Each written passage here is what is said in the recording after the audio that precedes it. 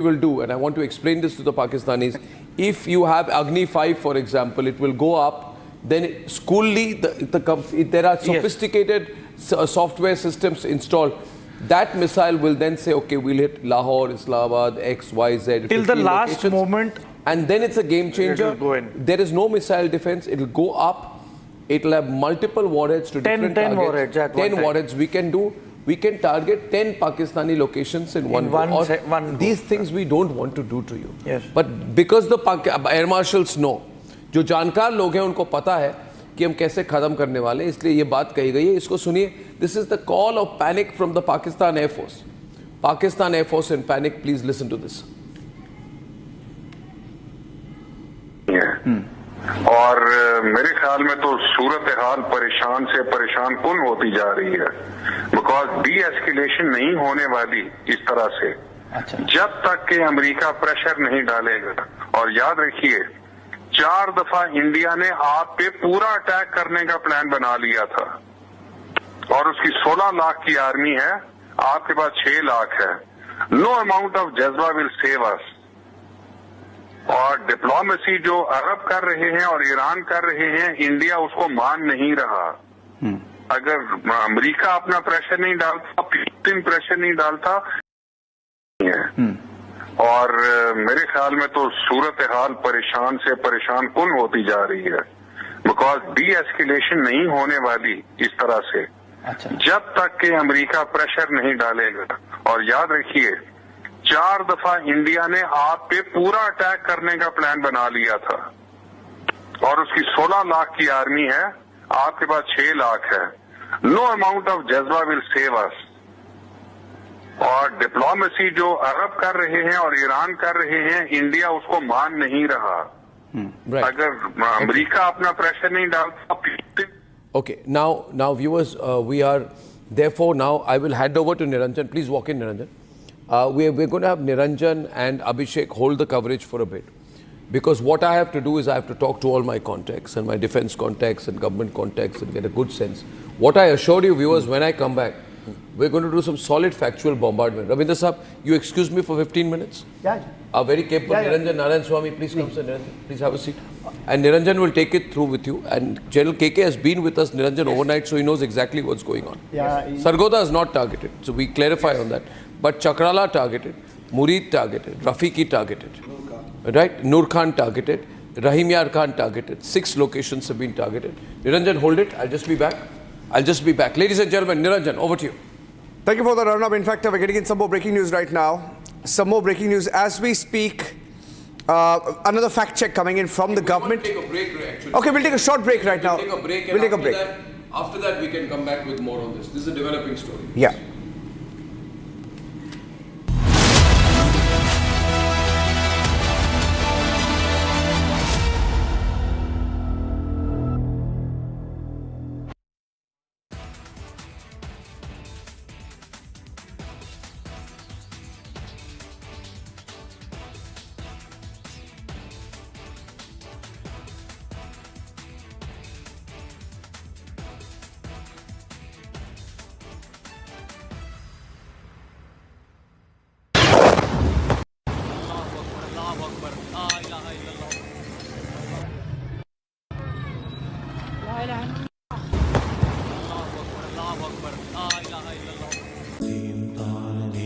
At Amity, we are committed to building a stronger India through world-class education and research to nurture ideal citizens who, together with the leaders of today and tomorrow, will make India a world superpower. Amity University, India's leading not-for-profit private university.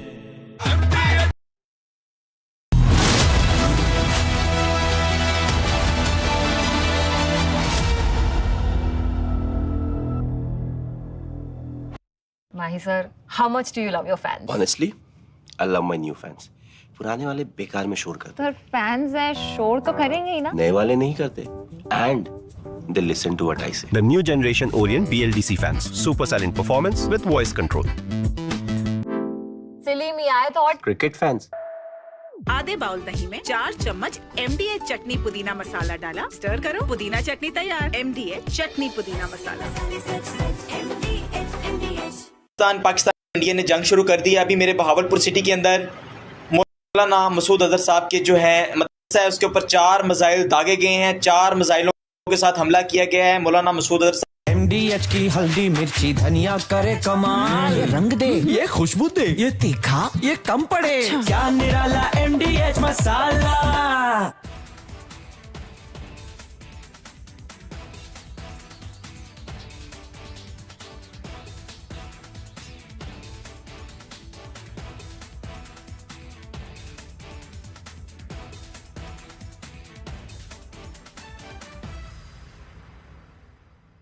Unlike in 2019 when we had hit Balakot, which was in the wilderness, and Pakistan got an excuse to. Summer is here. Is your home ready for the heat? Keep your roof cool and your home comfortable all summer with Roof Cool and Seal.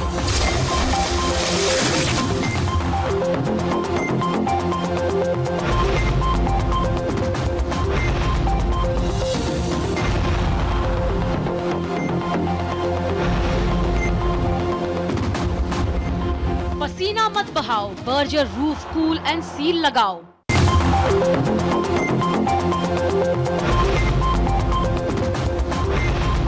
दादी के हाथों का जादू और खुशबू से महकता घर, माँ की मुस्कुराहट और खाने की सुगंध। MDH गरम मसाला, क्योंकि हर रिश्ता है स्वाद से जुड़ा। विमल में गुलिस्तान की ये कुछ लजीज फरिश्ते जब साथ घुले तो जी ललचाए और दिल कहे कि स्वाद की इस जुबान में खुद को ऐसा डुबाऊं कि निकल ना पाऊं। विमल की जुबान कुछ है ही ऐसी, मानते हैं ना? विमल, बोलो जुबान केसरी। MDH की देगी मिर्च, देगी मिर्च का तड़का, अंग अंग फड़का। MDH की देगी मिर्च।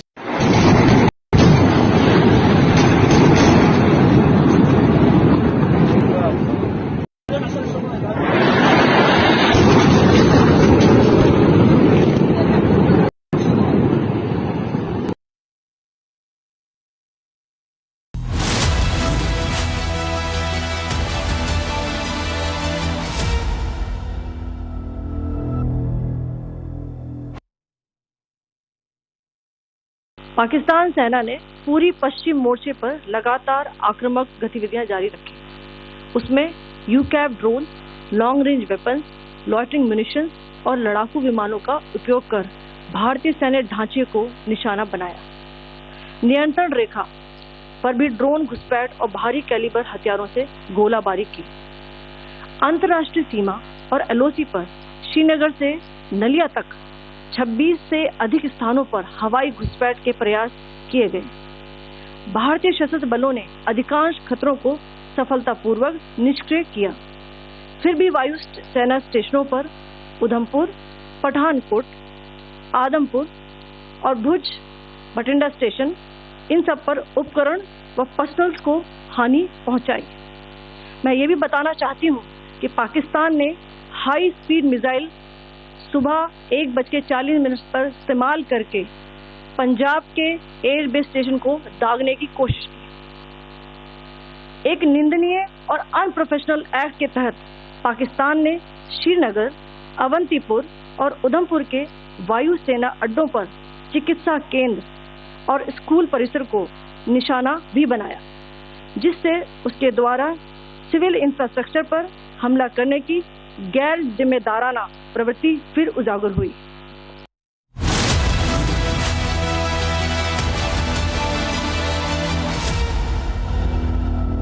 ये है सीक्रेट रेसिपी MDH का जीरा सिप जल जीरा मसाला। सिप सिप जीरा सिप MDH का जल जीरा सिप MDH का जल जीरा सिप।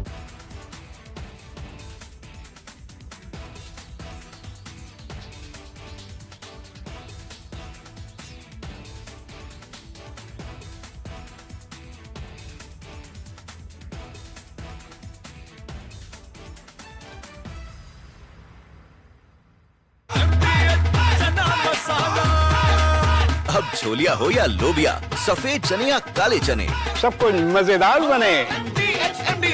विमल में गुलिस्तान के ये कुछ लजीज फरिश्ते जब साथ घुले तो जी ललचाए और दिल कहे कि स्वाद की जुबान में खुद को ऐसे डुबाऊं कि निकल ना पाऊं।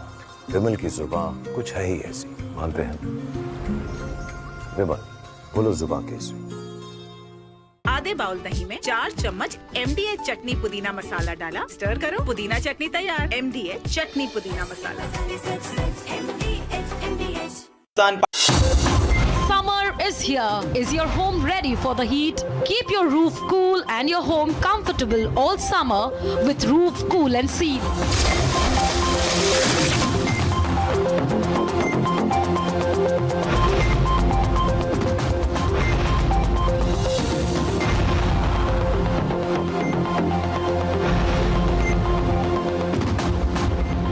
पसीना मत बहाओ, Berger roof cool and seal लगाओ।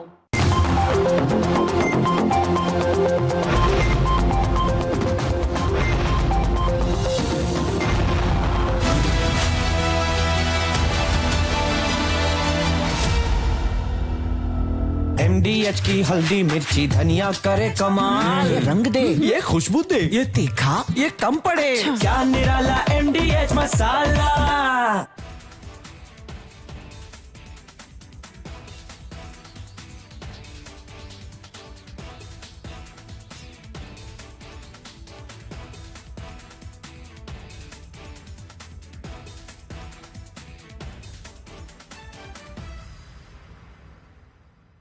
Mahi sir, how much do you love your fans? Honestly, I love my new fans.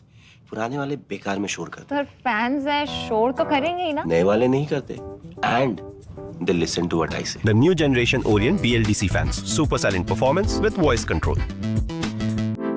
Silly me, I thought. Cricket fans. दादी के हाथों का जादू और खुशबू से महकता घर, माँ की मुस्कुराहट और खाने।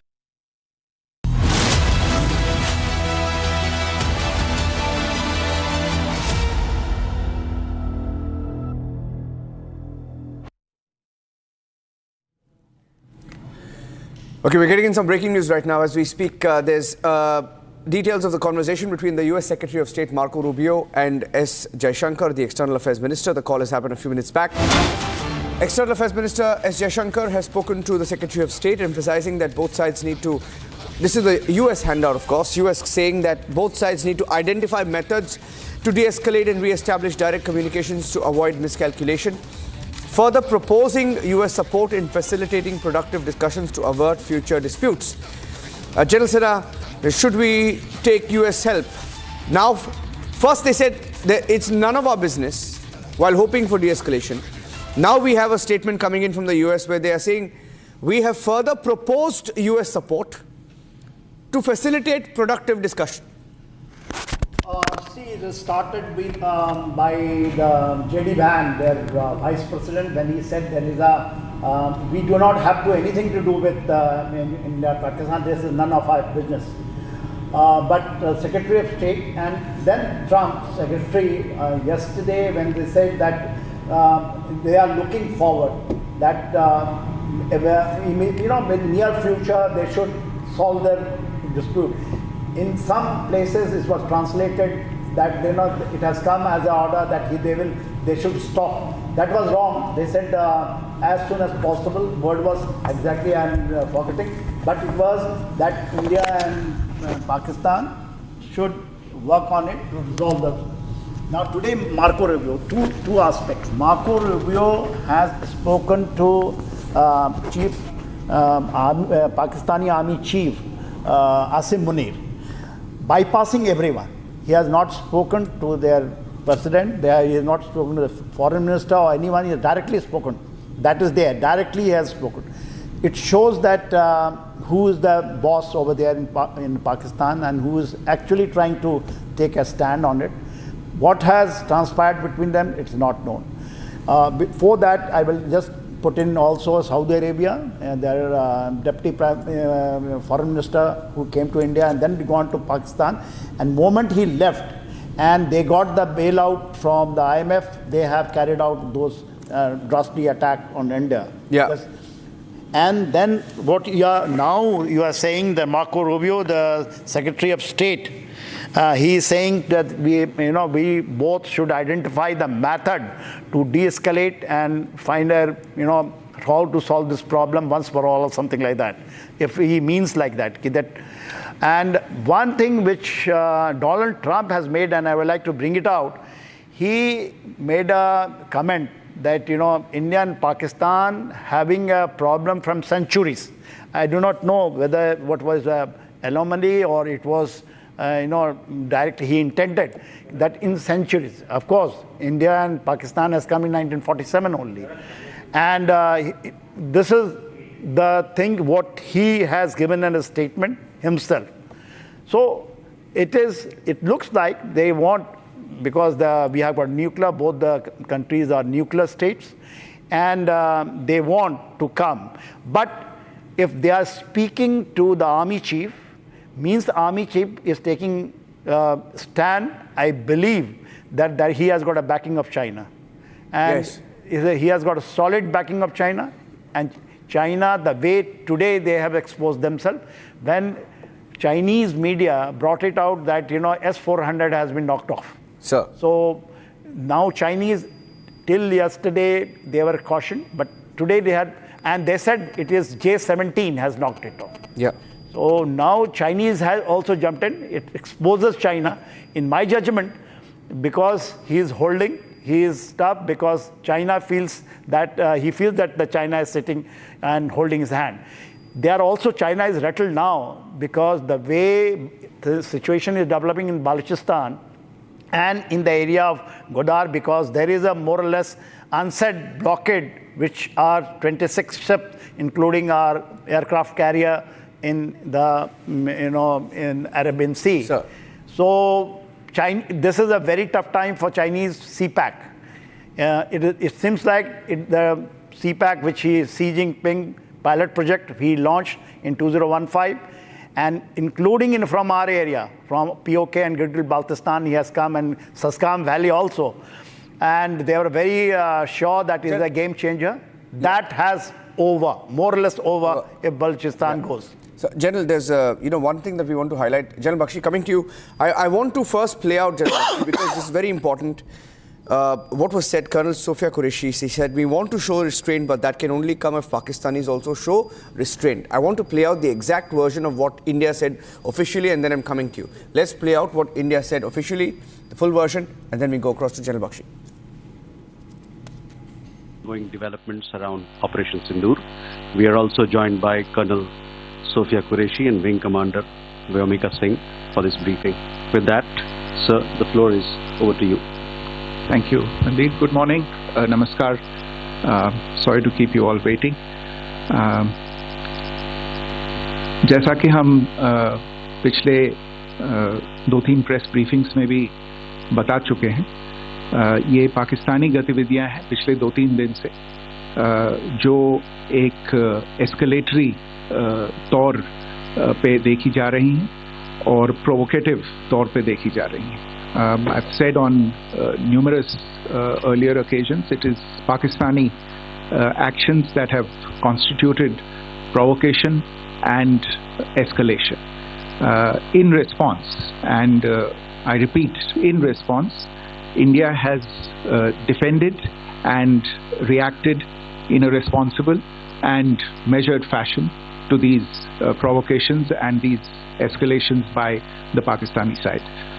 Earlier this morning, we saw a repeat of this escalatory and provocative pattern, and I'll invite Colonel Sophia Qureshi and Wing Commander Vyomika Singh to update you on the developments since early this morning. Colonel Qureshi. Thank you, sir. Namaskar. Pakistan सेना ने पूरी पश्चिम मोर्चे पर लगातार आक्रामक गतिविधियां जारी रखी.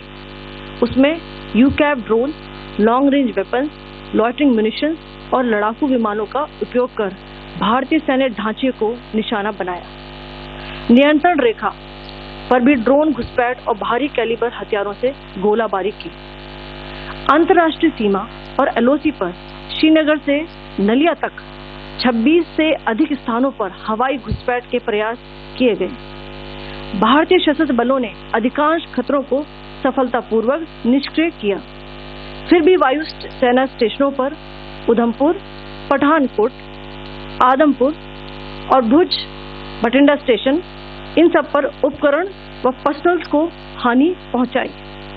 मैं ये भी बताना चाहती हूँ कि पाकिस्तान ने हाई स्पीड मिसाइल सुबह 1:40 पर इस्तेमाल करके पंजाब के एयरबेस स्टेशन को दागने की कोशिश की। एक निंदनीय और अनप्रोफेशनल एक्ट के तहत पाकिस्तान ने श्रीनगर, अवंतीपुर और उधमपुर के वायुसेना अड्डों पर चिकित्सा केंद्र और स्कूल परिसर को निशाना भी बनाया, जिससे उसके द्वारा सिविल इंफ्रास्ट्रक्चर पर हमला करने की गैर जिम्मेदाराना प्रवृत्ति फिर उजागर हुई। पाकिस्तान द्वारा सैन्य ठिकानों को जानबूझकर निशाना बनाने के पश्चात भारतीय सशस्त्र बलों ने त्वरित व सुनियोजित जवाबी हमले किए। Technical installation, command and control centres, radar sites और हथियार भंडार को चुनकर निशाना बनाया गया। रफीकी, मुरीद, चकलाला, रहमियार खान, सुकूर और चुनिया स्थित पाक के सैन्य ठिकानों पर एयर लॉन्च सटीक हथियारों व लड़ाकू जेट से प्रहार किए गए। पसरूर स्थित रडार साइट और सियालकोट का एविएशन बेस भी प्रिसीजन एम्यूनिशन से टारगेट किए गए। इन कार्रवाइयों के दौरान भारत ने कम से कम कोलैटरल डैमेज की क्षति सुनिश्चित की। चिंता का विषय यह रहा कि पाकिस्तान ने लाहौर से उड़ान भरने वाले नागरिक विमानों की आड़ लेकर अंतर्राष्ट्रीय हवाई मार्गों का दुरुपयोग किया ताकि वे अपनी गतिविधियां छिपा सके। ऐसी चालों ने भारतीय वायु प्रतिरक्षा तंत्र को नागरिक सुरक्षा सुनिश्चित करते हुए अत्यधिक संयम के साथ कार्य करने के लिए विवश किया।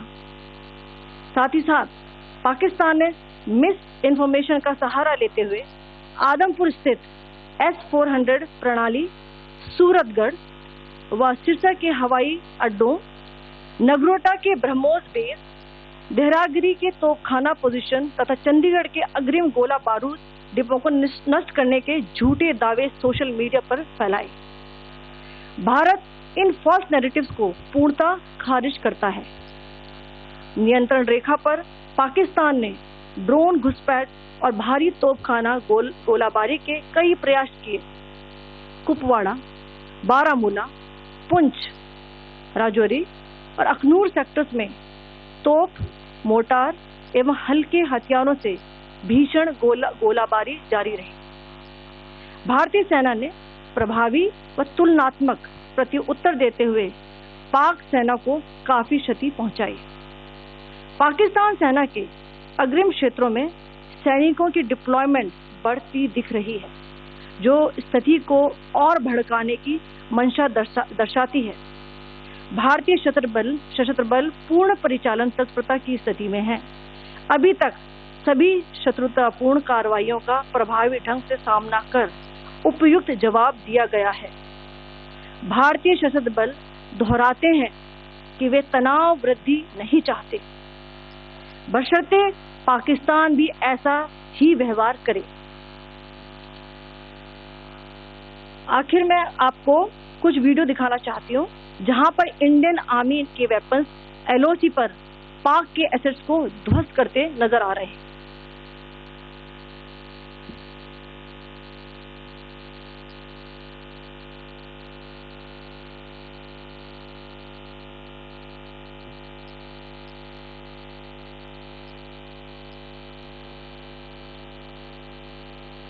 स्क्रीन में आप देख सकते हैं इस वीडियो को।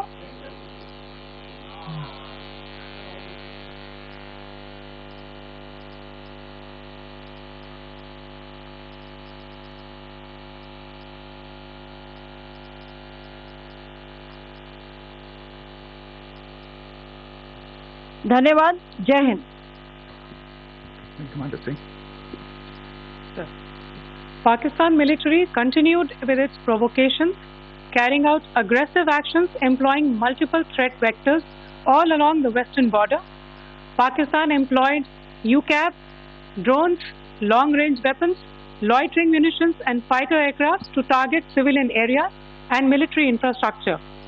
Pakistan military also resorted to air intrusions using drones and firing of heavy caliber weapons along the line of control.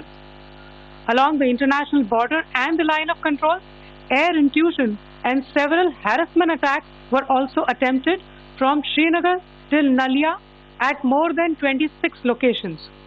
Indian Armed Forces successfully neutralized these threats and majority of the vectors. However, limited damage was sustained to equipment and personnel at Indian Air Force stations at Udhampur, Pathankot, Adampur and Bhuj. There were also several high-speed missile attacks noticed subsequently after 0140 hours in the night at several air bases in Punjab. In a deplorable cowardly act, targeting of civilian infrastructure also had taken place, where Pakistan attacked the Medicare Center and school premises at the air bases of Srinagar, Avantipur and Udhampur, yet again displaying irresponsible targeting of our civilian infrastructure. In a swift and calibrated response, Indian Armed Forces carried out precision attacks only on identified military targets. These included technical infrastructure, command and control centers, radar sites and weapon storage areas. Pakistan military targets at Rafiqi, Murid, Chaklala, Rahim Yar Khan, Sukur and Chunya were engaged using air-launched precision weapons from our fighter aircraft. Radar sites at Pasroor and Sialkot Aviation Base were also targeted using precision munitions. While carrying out these responses, India ensured minimum collateral damage.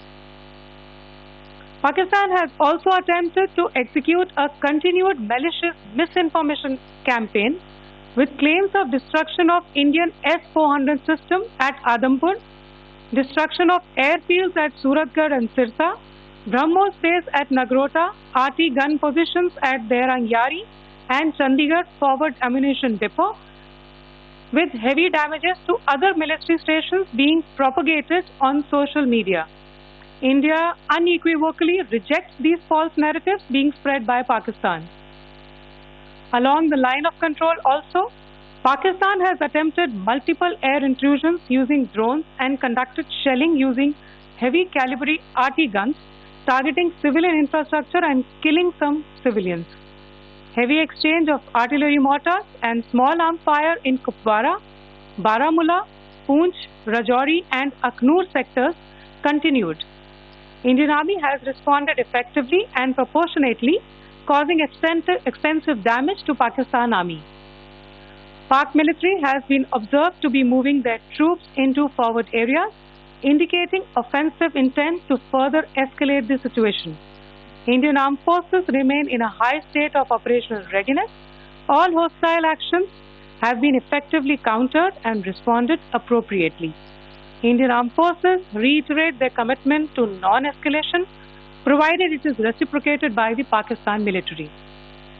At the end, I would also like to show you a few images of Air Force bases in the Punjab sector and Rajasthan sector, where it is mighty clear that we are debunking the Pakistani claims of causing destruction at these air bases. You can yourself see the normalcy at these air force stations. This is Sirsa, Suratgarh. The runways are intact.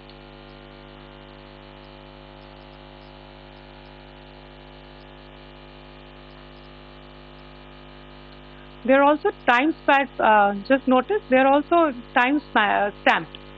This is today.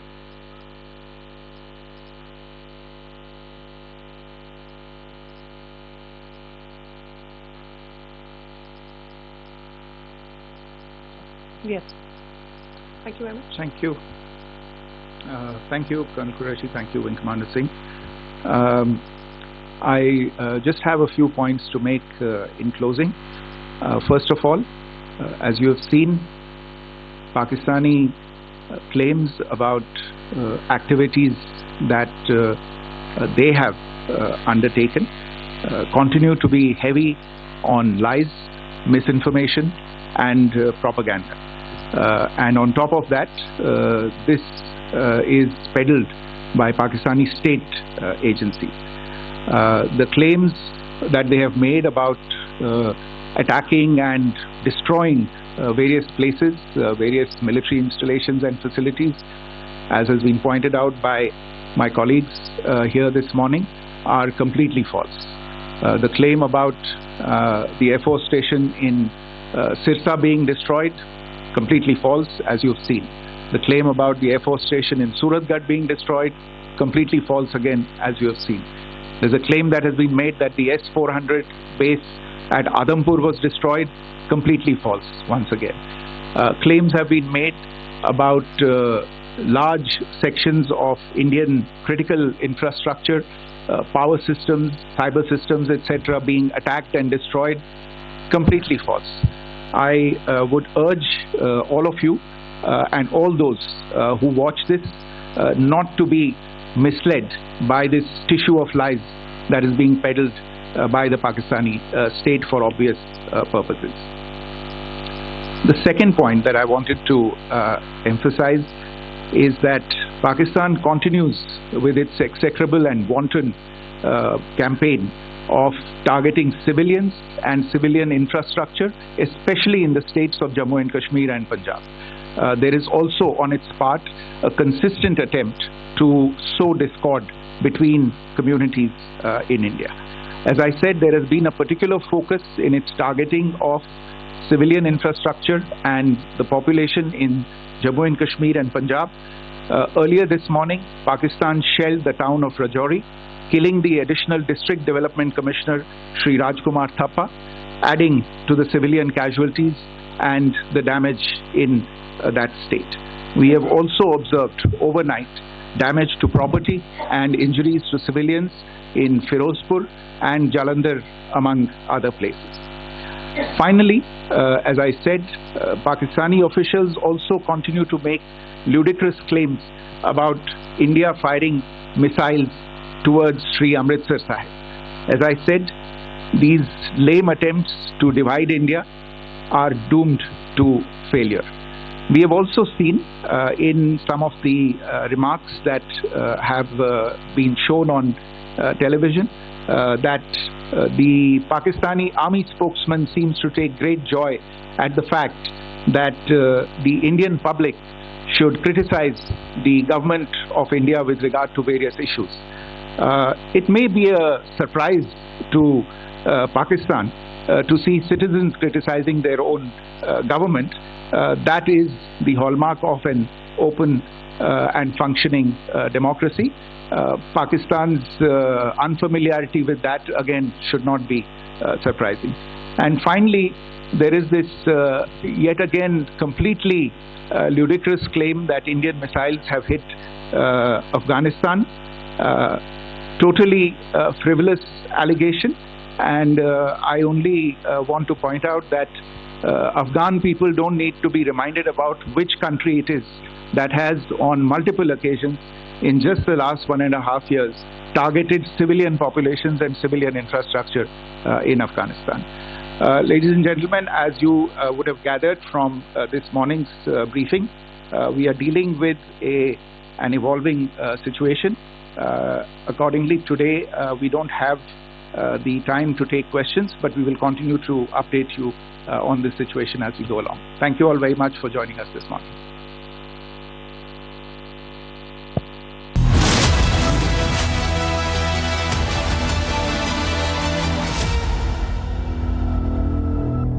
दादी के हाथों का जादू और खुशबू से महकता घर, माँ की मुस्कुराहट और खाने की सुगंध। MDH गरम मसाला, क्योंकि हर रिश्ता है स्वाद से जुड़ा।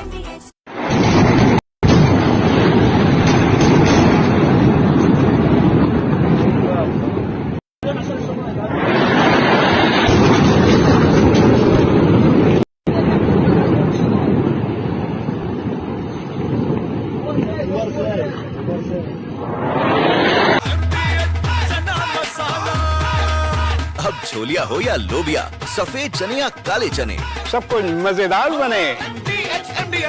विमल में गुलिस्तान की ये कुछ लजीज फरिश्ते जब साथ घुले तो जी ललचाए और दिल कहे कि स्वाद की इस जुबान में खुद को ऐसा डुबाऊं कि निकल ना पाऊं। विमल की जुबान कुछ है ही ऐसी, मानते हैं ना? विमल, बोलो जुबान केसरी। ये है सीक्रेट रेसिपी MDH का जीरा सिप जल जीरा मसाला। सिप सिप जीरा सिप MDH का जीरा सिप MDH का जीरा सिप।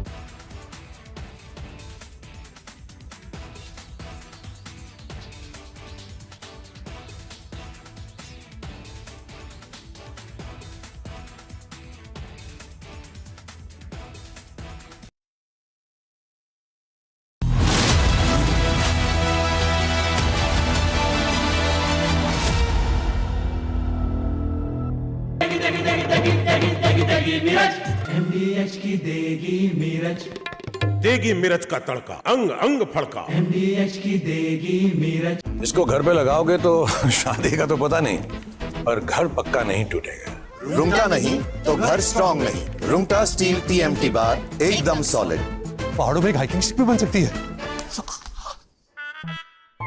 आधे बाउल दही में 4 चम्मच MDH चटनी पुदीना मसाला डाला, स्टर करो, पुदीना चटनी तैयार। MDH चटनी पुदीना मसाला।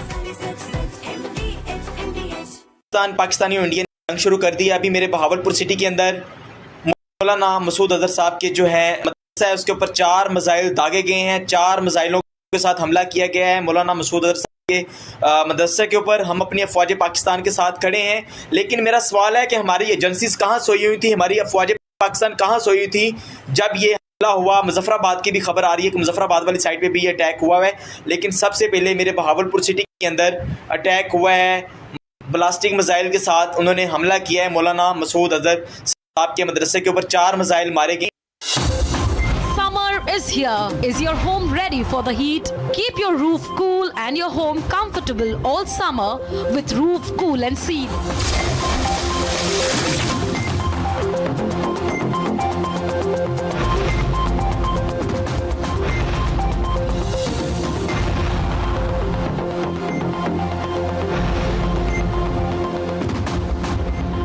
पसीना मत बहाओ, Berger roof cool and seal लगाओ।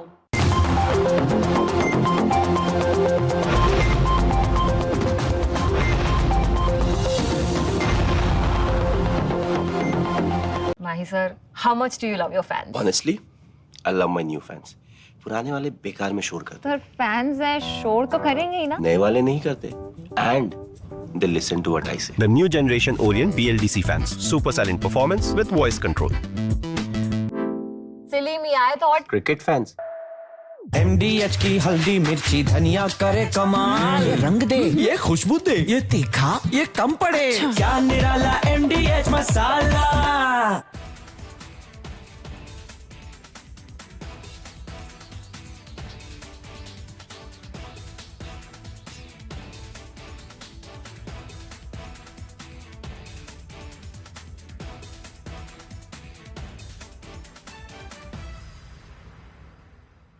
विमल में गुलिस्तां के ये कुछ लजीज फरिश्ते जब साथ घुले तो जी ललचाए और दिल कहे कि स्वाद की जुबान में खुद को ऐसे डुबाऊं कि निकल ना पाऊं।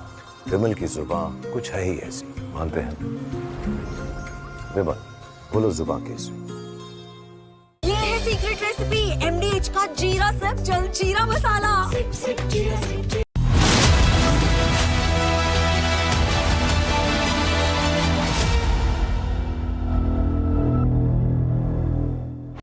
Mahi sir, how much do you love your fans? Honestly, I love my new fans. पुराने वाले बेकार में शोर करते। सर फैंस हैं, शोर तो करेंगे ही ना। नए वाले नहीं करते।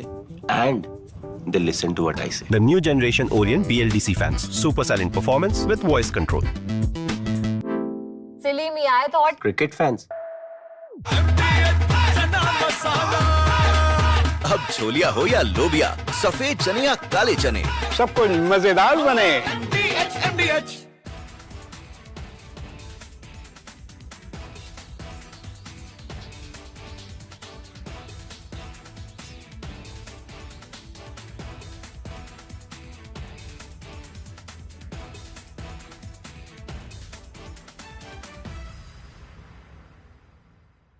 सीक्रेट रेसिपी MDH का जीरा सिप जल जीरा मसाला। सिप सिप जीरा सिप MDH का जीरा सिप। विमल में गुलिस्तां की ये कुछ लजीज फरिश्ते जब साथ घुले तो जी ललचाए और दिल कहे कि स्वाद की जुबान में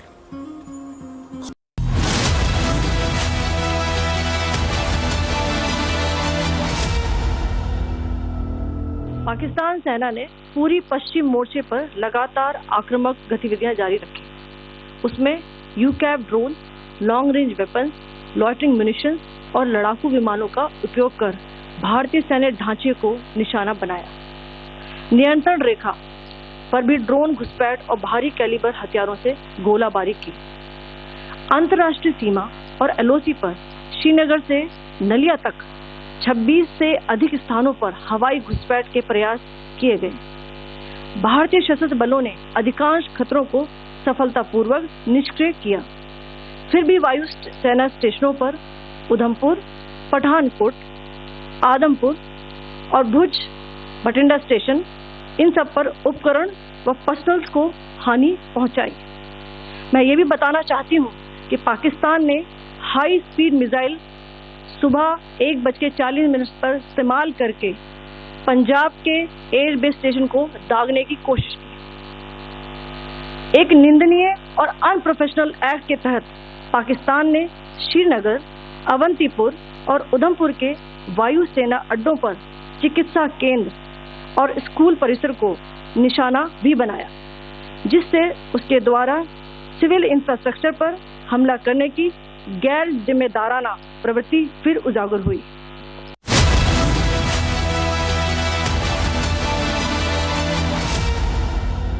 Mahi sir, how much do you love your fans? Honestly, I love my new fans. पुराने वाले बेकार में शोर करते। सर फैंस है, शोर तो करेंगे ही ना। नए वाले नहीं करते। And they listen to what I say. The new generation Orient BLDC fans, super silent performance with voice control. Silly me, I thought. Cricket fans. MDH की हल्दी मिर्ची धनिया करे कमाल, ये रंग दे, ये खुशबू दे, ये तीखा, ये कम पड़े, क्या निराला MDH मसाला।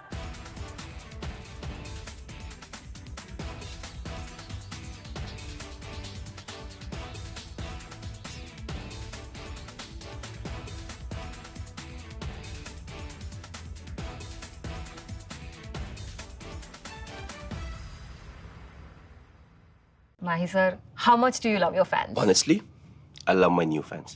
पुराने वाले बेकार में शोर करते। सर फैंस है, शोर तो करेंगे ही ना। नए वाले नहीं करते। And they listen to what I say. The new generation Orient BLDC fans, super silent performance with voice control. Silly me, I thought. Cricket fans. आधे बाउल दही में 4 चम्मच MDH चटनी पुदीना मसाला डाला, स्टर करो, पुदीना चटनी तैयार।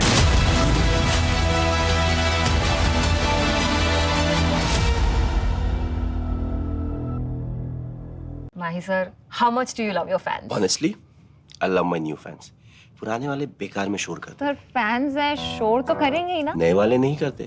And they listen to what I say. The new generation Orient BLDC fans, super silent performance with voice control. Silly me, I thought. Cricket fans. MDH की देगी मिर्च, देगी मिर्च का तड़का, अंग अंग फड़का। MDH की देगी मिर्च।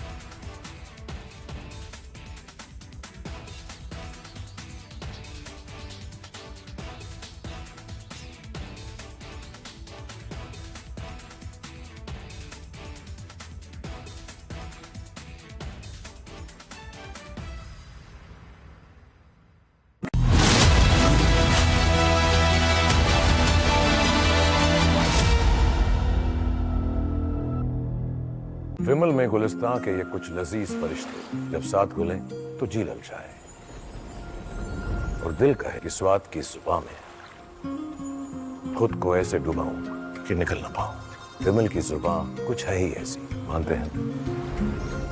विमल, बोलो जुबां कैसी?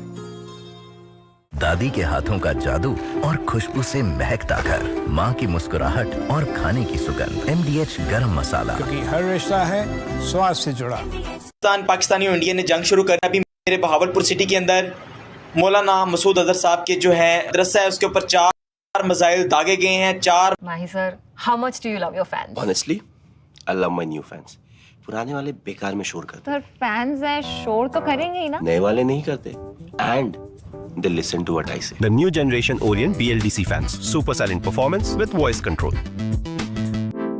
Silly me, I thought. Cricket fans. अब छोलिया हो या लोबिया, सफेद चने या काले चने, सब कुछ मजेदार बने। MDH।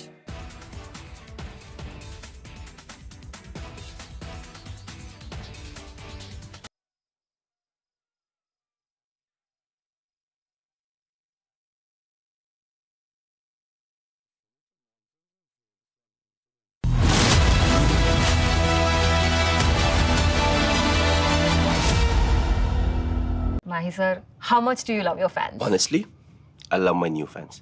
पुराने वाले बेकार में शोर करते सर फैंस हैं, शोर तो करेंगे ही ना। नए वाले नहीं करते and they listen to what I say. The new generation Orient BLDC fans. Super silent performance with voice control. सिली में आए तो और Cricket fans. MDH की हल्दी मिर्ची धनिया करे कमाल, ये रंग दे, ये खुशबू दे, ये तीखा, ये कम पड़े, क्या निराला MDH masala.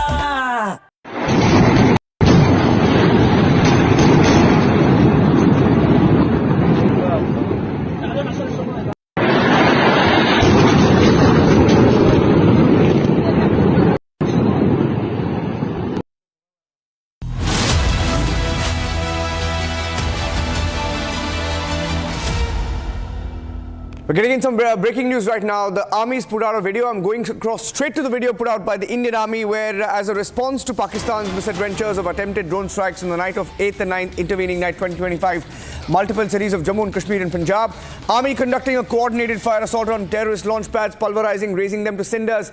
This is the video put out. Let's play that full frame. Audio. There's an audio on that video. Let's play the audio as well, please.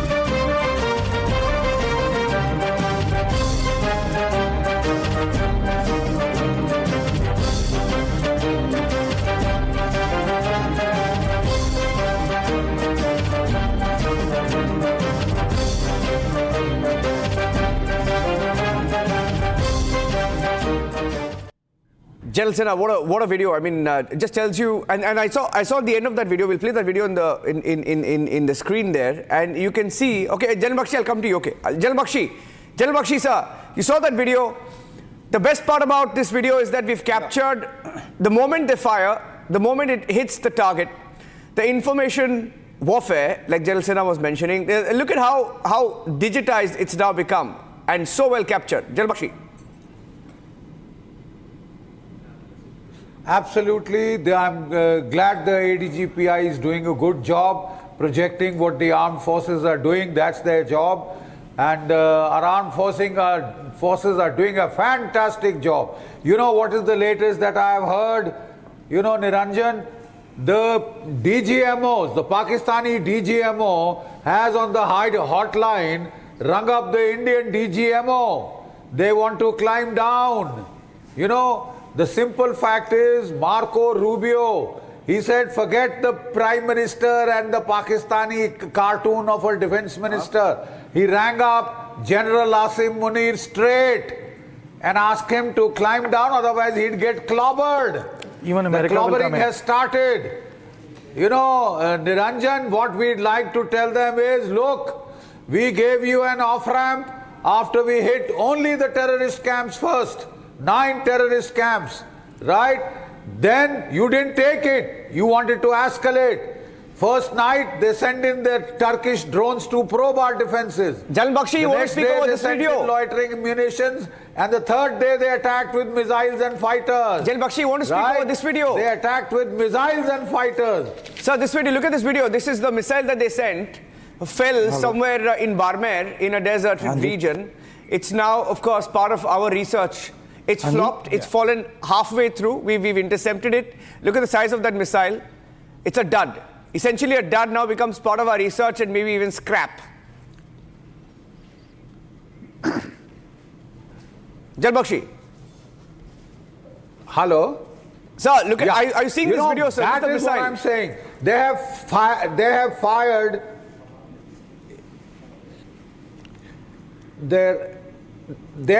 their entire missile series. You know, Hataf 1 to Hataf 6, you know, the Abdalis, the Shaheed, etc. Fateh 1 and Fateh 2, they've all fired those. And each one of them has been intercepted, has been shot down by our integrated air defense. All these missiles, their fighters, they've all been blown out of the skies to smithereens. They've fallen like duds. It is the worst PR exercise for China and its weapons. Worst PR exercise. You know, their weapons are useless. I'm sorry, they lose their weapons market now. People have seen the performance of the Chinese missiles. Most of the Pakistani missiles are based on Chinese technology, as are their nuclear weapons. 70% of their armament is Chinese. And you know, we have seen their JF-17s getting shot out of the skies, their F-16s. I'm told even an AVAC has been shot down, right? And this is by our S-400, which are hitting them in Pakistan. Then when they tried every single one of their missiles and drones, almost 99% have been intercepted. I'm told only one went off in a village in Firozpur, you know, killing some civilians or wounding them, I think. You know, it has been a total devastation as far as our air defense is concerned. They have devastated the Pakistani reaction, and now we've gone on the counter-offensive. Last night we've hit their Noor Khan air base at Rawalpindi. The VVIP jets take off from there. The Prime Minister, the Army Chief, the Air Chief, they all fly out from there when they go and visit their troops. The problem is the Pakistani generals don't visit their forward troops.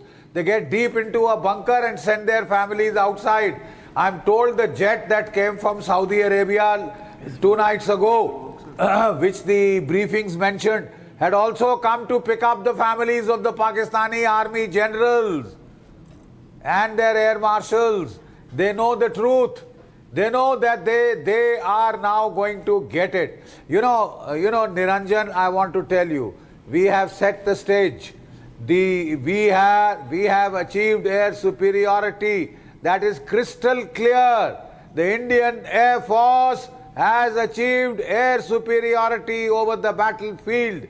That sets the stage for major ground offensives. The skies are ours. We own the skies.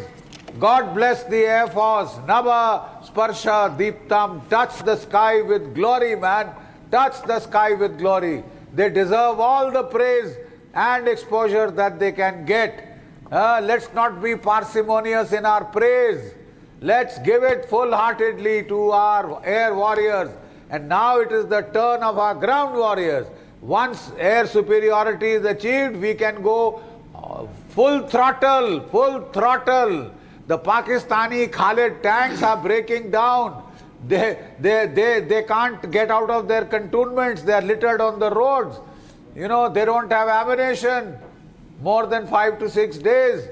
क्या लड़ेंगे, क्या नहाएंगे, क्या निचोड़ेंगे? You see, Niranjan, I think the Indians have been very magnanimous. We have been telling the Pakistan, we are giving you an off-ramp, take it, get off. You'll get slaughtered otherwise. And I think now it is beginning to sink home. After last night's, hard-hitting air strikes on their prime bases, their crown jewels of the Pakistani Air Force, now they are asking for a ceasefire. So I wanted to show you the Chandigarh video. I wanted to show you the Chandigarh video. The Chandigarh video. I'm breaking the Chandigarh video. Let's go to the Chandigarh video right now because there's something that's happening across India, and I'm playing the video right now. There was a call that was given for people to come out and sign up for the civil defense program, right? So many people have turned up. This is for the civil defense volunteers. Thousands of people have turned up for it. Unprecedented sort of a turnout. Thousands of the youth who are watching this have turned out. Meanwhile, this is another breaking news update now coming in that Pakistani drones have been intercepted in Pathankot as well. So we'll go to Lalit first, and then I want to go across to General Sinha on what we are seeing in Chandigarh as well. But that's a video that came in from Pathankot where Lalit is, where hundreds of drones were intercepted a few minutes back. Lalit was right there. Lalit, can you tell us what you saw? Once again, the cowardly act of the Pakistan has been seen. Let me first of all show you the visual here. Behind me, the hilly area which you can see, around 4 to 5 big explosions were being heard here. And this is the boundary which intercepts between the Pathankot and Himachal. And this is the hill where around 4 explosions were being heard, and then a very thick layer of smoke which was being seen here. Apart from that, if we talk about around 10 minutes before, once again the sirens have been alerted here in the Pathankot area. Heavy movement of the army trucks have also been seen here. We are not giving you the exact position from where the army trucks have been moving, but yes, there has been a big alert here. Sirens have been alerted here from the past 10 minutes, around 10 minutes before. 4 to 5 big explosions were being heard near this hilly area which separates Pathankot from the Himachal. So right now, if we talk about here, the situation seems to be a little volatile, but the Indian air defense have neutralized all the drones which were being sent from the Pakistan side. They have been intercepted very successfully. Back to the studio. Thank you for that. In fact, I want to go across to the pictures now coming in from Chandigarh. If you can go across to Chandigarh, where people have turned up in large numbers, I want to show you those pictures and play the nats. Play the nats of that. The ambience right there. Fantastic atmosphere, sir. Yes, I want to give General Sinha one word and then coming to you. General Sinha, look at the turnout there. Civil defense volunteers have turned up in large numbers. All of them want to sign up to aid and assist in this war against Pakistan. It's not officially a war, but they're already fighting. See, the whole world should see this. These people are from Chandigarh, they are from Punjab. All across in Punjab, the view is like this. What Pakistan was trying, even a false narrative, he was saying that Indian armed forces has hit they tried to hit Amritsar or Darbar Sahib, and there was a Pannu who was saying let the anything start, and what the people from Punjab will do. I am from Sikh regiment. These people are from the Punjab. See the Josh. See, they are the warriors. They are the warriors. If you just leave them, unleash them, they can go right up to, area of Bahawalpur. When we talk about, they can go right up to the area which, Barki and had also Lahore.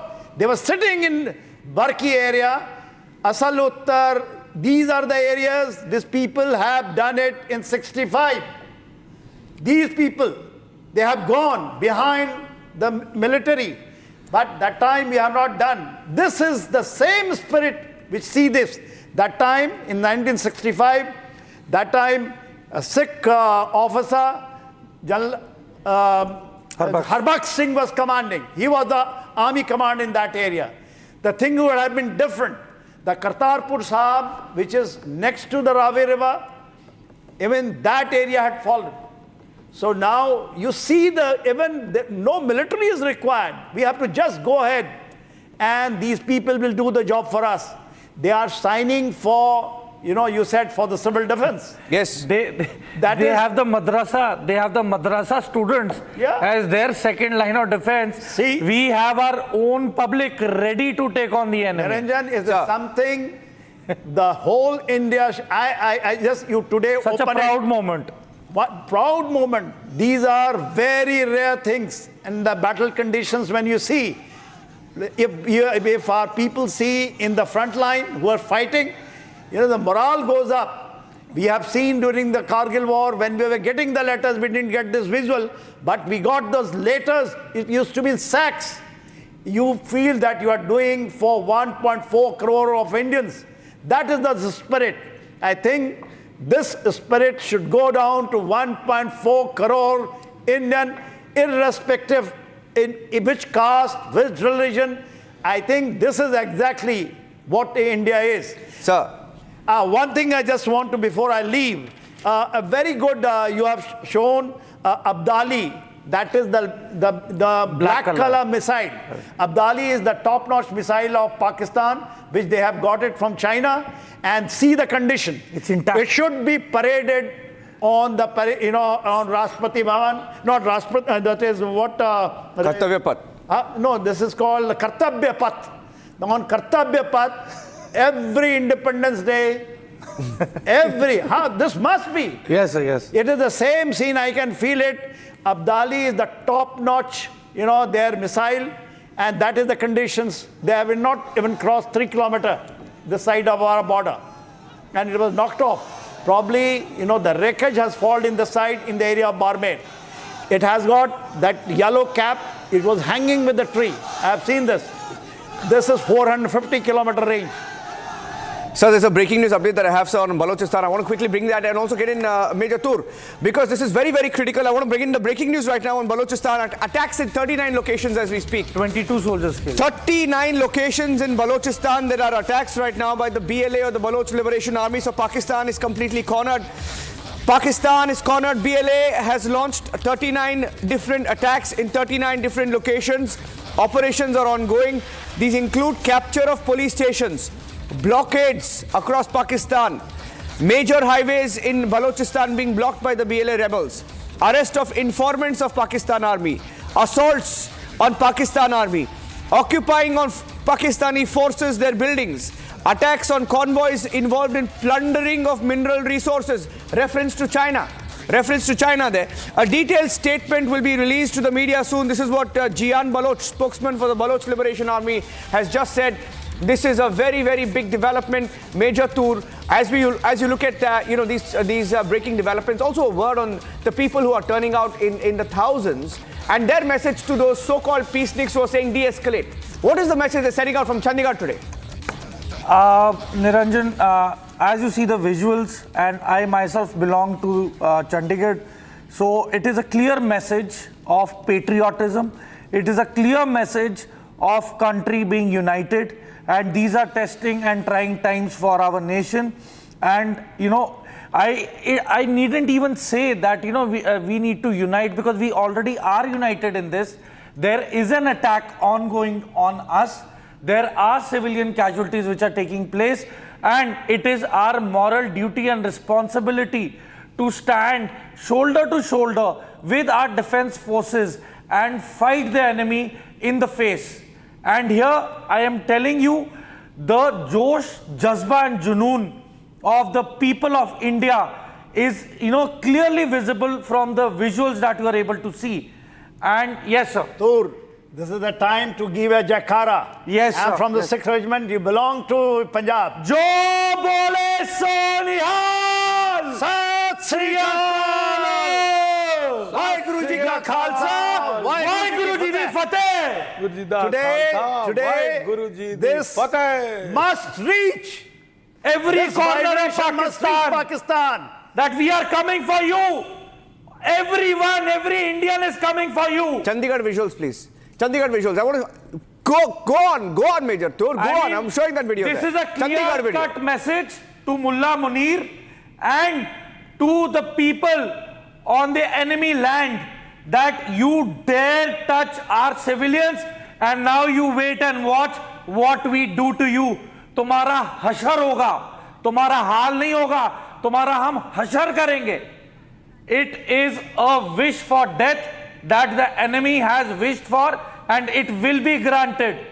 And it will be slow, it will be precise, and it will be effective, it will be, impactful. It will be a message that if you try to attack the democracy and a sovereign country, the largest democracy of the world, you are going to be burnt alive. तुम भस्म कर दिए जाओगे. You will not be spared. There will be no prisoners this time. Yeah. Thousands of them. In fact, we are hearing that more and more people are turning out in Chandigarh in large numbers. General Bakshi, I want you to talk to all those people who said de-escalate, General Bakshi. To all those people who say de-escalate, look at the turnout there. Those people are not turning out there to de-escalate. Those people are going there to send a message to Pakistan that they will go in and do what they have to if required. General Bakshi, and then we'll have some sound bites as well. Okay, General Bakshi, listen to what they're saying in Chandigarh. We have the sound bites. See the Josh, and then General Bakshi after that. All right. Please listen into that. ये जी हमें guidelines आई है कि आपको civil defence के लिए volunteers के लिए आपको यहाँ पर आना होगा. तो हम देश की एक तरह से अपनी तरफ से सेवा करने के लिए यहाँ पर आए हैं. अभी इसके लिए क्या प्रोसीजर क्या है, क्या करना पड़ रहा है, फॉर्म वगैरह? प्रोसीजर जी यहाँ पर हमें फॉर्म मिला है, फॉर्म फिल कर दिया है, सारा एड्रेस वगैरह जी, और हमें यहाँ पर जमा करने के लिए दिया इन्होंने. तो अब शायद ये कह रहे हैं सेक्टर 17 जमा करने जाना है, तो हम जैसे कह रहे हैं हम वहीं जा रहे हैं. ये जी हमें गाइडलाइंस आई है कि आपको सिविल डिफेंस के लिए वॉलंटियर्स के लिए आपको यहाँ पर आना होगा. तो हम देश की Pakistan Murdabad slogans is there over there as well. General Bakshi. Absolutely. This is the Josh. This is the Josh in Punjab. You know, Niranjan, these damned Pakistani goons, were feeling so brave, killing unarmed, innocent civilians.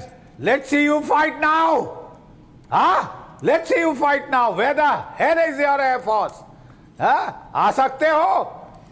डर के तुम्हारी पसीने छूट गए हैं. We are setting the stage. General Bakshi sir. Right? We are setting the stage. Phase 1. Yeah. General Bakshi sir. Sorry. What we see in Balochistan and see what is in Chandigarh. In Balochistan, the people are killing Pakistan army. See the difference. This is the difference. Sir, I want, if you can say something, the Baluch. It is the BLA, not only BLA, complete Baluch. 1 crore 40 lakhs people in Balochistan. They up the arm. And here just see, they want to join the Indian army and just, they also want to go across. I think, these are not only volunteers. I know these people because my regiment is this. Chandigarh. This is Balochistan. This is Balochistan, yeah. This is Balochistan. See. This is an appeal from our side. Yeah. Thank you. General Sinha there, sir. The simple fact is that I'm so happy to see this turnout because the Sikh regiment in particular, the colonel of the regiment had to write to the chief minister for recruitment.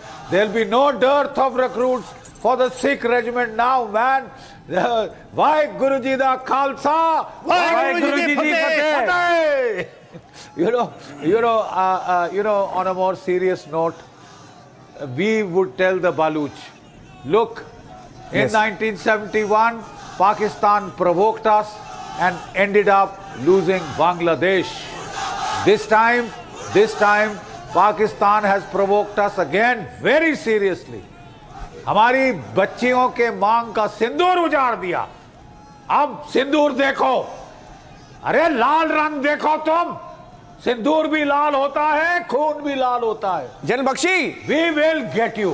General Bakshi, तो साहब शुरुआत है, आगाज है. I would also want to say one thing, Niranjan. कर लेंगे. I want to tell you something very फिर हमारी फौजें तुम्हारी तरफ आएंगी. General Bakshi, something very important, sir. लोगों, आपकी आजादी का टाइम आ गया है. आ गया है आपकी आजादी का time. Someone very important is joining us. आप लड़ो इस बज़ात जनरल बख्शी, पंजाबी कौम से पाकिस्तान की. General Bakshi, someone very important is joining us, sir. Sir. Resources खसखस उठना चाहते. Sir, you'll want to. Revolt क्यों किया? Someone very special is joining us, sir, on the broadcast. I think I may have lost the audio there. Now, sir, someone wants to join, sir. Sir. And the Indian. Okay, I think I've just lost the audio. Coming. Pakistan, even now you can get off the hook. You need to. Even now. Okay, I think we'll just reconnect the phone line with General Bakshi there. We'll reconnect the phone line, but I want to introduce right now on the show, on the live broadcast. That you will not do General Bakshi, terrorism. I will reconnect the line with General Bakshi because I want to introduce Dr. Pahalgam Ramarao. Dr. Pahalgam Ramarao is joining us, and Dr. Pahalgam Ramarao is a former DRDO scientist who developed the Akash missile system. The missile system that is demolishing these drones, that is intercepting these drones and then just bringing him down to the ground. Sir, thank you for joining us, Dr. Ramarao.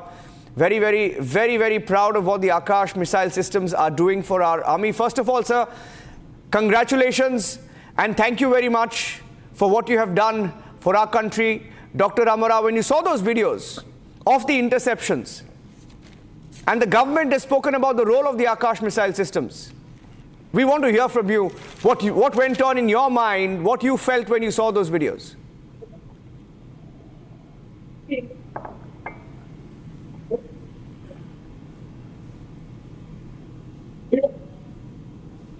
Can you hear me, Dr. Ramarao? Dr. Ramarao, can you hear me? You can't hear me. Okay. I'll just fix that. He's the man behind the Akash missile system. Sir, can you hear me? I'm checking again. No. Can you hear me? I can hear you. Great. Fantastic. No, you can't hear me? Okay, great. I'm just checking. 1 minute. I'm just checking. Okay, I'm just checking. But the role of the Akash missile system, while we reconnect with him, Major Toor, if you can tell our viewers. Okay, can you hear me now? I think he can hear us now. Let's try and go back to him, if he can hear us. Major Toor, on the Akash missile systems and how they're squatting. They are decimating the enemy, any intrusion of enemy projectiles that you are watching, which have been struck down. Majority of them have been struck down by the Akash missile systems. They have a range of up to 100 to 150 and the variants up to 200 kilometers.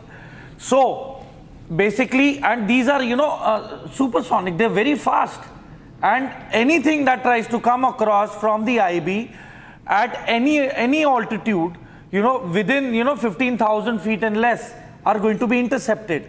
So it is really getting difficult for the enemy. It is such an embarrassment for the enemy, because all the Chinese missiles that they have purchased and have fired onto us have fallen as duds. As you can see by the visuals which are coming on the TV, it's a gold mine. These missiles are intact, Niranjan. It's not that they're totally decimated or there are a lot of pieces of debris all around. So, the missiles being intact and falling as duds is a very questionable thing. I strongly feel that China is indirectly, in a way, helped India by selling substandard missile systems to the Pakistanis. and it is courtesy the corruption in Pakistan that has resulted in this substandard missiles which are coming in our way, and we are happy about it.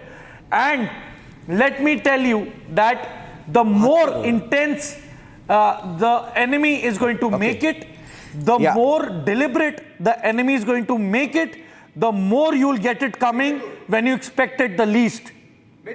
He's back with us, so I'll try once again to go to him right now. Dr. Yes. Prahalada Ramarao. Dr. Ramarao, good afternoon. Can you hear us, sir? Good afternoon. Good afternoon, sir. Can you hear me? Can you hear me? Can you hear me? Can you hear me? Yes, I can hear you. Can you hear me? Fantastic. I can hear you. I can hear you. Can you hear me? Sir, can you hear me? I can't hear you. Are you able to hear me? I can hear you. I can hear you. Yes, I can hear you. I'm not able to hear you. Sorry. Okay. Go ahead, sir. Go ahead. Go ahead. We want to hear from you. You developed the Akash missile system. Can you hear me now?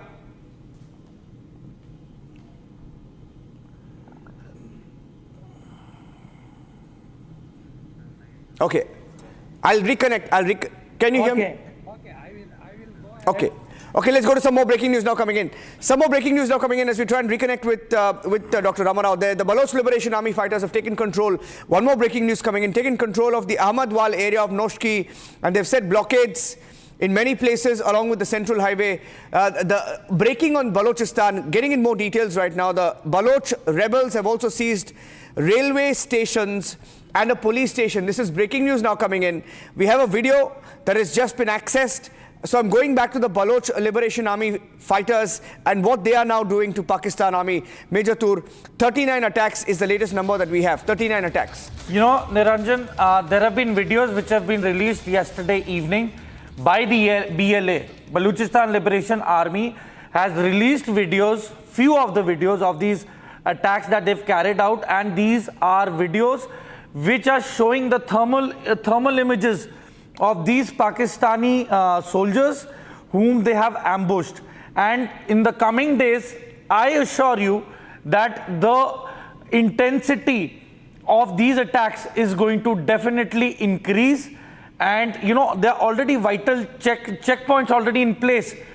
So definitely the movement of the Pakistan military is being restricted in various pockets of Balochistan. I am not saying they have taken over, but I am saying that there is a spread of lot of sporadic firefights and skirmishes, and checkpoints have been put up deliberately, and few Pakistan intelligence operatives who are soldiers and officers have been apprehended by the BLA, and these are going to be used as the negotiating tools for prisoner exchange, which I seriously doubt that the Pakistan military will accept. And this is only going to get worse. So it's a multi-front war. Another for breaking news Pakistan. update. Major Tur, if you can speak over this, because we are getting in details of the army and defense forces neutralizing a Pakistani kamikaze drone over Amritsar. I have a handout here, it's a full reading of how we did that. Multiple Pakistan forces launched multiple Biker Yeeha 3 kamikaze drones across the international border towards Amritsar, Punjab. Attempt to strike densely populated residential areas, and thanks to our air defense system AAD, the hostile drones were detected, tracked, engaged within seconds of breaching Indian airspace, and the quick reaction air defense guns positioned in depth along the border belt, and the anti-air defense gunners brought down these drones mid-air, ensuring that no debris fell on civilian property as well. So huge setback for Pakistan. It's a huge setback, and the momentum that the Pakistanis thought that they're going to gain by these attacks that they carry out at 1 o'clock at night. And you know, there is a pattern, Niranjan, that they've been carrying out these attacks every evening at around 8 o'clock. So there is speculation that there is a certain satellite communication system which crosses over from China, over India, across Pakistan, and in that time frame, they get a window of operating these drones by sending in these drones in the evening at 8 o'clock onwards into the Indian territory and Indian airspace. And then they start with their missile launches from 1 o'clock onwards till 5 in the morning.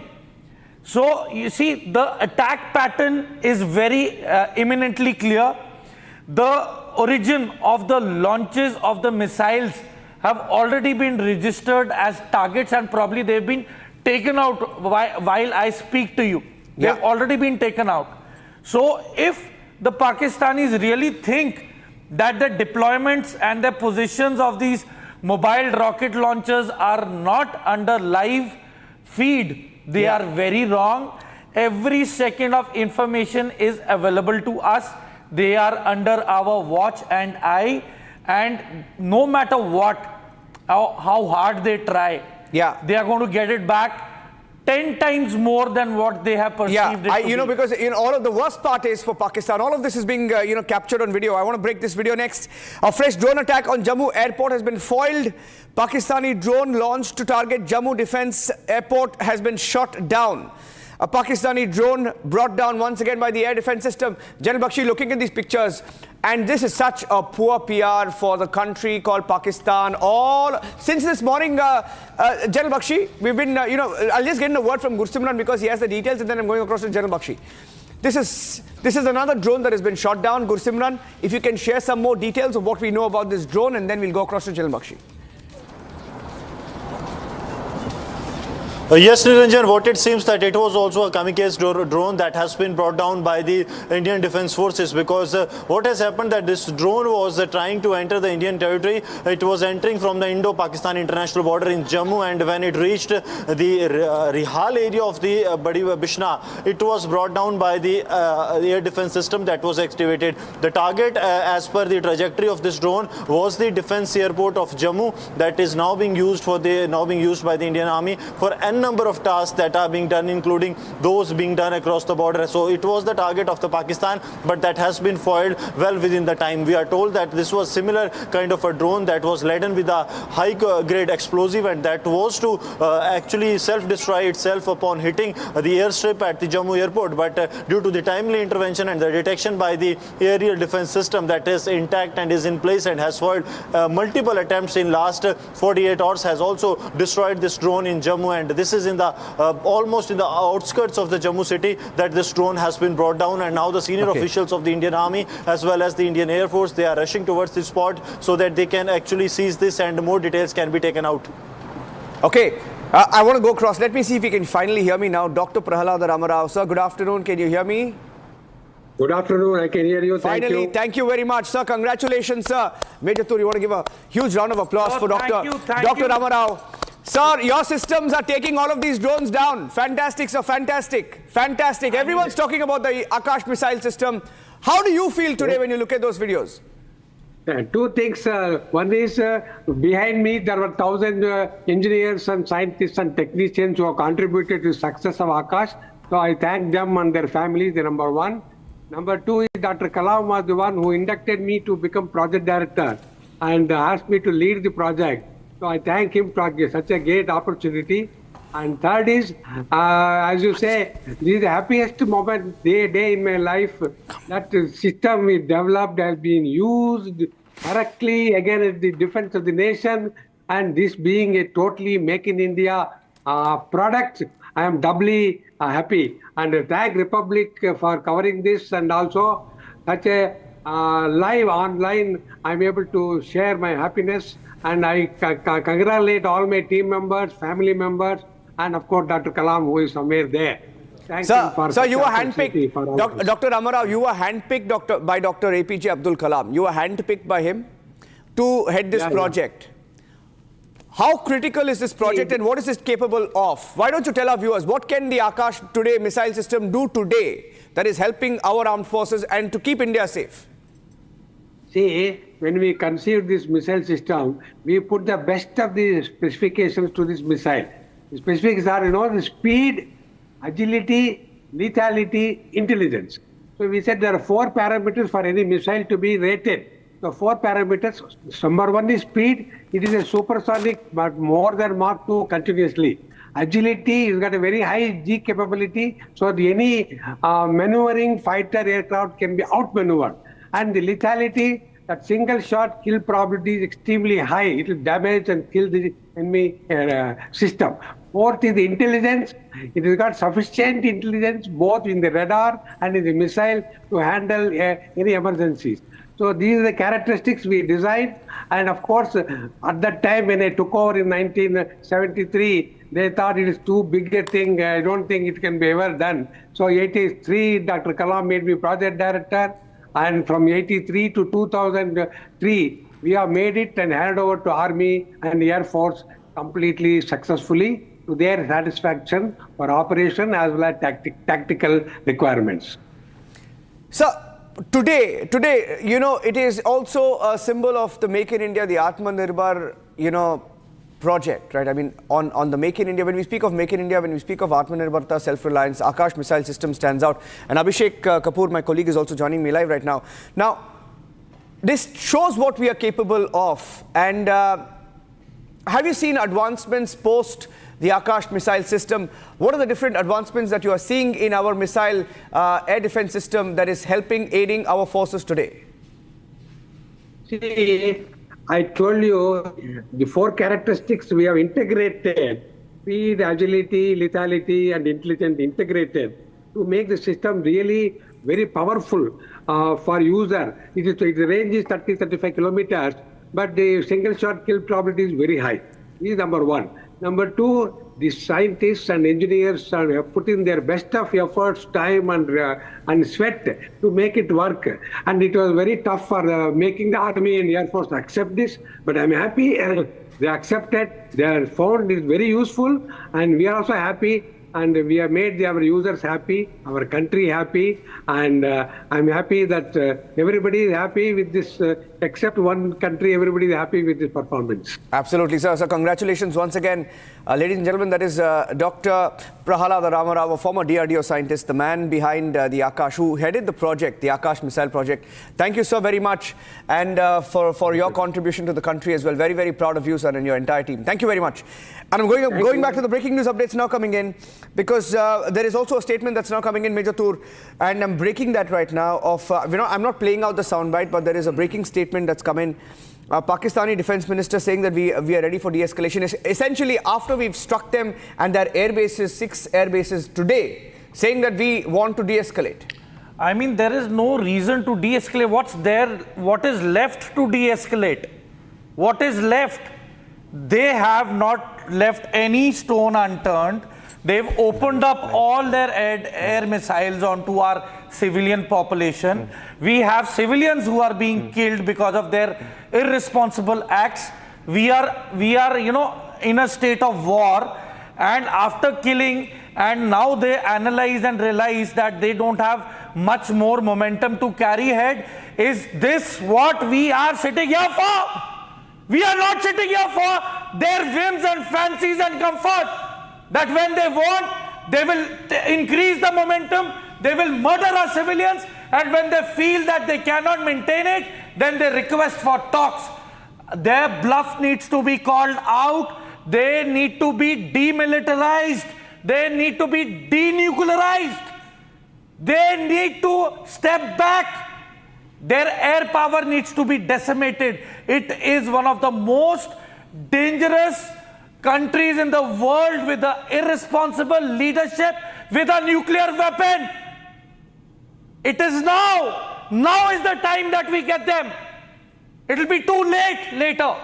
And I am telling this today on television, on record, that this is the time for the hit. We don't do it now, we will never be able to respond with that same effectiveness later. This is what the top brass needs to know. This is what the political top brass needs to know. I've been stressing it all along. I've been having meetings behind closed doors. I've been stressing on this point. We need to take back POK. We need to do some damage to the Karakoram highway, where the Chinese are actually supplying all their weapon systems, missiles, day in and day out. We need to take control of the situation. If we sit in our own shell with our own perception that, oh no, we are the largest democracy in the world, nobody is coming for us, we are a nation of peace, nobody is going to come to get us. What is happening now? The largest democracy of India is under attack. Enough of talking peace. Enough of being good. To terminate evil, you have to be a bigger evil. We have to teach them a lesson now. This is it. No more delays. No more peace talks. I am not warmongering. Nobody wants war. I have seen war. It's not good. It's not poetic. It's not good at all in terms of any fathomable imagination. We do not want war. But for peace, there is a cost that we have to pay. And this is it, ladies and gentlemen. This is it. And we need to address it now. Yeah. Jai Hind. There are more videos coming in, more videos of how we struck in different paths and different air bases. Those are the four most defining pictures that came in. Pakistan drone base destroyed across Jammu, on the other side of the border. In Kutch, Pakistan drones intercepted. We had videos of how we trailed, traced and destroyed. We sought these drones and we destroyed these drones. And then in Srinagar, 2 Pakistani jets were down. That's the initial information that came in this morning. In Rawalpindi, an airbase was bombed, the Nukan airbase. And we're getting in more and more details as we speak. More breaking news now coming in that 3 more drones have been neutralized near the Bhuj Air Force Station. Near the Bhuj Air Force Station, 3 more drones have been neutralized. Jan Bakshi is live with us. I want to get him on this breaking news input that even in Bhuj, all of these drones, essentially, Jan Bakshi, have been brought down by our forces and our air defense systems. Absolutely. You know, we have seen a revolution in military affairs in South Asia. An RMA based on our integrated air defense capabilities of layered missile systems, starting with the S-400, the longest range, going on to Akash 1 and Akash 2, the short range and medium range SAMs, the Barracks, and also then at the very short range, the V-SHORADs, in which we have the Iglas and the Igla S's, and then of course our inimitable L-70s, which have been modernized by us, our Shilkas and Zu-23s. This entire system has worked remarkably. They have achieved interception rates of 98 to 100%. 98 to 100%. We have in some cases even overtaken Israel. Which is one of the world's best air defenses, I would say. So you are in the top league now, right? And it is our indigenous equipment which has contributed. You just heard the man who made the Akash 1 and the Akash 2, the short-range surface-to-air missiles and the medium-range surface-to-air missile. That is one part of the revolution in military affairs. The second part was the loitering drones. The second part was our missiles, our cruise missiles, our spice bombs, our hammer bombs and our BrahMos, again indigenous, right?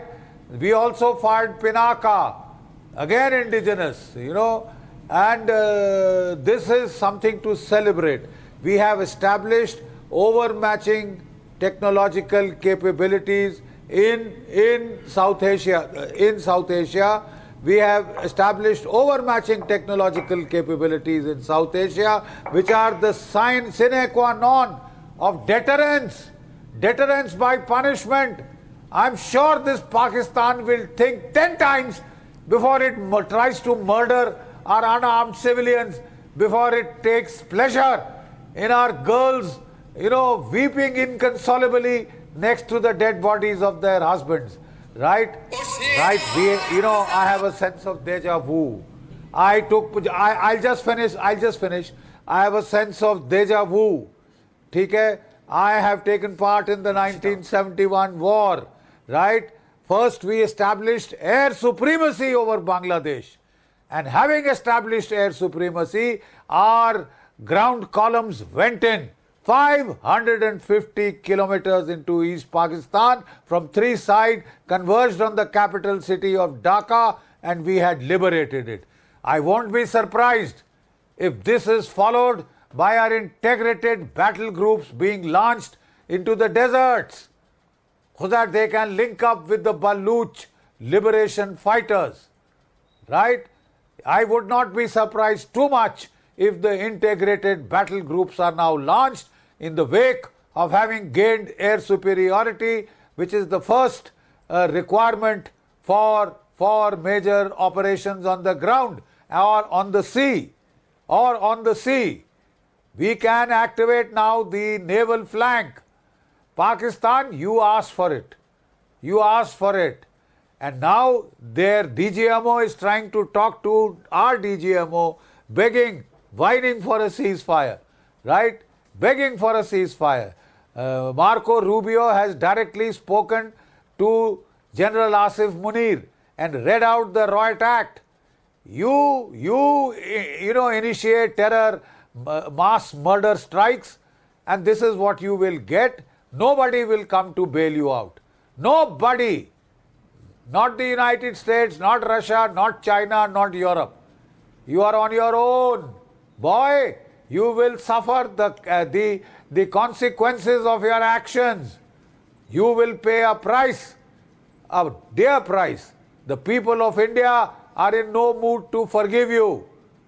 You may whine to the Indian government, they are compassionate. Maybe they'll give you an off-ramp. But not before you give cast iron guarantees of no more terror. Wind up your terror ecosystem and infrastructure. Shove it up where the sun don't shine. And don't try to murder, innocent Indian citizens again. So there's a new video that's coming that's in no mood to forgive you. Yeah, so there's a new video that's coming. That straight. So there's a new video that's coming from the army. I'm just playing out that video of how we destroyed Pakistani posts. Let's play that out.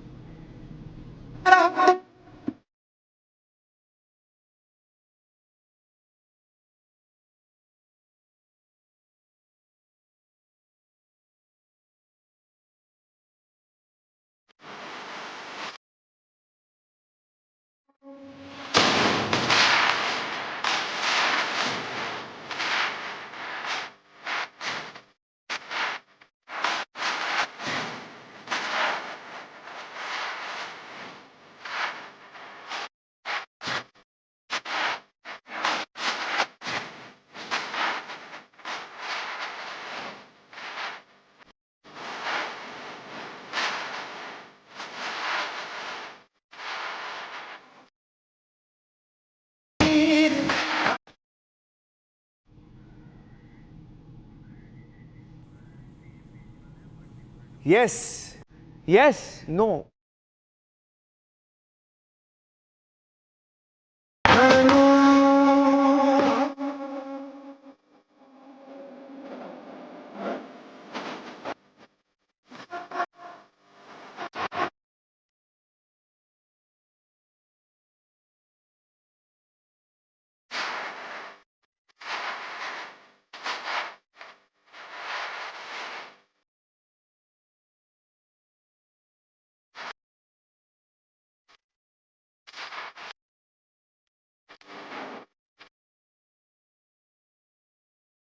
ओ शेरा उठ जा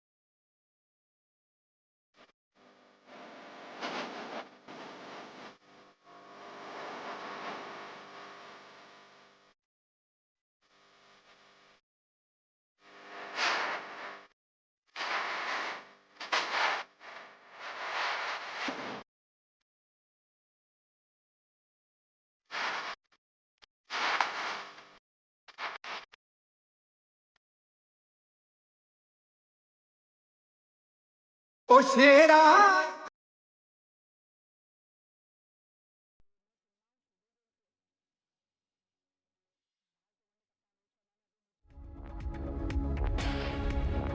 news right now, and hearing the Jaisalmer markets are also closed. We're getting in more details of a long-range drone that was intercepted today by the air defense systems. A total of 6 drones from the latest breaking news inputs that we're getting in. 6 drones or projectiles shot down by the IAF this morning at the Kutch border. 4 by Nalia, 2 in Bhuj, 1 near Bhuj. The region is under Adipur, Gandhidham. Getting in more details of all the interceptions by our armed forces. Meanwhile, in Jammu, a civilian home targeted by Pakistan in strikes this morning. We're getting in pictures of that as well, of showing the kind of impact to civilian infrastructure. A crater in the roof after a direct strike of a Pakistani projectile. As you also saw details of how Pakistan was targeting hospitals as well. In Jammu, there was a hospital that was targeted. And in Pokhran, another breaking news update now coming in that fragments of a projectile has been found. So we saw that as well. So back-to-back breaking news updates now coming in the last few minutes. We have a report now. Let's show you the details of how Pakistan targeted a temple in Jammu this morning. Republic reported live from that location as they fired projectiles, missiles at religious sites in India.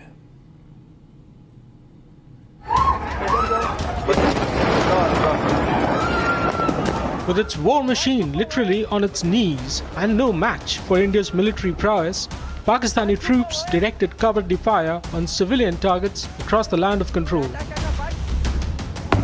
As India downed hostile drones and projectiles, securing its airspace against Pakistan's attempted intrusions, its troops intensified shelling on civilian areas near the land of control. Worse, the Pakistani troops continued to target sacred religious sites across the border. The Shambhu Temple, a revered shrine for Kashmiri Pandits in Jammu, was targeted by Pakistani heavy mortar fire. The shrine is known to draw a large number of devotees on weekends. This is the Shambhu Temple where that has been hit, and now this is the place, this is the house that has been hit here. I'll request Sarjivan to come along with me, and this side you will see the visible impact of this, this is the place, and these are actually the debris of the projectile that was fired from across the border. So these are the debris, these debris that Sarjivan is showing you of the Pakistani projectile that has been fired. This is outside a civilian house that the Pakistan has targeting, because this is a Shambhu Temple where the Pakistan has targeted, and these are the debris of this projectile that has now been destroyed, but after hitting this very area. Chief Minister Omar Abdullah visited the Jammu temple after it came under attack from the Pakistani troops. Meanwhile, Pakistani shells fell and exploded near a house in Jammu's Bakshinagar. The toll from the unprovoked Pakistani shelling and small arms fire climbed further, with 3 more civilian lives lost in Rajouri and 1 in Poonch. 2 deaths we can confirm. It is in the Rajouri district, including a senior official of the Jammu and Kashmir government. Additional Deputy District Development Commissioner Rajkumar Thapa has been killed in the Pakistani attack. That is a projectile that was launched from the Pakistan that has landed, and he along with another civilian has been hit. We are told that the area has been secured for now, but 2 have been fatal in this unfortunate incident that has unfolded. The senior officials of the Jammu and Kashmir administration has come under the direct hit of the Pakistani projectile that was fired from across the border. At a joint security briefing earlier on Friday, India admonished Pakistan for the abominable targeting of religious sites. Not mincing words, Foreign Secretary Vikram Misri described the attack on the Poonch Gurdwara as a new low, even by Pakistani standards. Pakistani side targeting and shelling places of worship with a particular design. This includes gurdwaras, these convents and temples. This is a new low even for Pakistan. As India aces its nuclear neighbor in the aerial dogfight and losses on its side keeps mounting, a lowly Pakistan continues to endanger civilian lives near the LOC.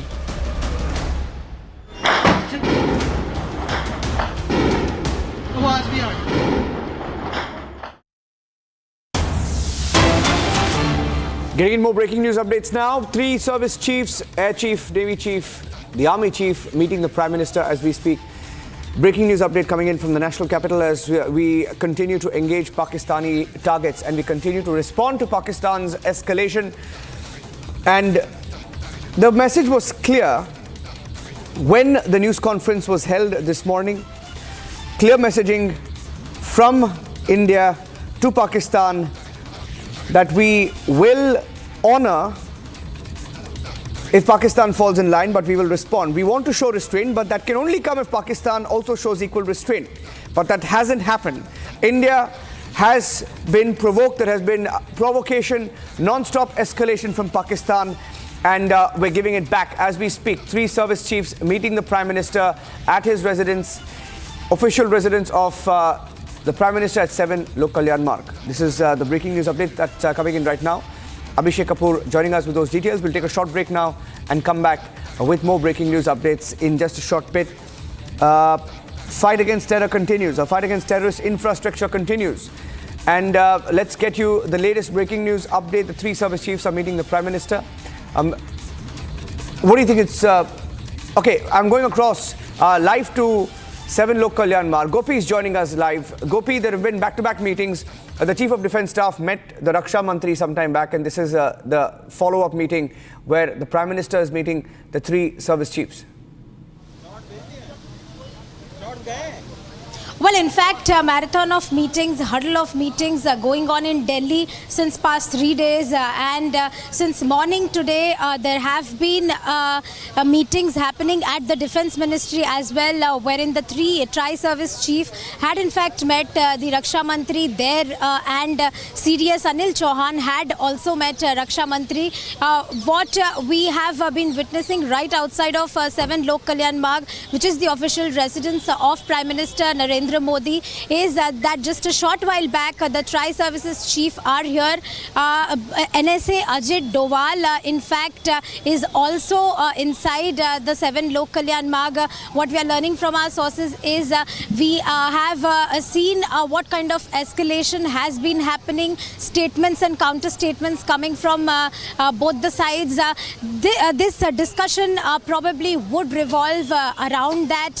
Discussions would revolve around what should be done next, and the briefing would be done to Prime Minister Narendra Modi so as to understand what can be done in the coming hours, wherein we are seeing constant movement at the western and northern front of India. Back to you. Okay, getting in some more breaking news now coming in from Pokhran. Let's get you those pictures from Pokhran as well as, we get you the details of all the different projectiles by Pakistan, drones, missiles being intercepted by India. Another one in Pokhran being intercepted by our armed forces and our air defense systems. Fragments of a projectile were found in Pokhran as well. We have pictures of that. Meanwhile, as we get you that update, also hearing that drones have been intercepted in Damthal, Himachal Pradesh. The impact was so strong that a pit of 3 to 4 feet deep has been left behind. Lalit Sharma is also there. I'll go across to him. But first up, these are pictures coming in from Pokhran. From Pokhran. Jalbakshi, are you looking at these pictures? Pokhran, another projectile that's been left behind by Pakistan. Yeah, another dud. Jalbakshi. Absolutely, Niranjan. The Pakistani ISPR General Saab was warning us that we won't stop till we have hit back with our cruise missiles and rockets and missiles like you did in, the terror against our terror camps, 9 of them. The Pakistani generals and senior officers had come for the funeral of terrorists, wrapped them in Pakistani flags. What a joke! The whole world saw the linkage between the Pakistani army and internationally proscribed terror groups. It was there for all to see. They have tried their counter-attack. It has been a damn squib. In retaliation, the Indian Air Force has gone and knocked out the prime bases of the Fizaya. inside Pakistan, Rawalpindi, Noor Khan Air Base, from where their Prime Minister, their Army Chief, Air Chief, etc. fly out in their aircrafts that have been knocked out, right? We have knocked out all prominent Pakistani air bases. They are horsely come back. If required, we will give them another dose, right? Step one is to gain air superiority. That is what we had done in Bangladesh. There, over the skies of Bangladesh, we had gained air supremacy. Our military convoys could go bumper to bumper, right? Could go bumper to bumper. And therefore, our military ground operations had started once we achieved air superiority. And our Sukhoi jets, then Su-7s, MiG-21s, we just had to give a call. See that hill, blast it, and it was blasted, right? And therefore our columns moved in 550 kilometers inside East Pakistan, captured the capital city, imposed regime change, right? And created a new nation state with the force of arms, saw the largest surrender of the Pakistani army since the Second World War, 93,000 prisoners of war. We have set the stage to do it again. Our integrated battle groups are on this ready to uncoil themselves at one command from New Delhi, right? And they can go into the deserts where the Baluchi armies are fighting. The deserts and the semi-desert terrain.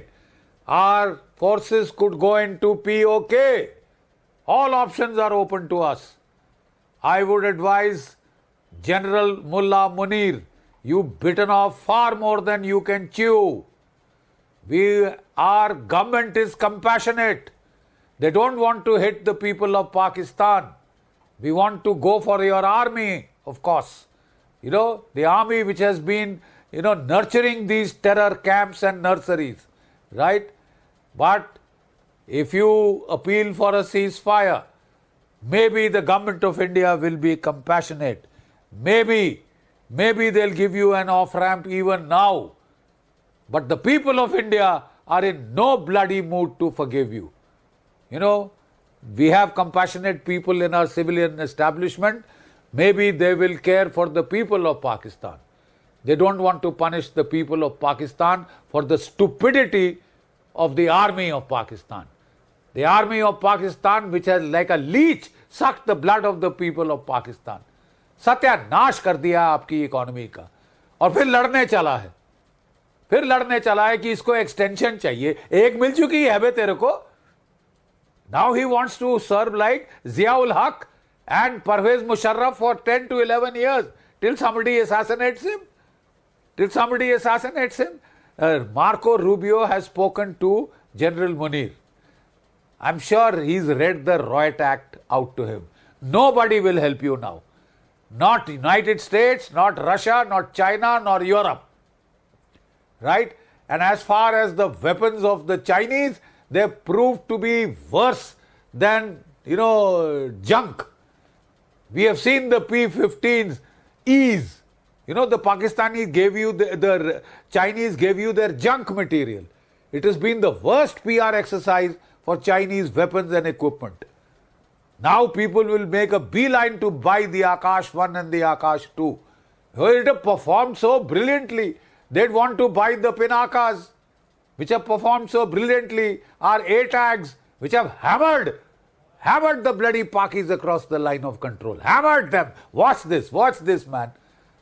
Watch our Rafales, our Su-30s. See what they can do with their BrahMos, with their spice jets, spice missiles, hammer bombs, glide toss bombs. I mean, they've devastated, man. We've shown overmatching technological capabilities. But I'm told the DGMOs had a talk. Their DGMO has been whining for a ceasefire. Maybe if you appeal to the government of India, they may be compassionate. They may help you out because of the people of Pakistan. We have no enmity with the people of Pakistan. We have enmity with the Pakistan army. We have enmity with General Asim Munir because he ordered the murder of 26 innocent Indians. Yes. And that's not the only murder. This man has been trying to destabilize Jammu and Kashmir. This man has been trying to destabilize the Punjab. His forces have fired towards Amritsar, towards the holy city of Amritsar, towards our Gurdwara Sahibs, right? They need to pay. Asim Munir is irresponsible for the overthrow of the Hasina Wajid government in Bangladesh, right? You have तेरे पापों का घड़ा भर चुका है. You have been provoking us needlessly. आराम से बैठ जाता, मिल जाती तेरे को तेरी एक्सटेंशन. हाँ, बट तेरे को तू बाज नहीं आया. Yes. जब तक तेरे को पड़ी नहीं है.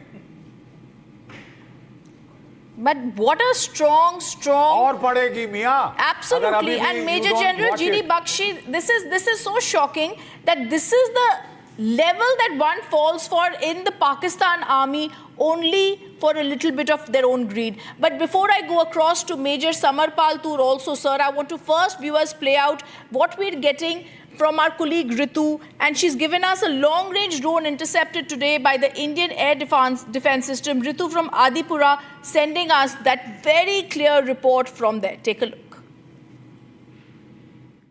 24068 ये पूरा ये नंबर है, ये भी इसका भी कुछ महत्व होगा. ड्रोन नंबर ये है और इस इंटरसेप्शन को किस तरीके से हमारी जो टीम है एयर डिफेंस की उसने कारगर साबित करवाया. आपको नज़र आ रहा होगा इसमें भी कई ऐसे पार्ट्स हैं जो कि जल गए हैं इंटरसेप्शन की वजह से, और ये जब इस जोन पर गिरा होगा तो उसकी वजह से जो हीट यहाँ पर बनी है वो हीट अभी तक आपको नज़र आ रही होगी, क्योंकि जो धरती यहाँ पर है वो कहीं ना कहीं भी थोड़ी सी गर्म नज़र आ रही है.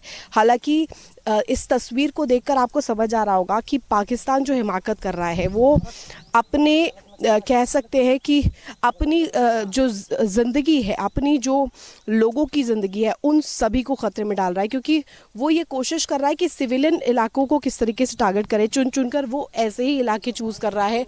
और इसके आसपास भी आपको बता दें, क्योंकि ये कॉलेज का एरिया है, इसके ऑपोजिट में भी कॉलेजेस है, इसके पीछे बेस कैंप्स है, तो ऐसे में भुज का ये जो जोन है, गांधी धाम का जो ये जोन है, ये सबसे क्रूशल हो जाता है. और ऐसे में एयर डिफेंस सिस्टम को हैट्स ऑफ जिन्होंने इस तरीके से इंटरसेप्शन किया है और पूरी तरीके से इसे विफल किया है. आपको लगातार हम तस्वीरें दिखा रहे हैं, ये तस्वीरें तस्दीक कर रही है कि किस तरीके से जो यहाँ पर एयर डिफेंस सिस्टम है उसने कारगर काम किया है. Okay, there is also some breaking news that's coming in that we want to go to at this time. And we're now being told in breaking news that's coming in, suspicious metal object has been found in Himachal Pradesh's Una. The suspicious metal object that we're going to go to and also get in a word from Samarpal Toor on what this is and what's been really found. But since morning, we've been bringing you the news of how India has struck back. The suspicious metal object now found in Himachal Pradesh. We're going to go to pictures of that also and take a look. Okay, yes, Pakistan, it seems. Yes, Major Samarpal Tool, yes, what does this look like to you? So this is the tail section of a missile and it's probably either the Fateh or not the P-15, but either it's the Hatf or the Abdali version, because Fateh also could be Fateh 2. It has a range of 400 kilometers. So I just want to tell the people, मैं दर्शकों को ये बताना चाहूँगा कि देखिए jamming भी चल रही है, तो जाहिर सी बात है कि ये जो मिसाइलें यदि अपने टारगेट पे नहीं पहुंच पाती हैं तो ये ब्लाइंड हो जाती है. मतलब इन्हें जब तक फिर इनका ईंधन नहीं खत्म होता ये आगे जाती रहेंगी और लास्ट पे जाके जमीन पे गिर जाएंगी. तो my appeal to the public, मुझे पब्लिक से सिर्फ इतनी अपील है कि यदि आपको ऐसी कोई चीज़ें आपको नज़र आए तो आप तुरंत अपने सबसे नज़दीकी पुलिस स्टेशन, पुलिस चौकी या फिर मिलिट्री इंस्टॉलेशन को जाके बताएं, इतला करें और इस इलाके के से दूरी बना के रखें. यदि आपको कुछ ऐसे शक वाला कोई ऐसा पदार्थ या कोई आइटम दिखता है तो आपने उसे हाथ नहीं लगाना है, आपने उसके ज़्यादा नज़दीक भी नहीं जाना है, और हो सके तो आप अपने मोबाइल से उसकी फ़ोटो खींच के तुरंत नज़दीकी पुलिस चौकी या फिर कोई भी मिलिट्री चेक पोस्ट पे जाके इन्फॉर्म करें और उन्हें वो लोकेशन दिखाएं जाके. Thank you. Absolutely, and this is very clear. This is something that we have to see. As we are retaliating Major Samar Paltur against Pakistan, 3 Pakistan fighter jets down, you're clear that these are numbers, and this is things that have been written on this which are clearly showing Fateh, etc., that have been found in Una in Himachal Pradesh that show that there is Pakistan. This is proof. This is clear proof that Pakistan has tried to escalate this. I also want to viewers go across and show you a video today that has been now put out by the Indian Army. Our heart swells with pride as the way the Indian Army and our forces are taking care. Indian Army pulverizes the terrorist launch pads, and we're going to show you that video of the Indian Army.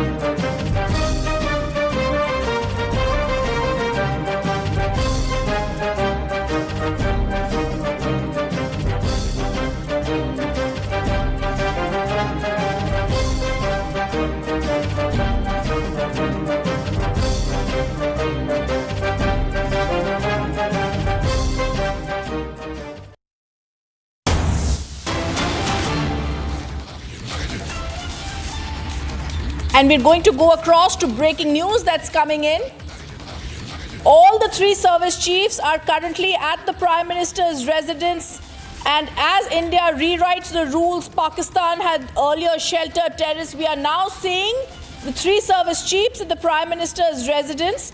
This happens after earlier there were several meetings that had also been held, and now all the 3 chiefs of the forces, the defense forces, at the Prime Minister's residence. We have been seeing there have been hectic parlance daily. We've been seeing the Ministry of External Affairs giving us briefings as to what's been happening, and the 3 chiefs of the defense forces now at the Prime Minister's residence. We're seeing General Anil Chauhan, Army Chief General Upendra Dwivedi, Air Chief Marshal AP Singh, Navy Chief Admiral Dinesh K. Tripathi are already present.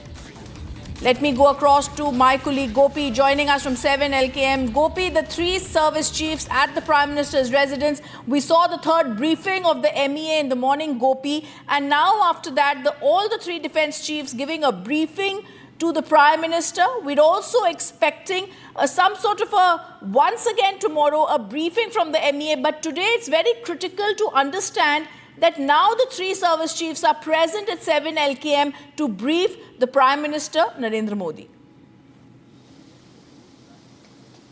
No, the huddle of meetings has been going on since early morning today. This morning, since early morning today, while there was already a conference which was slated to happen at around 5:44, a brief statement was expected from the army, which did not happen because of the ongoing operation. After that, we saw how Anil Chauhan, the CDS, met Raksha Mantri, post which they went to the Defence Ministry, wherein Tri-Services Chief were also there. While short while before, like just about back, And let's not forget that NSA Ajit Doval also happens to be inside Prime Minister Modi's residence, which is 7 Lok Kalyan Marg.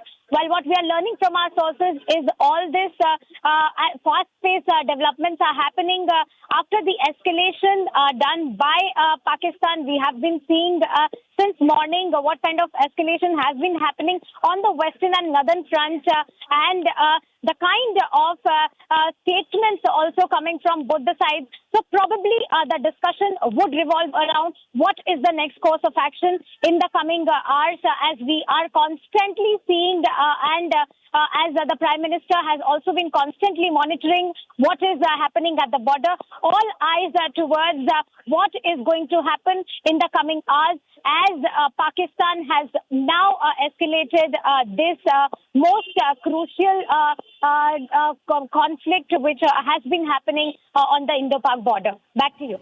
Gopi, we're going to stay and come back to you for the latest on that story where the 3 service chiefs are meeting Prime Minister Modi at 7 LKM. There's more breaking news coming in that I'm going to go across to, and then once again we're going to go back to Gopi. But the breaking news that's coming in, Pakistan is under major attack from the Baloch fighters. It seems it's time for Balochistan now to be giving a big attack back to Pakistan. BLA groups take responsibility for attacking 39 locations today. Many operations are underway. The BLA has issued a statement and giving an ultimatum to Pakistan.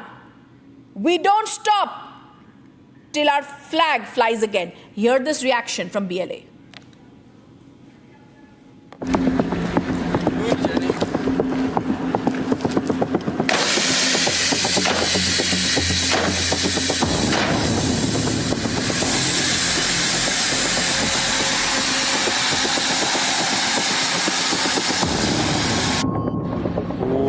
लश्करा की तगालाती चीकड़ो पंजाबी दाश्तगा ले लेती जुस्त कनी दिगा पट्टोई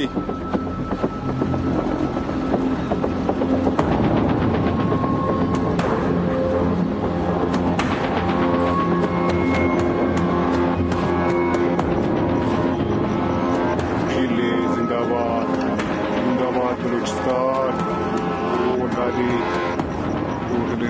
लश्कर कसरती पुल्लाती नारी बस इंतजारियो राटिंबा बरीक तो समतम्मीकम बीले जिंदाबाद जिंदाबाद Balochistan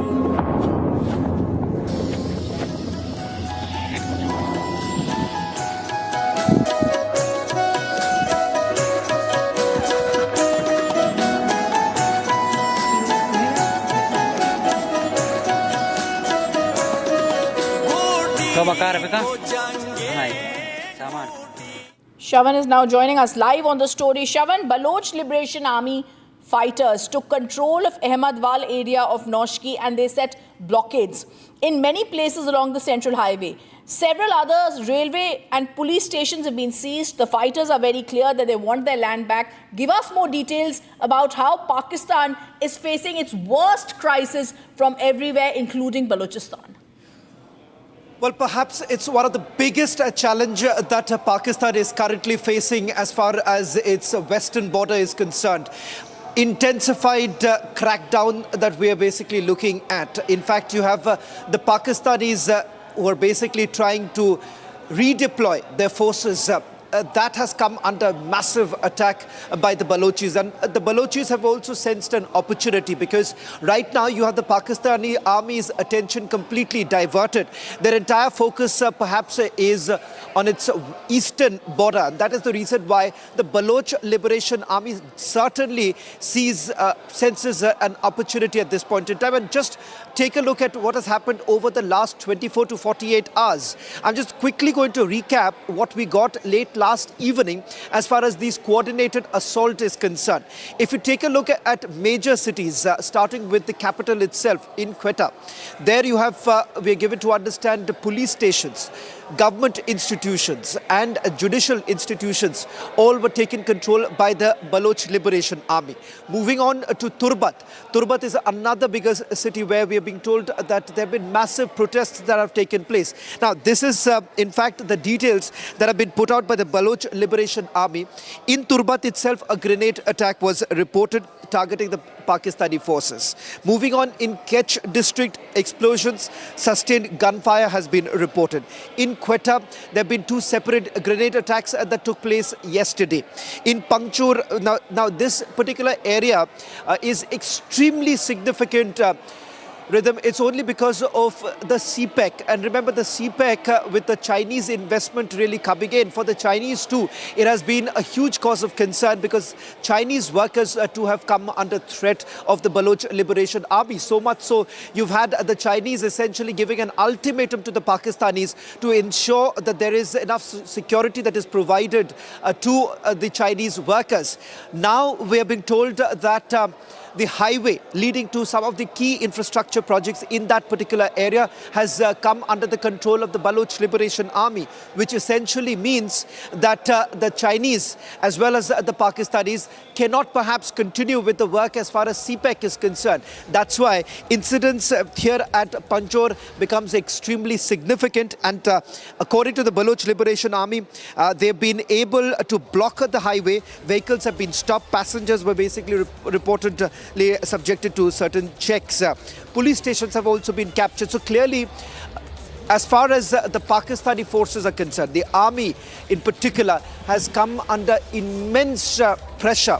And that is the reason why the redeployment, particularly of multiple corps operating out of Pakistan, are now coming under immense pressure as to how exactly would they be really tackling the situation, because along with Balochistan, it is also in Khyber Pakhtunkhwa that they have been cornered. You have the TTP now taking claim of for the killing of over 20 Pakistani soldiers. So massive losses that have been faced by the Pakistani army. On the one hand, you have seen the way India has carried out precision strikes over the last few days, and not once, thrice precision strikes have been carried out.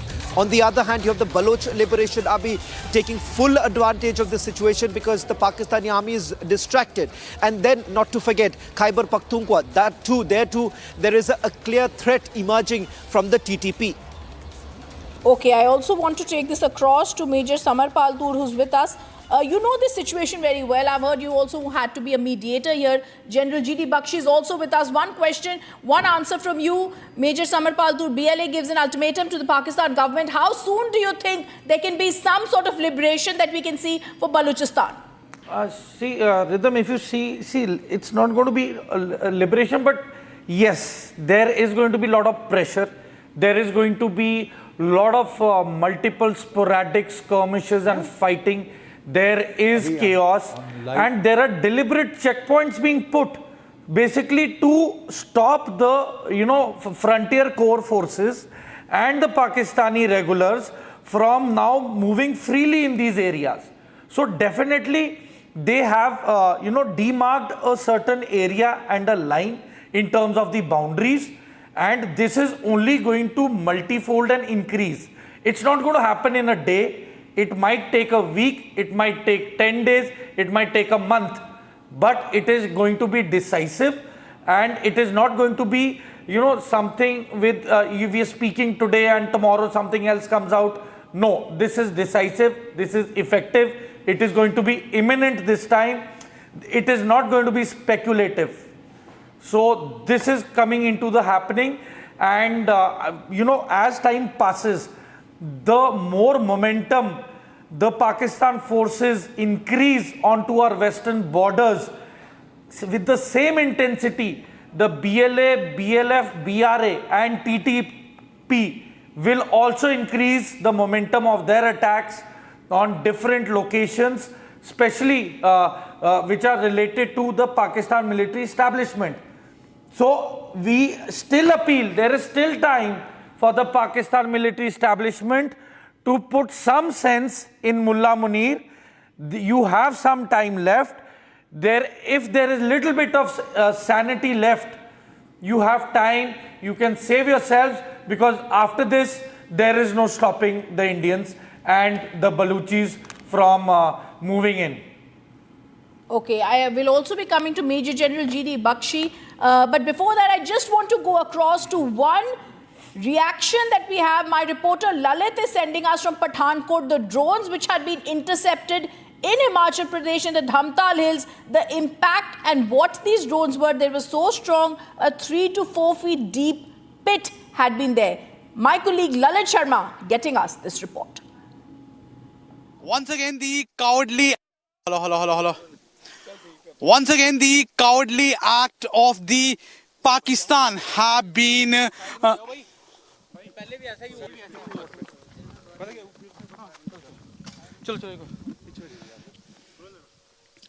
एक बार फिर से पाकिस्तान की नापाक कोशिशों को जो Indian air defence है उसको नष्ट किया है। फिलहाल जो तस्वीरें हम आपको दिखा रहे हैं आपसे थोड़ी देर पहले है, जो ड्रोन पे मिसाइल लगी थी उसको भारतीय सेना ने जो एयर डिफेंस है उसको नष्ट किया है। फिलहाल ये जो तस्वीरें आप देख रहे हैं ये पठानकोट और हिमाचल का जो बॉर्डर है, फिलहाल जहां पर हम खड़े हैं इस वक्त हम हिमाचल में खड़े हैं, जहां पर वो जो मिसाइल है वो गिरी है। इसका इम्पैक्ट आप देख सकते हैं कि कितना इसका इम्पैक्ट रहा है।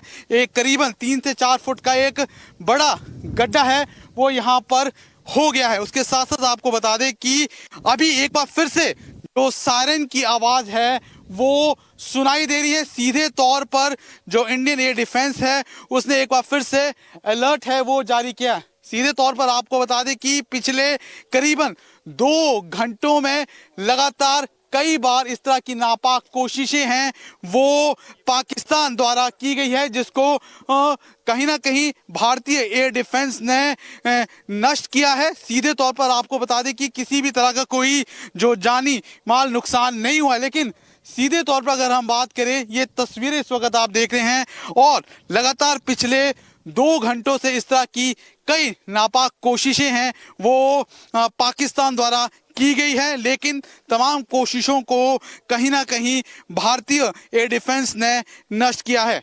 ये तस्वीरें आप इस वक्त देख रहे हैं। उसके साथ साथ आपको बता दें कि एक बार फिर से जो सायरन की आवाज है वो बजाई जा रही है। सीधे तौर पर लोगों को यही निर्देश दिए जा रहे हैं कि अपने घरों पर सुरक्षित जगहों पर चले जाएं।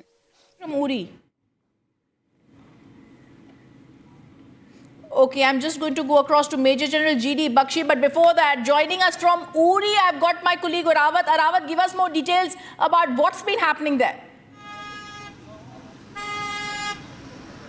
Yes, absolutely. Then we have seen that the continuously ceasefire violation, and now the Pakistani troopers are continuously targeting the civilian populated areas.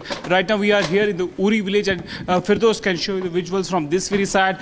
This is the residential area that has been targeted by the Pakistani troopers during the night, and then after we have seen that the continuously firing is still going on in the various sectors here in the Uri. As we have seen, as Firdaus will show you from this very side that there are the splinters that hit to this side directly. Then after we have seen the splinters have also here in the entire area, as the Firdaus is showing the visuals. This is not the first attempt we have seen from the last couple of days. This is the back-to-back attack on the local population here in the Kashmir Valley. We have seen that the Indian Army is also giving them the befitting reply by the unprovoked firing that has initiated from the Pakistani troopers. But we have seen this all comes when we have seen that the Pakistani troopers troopers are continuously, desperately targeting the local population of the Kashmir Valley. We have already seen, you can see from this very side, if Firdaus can show you in 360 view, and you can see here, this is the entire view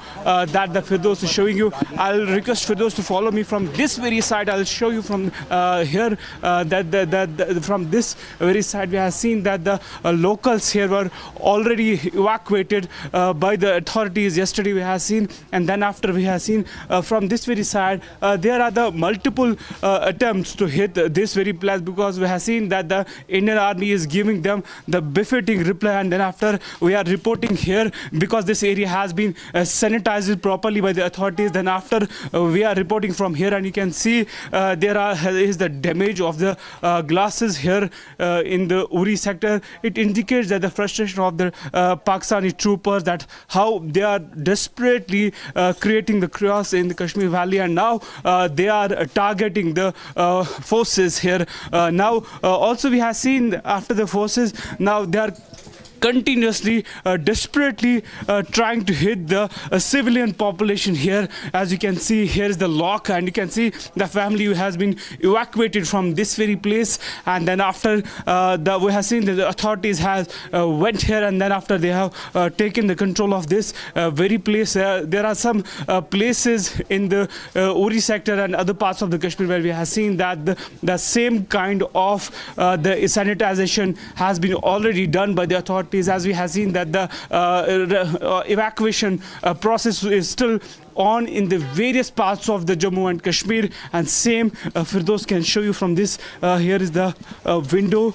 This is exactly the spot where the mortar shell hit through this very side. Then it comes to this way, as Firdaus is showing you from this very side. And also here is the another home with residential civilian area. It indicates that how they are desperately trying to create the chaos in the Kashmir Valley. Now they are continuously targeting the civilian population of the Kashmir. This is not the first time. This all comes when we have seen that the India has struck in the terror groups of the Lashkar and the Jash in the past. So continue to be with us.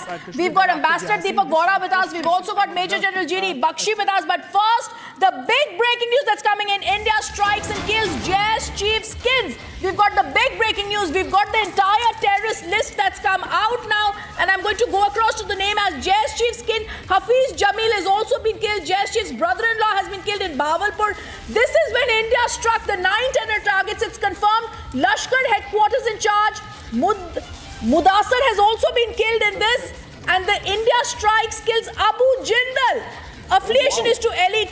Deepak Vora ji, if you can actually speak over that, it's the big news coming in. The full list of terrorists has been killed. Okay, first I just want to go across for one word. Major General G.D. Bakshi wants to speak on this. Major General G.D. Bakshi, this is massive. When we attacked them, the 9 terrorist camps that were hit, we've hit Abu Jindal, we've hit the kid. Yusuf Azhar was wanted in the IC-814 hijacking. Masood Azhar's brother-in-law Yusuf has been killed.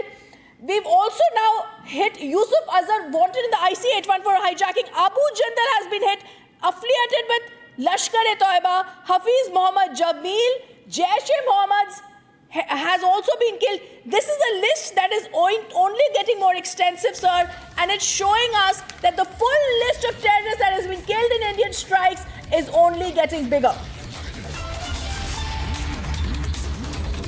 Absolutely. Kudos to our armed forces. Kudos to our boys, our air warriors, our soldiers, and our Navy guys. I'm just feeling bad for the Navy that they haven't been, their hands haven't been opened as yet. But this is wonderful. This is so nice to hear. This is so nice to hear. You know, the simple fact is, like I said, ye dil mange more. But now we've graduated beyond these cartoon networks. We have gone for the Pakistani Air Force and we have pulverized it. Now we are coming for the army, right? Any day our battle groups could take off for the desert, semi-desert areas and link up with the Baluch Liberation Army in Quetta, and you will have the birth of a new nation state.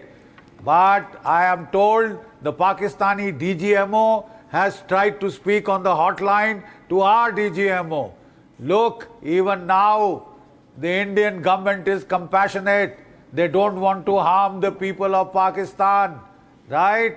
We have no enmity with the people of Pakistan. We definitely have an enmity with your army, with your ISI, with that cartoon network, right? And if your Air Force chief thought he was such a surma, such a ghazi, well, let him come and fight with his fighters. We haven't seen much of his fighters. He's keeping them into his own bloody airspace, right? He needs them. Like I told you, now, the government of India is compassionate. If you ask for a ceasefire, they may give it to you. The people of India are in no mood. Let me tell you that. But because of the people, the safety of the people of Pakistan, if the government of India is compassionate, they will consider giving you a ceasefire and an off-ramp. You don't deserve one. Asim Munir, you not only tried to destabilize Jammu, Kashmir, Punjab, you overthrew the government of Hasina Wajid in Bangladesh. And Bangladesh, we are coming for you next. We are coming for you next. Buddy, you thought that you would suck up to this Asim Munir and try and, attack the Siliguri corridor. Lal Munir Hart, huh? I think you all have it coming now. This was your Aka, जिसके ऊपर तुम इतना हमको आंखें दिखा रहे थे. We'll come for you next. India will not spare anyone who tries to kill our women and children. बड़े बहादुर बन रहे थे जब निहत्थों को मार रहे थे. हाँ, अब लड़ो ना, लड़के दिखाओ. अफगान भी कह रहे हैं तुम्हारी एयरफोर्स को, तो हमारी एयरफोर्स नहीं थी तो तुमने हमको बॉम्ब किया, हमारे गांव में 52 औरतें बच्चे मारे. वो कह रहे हैं अफगान लड़ो ना, अब हिंदुस्तान की एयरफोर्स है, आओ लड़ो, come on. Do you have the dum? You don't. You've been smashed, you've been pulverized. We have overmatching technological superiority. We have shown it. Our air defense is impregnable. Our air force can breach any air defenses of yours. Your HQ-8, HQ-9, HQ-16. It is a PR disaster for the Chinese weapons and equipment. PR disasters. Boys, look at how our Akash 1 and Akash 2 have performed. They've done a brilliant job. See our Pinakas. Our friends in Southeast Asia, our friends in Latin America and Africa, these are the weapons to go in for. Don't go for junk weapons. We are producing some of the best.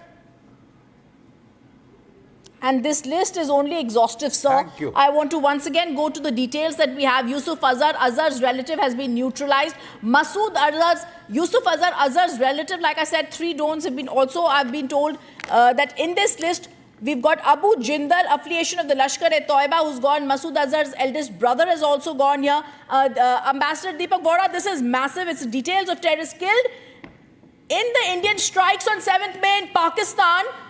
And this includes Abu Jindal, in charge of the Markaz Taiba in Muridke. He received the Guard of Honor at his funeral by the Pakistan Army, like we saw, sir. Hafiz Muhammad Jamil, the affiliation is to the Jaish-e-Mohammed, eldest brother-in-law of Maulana Masood Azhar, of the Jaish-e-Mohammed, Muhammad Yusuf Azhar, Muhammad Salim Ustadji, and also called Muhammad Salim, brother-in-law of Maulana Masood Azhar, Lashkar-e-Toiba's Khalid, and Muhammad Hassan Khan, son of Mufti Asghar Khan Kashmiri. Several of these played a crucial role in the IC-814 also, Ambassador Vora. Oh, absolutely. Thank you very much, ma'am. What great news as soon as I walk into your studio. Thank you. Thank you very much. Now, let me tell you something about these characters who've been killed. An honor and a privilege to be on the world's premier network, reaching out to millions of people. We are not the only ones who are very happy about this. These characters, LET fellows and HUM chaps, they have created trouble in countries across the world. They have always been involved. They were named, these organizations, in the India-America joint statement after the Prime Minister had visited there in February. That means we are not the only ones. Ma'am, let me tell you, when there used to be a character, I don't know, you're too young to remember, a character called Osama bin something or the other. When he was neutralized, when he was eliminated, it wasn't only the Americans who were happy.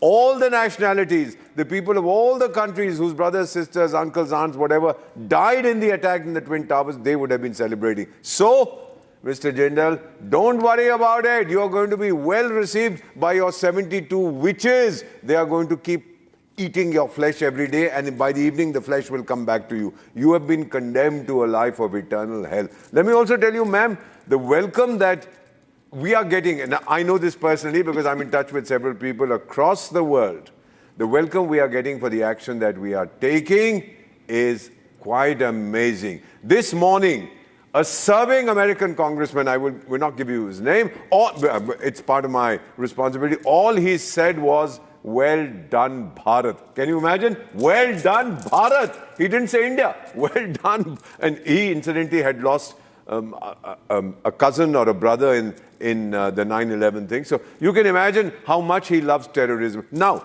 let me conclude, ma'am, by saying we've talked about these fellows who've got all this kind of salutes and flags are being flown at half-mast in Atankistan because they've died. We used to earlier say that the Pakistani military has a country. Let me just add to that.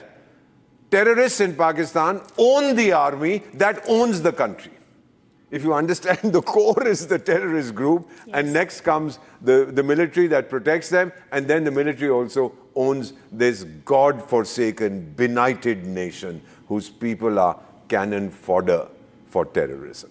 No, as I absolutely want to tell our viewers that this is the big breaking news coming in, that we're telling our viewers that Abu Jindal has been killed. He was in charge of the Markaz Taiba Murid Ke. He received a guard of honor, which is so surprising, and horrifying for Indians, but not for Pakistan, because he received this by the Pakistan army, and for them, these were the heroes. But these were India's most wanted terrorists. These were the world's most wanted global terrorists, and this is India's punishment to Pakistan. As we slip into a break, on the other side, we get you more details of the top terrorists that India has struck down and wiped out from the face of the earth. Stay with us.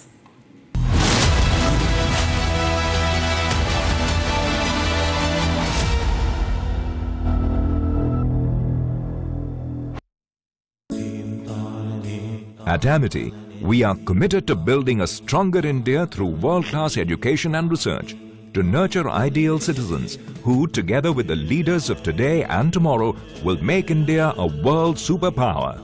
Amity University, India's leading not-for-profit private university. MDH की हल्दी मिर्ची धनिया करे कमाल, ये रंग दे, ये खुशबू दे, ये तीखा, ये कम पड़े, क्या निराला MDH मसाला.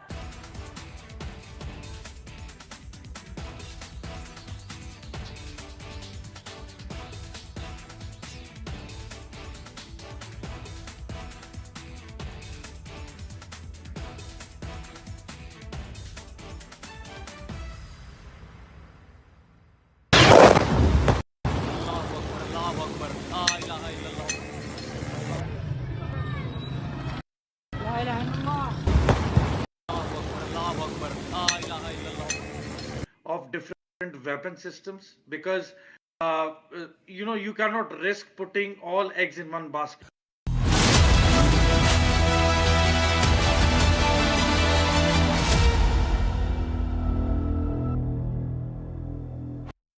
आधे बाउल दही में 4 चम्मच MDH चटनी पुदीना मसाला डाला, स्टर करो, पुदीना चटनी तैयार. MDH चटनी पुदीना मसाला. विमल में गुलिस्तां की ये कुछ लजीज फरिश्ते जब साथ घुले तो जी ललचाए, और दिल कहे कि स्वाद की इस जुबान में खुद को ऐसा डुबाऊं कि निकल ना पाऊं. विमल की जुबान कुछ है ही ऐसी, मानते हैं ना? विमल, बोलो जुबान केसरी. अब छोलिया हो या लोबिया, सफेद चने या काले चने, सब कुछ मजेदार बने. पाकिस्तानियों ने जंग शुरू कर दी है. अभी मेरे बहावलपुर सिटी के अंदर मौलाना मसूद अजहर साहब के जो है मदरसा है, उसके ऊपर 4 मिसाइल दागे गए हैं. 4 मिसाइलों के साथ हमला किया. Summer is here. Is your home ready for the heat? Keep your roof cool and your home comfortable all summer with Roof Cool and Seal.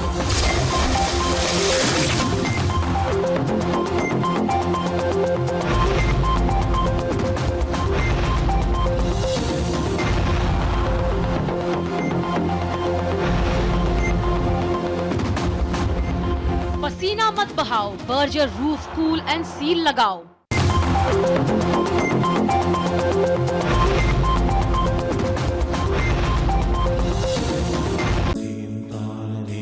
At Amity, we are committed to building a stronger India through world-class education and research, to nurture ideal citizens who, together with the leaders of today and tomorrow, will make India a world superpower.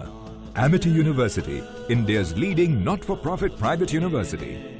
दादी के हाथों का जादू और खुशबू से महकता घर, माँ की मुस्कुराहट और खाने की सुगंध। MDH गरम मसाला, क्योंकि हर रिश्ता है स्वाद से जुड़ा।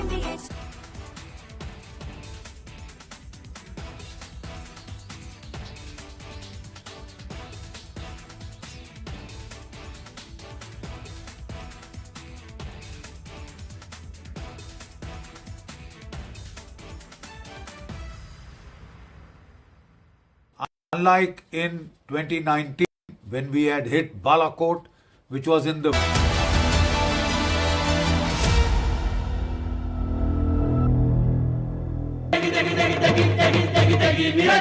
MDH की देगी मिर्च, देगी मिर्च का तड़का, अंग अंग फड़का। MDH की देगी मिर्च।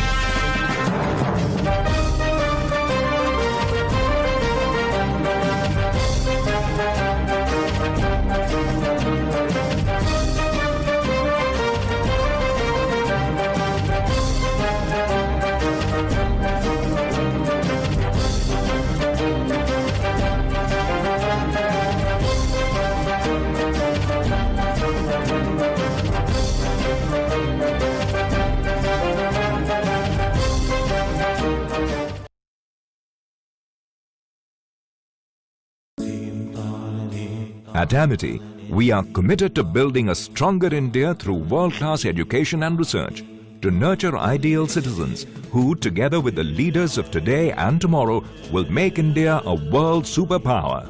Amity University, India's leading not-for-profit private university.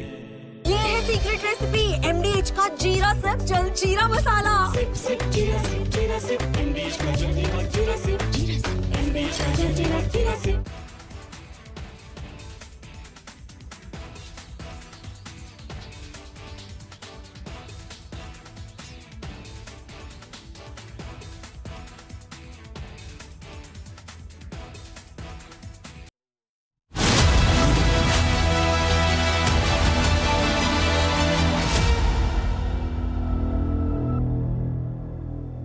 इसको घर पे लगाओगे तो शादी का तो पता नहीं, पर घर पक्का नहीं टूटेगा। रुंगटा नहीं तो घर स्ट्रॉन्ग नहीं। रुंगटा स्टील TMT बार एकदम सॉलिड। पहाड़ों में एक हाइकिंग शिप भी बन सकती है। MDH की हल्दी मिर्ची धनिया करे कमाल, ये रंग दे, ये खुशबू दे, ये तीखा, ये कम पड़े, क्या निराला MDH मसाला। पाकिस्तान इंडिया ने जंग शुरू कर दी है। अभी मेरे बहावलपुर सिटी के अंदर मौलाना मसूद अजहर साहब के जो है मदरसा है उसके ऊपर 4 मिसाइल दागे गए हैं। 4 मिसाइलों के साथ हमला किया गया है मौलाना मसूद अजहर साहब के मदरसे के ऊपर। हम अपनी अफवाज पाकिस्तान के साथ खड़े हैं, लेकिन मेरा सवाल है कि हमारी एजेंसीज कहाँ सोई हुई थी, हमारी अफवाज पाकिस्तान कहाँ सोई हुई थी। ये हमला हुआ, मुजफ्फराबाद की भी खबर आ रही है कि मुजफ्फराबाद वाली साइड पे भी ये अटैक हुआ है, लेकिन सबसे पहले मेरे बहावलपुर सिटी के अंदर अटैक हुआ है ब्लास्टिक मिसाइल के साथ। उन्होंने हमला किया है मौलाना मसूद अजहर के मदरसे के ऊपर। 4 मिसाइल मारे गए हैं। अभी ये कहना कबल वक्त है कि गोया कितनी सच्चाई है इस खबर के अंदर, किस साइड से ये मिसाइल आए हैं, ये अभी कंफर्म होना बाकी है। लेकिन ये कंफर्म न्यूज़ है कि is here. Is your home ready for the heat? Keep your roof cool and your home comfortable all summer with Roof Cool and Seal.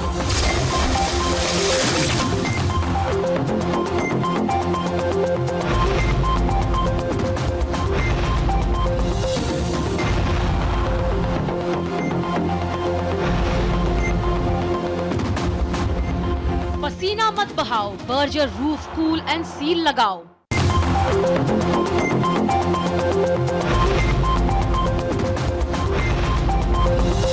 आधे बाउल दही में 4 चम्मच MDH चटनी पुदीना मसाला डाला, स्टर करो, पुदीना चटनी तैयार। MDH चटनी पुदीना मसाला।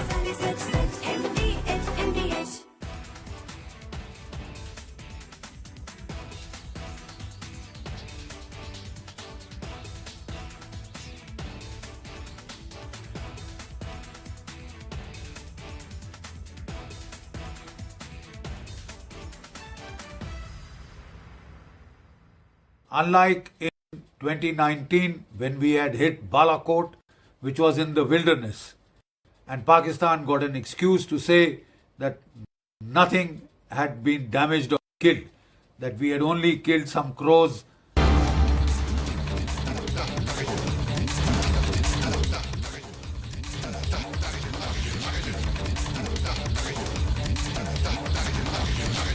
And there's a breaking news that's coming in. Prime Minister Modi chairs a key meeting. Present at that high-level meeting for Operation Sindoor that's being discussed is Rajnath Singh, Defence Chiefs, National Security Advisor Ajit Doval are present at 7 LKM, where Prime Minister Modi chairs an important, crucial key meeting. Rajnath Singh, flanked on his right side, is also present there, are the 3 Defence Chiefs. We're also seeing National Security Advisor Ajit Doval, who's present there, and this is very crucial meeting time coming as we're seeing India has now retaliated. 3 PAK fighter jets have been downed. First, a briefing has also been given by the 3 security chiefs to Prime Minister Modi. India strikes the 3 Pakistan air bases also, and Rajnath Singh had also reviewed all the details that had come forward. Now Prime Minister Modi meets NSA Doval, CDS, Defence Chief and Indian Navy also. We're also picking up details about what's happening, and I'm also going to try and go across to get more details on Prime Minister Modi chairing that crucial meeting to my colleagues who are joining us. But this is extremely crucial to understand that this is coming at a time, Ambassador Vora, when Prime Minister is chairing this key meeting, top-level security huddle that's underway at the Prime Minister's residence to get more details about what lies ahead for India. They're in a discussion for that. The important thing to note is that it's the military chiefs, it's the NSA who's a civilian, there are the Defense Secretary, Home Secretary. It's a combined effort, ma'am. This is the important thing to note. It's not just all of Defense Ministry or External Affairs Ministry. It's not even all of government. It's all of people approach. So we have people from all walks of life. The paramilitary fellows will be there. Everybody making a contribution to the national effort. Whereas, ma'am, let me just tell you, this is a sure sign of success and of self-confidence. When there's a lack of self-confidence, the military fellows as across the border in Atankistan, they will not deal with the civilians. They'll only tell the civilians, you're supposed to fall in line, wait outside my office, that kind of thing. You can't fight a war like this. You need national support. Chanakya 2,400 years ago had said, the strength of a king lies in the support of his people. Of course, that time was kings, but today the strength of a government lies in the support of its people. So in Atankistan, we have an unelected government. We have a self-appointed mullah who's become the army chief, who thinks he owns the world. There is nothing popular either about the government or about the military in that country. May I add something, ma'am, which I found very funny? If you permit, I will read it out. The operation that the Pakistanis have launched, they call it Operation O Bunyan, B Marsus. Operation Bunyan Marsus means iron wall. That is their response. So it stands for Operation Bunyan Marsus, which basically, if you do it, there's one word which is missing, but the acronym becomes B-U-M. I don't want to say anything. And I want to. Prime Minister Modi chairing that key meeting, Ambassador Vora. Indian Prime Minister leads from the front. There you are. This is not a Prime Minister, like you said, who's shying away behind any iron wall whatsoever. Indian Prime Minister Modi holds high-level meetings. Earlier, he spoke with the Raksha Mantri, the National Security Advisor. And now in that picture, he's seen with the National Security Advisor, the service chiefs of the three forces, the CDS, and also intelligence officials. A lot of times, the intelligence officials, the chief, the heads of RAW, who are present in that room are not on camera. We don't let them be known. But it's very clear, like we were breaking out that news of the terror list that has come out, the intelligence that was there, the capability of the precision of where we had to target came from our intelligence sources also. They are in these fellows will be listed in the Hall of Shame, along with Mad Mullah Munir. Yes, So absolutely. I'm quite sure that they're going to be there. But it's amazing that you were able to access this information, and yet you have the sensitivity not to release anything that could be of some use to the fellows from across the border. I compliment you. No wonder you are the world's premier network, and you yourself are one of our best. So the reason I say this is that you've been very sensitive to the concerns of the people. You talked of the Prime Minister leading from the front. Ma'am, Leh and Kargil is my area as special advisor. Let me tell you, when Galwan happened, you remember that, ma'am? Yes. How soon after that did a fellow called Narendra Modi show up over there to talk to us? So within a couple of days. Yes. And that tingling, ping pong, ding ding, whatever that chap's name is, took him 8 months to reach there. Because for him, his troops are cannon fodder. Whereas for the Prime Minister of India, they are his children. That's the difference that we see. Ma'am, I'm 74. I know the pain to lose a kid. But I also understand that there is pride along with the pain when people sacrifice their lives for the country that we all so dearly worship. Sir, ma'am, I just want to say that, may I quote something which has always inspired me? How can man die better than facing fearful odds for the ashes of his fathers and the temples of his gods? The only temple we worship at is called Bharat.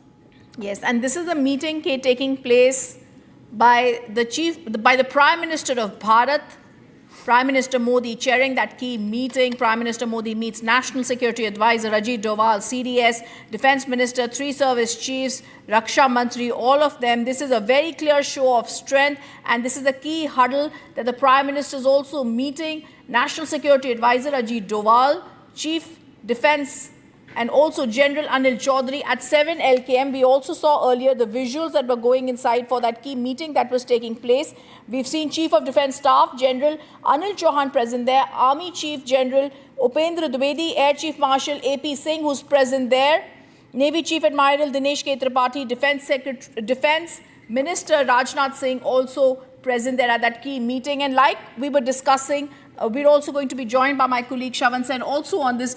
Defence Minister Rajnath Singh, three service chiefs there. Let me also go across to Major General G.D. Bakshi, who continues to be with us. Sir, this is a very critical meeting. They're in a huddle there, and it's very clear more decisions are going to be taken in this high-level meeting, which is being chaired by the Prime Minister, that's going to be deciding the way ahead. And I'm also very sure that even before this entire plan began, or what had really to happen in Operation Sindoor, the Prime Minister already had everything in place.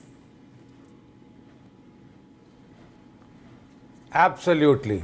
You know, what you need is political will and courage to take the plunge, to take very high-risk decisions. This was a very high-risk decision. He's taken it with aplomb. You know, we have the Raksha Mantri, calm, absolutely, cool and collected. and a great inspirer. We have the National Security Advisor, whom I had the privilege to serve with for 3 years. We are grateful to him as the armed forces for getting us the Rafales, for getting us the S-400s, for indigenizing our military production with the help of Anil Chauhan, who was with him even earlier, before he took over as CDS, right? I'd like to thank on behalf of the veterans, the 3 service chiefs. For God's sake, they've done a marvelous job. We need to give a big hand to the Army Chief General Dwivedi and to especially the Chief of the Air Staff, Air Chief Marshal A.P. Singh, a straight-talking soldier of the type that we love, you know, who shoots from the hip. And he is a military professional. We have shown overmatching technological capability. You know, over Pakistan, our integrated air defense has been an invincible wall. Our Air Force has struck repeatedly the key prime bases and assets of the Pakistan Air Force. You know, they have been pulverized. We have achieved the first stage for a full-scale war, that is to gain air superiority. Now it will be the government's decision whether to give Pakistan, out of compassion for the Pakistani people, an off-ramp, or to go for the juggler and create Baluchistan. The time is ripe, right? But juggler I would like to say to my very valued colleague and dear friend, Ambassador Vora, we are all on the same page. Hum sab Bhartiya hai. We fight together. Yes, soldiers do get worked up at times. You know, you have to. To fight, you need passion. To fight, you need emotion, right? That is needed on the battlefield. That is balanced by our more matured friends in the civilian side. We work as a team. We have shown the whole of the government approach. We put diplomatic pressure, we put economic warfare pressure, and now we have put kinetic military pressure of an order that has left the world stunned. We have won. The Indian Armed Forces don't fight for a draw. We are trained to fight to win. And that is precisely what we have done. The situation is now foretold. If Pakistan wants it taken to the logical conclusion, so be it. I have to say something. So be it. But for the compassion, for compassion for the people of Pakistan, if they want to appeal to our Prime Minister for a ceasefire, they may still give them an off-ramp. Even though the people of India are so angry with you for murdering our innocent civilians before their wives, before their children. You will pay for it. You've already started paying.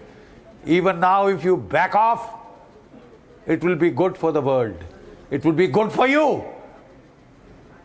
But don't mess with us. Don't mess with us. You destabilize Jammu and Kashmir. You destabilize the Punjab. You overthrew Hasina Wajid. You wanted to, envelop us from all sides with your Ghazwa-e-Hind, your civilizational war, your clash of civilizations between Hindus and Muslims. Have you gotten a taste of a united India? And in the end, to my very dear friend, Ambassador Vora, Deepak Vora, I love him actually, and I am sure he'll join me in saying, Chak de India! Chak de India! Chak de, sir, Chak. Sir, may I, General, you are a legend. We all worship you. May I say something to you, share with you a message I've just got, sir? Ma'am, will you give me permission? Please. Apparently, please. A Pakistani has been arrested for calling his army chief a donkey. So when he was being arrested, he told the police, why are you arresting him? They said, not for calling the chief a donkey, but for revealing a state secret. Well, the fellow is a donkey, so you're not supposed to say that. I knew you would love that, General Bakshi. I mean, this is an apocryphal story, but I found it very funny. Inimitable. Thank you. It's great to be with you. Sir, it's fantastic to have people here who are legends, who understand what patriotism and nationalism is. I also want to go across to my colleague Shavan. Shavan, that meeting that had been chaired by the Prime Minister has ended. Like we were telling us, it's a high-level meeting. We've been seeing discussions that happen there. The 3 service chiefs are present there. Raksha Mantri is present there. And very crucially, the National Security Advisor, Ajit Doval, is also present there. Very clearly, Shavan, we're clear, prepared. Like we're talking about our military preparation and precision, it seems the Prime Minister is directing and knowing exactly what has to happen in this. Take our viewers with the developments that we know so far and why these meetings are essentially taking place. The government indicating that Operation Sindoor is still ongoing. Over the last 3 days, there have been 3 precision strikes that have taken place almost on every single day. In the morning, you've had the 3 services chiefs meeting the Chief of Defence Staff, and thereafter this meeting also takes place with the Raksha Mantri. We're given to understand thereafter the meeting that has taken place is with the Prime Minister. In fact, the Prime Minister, before this operation actually took place, has had meetings personally with each of the 3 service chiefs to basically understand the options available before the government. As far as this meeting goes, this is largely about the operational details of the ongoing situation, and remember the calibrated response that India has essentially come up with, because right now India maintains that what we are essentially doing is a counter match of the escalation that has basically been made by the Pakistanis, and that is the reason why they say it is a counter match. Absolutely. Shavan, I'm also going to tell our viewers that this is the big breaking news that we also played earlier that had come inside. And we're also going to go across to more breaking news that we had given out about how Turkish goods, I would say, have been used. Turkish kamikaze drone had been recovered in the village of Nowsera area, and Pakistan had also targeted our civilian areas. But as we stay with those pictures, we're going to tell you Pakistan had tried to strike our civilians, and we're also now being told that the Prime Minister Modi, that meeting has concluded, that had been chaired by the Prime Minister, a very key meeting in which the Prime Minister was in a huddle, the Prime Minister Modi there with the 3 service chiefs at 7 LKM and Ajit Doval, a briefing that had been given and directions that had been taken from Prime Minister Modi.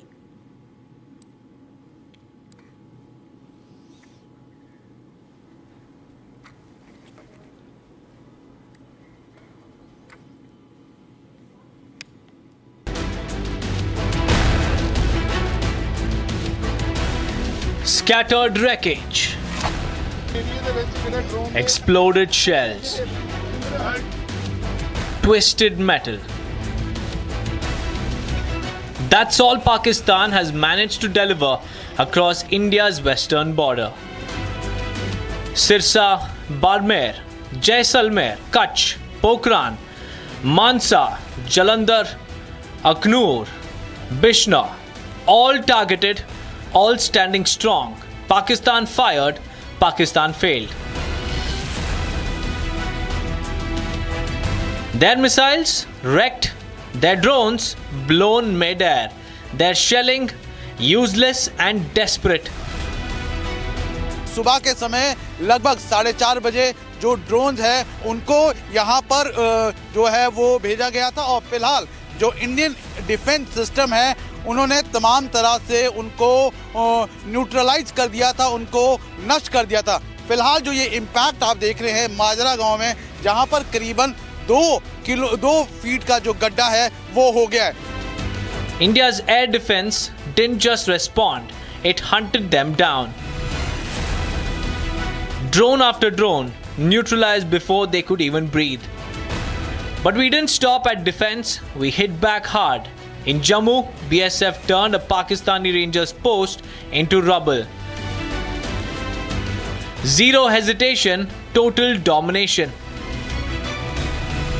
In Looney of Sialkot, but Pakistan dared to launch tube drones, India struck with precision. there has been a heavy retaliation. There have been losses to the Pakistani posts that are there. I'll request Sarjeevan to show you that that is the Octroi post that where we used to travel without any kind of a restriction. But now what has happened that this entire area that you see close to me, this has come under fire. Pakistan is now firing the 120 mm mortar shells, 151 mm mortar shells into these areas so that they can cause many damage to this civilian population. The terror launch pads vaporized and gone. Watch how our forces have completely flattened the terror launch pads.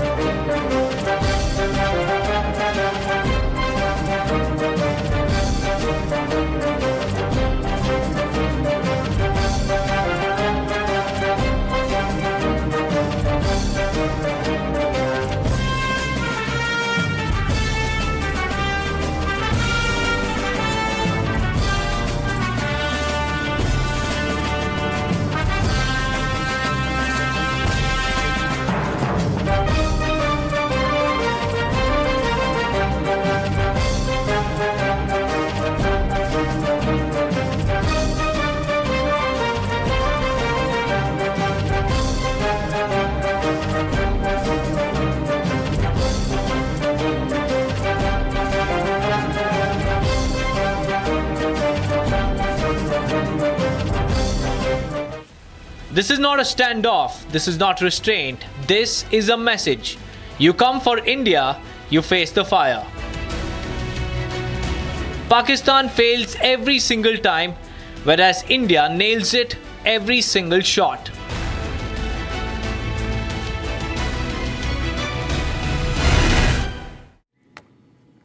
And there's breaking news that's coming in. Turkish kamikaze drone has been recovered in village in Nowsara area. And this is so clear because these visuals that Republic TV is going to play for you show you how Pakistan is now targeting our civilian areas. The Turkish kamikaze drone has been recovered in the village, and I'm going to go across to the visuals that are there with Republic TV. The visuals that show very, very clearly how Pakistan continues to target the civilian areas. These are visuals of the kamikaze drone that has been manufactured in Turkey that show in Nowsara, found in Nowsara, how Pakistan is targeting civilians. Shavan, this is clear.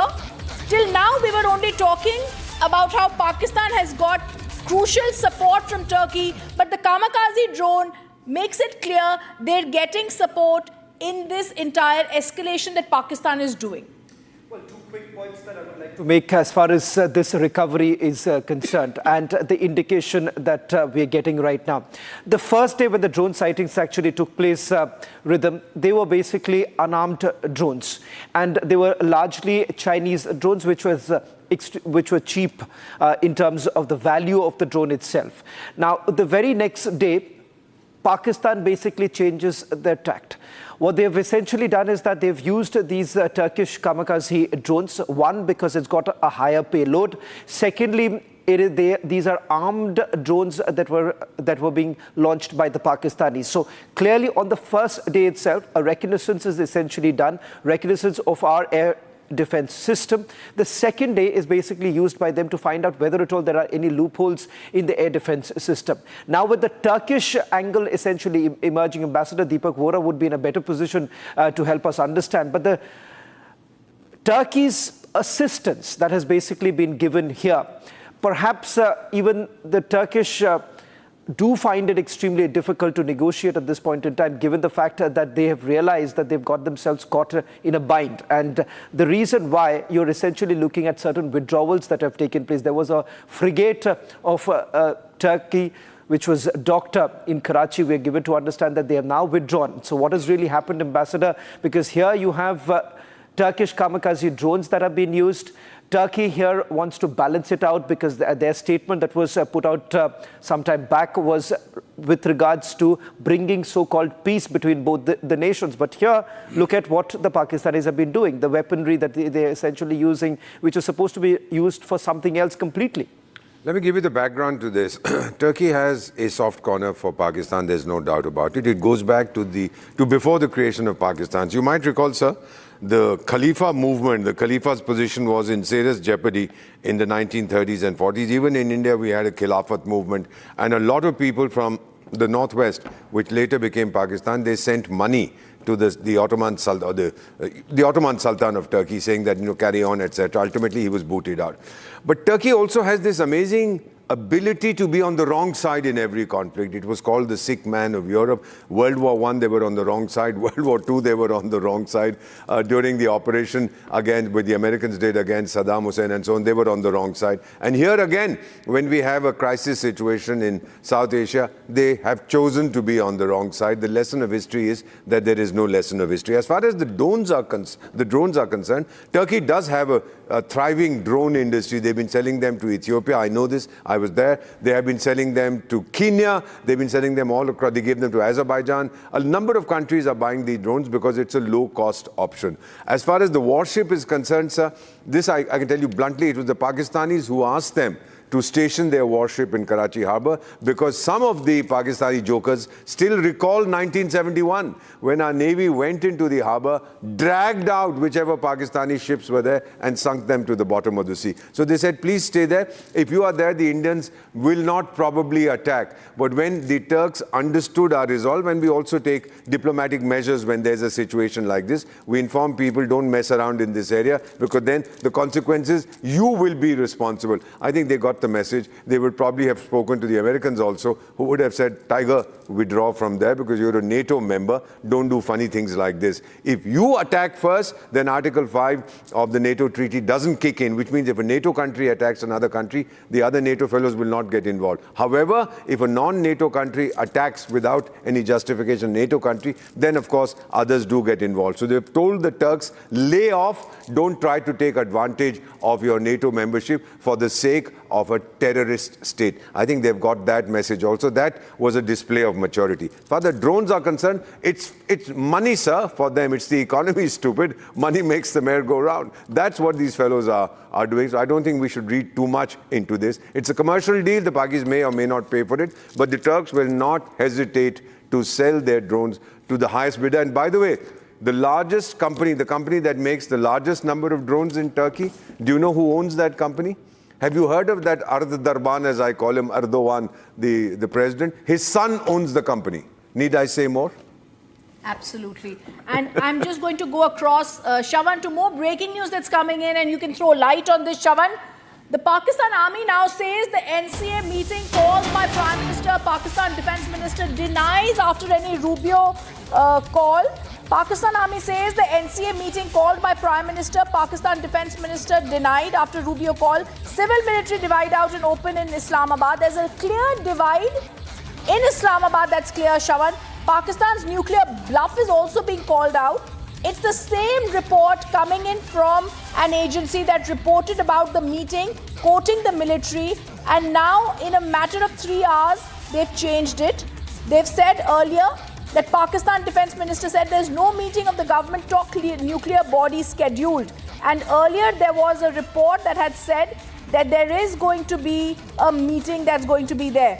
It's very clear, Shavan, therefore, this nuclear bogey that Pakistan was doing, the bluff has been called out. Well, let me just put together the chronology of events. Now, this morning, what we were given to understand is that after the strikes that were basically carried out, you've had Shehbaz Sharif actually once again going into a huddle, because the response that was basically coming out was this.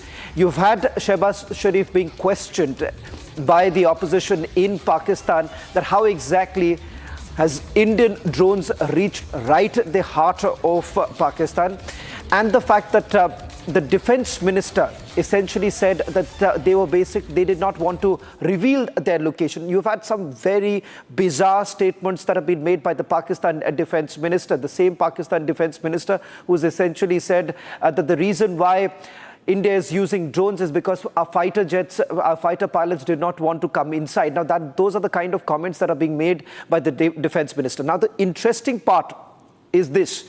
Marco Rubio all this while was speaking to Shehbaz Sharif. Finally, late last evening is what we are given to understand that the call actually went to the Pakistan general. In fact, it was the army chief who had a call with Marco Rubio. Essentially, an indication coming in from the United States of America to Pakistan that they need to back out. And the fact that there has to be de-escalation, that's the message that the Trump administration has sent to the Pakistanis. Now, that has essentially led to a clear divide between the civil administration and, of course, the army, because you have Pakistan's army chief essentially pushing for what he has been wanting for a very long, itching for a war with India. Okay, I'm also going to go across, Shavan, to Uri, where our colleague Arawat is joining us from. Arawat, you were showing us in that area and you were reporting from there about how there was a strike and attack by Pakistan. Take us through what happened there. Absolutely, Rhythm, as we have seen that the Pakistan's attack on the civilians continue in the parts of the Kashmir Valley. Right now we are at the different location in the Uri sector, and Firdaus can show you from this very side when the mortar that was fired from the Pakistan toward the residential area here in the Uri sector, and you can see here in the visuals the newly constructed true story house has been completely damaged here in the Uri sector. As we have seen, it indicates that this is the frustration among the terror groups and the Pakistani troopers after the strike on the Jaish and the Lashkar terror launching pads in the Pakistan-occupied Kashmir and the paths there. And then after we have seen, they have started to target the local population of the Kashmir Valley. It indicates the frustration among the terror groups here in the Kashmir Valley. And you can see here in the visuals that how the locals are here also. We will try to speak with them what they want to say about this. And when this incident happened, we have been told that this incident happened this morning. आप मुझे बताइए, आपका क्या नाम है? सैयद वजीर हुसैन गिलानी। कब यहाँ पर ये हुआ मोर्टार जो है? सुबह 5 बजे सर। सुबह 5 बजे जब हम नमाज़ पढ़ रहे थे तो उसी वक्त शिलंग शुरू हुई। तो इतनी शिलंग शुरू हुई कि मैंने अपनी ज़िंदगी में ऐसी शिलंग नहीं देखी। तो हम नमाज़ पढ़ के वापस आए तो हमें पता चला कि मेरी बच्ची का मकान है ये, कि भाई मकान डैमेज हो चुका है। फिर हम आए इधर देखा तो फिर डर के मारे तो इधर खड़े भी नहीं हो सकते सर। तो इसलिए हम दोनों देशों से अपील करते हैं कि खुदारा आपस में मिल बैठ के इस मसले का कोई हल निकालें। गरीब लोगों को मत मारो, क्योंकि हम मज़दूर लोग हैं, ना तो मज़दूरी है ना कोई हमें शेल्टर वगैरह हैं कि हम अगर कोई शिलंग होती है वहाँ छुप जाएं, वो भी नहीं है। तो हम दोनों मुल्कों को बोलते हैं कि भाई मिल बैठ के मसले का हल निकालो। हम पीसफुल लोग हैं, ऐसा ना करें। कितने लोग तो घर में मौजूद थे जब यहाँ पर इस घर को हिट किया मोर्टार ने मॉर्निंग? यहाँ कोई नहीं था सर। कल शाम 9 बजे मैंने बच्चे यहाँ से निकाले, वो आगे 2-3 मकान है उधर हम रहते थे, 10-30 आदमी, ये 5-6 मकान है उधर रहते थे। तो सुबह नमाज के टाइम में ये सेल गिरा। तो शिलंग तो बहुत हुई सर, वो नीचे खेत में लगे हैं सेल, उधर आगे लगे हैं। उसका ये स्प्लेंडर है सर ये। तो जब ये ब्लास्ट होता है तो हज़ारों टुकड़े ये निकलते हैं। तो आपने सर ये देखा होगा मकान को कि ये जितने भी टुकड़े हैं मकान को यही लगते हैं। तो अगर ये इंसान को लग जाए तो इंसान की क्या हशर होगी। तो ऊपर वाले की करिश्मा है कि हम लोग बच के, बच्चे यहाँ नहीं थे, हमने वो रात को ही निकाले थे। तो वरना फिर आप ही सर जानते हैं कि यहाँ क्या हालत होती, क्या दहशत होती। इसलिए सर हम आपसे भी बोलते हैं कि आप भी गवर्नमेंट को बोलें कि हम लोग नहीं चाहते कि ऐसा हो, गरीब लोग मर जाएं। लगातार हमने देखा किस तरह से पाकिस्तान ने पहले इसकी शुरुआत की, लेकिन उसके बाद हमने देखा किस तरह से इंडियन आर्मी जो है लगातार उनको मुंह तोड़ जवाब दे रही है। यहाँ से अगर हम बात करें, कितना दूर यहाँ से पाकिस्तान ऑक्युपाइड कश्मीर है? पाकिस्तान तो सर वो सामने है उनके मकान। यहाँ से हवा में तो मेरा ख्याल 2-3 किलोमीटर होगा, तो ज़मीनी तो 5-6 किलोमीटर होगा। तो वहाँ से जब फायरिंग आती है तो यहाँ सर तो कुछ सेकंड लगेंगे आने में। अगर इंसान बाहर होगा या कहीं भी होगा वो अपनी जान तो बचा सकता नहीं है। इसलिए खुदा रा करके आप भी गवर्नमेंट को इतला करें कि ऐसा ना करें कि मिल बैठ के भाई इस मसले का हल करिए, पीसफुल कर दें। यहाँ से भी इंसान मारे, अगर हमारा कोई फौजी मरता है उसको वो भी खून हमारा है जी, सिविलियन मार रहा है तो वो भी खून हमारा है। यहाँ ये नहीं है कि हिंदू मार गया या मुसलमान मार गया, खून तो है कि निकलता है। तो इसलिए खुदा करके जनाब Ali, thank you very much for speaking studios.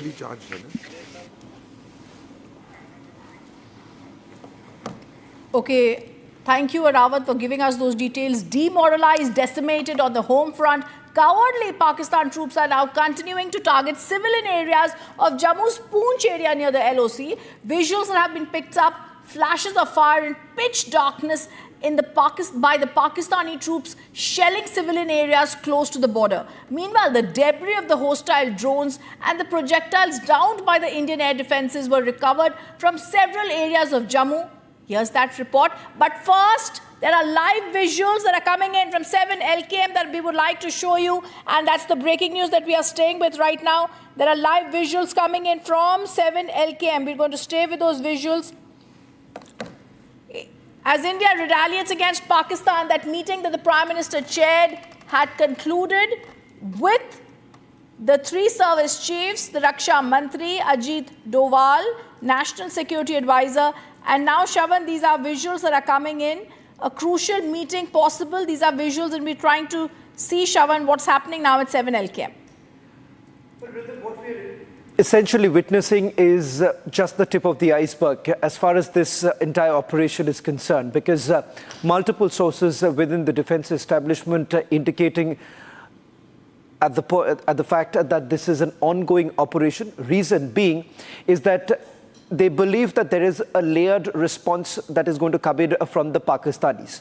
The last two incidents that have actually taken place with the swarm of drones moving towards multiple military installations here in India is a clear indicator of the fact that there is no de-escalation happening anytime soon.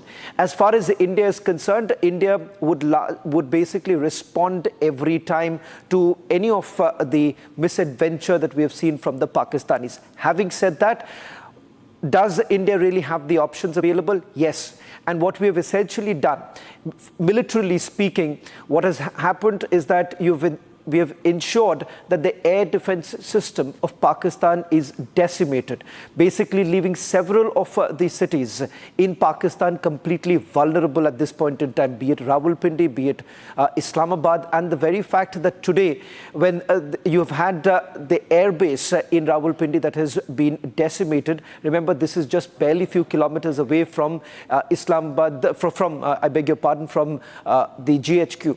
And that in itself comes across as a big blow at this point in time for the Pakistanis. That also leaves the room for India's next step, something that has largely been discussed upon by the three service chiefs. Absolutely, and those were shots coming in of the defense minister leaving 7 LKM after that crucial meeting chaired by the Prime Minister. Now, viewers, we're going to tell you, demoralized and decimated on the home front, cowardly Pakistani troops have continued to target civilian areas of Jammu's Poonch near the line of control. Visuals that are picking up flashes of fire and pitch darkness as the Pakistani troops shelled civilian areas close to the border. Meanwhile, the debris of hostile drones and projectiles that have been downed by the Indian air defense were recovered from several areas of Jammu. Here's that report. With no answers to India's retaliatory strikes and air supremacy, the Pakistani troops shelled civilian targets in Jammu's Poonch overnight. From civilian areas to sacred shrines, Pakistan shelled the valley and also resorted to small arms fire in a desperate bid to push terrorists across. Visuals showed flashes of fire in the pitch darkness in Jammu as the Pakistani troops continued to direct mortar fire on civilian properties. Amid the absolute blackout in the Poonch sector and elsewhere in Jammu, Pakistan attempted to violate the Indian airspace with drones and projectiles. However, the attempt came a cropper as the hostile drones and projectiles ran into the impregnable Indian air defense.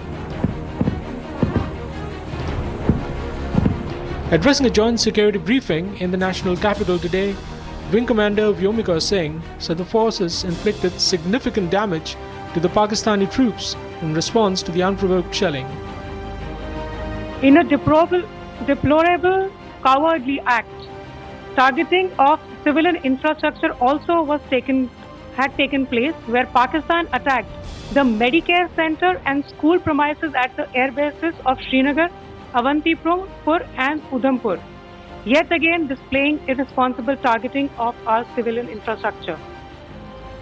In a swift and calibrated response, Indian Armed Forces carried out precision attacks only on identified military targets. These included technical infrastructure, command and control centers, radar sites and weapon storage areas. Meanwhile, the debris of the Pakistani drones and projectiles shot down by the Indian Air Defence fell in bits and parts across Jammu. As Pakistan typically falls back on its nefarious and cowardly ploys to target civilians, every provocation from the enemy is being answered in equal measure.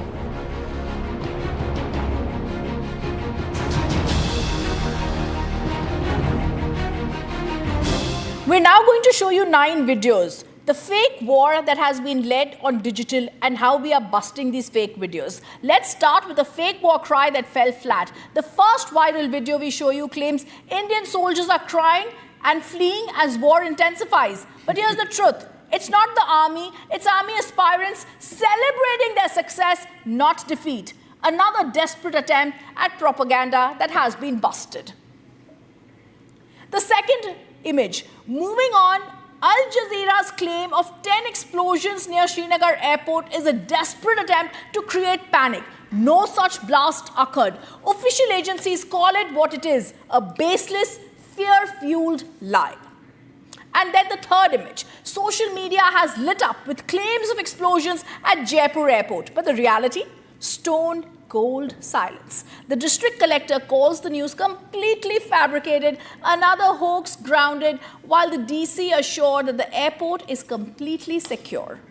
We show you a fourth viral video, viewers. A viral video shows an Indian post is destroyed. But the only problem with this is that the video is from 2020, long before Operation Sindoor. Another case of recycled footage being used to stoke fake outrage. And a fifth video. Post claims services on Delhi-Mumbai route are shut. But the truth is there's no commercial disruption. Only minor airspace adjustment was being made for operations. Panic mongering, not a passenger update.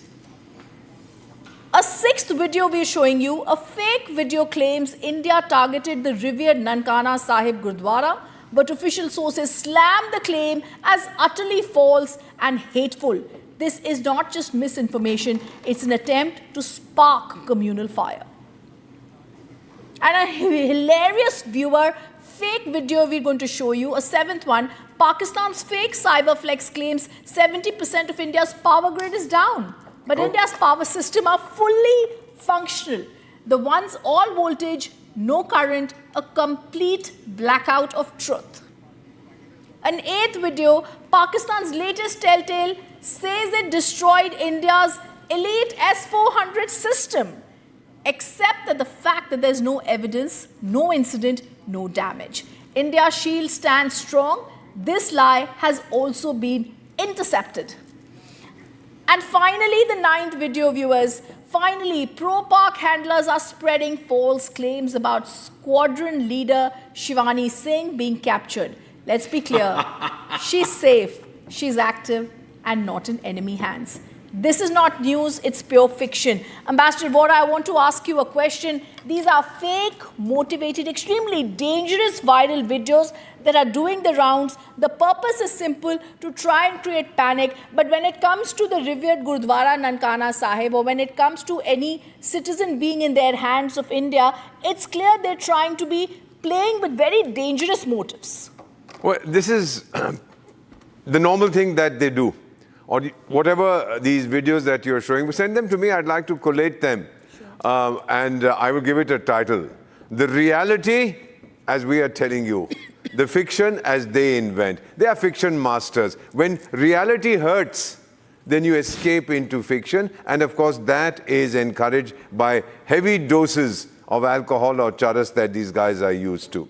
You know, ma'am, I've seen this before. I saw it in 71. You're too young. At that time, we used to have, I was doing it myself. There was news on All India Radio, and we used to do stuff on Doordarshan. And then from their side, they had a radio station called Radio Jhutistan. I don't think you even know about it, Jhutistan. And then, of course, we gave all these wonderful awards to our people, Veer Chakra, this Chakra and that. And they gave awards called Rafu Chakra and Ghan Chakra to their chaps. I mean, it was quite amazing. I used to do that program myself. And they would claim that not only have we reached Delhi, but we've also reached Washington, we've also reached Malaysia, and we've reached Japan and so on. This kind of rubbish that they've been feeding their people. But I think nobody buys this kind of nonsense except those who are paid to buy it. Ultimately, the truth triumphs. Agar aap log nahi mante na, the chaps in Pakistan watching this, please read what is written below the Ashoka stump from the Mundaka Upanishad. Satyam eva jayate. Satyam eva jayate. Truth always triumphs. When will you learn this, you idiots? I mean, you are donkey sellers, we know that. Don't sell your brain along with the donkeys that you sell. Okay. That brings a smile to my face, which should not be there in such times. Donkeys indeed, but I also want to go across to my colleague Gursimran joining us from Jammu. And Gursimran, over the last few days, you've been showing us how Pakistan had tried to again and again strike Jammu. There have been blackouts there. Take us through a ground report as to what happened last night. And this temporary shelter has totally been blown, and the markings that you see here on the wall are actually the testimony of the Pakistan's nefarious plans, that how they are hitting the innocent civilians. Even the impact or of this explosion was much that the sheet of this which fabric this was made, this entire shelter was made, it has gone up to the top of this tree. And now the locals and the family members are here with us. We'll try to speak to them what they have to say. Sir, आपका नाम? राजदेव सिंह जम्मू। मुझे बताइए कितना ज़्यादा impact था इसका, क्योंकि पूरा जो घर है वो उड़ गया। देखो सर, ये तो मैं समझता बड़ी दुर्भाग्यपूर्ण बात है। जो आप जानते हैं कि पाकिस्तान पहले फौज के साथ लड़ रहा था, तो उसका वहाँ पे तो कुछ चला नहीं। अब उसने सिविलियन पे पूरी तरह से अटैक किया इस सुबह। आप यकीन माने हमारा पूरा जैनिंग एरिया जहाँ कम से कम कोई 10-20 हमारे गांव हैं, तो यहाँ पे इतनी ज़बरदस्त शेलिंग की है, 30 और 40 के करीब जहाँ से बम फेंके गए हैं। तो मैं समझता हूँ बहुत सारा नुकसान भी हुआ है हमारा, लेकिन ये बड़ी कायराना हरकत है। तो मैं समझता हूँ वे अभी तो पूरी तरह से डरा हुआ है, तो डरने वाला क्या करता है? तो फिर उसका बस नहीं चल रहा फौज के आगे। तो हमारा Pakistan is afraid, that is what the locals are saying. Sir, आपसे जानना चाहूँगा, लगातार सिविलियंस को टारगेट किया जा रहा है, वो लोग जो निहत्थे लोग हैं उन्हें निशाना बनाया जा रहा है। ये देखिए सिंह साहब, इट इज़ ऑब्वियस कि Pakistan is a very low level country, ठीक है ना। तो इसमें ऐसा है कि उनकी हमारी ये पोटेंशियल आर्मी और ये पोटेंशियल हमारा देश जो है हिंदुस्तान, उसके साथ तो ये मुकाबला कर नहीं सकता। हमारी आर्मी हो, एयर फोर्सेस हो या नेवल हो, उसके साथ मुकाबला नहीं कर सकता।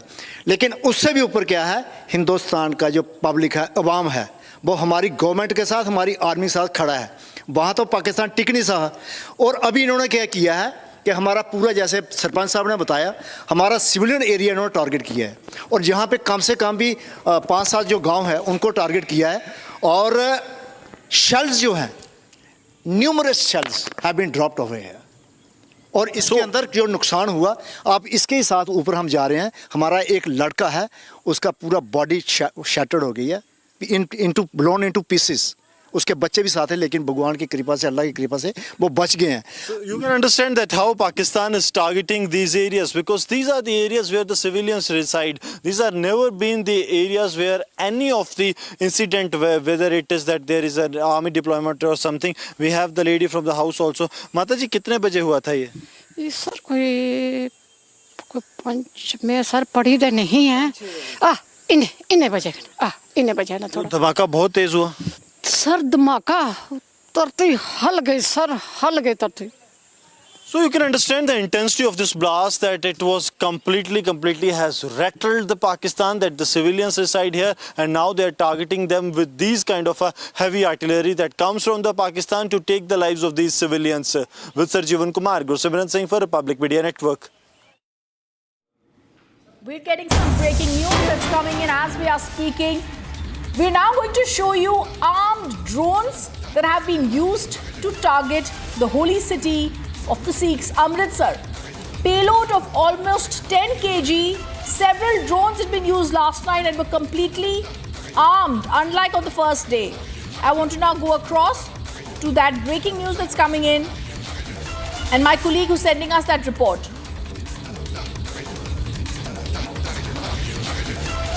Okay, I'm also going to go across to our senior editor, my colleague Shavan Sen, joining us.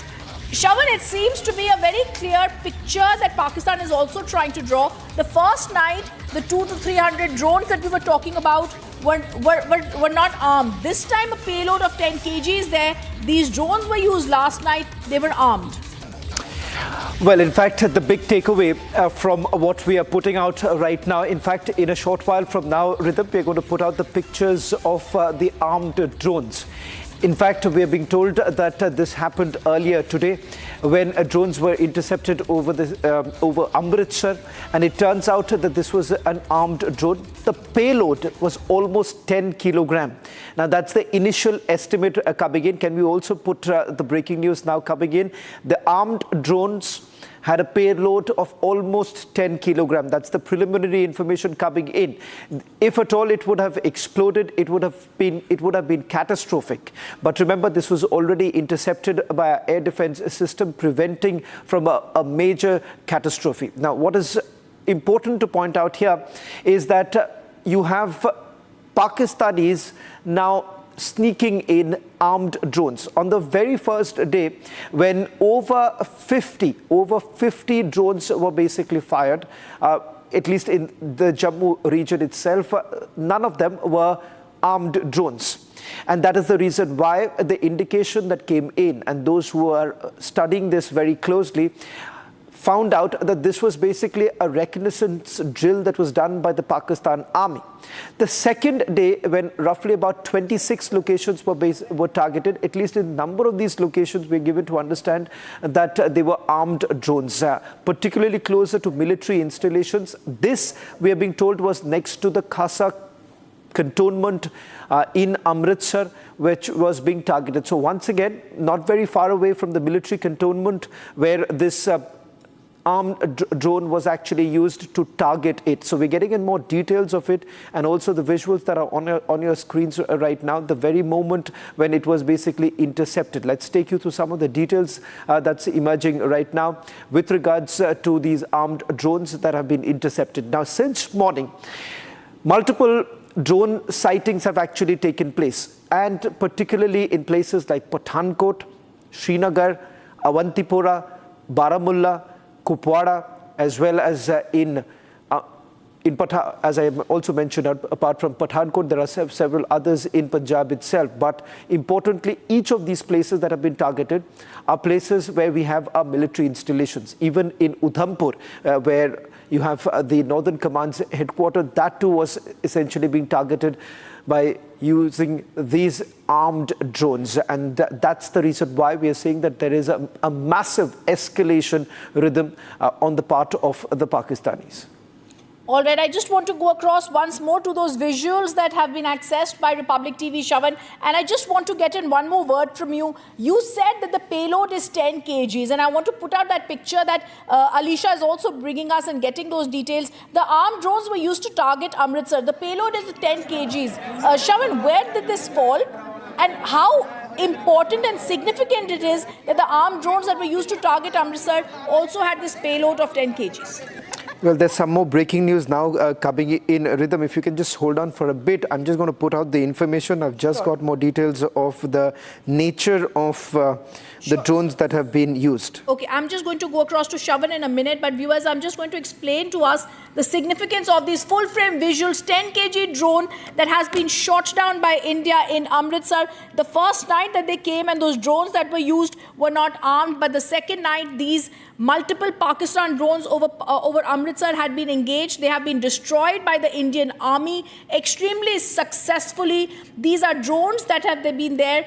And as this happens, we're also now being told that multiple Pakistani drones, these were that engaged, they endangered civilians. The Indian army has called such attempts unacceptable. The visuals on the screen show the 10 kg payload that has been told to us by Shravan, and the Indian forces downed all the Pakistani drones. The visuals show us what was happening there. They destroyed the military posts as Islamabad continued to target our military installations and also the civilian air facilities across, of course, the border and also in Amritsar.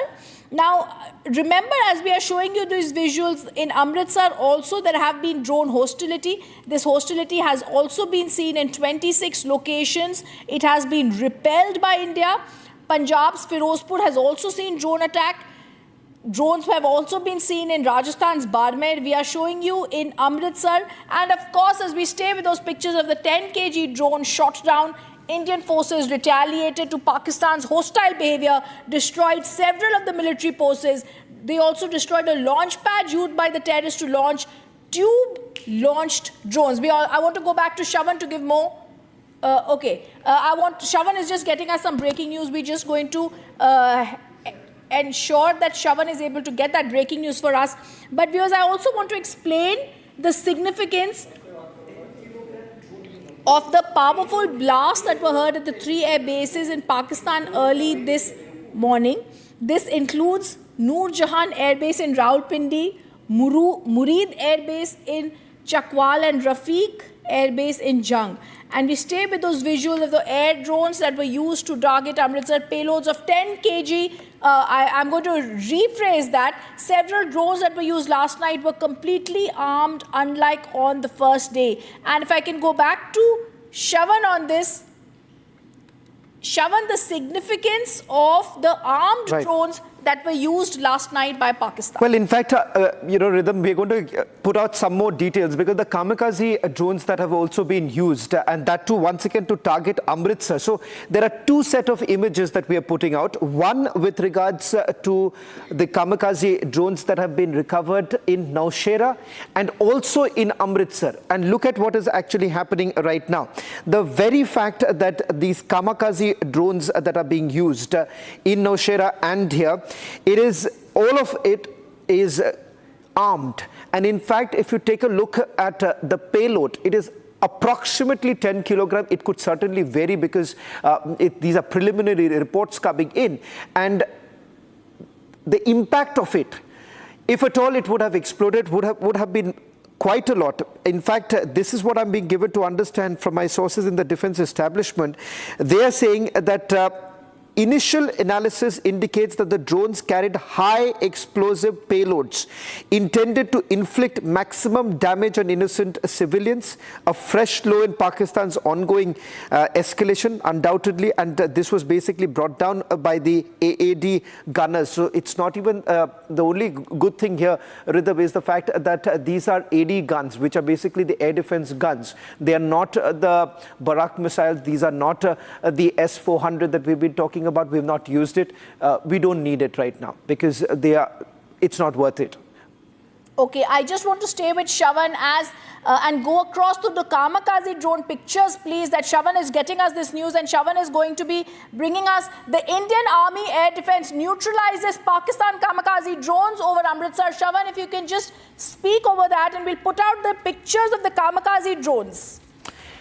Well, in fact, two sets of images, I think, so we can go two-window right now with the images coming in from Nowshera, where kamikaze drones have been used, and also the Amritsar visuals. Amritsar visuals are also of kamikaze drones. Now, what's the similarity here? The similarity is this, that both of them are of the same make. The second is the fact that they are both armed. As far as the payload is concerned, it's quite significant. I'm being given to understand it's roughly about 10 kilogram. But as I said, there is a forensic examination that is also going to be done. But here, remember, all of it with the aim of inflicting maximum damage.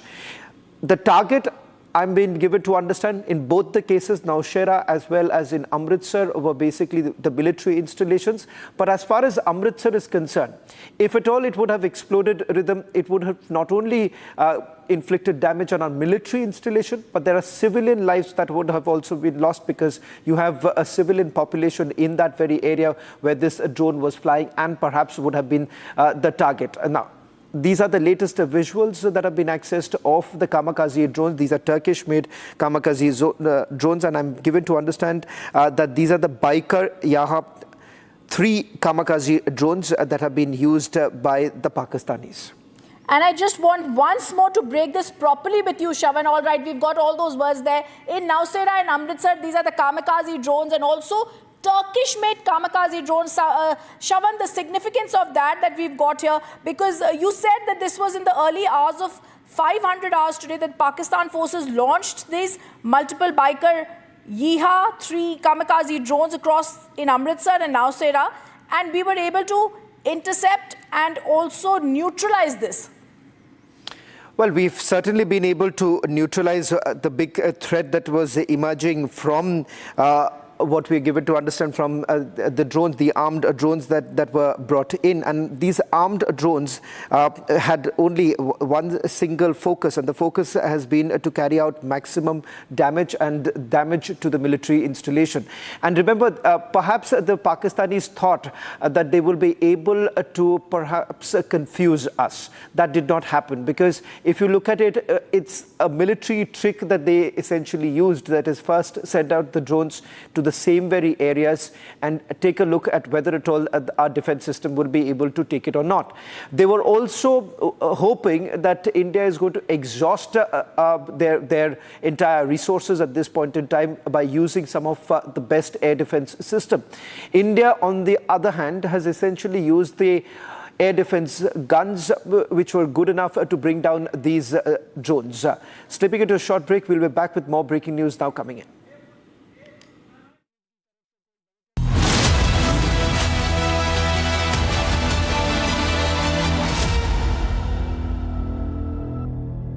विमल में गुलिस्तां के ये कुछ लजीज फरिश्ते जब साथ घुलें तो जी ललचाए और दिल कहे कि स्वाद की जुबान में खुद को ऐसे डुबाऊं कि निकल ना पाऊं। विमल की जुबान कुछ है ही ऐसी, मानते हैं? विमल, बोलो जुबान कैसी? अब छोलिया हो या लोबिया, सफेद चने या काले चने, सब कुछ मजेदार बने।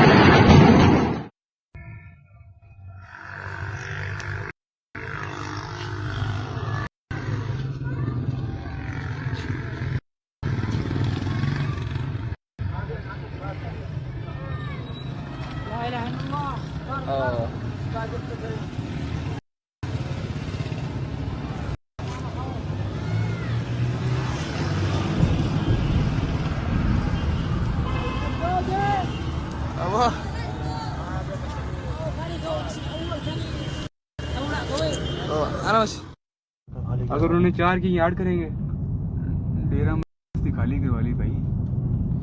हाँ, देखना वाम कैसे आ रही है वहां से। क्या जो भी नहीं होगी।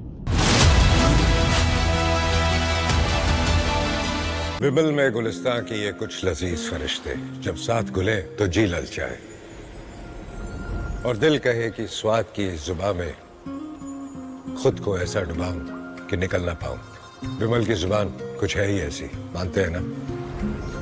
विमल, बोलो जुबान केसरी। दादी के हाथों का जादू और खुशबू से महकता घर, माँ की मुस्कुराहट और खाने की सुगंध। MDH गरम मसाला, क्योंकि हर रिश्ता है स्वाद से जुड़ा।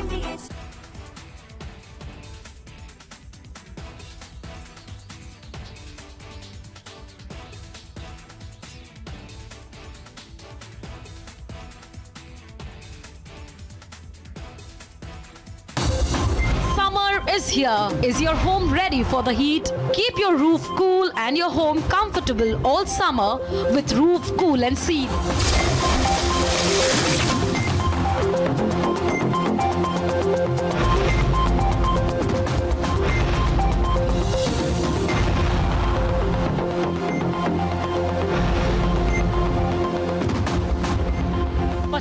मत बहाओ, Berger roof cool and seal लगाओ।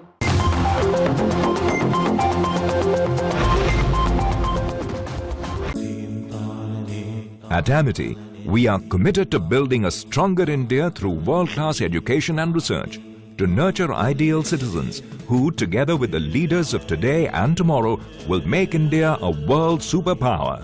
Amity University, India's leading not-for-profit private university. MDH की हल्दी मिर्ची धनिया करे कमाल, ये रंग दे, ये खुशबू दे, ये तीखा, ये कम पड़े, क्या निराला MDH मसाला। पाकिस्तानी और इंडिया ने जंग शुरू कर दी है। मेरे बहावलपुर सिटी के अंदर मौलाना मसूद अजहर साहब के जो है मदरसा है उसके ऊपर 4 मिसाइल दागे गए हैं, 4 मिसाइलों के साथ हमला किया गया है मौलाना मसूद अजहर साहब के मदरसे के ऊपर। हम अपनी अफवाज पाकिस्तान के साथ खड़े हैं, लेकिन मेरा सवाल है कि हमारी एजेंसीज कहाँ सोई हुई थी, हमारी अफवाज पाकिस्तान कहाँ सोई हुई थी। ये है सीक्रेट रेसिपी MDH का जीरा सिप जल जीरा मसाला।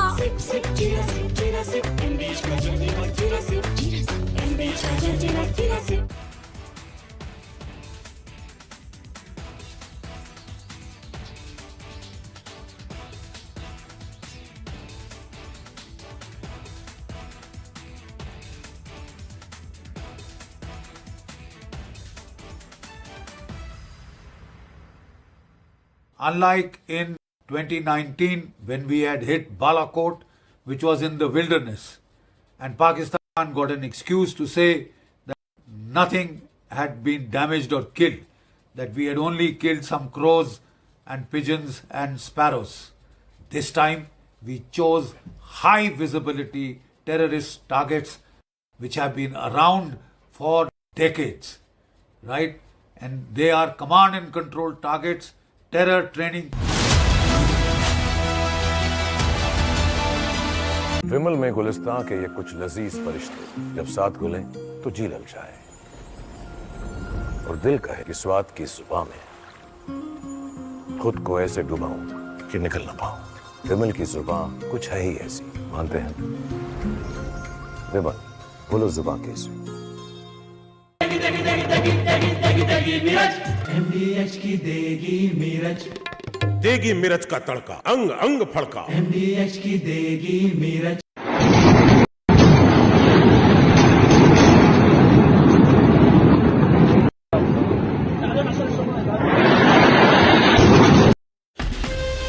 From Asia's largest news headquarters, setting the agenda for Bharat.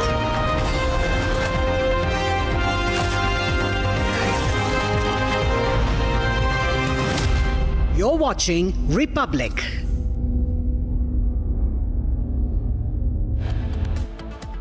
Pakistan military targets at Rafiqi, Murid, Chaklala, Rahim Yar Khan, Sukur and Chunya were engaged using air-launched precision weapons from our fighter aircraft. India pummels 4 key Pakistani air bases. MOD confirms 100% precision strikes and no collateral damage.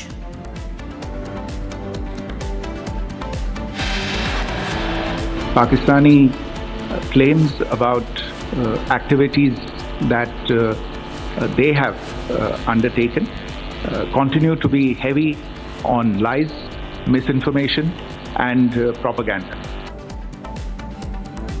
The MEA busts Pakistan fake claims on attacks, fact checks propaganda with real-time image.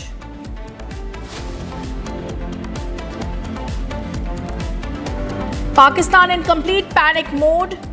Top retired Air Marshal admits Pakistan cannot fight a war with India for long.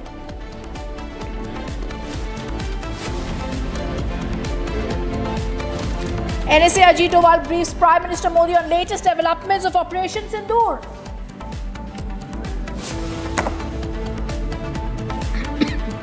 And BLA group takes responsibility for attacking 39 locations in Pakistan, issues ultimatum to PAK government.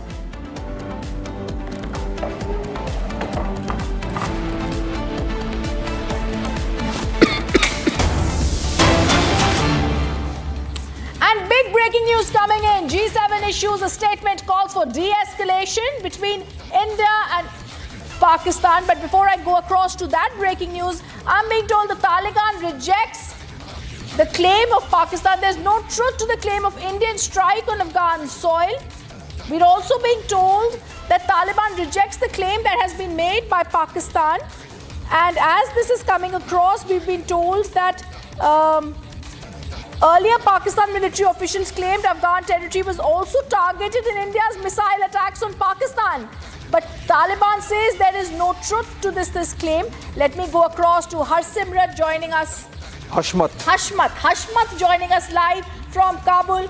Hashmat, these are fake news alerts coming in from Pakistan yet again, but the Taliban rejected the Pakistani claims. These are claims that were falsely made by Pakistan. Taliban rejects the fact that there have been any missile attacks on their soil by India. Hashmat.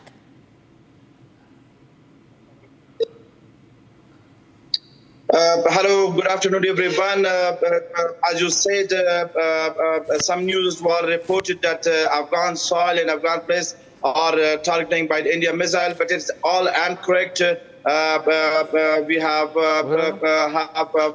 phone relation with Afghanistan Defense Ministry spokesperson and media relation officer. And at Lahore, he rejected this all reports, and he said in all 34 provinces of Afghanistan and all the borders there, all thing is clear. There is no any security issue, and India is not attacked, and no missile have landed in Afghanistan. And the all reports, he rejected the all report that's given by some Pakistani medias. All right, Hashmat, are you expecting that a formal statement would be made by the Taliban government on this?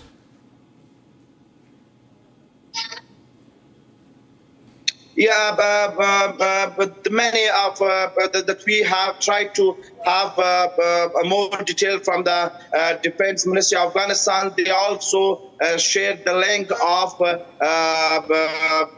India media that they reported that we didn't target Afghanistan soil. Also, they maybe they will have a security conference next time or next days, but not yet. But he just reject all the reports that have given by Pakistani media and things, and also the sources that we have in Afghanistan. Personally, that I have tried to have contact them. I contact many of our friends and other journalists at the report province of Afghanistan, and we have a report from them. They said all thing is clear. There is there's no any security issue in Afghanistan, and there is no that targeted by missile, especially by India. There is no like this news.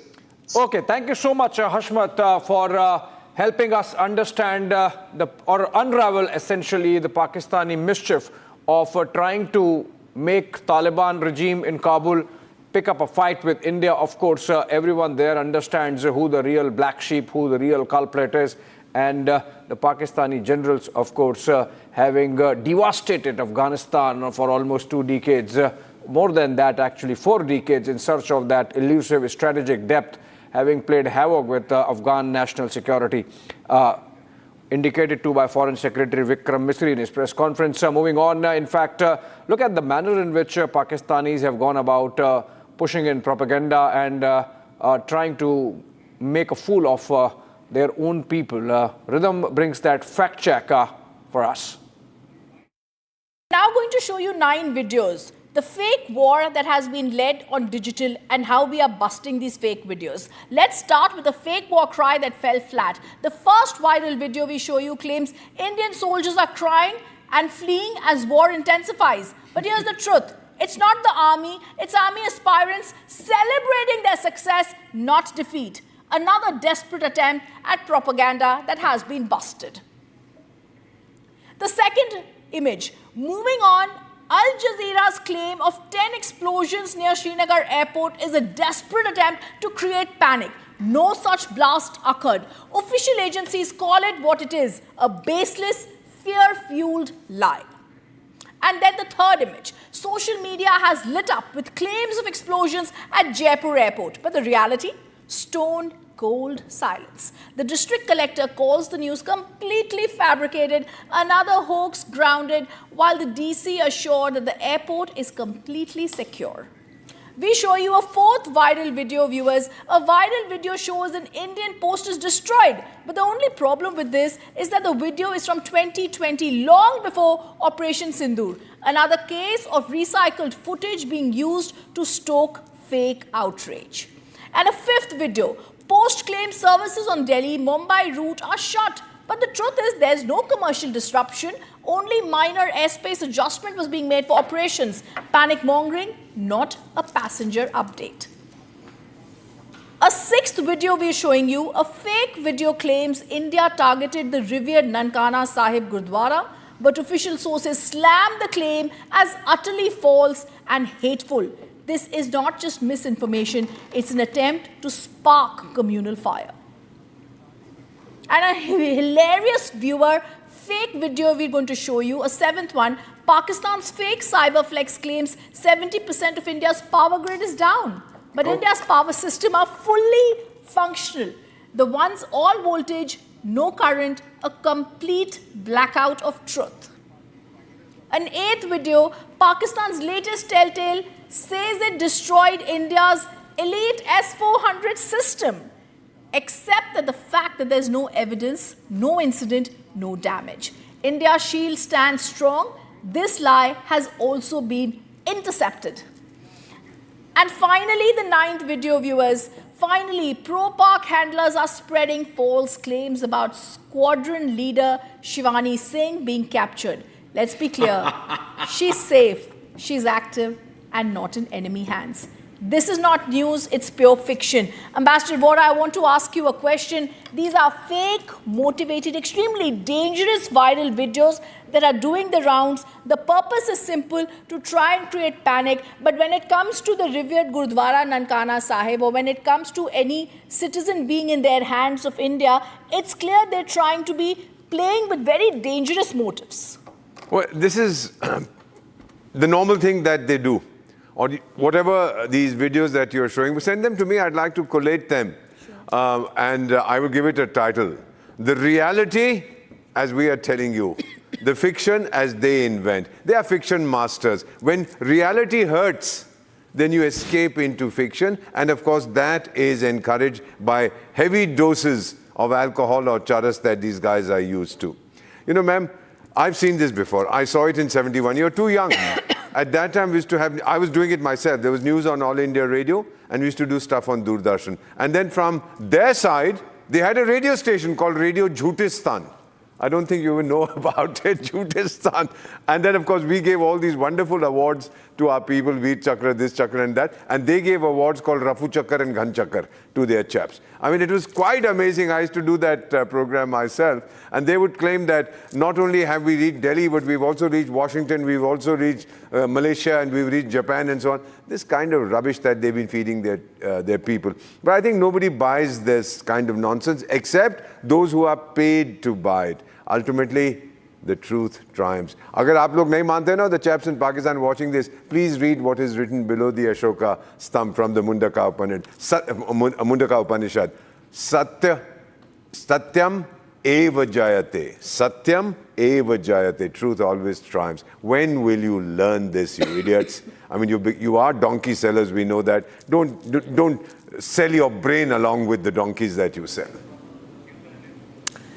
All right, so this is how Pakistan has been trying to push propaganda and fake news effectively. And Rhythm there bringing out that contrast and busting the peddling of fake information by the Pakistani deep state. Unfortunately, some social media handles have been picking it up. General Siwach joins us live, as also Major Toor continues to be with us in the studios. I would go to General A.K. Siwach first. Sir, you saw that that capsule by Rhythm, and before that we had Taliban government effectively rejecting the claim made by DGISPR that one Indian missile had landed in Afghanistan also. I mean, the generals have really lost it. The Rawalpindi generals are really psyched out and they don't know what has hit them literally. And that's why these kind of absolutely fraudulent, false and fake claims being made. Absolutely, guys. As far as Pakistan is concerned, they are expert in spreading misinformation, disinformation and propaganda. This has been their true character from 1947 onward. So after they have got a beating from India, remember that after we have destroyed the 9 terrorist infrastructure, they started spreading the rumors and also the misinformation regarding those 26 target area which they tried to hit, and none of them they could hit. In fact, all failed completely. And because we have a multi-tier air defense system which is of S-400 Akash, then we have got Shilkas and then L-70 and then anti-drone system. So we could neutralize each and every missile, rocket and their drone. Whereas when we strike them, we could manage to even neutralize the air defense system of Lahore. So the point is, where is the face saving as far as Pakistan army and Pakistan government is concerned? They want to show to their countrymen that they have also able to create a damage to Indian side, which has not happened at all. So the point is, as far as Pakistan army is there, this is nothing new. They keep on doing this propaganda and no one buys. In fact, as on today, even people within their own country have stopped believing them. You see, remember that every country has an army, but unfortunately in Pakistan, the army has a country. The actual power flows there, not from Islamabad, but from the Rawalpindi. So that is what is happening today. There is a pressure from General Asim Muni, and that's why these all lies have been spread. And but the point today is that the people of Pakistan has become very alert with the event of social media, that they come to know the reality. The people in Pakistan itself is trying to tell that whatever is being told by the DGISPR is nothing but a bunch of lies. And that's what is the true character of Pakistan. Pakistan is getting beating. Pakistan is on receiving end. And if Pakistan think that they can fight a conventional war with India, they are highly mistaken. They will not able to sustain more than about 5 to 6 days because they are short on RT ammunition, they are short on petrol and diesel. Their tanks cannot move more than 50 kilometers. And Indian Navy has a capability of blocking basically the Karachi port, and their supply chain will be cut. They know it well. They are only doing this propaganda, nothing else. And all their lies were totally exposed by our media. So my point is that we must be careful. Pakistan will keep on doing this, but there are two actions which we need to take. One is we must expose them, and second thing is we must educate our own people. They must not become a victim of their lies. That is a very important thing. We as a nation need to stand together. Remember what is happening in Pakistan? There are 400 army officers in Pakistan which have resigned. The morale is in their boots. The soldiers do not want to fight. PLA is hitting them very hard in Balochistan. And Tariq-e-Taliban Pakistan is becoming very bold in Khyber. Absolutely. John Siwach have moved from that side to the eastern border. Yeah, John Siwach, please hold on to your thoughts. There is a breaking news development, which is that more details are coming out of the PAK drone attack and the manner in which it was neutralized. Sources tell us that the Indian Army Air Defense units neutralized the Pakistani kamikaze drones over Amritsar, and that was a big one because the attack happened in the early hours of the morning, and Pakistani forces launched that multiple Biker YIHA-3 kamikaze drones, and these are weaponized drones. Remember, between day before yesterday and yesterday, the difference was that the Pakistanis used weaponized drones also, and this happened at the international border towards Amritsar, and in a blatant attempt to strike densely populated residential areas, those drones were sent. Thankfully, our Army's air defense network, the hostile drones were detected dragged and engaged within seconds of breaching Indian airspace. Sri Harmandir Sahib, Sri Amritsar Sahib, and Pakistan, remember, fancies itself as being on the side of Sikhs, targeting Amritsar not the first time, but all 3 days they have targeted Sri Amritsar Sahib with these drone attacks. Thankfully, the Army Air Defense Group taking care of these weaponized drones. Samar Paltur, Major. Yes, Abhishek. You know, as a Sikh, can you really call the bluff of these Pakistanis, the fact that they are targeting Amritsar first day, second day, third day? Thankfully, our Army Air Defense Network taking care of these drones. But these, what are these drones? Are they not weaponized drones? If you look at the explanation given, the explanation is that these were biker YIHA-3 kamikaze drones. These are weaponized drones, right? These are weaponized drones. They have explosive payloads in them. Yeah. And they have the capability of either dropping the payload, the explosive payload, and then they can fly back. So they can again put an explosive and they can again send it again. So these are basically, the versions are different. Kamikaze is when it goes, it hits into the concrete structure and it explodes. So there's destruction. Second is, if you don't have the money, then you use a drone which is basically a payload dropping drone. Okay. So it has attachments to which the explosive can be attached. When it goes over a certain target area, it can drop. So, but why would Pakistan use a kamikaze drone in a civilian, densely populated civilian residential area? See, this is... Which Amritsar is? This is a provocation. This is a provocation.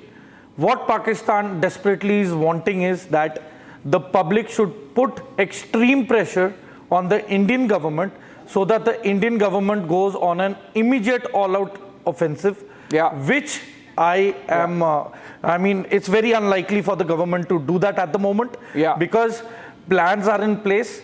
So you see, when you got to operate a certain body part which is having cancer, you got to carefully first dissect it. You got to negotiate very carefully through the body organs till you reach the place of the cancer. And then you got to dissect that affected area, which was probably done by bombing the Air Force stations today. So the airstrikes was a message that you see that their air power is very vulnerable. Deep inside Punjabi Pakistan or Pakistani Punjab. Pakistani Punjab, yes. Pakistani Punjab. And that's a message, strong enough message, and that should have shaken the faith of whatever faith was left in the people for Pakistan Army, the fact that no area is untouchable insofar as Indian armed forces are concerned. In fact, let's look at one of those pictures, one set of those pictures that came in of Sukkur Air Base being targeted. These are in the VRs, and see the manner in which the Sukkur Air Base, part of it has been put on fire. Let's listen to those nat sounds to understand what panic. Sukkur airport te strike va. बचत थी वाह दरा दरिया पूरा घर लुड़िया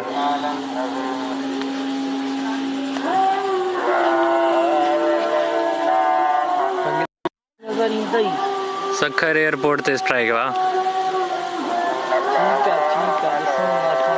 बचत थी वाह दरा दरिया पूरा घर लुड़िया ये लैंग्वेज कौन सी ये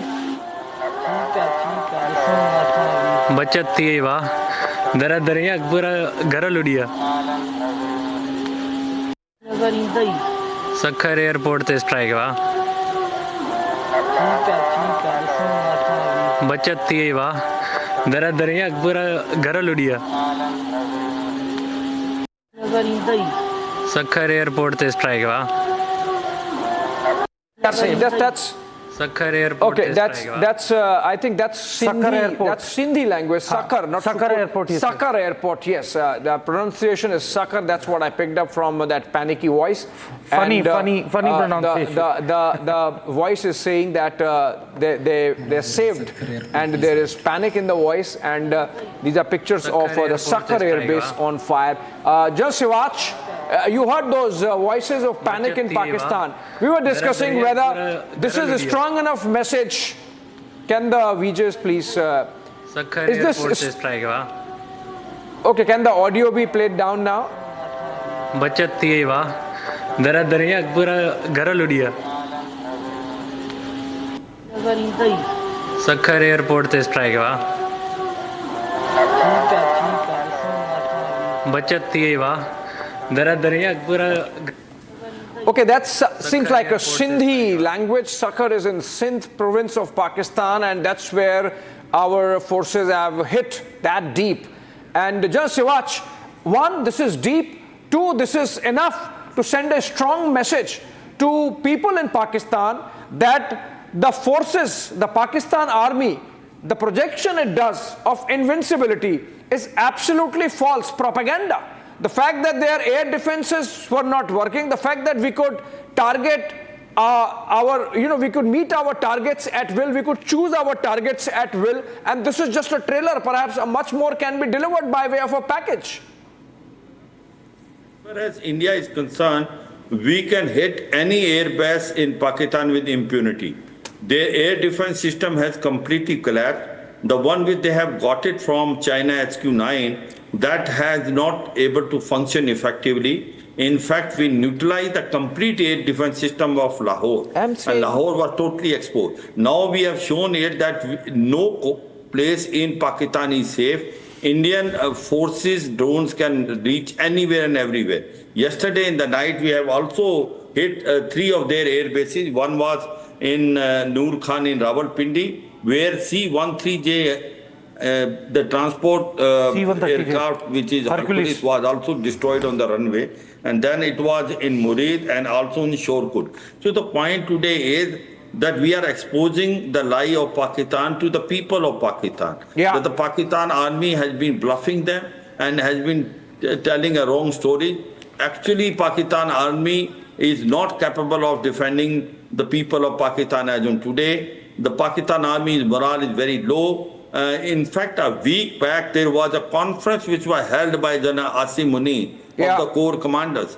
And they jointly have told General Asim Munir that what have you got it done on 22nd April, that the terrorist action has put us on the brink of a war. Sorry to be interjecting. We have some ground report coming in from Uri where the LC is hot and exchange of fire is taking place. Arawat is reporting live from Uri where this is happening. Arawat, we have seen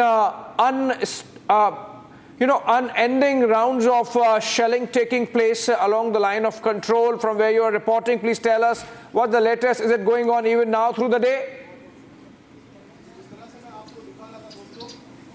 Yes, absolutely, Abhishek. We are right now here in the Uri sector, and we have seen that the continuous firing is on here in the various parts of the Uri sector. And now we have seen that the Pakistani troopers have started to target the civilian populated areas. Firdaus can show you the visuals from this very side. This is the residential area here in the Uri sector, and you can see here in the visuals that the mortar has hit this place here in the Uri sector. As you can see here in the valley, that you can see the back-to-back mortar shelling are taking place in the various parts of the Kashmir Valley here in the Kashmir, and we have seen that the troopers are here. As we have seen entire area in the Uri, we have seen that the Indian Army is giving them the befitting reply. Also, I'll request Firdaus to show you from this very side that how these forces are here in the Uri sector. They are giving them the befitting reply. But right now we are here in the residential area, and you can see from this very side here the splinter has hit this very place. There are the 3 to 4 residential areas here who have hit badly. Firdaus can show you from this side. You can see the door has, and also we have seen the evacuation process was also on here in the Uri sector, as we have seen that the civilian populated area are being targeted back-to-back in the Uri sector, but we have seen that the Indian Army is giving them the befitting reply in the Uri sector. Also, we have seen that the same kind of the operations are also taking place in the parts of the Kashmir Valley. We have seen that from the time to time the ceasefire violations are taking place, and you can see the evacuation process has been done already here in the Abhishek, and you can see here is a lock in the Uri sector. We have seen that the civilians have been evacuated from the sensitive areas of the Uri sector. Yes, Abhishek. All right. Thank you so much, Erawat, with those details. Uri still remains hot, and we keep going back to him. Let's get a breaking news development coming in. China has made a statement. The Chinese coming out and speaking on the continuing escalation between India and Pakistan. And China has issued a statement, Niranjan. And Yes. Obviously, they are friends of Pakistan, so they would be sort of trying to find some false equivalence between India and Pakistan, which does not exist. And so, of course, we need not heed them, but obviously they are making a statement. I'm going to go through the full statement, Abhishek. They're saying that they strongly urge both sides to act in larger interest of peace and stability. Keywords, larger interest of peace and stability, exercise calm and restraint, return to track of political settlement through peaceful means. And then the key portion begins. Refrain from any action that could further escalate tension. This will be important for fundamental interest of both India and Pakistan and for a stable and peaceful region. So China, I think going by the tone of this, is more worried about being in the neighborhood while India and Pakistan, settle what we have. An old score with Pakistan of exporting terror. Soumya is joining us with the details, saying that we want a stable and peaceful region. It's also what international community hopes to see, adding that China is willing to continue to play a constructive role to this end. Soumya.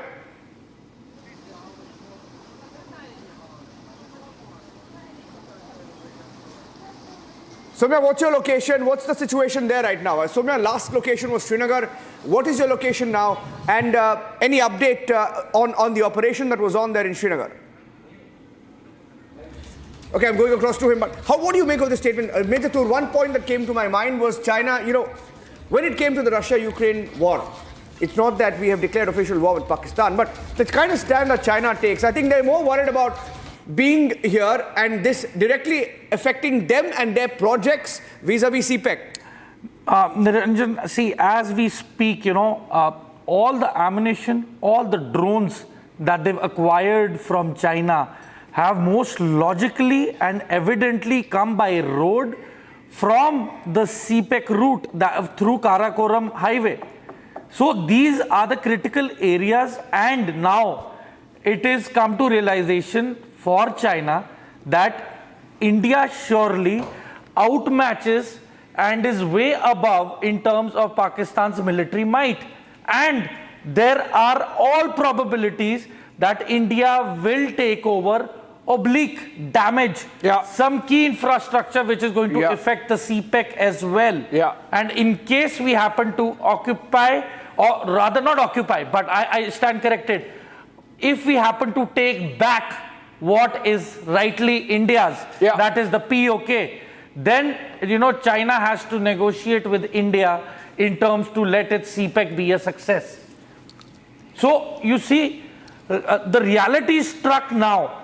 The reality has hit hard, and it has now come to realization to China how vulnerable Pakistan actually is. Okay, we have another round of breakings coming in, Abhishek. Two big breakings. Please go ahead. You take the Saudi one. I'll do that. Saudi foreign minister has made a statement. Remember, he was on an unannounced visit to New Delhi day before yesterday and in Pakistan yesterday. And very interestingly, he did not fly from New Delhi to Islamabad. From New Delhi, he went back to Riyadh. And from Riyadh, he came back to Islamabad and then went back. And the Pakistanis, thankless people that they are, they still used the same flight which was used by the Saudi foreign minister as cannon fodder, as a human shield to launch their drone swarm attacks. Just when it was taking off. Yes, exactly. That's what. Just when Saudi foreign minister's plane was taking off. It's for Saudis to decide that Pakistanis are double-crossing them. And now they have made a statement, Niranjan. Saudi Arabia's foreign minister, Prince Faisal bin Farhan Al Saud, said that he had talks with Pakistani and Indian counterparts, Ishaq Dar and Subramaniam Jaishankar respectively. And the Ministry of Foreign Affairs of Saudi Arabia says, essentially talking about de-escalation, Niranjan. Yes. I mean, the Pakistanis have been saying, these people, please ask India to pull back, They're speaking to Iranians, they're speaking to Saudis. But the point is, should we care? Yeah, another big breaking news update that Shawan has just shared with us, Abhishek. Quickly going across to that breaking news update as well. Apart from the air bases, Pakistan radar site in Pasroor has been decimated. blown up all-weather radar system. All-weather radar systems for flight landings and takeoffs in Pakistan have now been impacted. That's a big breaking news update coming in. We knew that we'd struck one of their radar systems yesterday officially. Today their air bases were hit. We're getting in details now of another radar site that has been blown up, decimated. Shawan with the full details. Shawan, this is significant. Their operations, air operations, have been impacted. Well, it's a sign of a bigger plan. The reason why I'm saying this is because if you look at the placement of the radar site and the very place where it has been decimated, it only has a direct impact on all flight landings and takeoff in the vicinity. And that is the reason why this is going to have a direct impact in any mission that the Pakistanis basically take from the Pasroor area, which is basically not far away from the other air bases. And that is the reason why, remember, in the last 2 days, what has essentially happened is that the radar system is largely being targeted by India. In fact, at 4 places, the air defense system was also brought down, which basically leaves almost several cities in Pakistan extremely vulnerable at this point in time. Now, with this all-weather radar system, which has also been brought down in Pasroor, we are being told that this is going to have a debilitating effect on all such operations that are going to be carried out. It is a clear sign that something more is now actually building up. If you really look at from the strategic point of view, Niranjan, it is a step-by-step process. It's a step-by-step process that is being carried out. What elements do we have? Each phase of the operation is revealing something more. And now it is clear that at least multiple air bases have suffered serious damage. In fact, Niranjan, we have got an image, we've got a video coming in from the Noor Khan Air Base. Noor Khan Air Base, Button then, Abhishek. There is also some more breaking news now coming. Abhishek. Okay, Shawan, we have to break this information that there is another round of briefing to be done by Ministry of External Affairs, possibly along with Ministry of Defense at around 5:30 p.m. Big one. This is the second briefing taking place in a day, and that means a lot of things are happening. Situation is fluid. 5:30 p.m. 5:30, huge. 5:30 p.m. Again, this is 3:30 p.m. now. Another 2 hours, another round of briefings happening on India's actions as part of Operation Sindoor. Okay. Meanwhile, Abhishek, as you gather more details on that, and we have the full details of those who were neutralized by India in the strikes. First round of strikes, the terrorists who were neutralized, their names, their identities. In fact, what we will also do is we will pull out that video. Yeah, pull out the graphics. Pull out that video. No, we have the video. Remember yes, of the video last also. Yes. The state funeral. State funeral ka video nikal dijiye. Let's remove the state funeral video that was given to the greats of Lashkar, the great terrorists of Pakistan who were given a state funeral with full military honors in Pakistan. We'll pull that out. Meanwhile, Abhishek will give us more details of the briefing. Abhishek, what do you make of the second briefing? Well, it seems like there is some development about which people need to be briefed, the nation needs to know. And that's why this briefing taking place at 5:30 p.m. again. And we are told that this is in continuation of the Operation Sindoor briefings that are happening. We are still to be told whether this is going to be the joint briefing that has been happening every day, like it happened in the morning between the MOD and MEA, with the 2 lady officers speaking for the MOD, and for the MEA, the briefing led by Foreign Secretary Vikram Misri. But the briefing at 5:30 p.m. is in continuation of what we have on Operation Sindoor, essentially, Niranjan, which means there is some more development that has taken place. And if it is about our military action, then obviously India is not pulling back. India is not de-escalating. India is making sure that Pakistan pays the price for what they did in Pahalgam. Niranjan, 5:30 p.m. Another briefing taking place, and viewers would join at that time. Okay, so this is a big development, and that's exactly 2 hours from now. In about 2 hours from now, the second news briefing. Will it be a joint news conference? We will have to wait and watch, but Abhishek has confirmed that it will be on the operation. In the morning, we had the first round of briefing. Now, the second round of briefing will take place. That's within 7 hours. Abhishek, let's just think of the developments that have happened in the last few hours. Shawan is also live with us. Shawan, there have been developments. Okay, Shawan is joining us live. I'll go back to him in just a bit. Okay. But If I can quickly get your, response to this, Abhishek, what are the big developments that have taken place since this morning after that first briefing? We've had some more pictures. To be precise, we have pictures of the kind of, strike that we have carried out. Yeah. Sukur, for example, that you just had the visuals. I think we are just about beginning to see the impact of our strikes on their air bases. We just had news of another air radar that was decimated. What else? We can show that. We can show that. But also, Niranjan, the fact of the matter is that over the last few hours, we have seen more drones coming in, more Pakistani mischief happening, particularly in Srinagar and Amritsar, in the Kashmir, Punjab belt. So obviously, there has to be some briefing as to what is happening on the ground, how is India responding. Plus, apart from that, there have been some global diplomatic moves that have taken place. Saudi statement is one of them, of course. And then, of course, the phone calls that have taken place between India and America and the Americans and the Pakistanis. So it seems that there is a lot brewing. It's an evolving situation, both on the military front, with the kinetic and non-kinetic actions being taken to make sure the Pakistani mischief is contained. And of course, the diplomatic front. But let's listen into how India presented its case earlier in the morning. Let's listen into Wing Commander Vyomika Singh. Pakistan has also attempted to execute a continued malicious misinformation campaign with claims of destruction of Indian S-400 system at Adampur, destruction of airfields at Suratgarh and Sirsa, BrahMos base at Nagrota, RT gun positions at Derangyari and Chandigarh forward ammunition depot, with heavy damages to other military stations being propagated on social media. India unequivocally rejects these false narratives being spread by Pakistan. Along the line of control also, Pakistan has attempted multiple air intrusions using drones and conducted shelling using heavy caliber RT guns, targeting civilian infrastructure and killing some civilians. Heavy exchange of artillery mortars and small arms fire in Kupwara, Baramulla, Poonch, Rajouri and Aknoor sectors continued. Indian Army has responded effectively and proportionately, causing extensive damage to Pakistan Army. Pak military has been observed to be moving their troops into forward areas, indicating offensive intent to further escalate the situation. Indian armed forces remain in a high state of operational readiness. All hostile actions have been effectively countered and responded appropriately.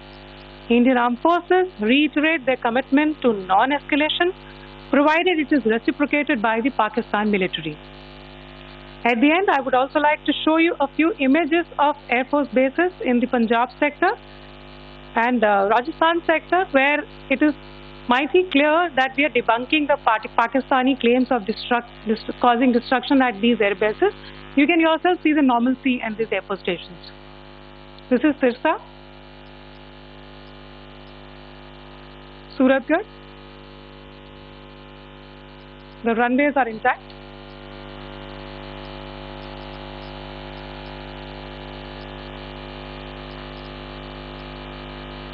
They are also time stamped. Just notice they are also time stamped. In a swift and calibrated response, Indian Armed Forces carried out precision attacks only on identified military targets. These included technical infrastructure, command and control centers, radar sites and weapon storage areas. Pakistan military targets at Rafiqi, Murid, Chaklala, Rahim Yar Khan, Sukur and Chunya were engaged using air-launched precision weapons from our fighter aircraft. Radar sites at Pasroor and Sialkot Aviation Base were also targeted using precision munitions. While carrying out these responses, India ensured minimum collateral damage. Okay, big breaking news update coming in. The full list of terrorists that were killed in the Indian strikes. The first set of strikes where we straight went after the headquarters of the Lashkar-e-Toiba, headquarters of the Jaish-e-Mohammed. We now have a confirmation, a full list of those who are neutralized, eliminated by our precision strikes. Let's first pull out the pictures of the state funeral that was given to these terrorists, and in those pictures lie the answers of who were the terrorists who were killed.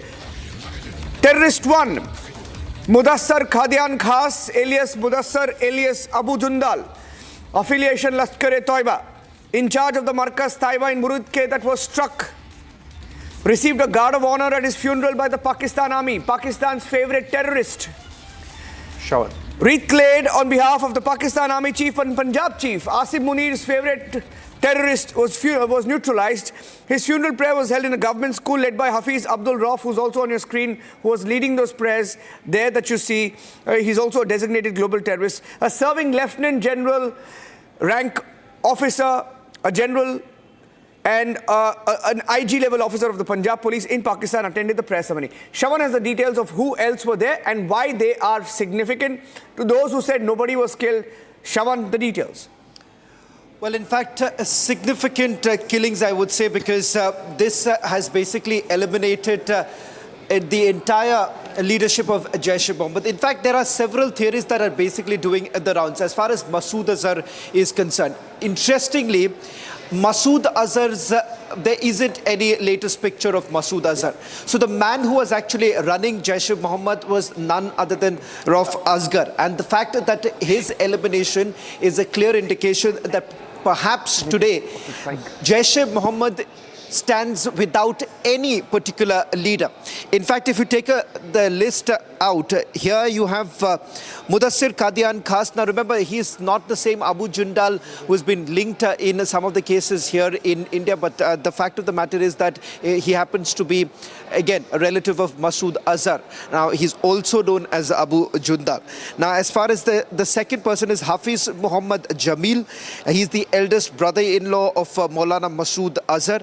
And in fact, he was the one who was in charge of the Markaz in Bahawalpur. So essentially, there are multiple training camps which the Jaish was running. Apart from the Markaz in Bahawalpur, there were others too. And that was basically divided among the family members. I'm given to understand that Yusuf Azhar as well as Abu Akasha and Hassan Khan, they have been eliminated. And if you also take the list out coming in as far as those from the Lashkar terror group, they too have been eliminated, and their training camps have also been decimated. So along with Jaish-e-Mohammed, you have had the Lashkar-e-Toiba, they've been inflicted serious damages. All right, more information coming in of these terrorists and the second terrorist. Abhishek. Niranjan, yeah, you have to help me with the terrorist, Masood Azhar's eldest brother-in-law, killed in the same strikes. And I can get more details.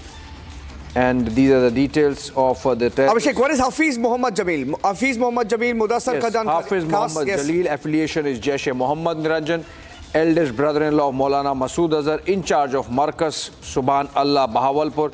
That's where the bombing took place and strike took place. Actively involved in radical indoctrination of youth and fundraising for the JEM, integral to the functioning of JEM. Gursimran joins us live from international border. And Gursimran, first tell us whether from where you are reporting, is the situation under control after the Pakistani misadventure in the morning? And then, of course, we are discussing all these terrorists who were eliminated. In this case, Hafiz Muhammad Jalil, the eldest brother-in-law of Maulana Masood Azhar. Yes, Abhishek, among those high-profile terrorists that are killed, this is the brother-in-law of Maulana Masood Azhar, who was actually running the entire factory of terror, and he has been neutralized on the May 7 strikes that have taken place. Right now, I'm reporting from the Indo-Pakistan international border in the RS Pura, and since there has been a heavy shelling from the Pakistan side this morning, now what has happened that the bomb disposal squad has taken over the entire area, and now they are in a process of detonating the shells, these unexploded shells that have been fired from the Pakistani side. I'll go inside to show you that the bomb disposal squad of the Jammu and Kashmir police, they have completely taken over this area. I'll request Sarjivan to show you that this is a mortar shell that was fired from the Pakistan. This is a live mortar, and that's why the bomb disposal squad of the Jammu and Kashmir police, along with their all mechanism that is needed to detonate the shells, has come here. Because you see the extent of damage that has been done here by the Pakistani shelling, that Pakistan Pakistan has shelled these civilian areas here along the international border in Jammu. Today morning when they woke up, they saw that the Pakistani shelling has started. People ran to their houses, they went inside, but the situation that is outside, these shattered glasses, these buildings collapsed, these structures that have been collapsed, these marking of the splinters on the walls of these houses, this speaks of the volumes that the Pakistan's only motive was to inflict the civilian casualties, and that is actually what they have done. I'll request Sarjivan to show you that side where the live mortar shell is there, and that's why the bomb disposal squad of the Jammu and Kashmir police has been called in. Till the time the area is not cleared, BDS will not be allowing the house inmates, those who live in this house, to be inside this house, because there lies a threat that this might explode anytime, and that is why the teams of the BDS are analyzing this, and after complete analysis of this, only then they will be allowing the detonation of this using the controlled explosion.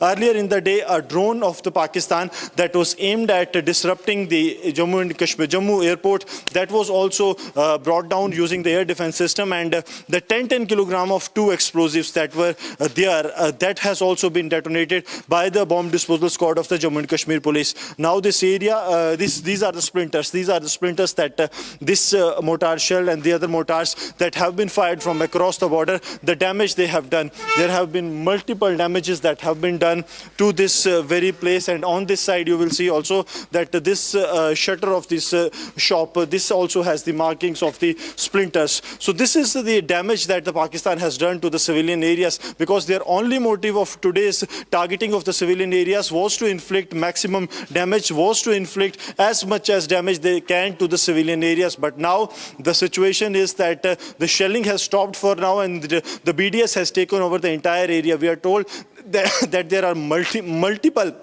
live shells and the live bombs that are still active in the area, and the BDS will be detecting them one by one, and after detection they will be detonated. Okay. Gursimran, any casualties given the scale of the damage that you are showing? Are people safe?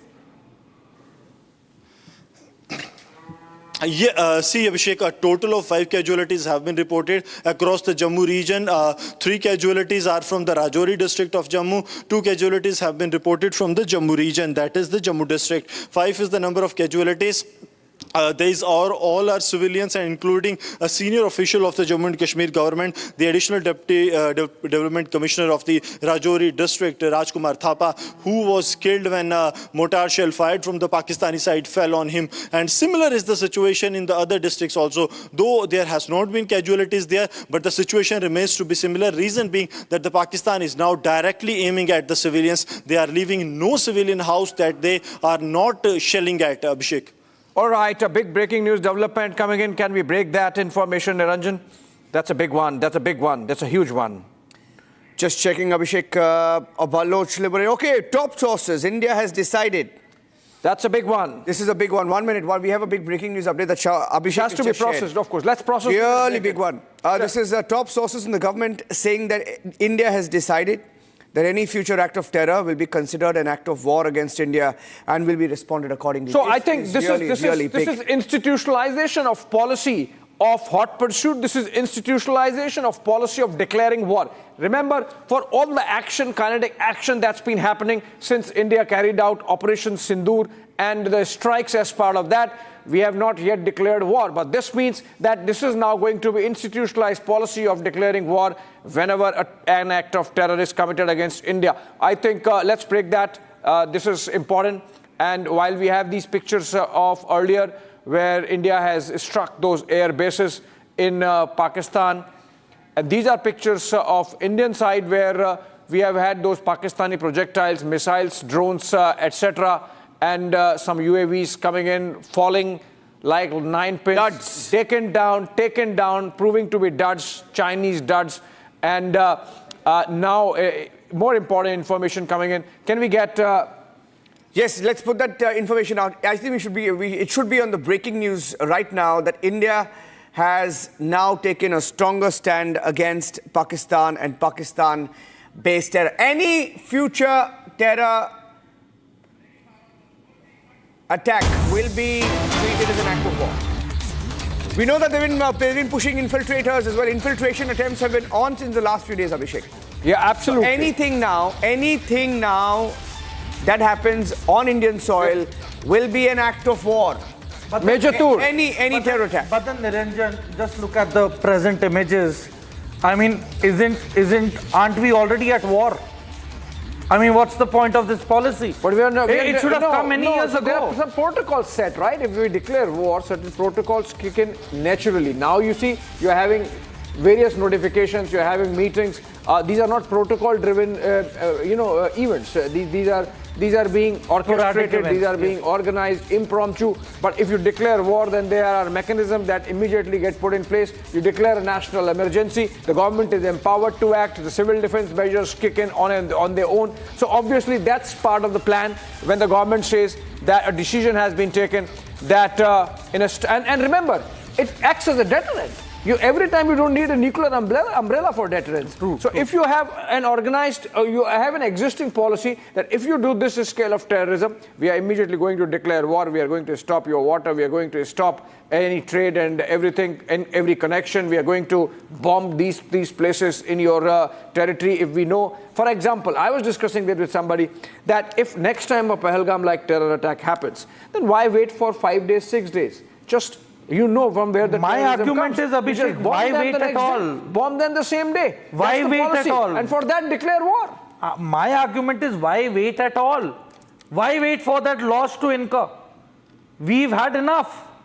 This is the time to go in and destroy the terrorist infrastructure. You mean to say, why wait for the next episode? Let's finish it off this time. Exactly. I mean, come on. Just go after Asim Munir. Indian lives matter. Our lives matter. Yeah. And more than that, Abhishek, you see, as per logic and the analogy of the events, what I strongly feel is that with the DGMOs trying to interact and talk with one another, I'm sure that the Pakistani side has surrendered or given in. And in lieu of that, we have come up with this certain protocol that now if anything happens, the hostile neighbor is going to be responsible, the government is going to be responsible for any act. But my argument is that this should have been done many years ago. Why now? The damage is already done. Yeah. Okay, we're going to take a short break. It's 3:54 and we are building up to that press conference. Second one on Operation Sindoor in a single day, which means it's significant. Something has happened about which the nation needs to know. A short break there, so Major Tour, and coming back on the other side with the same story. We'll continue the conversation.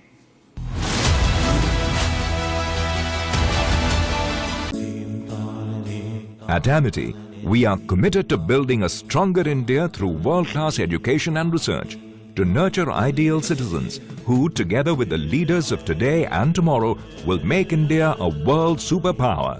Amity University, India's leading not-for-profit private university. आधे bowl दही में 4 चम्मच MDH चटनी पुदीना मसाला डाला, stir करो, पुदीना चटनी तैयार। MDH चटनी पुदीना मसाला।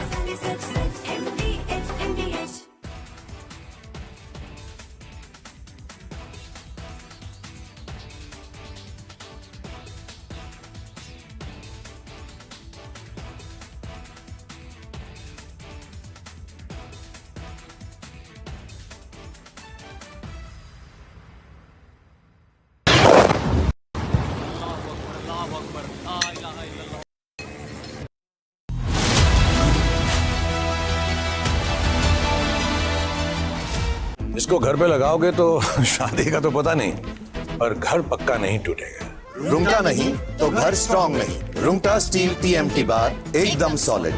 पहाड़ों में एक हाइकिंग शिप भी बन सकती है।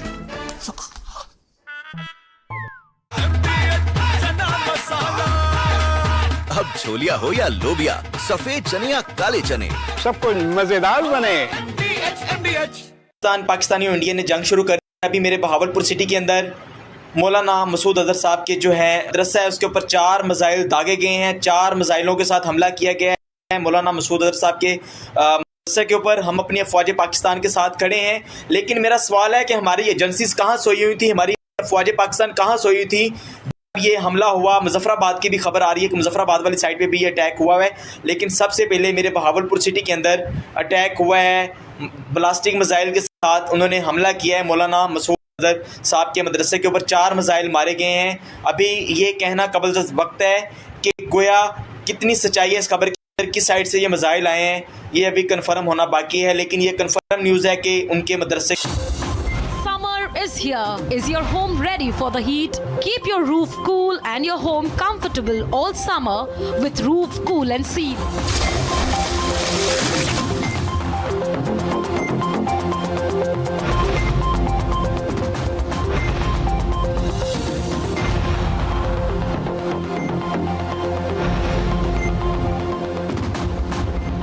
पसीना मत बहाओ, Berger roof cool and seal लगाओ।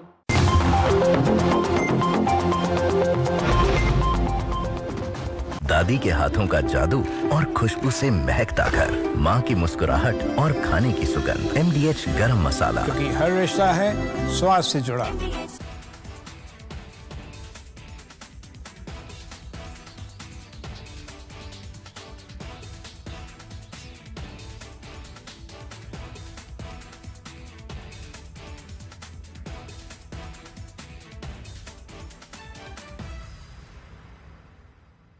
Unlike in 2019 when we had hit Balakot, which was in the wilderness, and Pakistan got an excuse to say that nothing had been damaged or killed, that we had only killed some crows and pigeons and sparrows. This time we chose high visibility terrorist targets which have been around for decades, right? And they are command and control targets, terror training camps of big, very great magnitude, so that they cannot be missed by the people of Pakistan or the whole world per se. Otherwise, we had that syndrome of jungle mein mor nacha.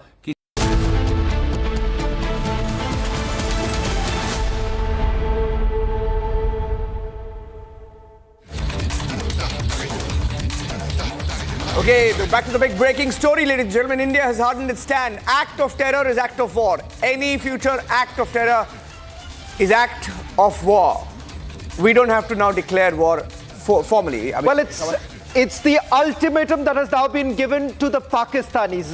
Dare you do anything more than face the repercussion? And as Major Sabarpal Tur was saying, that perhaps the Pakistanis do not have the appetite to take it any forward. And one of the reasons why, let me just quickly tell you the challenges that the Pakistanis face today. After 3 precision strikes that have taken place, what emerges are the following.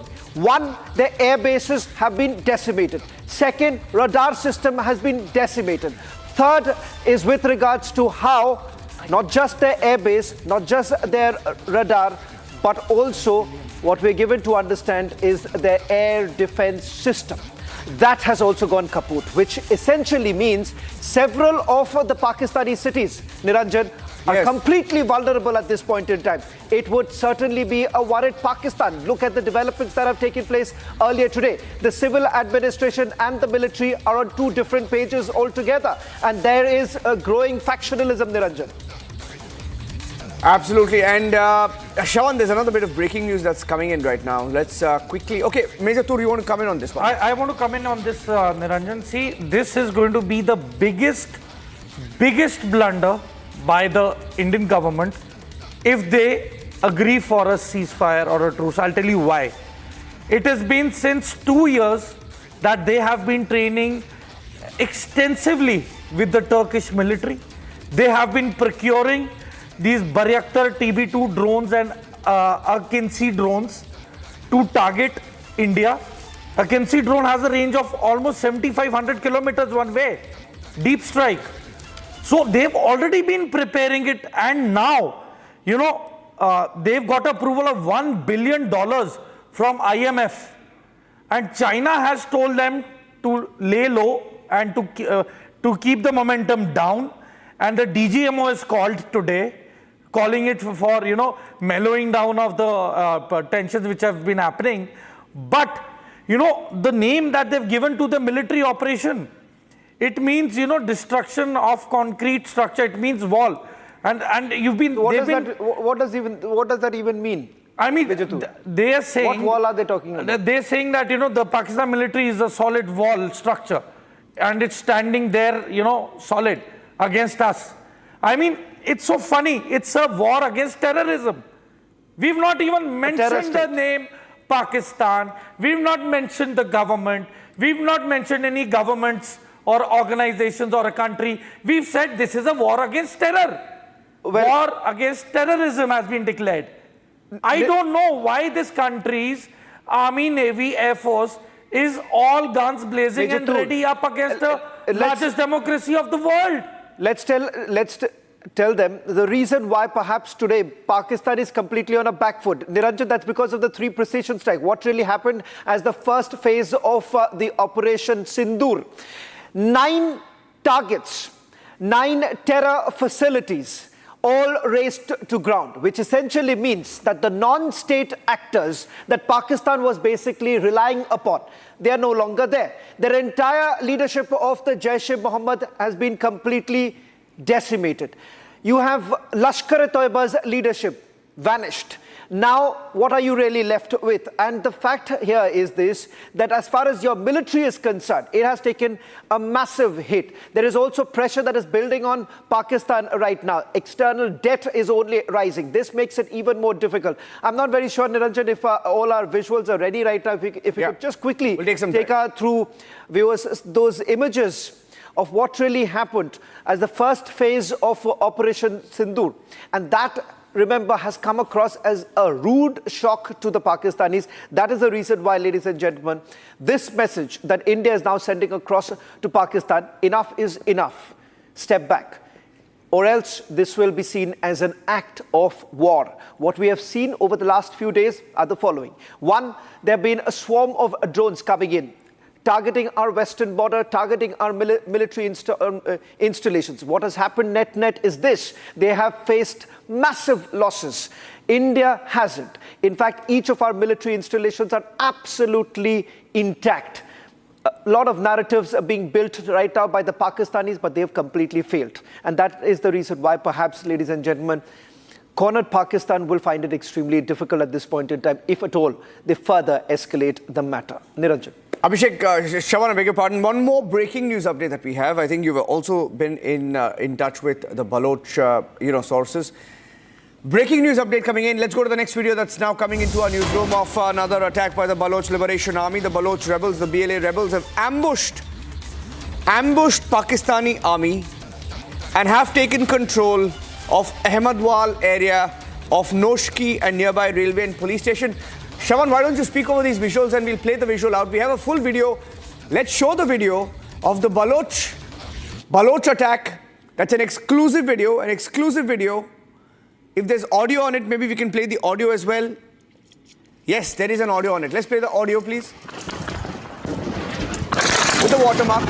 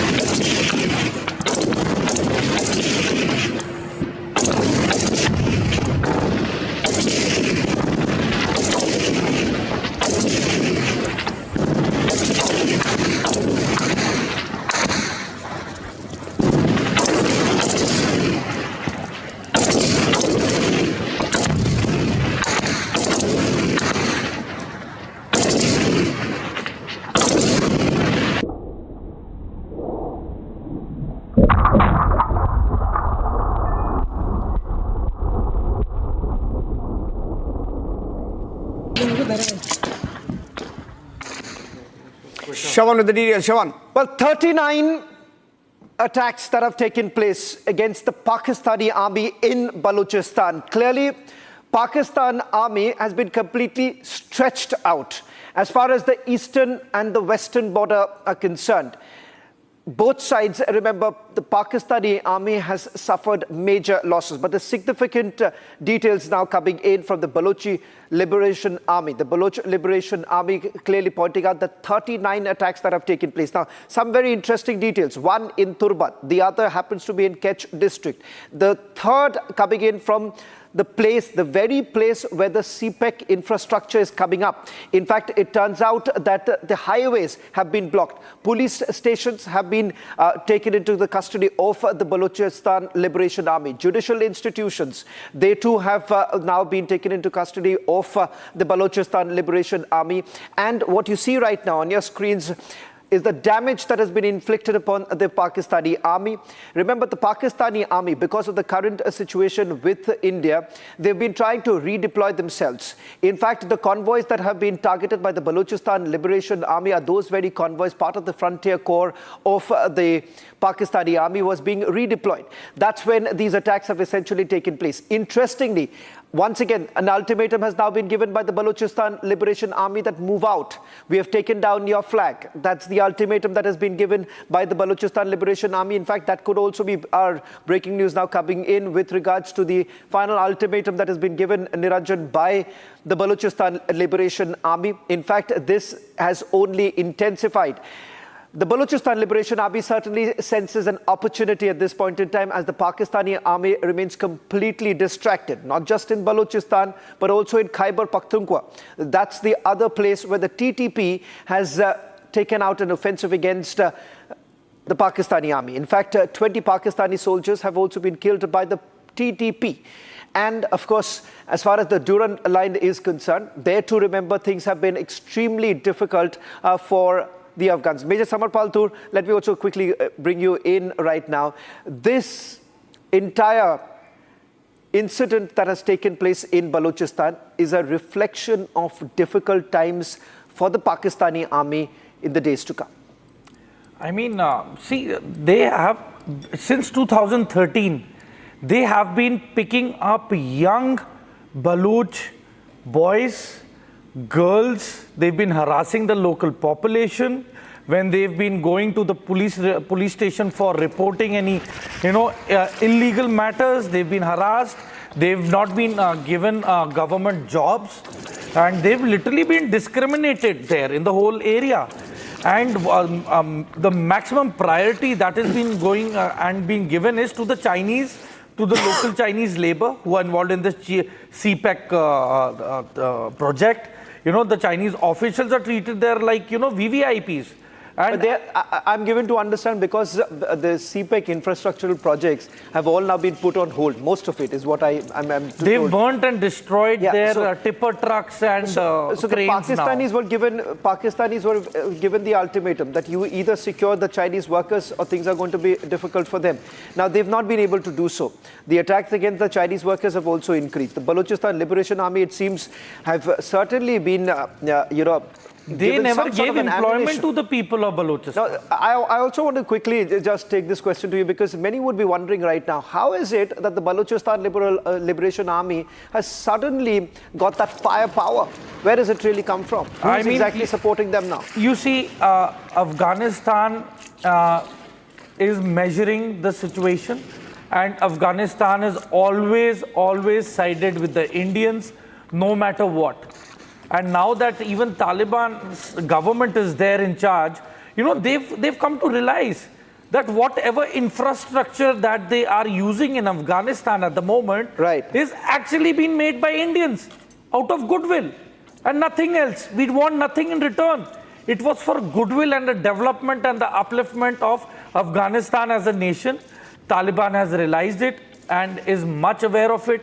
We are in very good relations with the Afghanistan government. That's also an interesting point. Yeah, the Taliban is also, going against the Durand line. Because, you know, as per the demarcation, the I'll come Pakistan to the Durand, government I'll come to the Durand line doing aspect incursions into also. Afghanistan. Durand line also, what has essentially happened is that the Pakistani, I beg your pardon, that's the Afghan refugees who've been asked to leave the country. And that is the reason why there is an exodus that we are witnessing at the Durand line, which has certainly not gone down well with Taliban. In fact, there's more development that's taking place. But first, take a look at this video. How the Pakistani army they've been pinned down by the Balochistan Liberation Army. And not just that, also perhaps we could just pull out the other video that came in just about a few days ago, where, again, a precision strike against the army there. You have the Baloch Liberation Army targeting the very convoy also. First, listen. Yeah.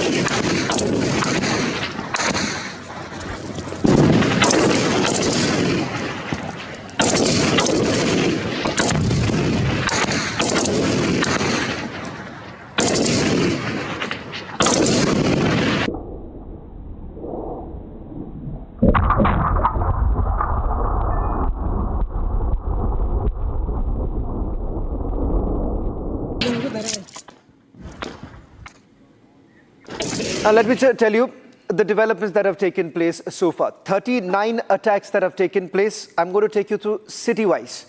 Turbat. In Turbat, a grenade attack was reported targeting the Pakistani forces. Moving on. Kech district. There, explosions and sustained gunfire has taken place in Buleda area.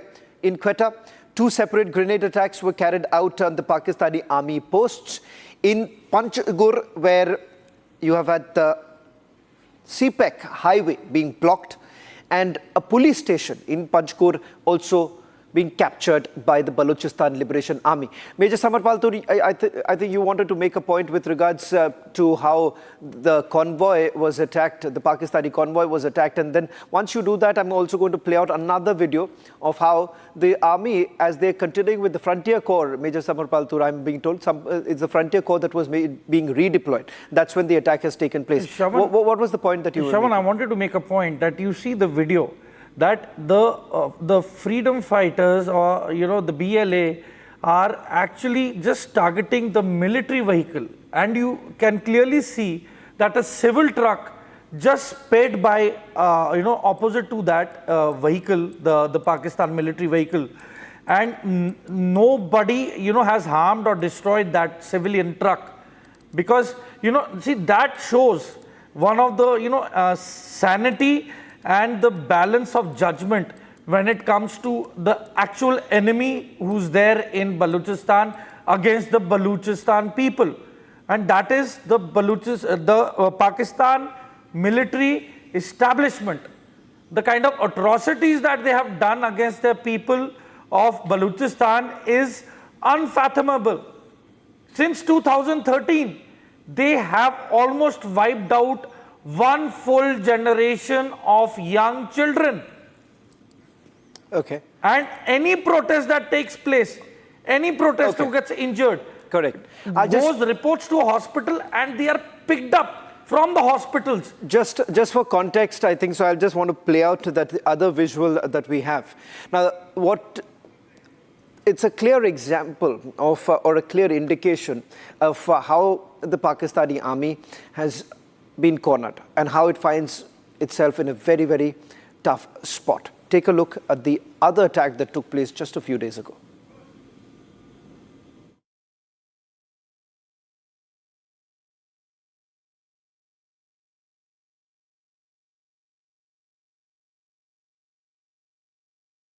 They were basically conducting a drill, and that's when this attack took place. As you can see, as they are moving around. General Sanjay Soy, if you are also joining us on this broadcast, I just want to bring you in. General Sanjay Soy, with the Balochis now increasing their attacks on the Pakistani army, what's the immediate ramification of it? In fact, Shravan, I would like to say that in last 1 year, about we can say the attacks by the Baloch have become more ferocious, more professional, pinpoint, and they have been inflicting number of casualties. We have seen the case of train hijacking. We have seen the case of attack on the Pakistan military bases, and now this ambush. It is again, you see, so professionally done. So there's a change in Baloch. Earlier, only tribal leaders were there. That now everybody feels that Balochistan needs freedom. Youth have joined in. Educated people have joined in. The women are fighting for the human rights issues. Reason is only one, that atrocities by Pakistan army, and there is no communication. They have been treating Balochis as a second-grade citizen, and now implication of this is, Shravan, is now there is a restlessness in Pakistan army, because they feel while we are not able to control Balochistan, we are not able to control Khyber Pakhtunkhwa, and we have started open another front with India. They are questioning our ceremony. There's a restlessness in the people, in their intelligentsia, in their some senior officers in the armed forces, that why open another front with India when you can't handle the situation inside. And it is very, very clear from this video that the way Pakistan army is helpless in a very professionally executed ambush by the Balochis Liberation Army.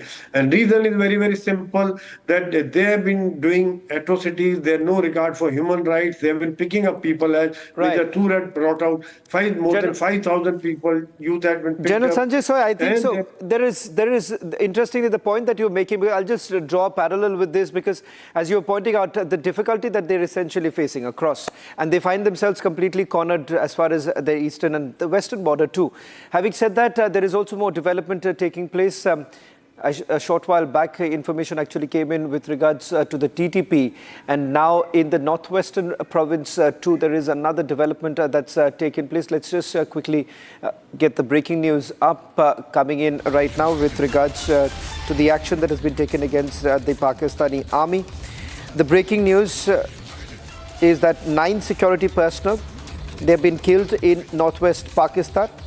5 that have been injured while there was an attack that took place at the checkpost in northwest Pakistan. The attack took place at Danda checkpost in Shakai Tehsil of South Waziristan, district of Khyber Pakhtunkhwa.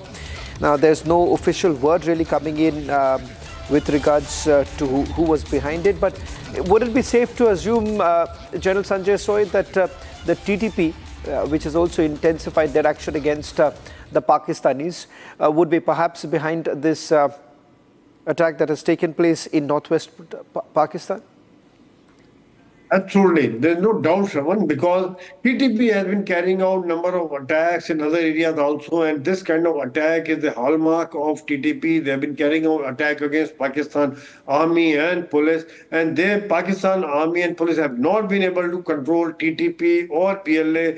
And in fact, some of their leaders have brought it out openly, that there are a number of areas where Pakistan is not in control, and there have been clashes between police in Khyber Pakhtunkhwa area and Pakistan army. There have been reports of local MPs calling out that you are a corrupt army.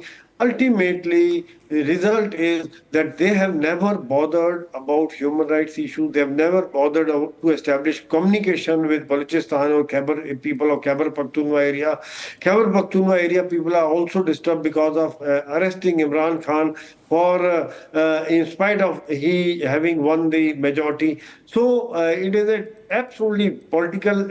At present, Pakistan is facing political instability. The armed forces are divided in Khyber Pakhtunkhwa area, Balochistan, and now they have opened another front with India. In spite of India exercising all kinds of restraint, giving them a chance to try and control terror, but somehow it is something like they can't understand. Their mindset is totally jihadi or terrorist mindset. The main culprit, I feel, is Asim Munir is the main culprit, probably for his extension, for his power. He started another front which is beyond their control. They have seen the results. We have been able to thwart all attacks by Pakistan, and we have been able to carry out very effective attacks against their military bases, or when we attacked only the terror camps. So we have been very, very responsible. We have given them all chances, but somehow Pakistan has gone out of their mind. They don't understand the reason. They don't understand the logic. The people of Pakistan must question their leadership. They must question their army officers, because whenever at present I am sitting in USA and I've been meeting a lot of Pakistanis, they say, Janab, हमारा बेड़ा गर्क हमारे नेताओं ने and फौजी अफसरों ने किया है. We have been taken down the drain by our leaders and army officers, armed forces officers, because they have been busy making money. At present also, with the kind of economic situation in Pakistan, they are not bothered where the Pakistan will go. More loans will come on because of the situation, but they are taking out their money. They have sent their families abroad, and they have already sent the money in foreign banks.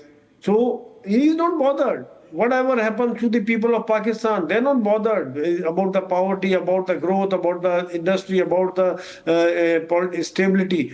They are just not concerned. Even if the Pakistan is divided in 2 parts, 3 parts, 4 parts, they are not bothered, because the first flight Asim Munir will take, and he will be somewhere else. Nawaz Sharif may take the next flight, and all these guys will just vanish when the crisis comes, or when the Indian army, when we go all out.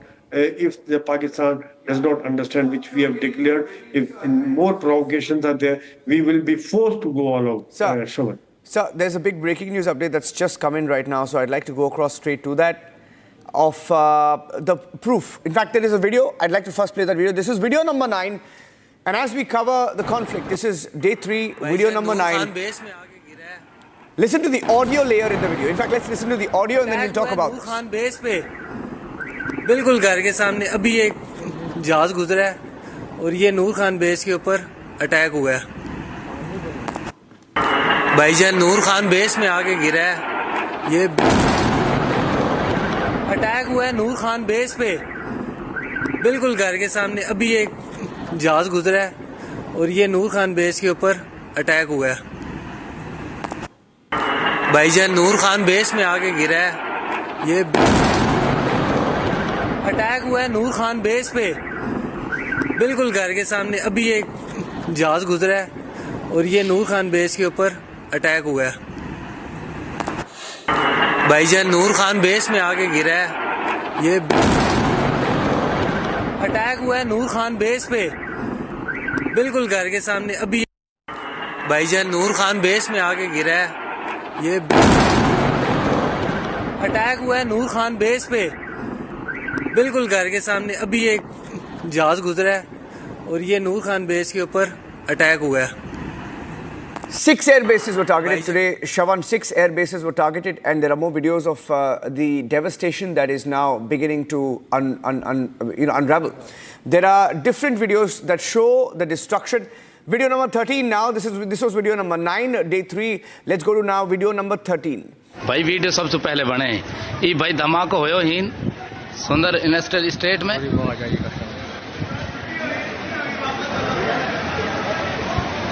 पता ना है कोई drone गिरो है कि कहाँ रोड़ो है. अभी धमाका हो. हम फैक्ट्री पहुंचा यहाँ अभी. अरे कितने आर कोते होया क्या परा होया है. अब परा होया ना भाई ने रात उनके एयरबेस तबाह कर दी इंडिया की. भाई वीडियो सबसे पहले बने ये भाई धमाका होयो ही सुंदर इंडस्ट्रियल स्टेट में.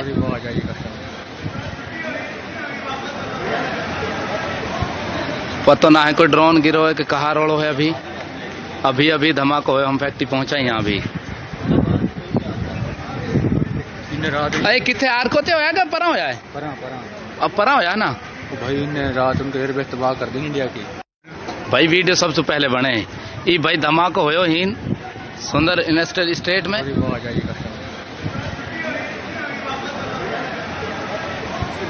पता ना है कोई ड्रोन गिरो है कि कहाँ रोड़ो है अभी अभी अभी धमाका है हम फैक्ट्री पहुंचा यहाँ अभी अरे कितने आर कोते होया क्या परा होया है अब परा होया ना भाई इन्हें रात उनके एयरबेस तबाह कर देंगे इंडिया की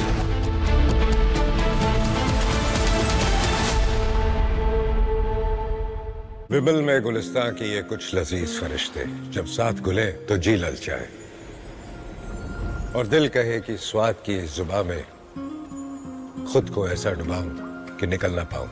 विमल की जुबान कुछ है ही ऐसी, मानते हैं ना? विमल बोलो जुबान केसरी। MDH की हल्दी मिर्ची धनिया करे कमाल, ये रंग दे, ये खुशबू दे, ये तीखा, ये कम पड़े, क्या निराला MDH मसाला।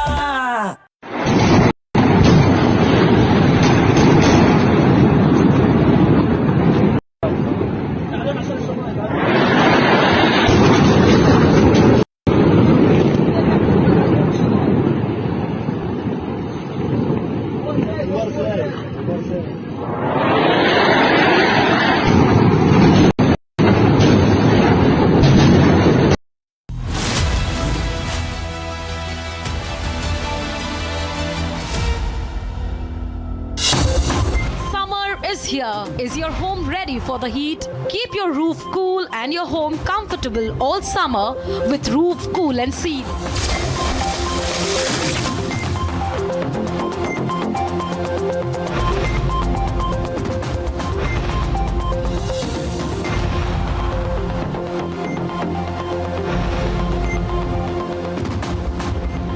पसीना मत बहाओ, Berger roof cool and seal लगाओ।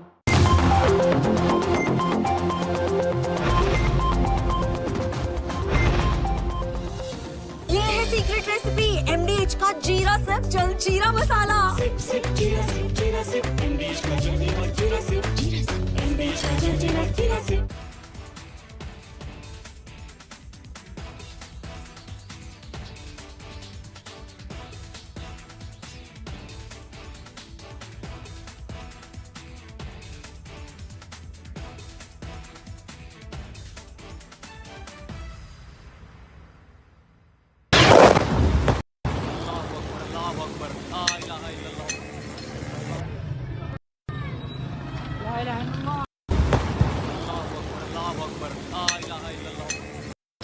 Of different weapon systems because you cannot risk putting all eggs in one basket. ये मस्जिद तैयबा मरकज उमरकरा के अंदर ये नुकसान है। Not risk putting all eggs in one basket.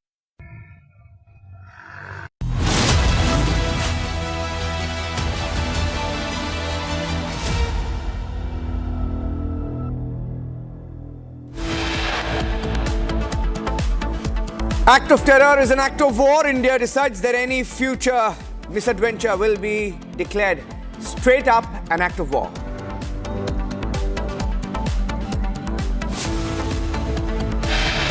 A second news conference for the first time since Operation Sindoor began. MEA MOD joint briefing at 6 p.m.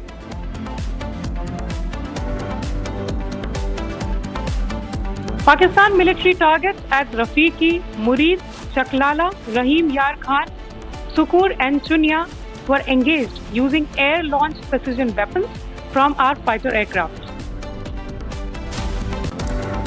India pummels 6 key bases. Government confirms, Defence Ministry confirms, Army confirms 100% precision strikes.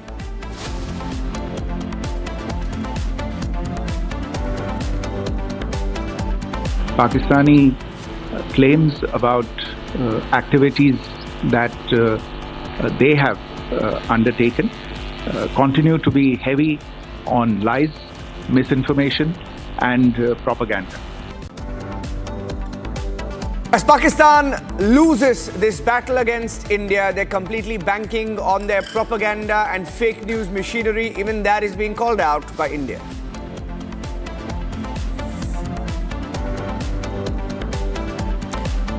NSA Ajit Doval briefs Prime Minister Modi on the latest developments on Operation Sindoor.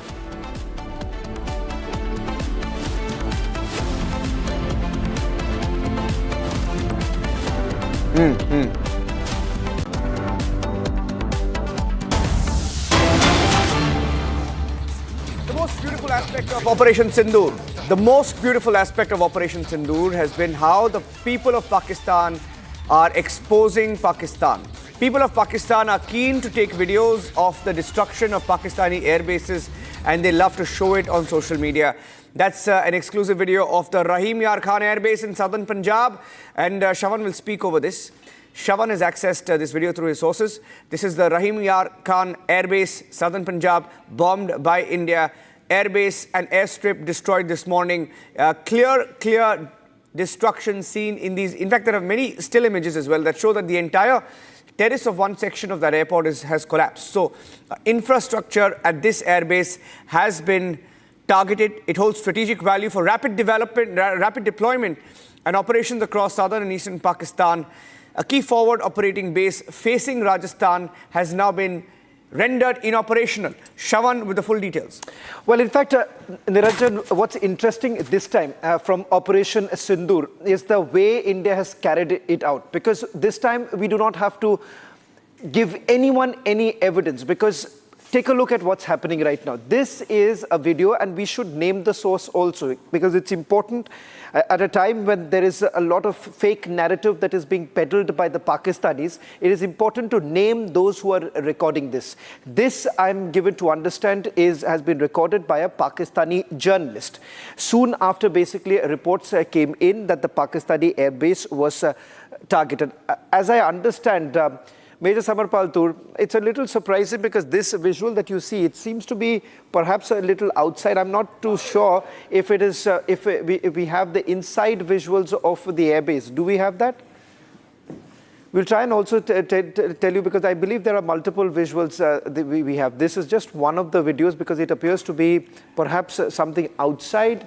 Shawan, this basically looks like one of their office complexes. Okay. And it looks like one of the frontal approaches of their office complex. Yes. I'm not too sure whether we have. Can I just get an answer right now? It could be their officers' mess, a desk, probably. Yeah, because if I'm not wrong, there are multiple videos. And there is a video of the destruction inside the airbase itself, and that is a clear example of how our strikes have been like this time. Shaman, and this is just not one place where it is struck. There are multiple. I mean, see, when we say airbase has been attacked, it involves taking out the local radar system. It also involves taking out the local air defense system. It also involves knocking down the communication system. So it is a combination of different assets. Only when these combination of these assets are taken out would we consider that an airbase has been attacked. So yes, all these impacts are there because of tactical relevance and importance. Well, that's an interesting point that you're making right now, Major Samarpal Tur, because when we're talking about what has been destroyed and the tactical approach that has been taken here, we are basically looking at, do we have more videos? Do we have the video of the destruction that was caused inside? We'll try and put those out. Yeah, we'll go to. So there are, Major Samarpal Tur, we have a confirmation coming up from our news desk that this is just one of the videos. So there is a possibility that in a short while from now, as we discuss this, as we tell our viewers, show the contrasting pictures, and also our legal editor Rhythm is joining us in the studios right now.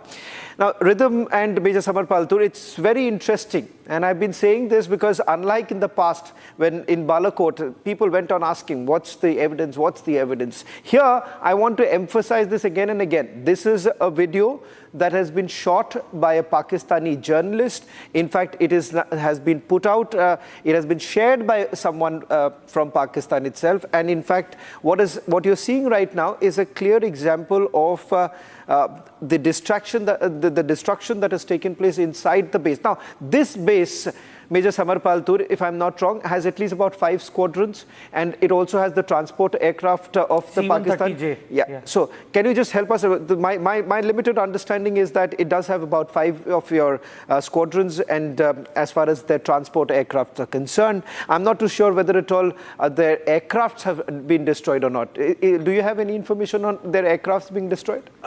See, Shravan, when such attacks take place, see, these are the videos which have been released by Pakistan itself. So it is going to keep it very calculative. It is not going to show the actual destruction, because if it starts projecting that it's this certain aircrafts have been destroyed, you know, then it is going to lower the morale of probably the aggressor, the enemy country. So you see, these are very controlled, in a very controlled manner, to give a depiction that, you know, the damage has not been much. It's been very bare minimum and of negligible magnitude. So this is what they've been trying to project by releasing these photographs, because you see, civilians are not allowed inside. So it's definitely a Pakistani official who's made this, and you know, they've officially released it. So we will get to know the actuals when we will be getting the satellite imageries of before and after destruction from our press briefings, that too only on need to know basis, because I'm sure that the authorities, the forces are very well aware and are getting a live feed as to the actual damage what has been done. Shravan. Okay. So we've got some more visuals, and in fact, our executive editor, Rhythm, who's going to take us through some more images that have come in. In fact, multiple air bases have been targeted. You have about 6 air bases in Pakistan that have been targeted, which also, this includes the radar system in Parsoor that has been decimated. Now, this is the inside visual. Now, Major Samarpal Tur, finally, this is what I was waiting for. Yes. Because this is the extent of damage. See, I'm telling you, this is one of the officers' mess probably, or a very high-end delegation room where all the visitors come. We can see the photographs. Just look at the extent of damage, and probably this is a very measured response by our forces to say that you are very, very vulnerable. Okay. We will get to you. So you see, I'm sure that it's collateral damage as of now.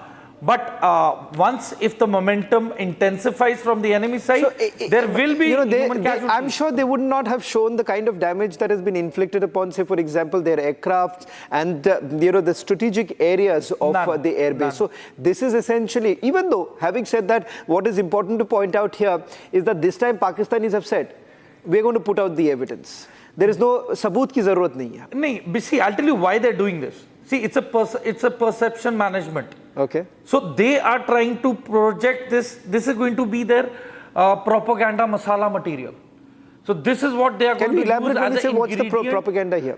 Yes, because they will use this material to project it to the world that, see, it is India which has been doing it. As far as Pakistan is concerned, we are not denying Pakistan has not done anything. Major Samarpal, to clarify this, because we are, unlike the Pakistanis, who come up with bizarre explanations, because the DG ISPR just a short while back, ended up saying that we were basically using the ballistic missiles on our own population. Now, they make these kind of bizarre statements. Here, we are addressing the world, and we are saying that, look here, we have carried out an attack, and we have carried out an attack because we have to defend ourselves. It is our right to defend. That is the reason why we are not hiding. We are saying that we have gone inside, we have attacked their air bases, we have finished off their radar system, and we are very proud of doing that.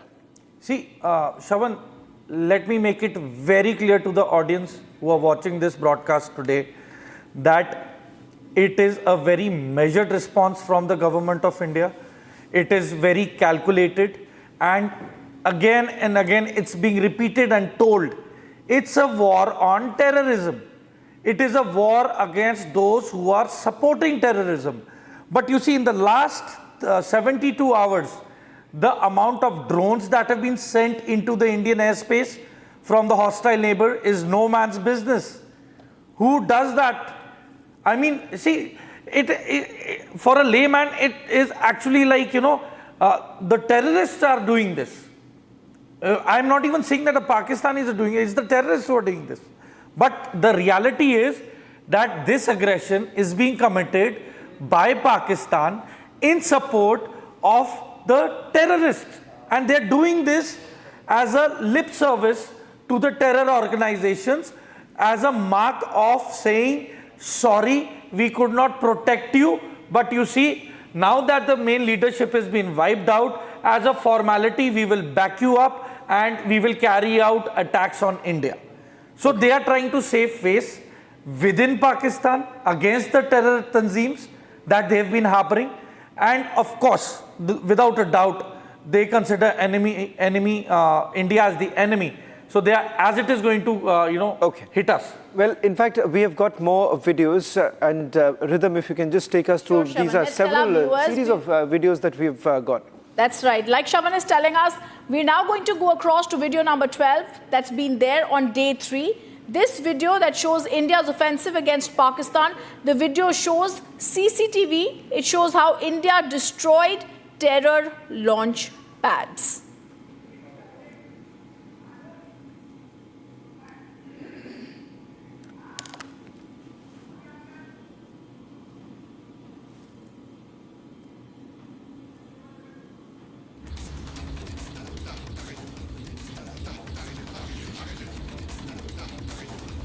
This is in Sialkot, viewers, that we are showing you this video from, where India has destroyed launch pad, Shavan. Well, in fact, the launch pads that have been active, particularly in Neelam Valley and Muzaffarabad, if I'm not wrong, the launch pads that have been targeted by India in the last few days, starting with Sialkot, and that's the reason why late last evening some reports actually came in of major explosions taking place. Major Samarpal Tur, last evening it was completely a buzz that explosions are taking place at Muzaffarabad, and this morning we got an official confirmation that yes, these terror launch pads have been sort of demolished. Now, what is important to point out here is the information that we have. You've had the Pakistani army, interestingly, using these very launch pads to target our posts. What we have essentially done is that not only targeted them with mortar guns and several other ammunition that has been used to destroy this completely. Major Samarpal Tur, just a quick comment before Rhythm takes us through the other videos also. See, Shavan, these launch pads are as per the convenience of the terrain and the cover which it provides to the Pakistan military establishment. Typically, what ammunition would you have been using? Is it the mortar guns? Or? This one would be, yes, mortars. I wouldn't be specific which one, but yes, the general weapon use could be mortars. And there are few other indirect projectile weapon systems that we have, which I really am not comfortable discussing on TV and which I will not. Because as Republic TV is a very responsible channel, we are not here to tell about our weapon and equipment. It will be more on khabar dushman ki rather than khabar khud ki. So you see, they were within the proximity range of the BSF, and it has very effectively and efficiently struck it. And as you see the video, even the proximity of the rays of the torch can also go towards the enemy area. So it's not very far away. It is within the medium range weapons of weapon systems. So, and I'm sure that they've done it very effectively, and that is the pinpoint precision that we have in today's times. And you see, drones are also being used for observation. So I'm sure that they'll have better visuals of aerial visuals, which will probably be released in days to come. Okay.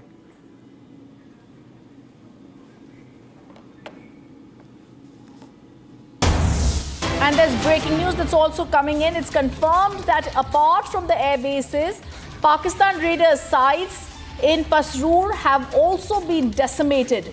The all-weather radar system for flight landing and takeoff has also been impacted. Shavan, this clearly shows that, like what was stated at the press briefing in the morning, they are trying to sow discord in India. There's targeting our civilians. There's a wanton campaign by them. But India has retaliated. Their airbase has been decimated. Their all-weather radar system for flight landing has also been impacted. Well, not just the air bases. It turns out that this is a calculated move that has been made by the Indian Army, the Indian Air Force, and what they've essentially done is that you're basically taking away all power to carry out any military action. Now, the moment your radar systems actually fail completely, it basically cripples any sort of a movement of your own fighter jets. So these squadrons would actually have a tough time in terms of getting real-time weather updates, which again has its own impact in terms of when the flight actually takes off, in what condition that the flight takes off. So the radar system going down makes it difficult. Of course, there are backup plans also, which perhaps Major Samarpal Tur can elaborate on it, because my understanding is that they do have, every airbase does have a backup system in place. But having said that, when your primary radar system is impacted, then it of course has, it cripples the entire movement, or it cripples the entire formations there. Now, the other important aspect here is that Pasrur basically caters to a number of areas, and that radar system has basically been affected, which means that the air bases which were basically targeted, these air bases and the air defense systems that have been targeted yesterday basically leaves several of the Pakistani cities vulnerable. When I say that, it means that if at all India basically ups the ante, then there is a high possibility that most of these cities would be left completely unarmed, because without the air defense system, our drones can still go and carry out the attacks. Our loitering munitions can actually work out.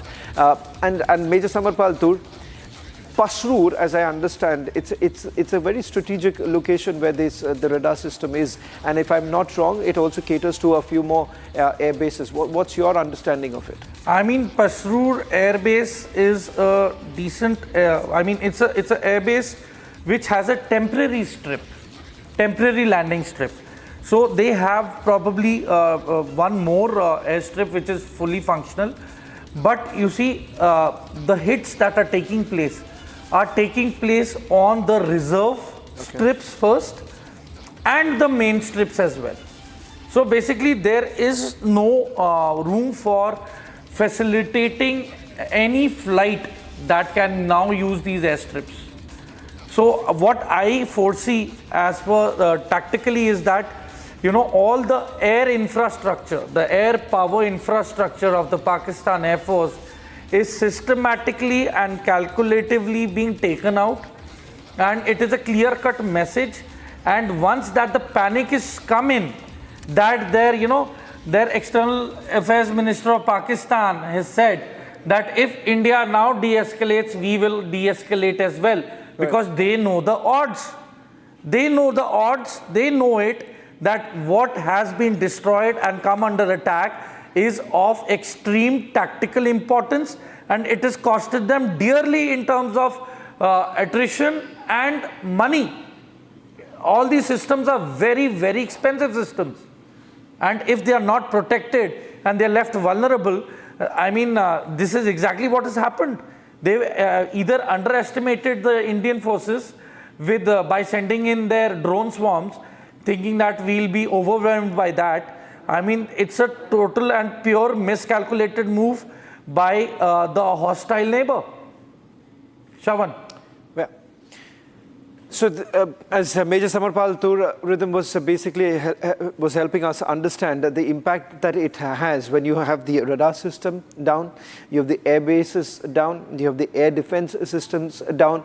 So obviously, look at also the timing of what the government has basically said, that if at all there is an escalation, and that would be seen as an act of war. Yes. So it's a calculated move.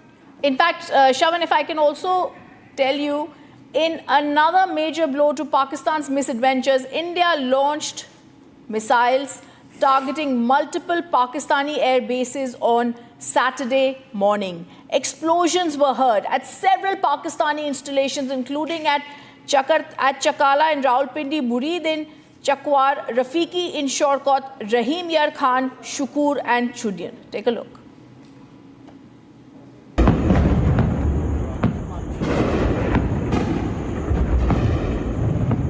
They hit us. We hit back harder. After Pakistan attacked 26 locations across the line of control, India launched missiles targeting multiple Pakistani air bases on Saturday morning.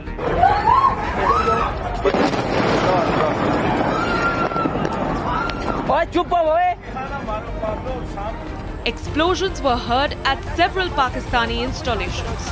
The Noor Khan Air Base in Rawalpindi, Murid Air Base in Chakwal, and the Rahim Yar Khan Air Base in eastern Punjab province. The Noor Khan Air Base is situated in Chaklala, a suburb of Rawalpindi. The hub that serves as a key node in Pakistan's mid-air refueling and mission capabilities has been destroyed.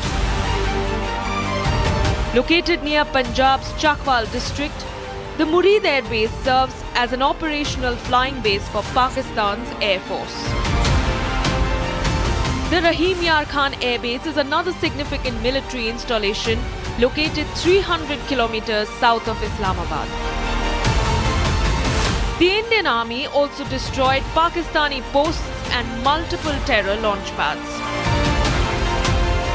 And the terror state's repeated attempts to launch targeted strikes across Jammu and Kashmir for 3 consecutive days has so far been met with harsh retaliation by the armed forces. And Republic has the double confirmation. The proof that this battle is far from over. Attack हुआ है नूर Khan base पे, बिल्कुल घर के सामने अभी एक जहाज गुजरा है और ये नूर खान बेस के ऊपर अटैक हुआ है. And with tensions only escalating, Pakistan is now very vulnerable after major attacks by the Indian armed forces.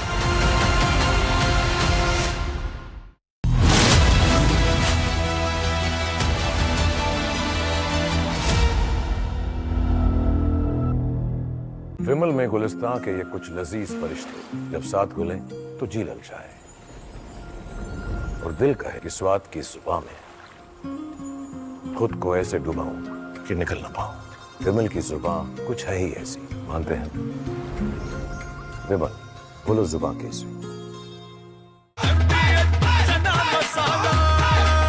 अब छोलिया हो या लोबिया, सफेद चने या काले चने, सब कुछ मजेदार बने.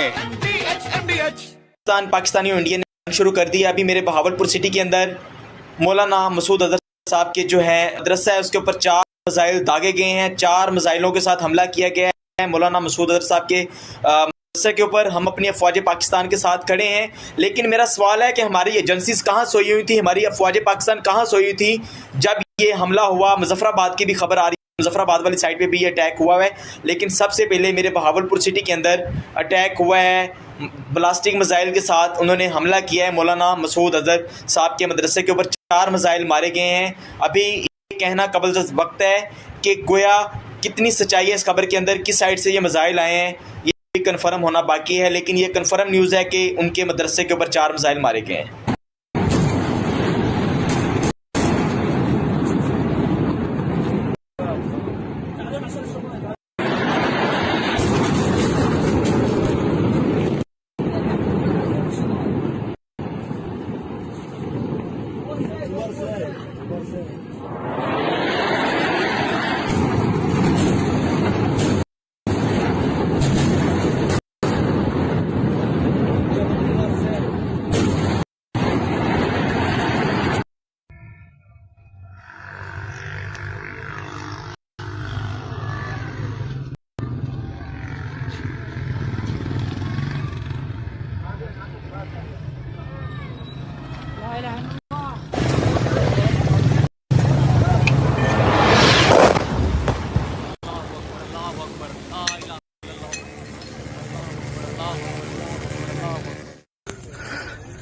ये नुकसान, ये 9 नंबर ये मस्जिद तैयबा मरकज उमर करा के अंदर ये नुकसान है।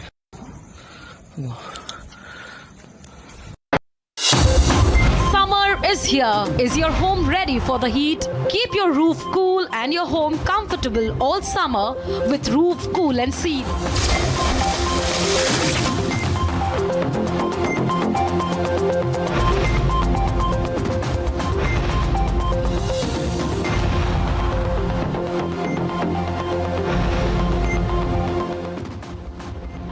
पसीना मत बहाओ, Berger roof cool and seal लगाओ।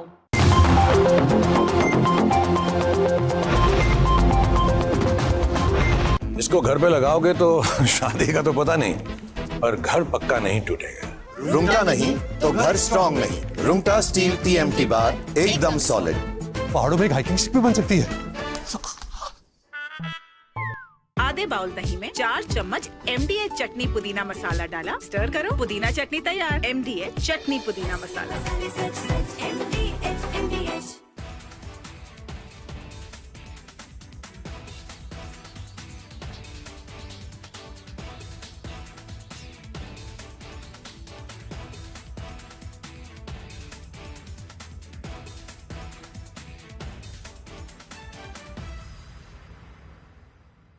Unlike in 2019 when we had hit Balakot, which was in the wilderness, and Pakistan got an excuse to say that nothing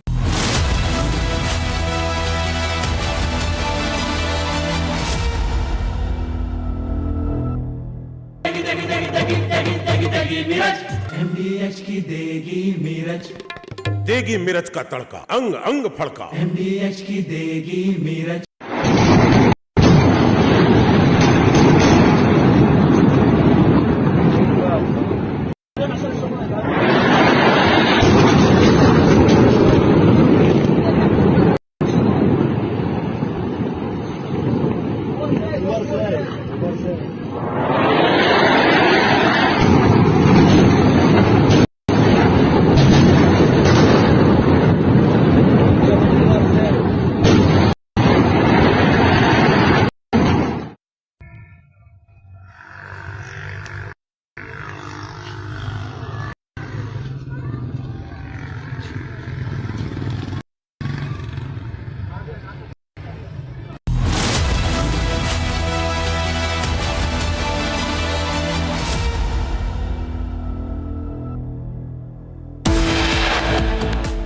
India has decided any future act of terror will be considered an act of war against India and will be responded accordingly.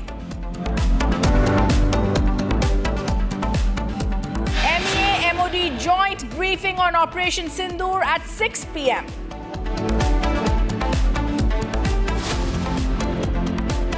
Pakistan military targets at Rafiqi, Murid, Chaklala, Rahim Yar Khan, Sukur and Chunya were engaged using air-launched precision weapons from our fighter aircraft.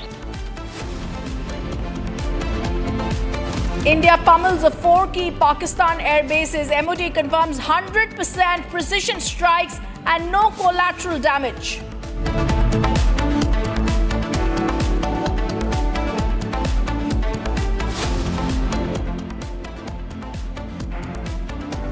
About activities that they have undertaken continue to be heavy on lies, misinformation and propaganda. MEA busts Pakistan fake claims on attacks, fact-checks propaganda with real-time images. And NSA Ajit Doval briefs Prime Minister Modi on latest developments of Operation Sindoor.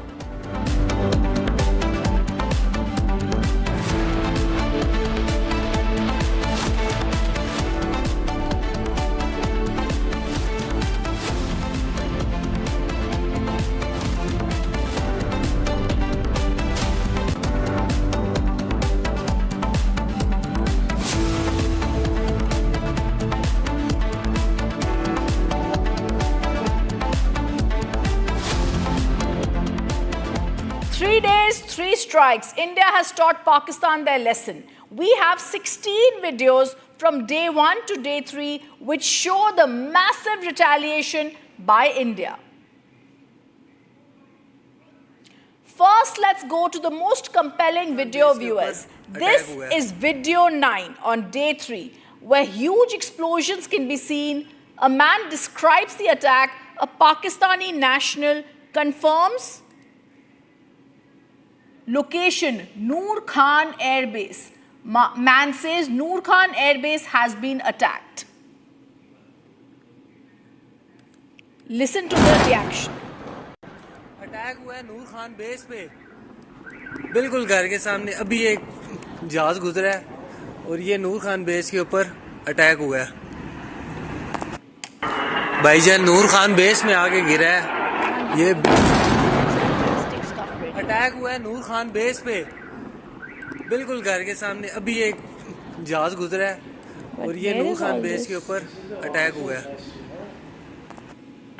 भाईजान नूर Khan base में आके गिरा है। Video number 12 इधर लिखा हुआ है। Attack हुआ है नूर खान बेस पे, बिल्कुल घर के सामने अभी एक जहाज गुजरा है और ये नूर खान बेस के ऊपर अटैक हुआ है। भाईजान नूर खान बेस में आगे। And now video number 12, day 3, India's offensive against Pakistan. Video shows CCTV. It shows how India destroyed terror launch pads.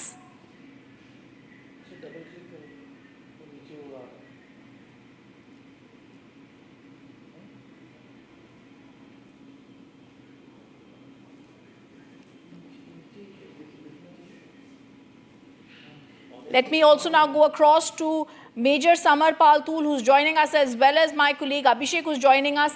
This is massive, as we are showing at Sialkot. Major Samar Paltul, India has destroyed the terror launch pad.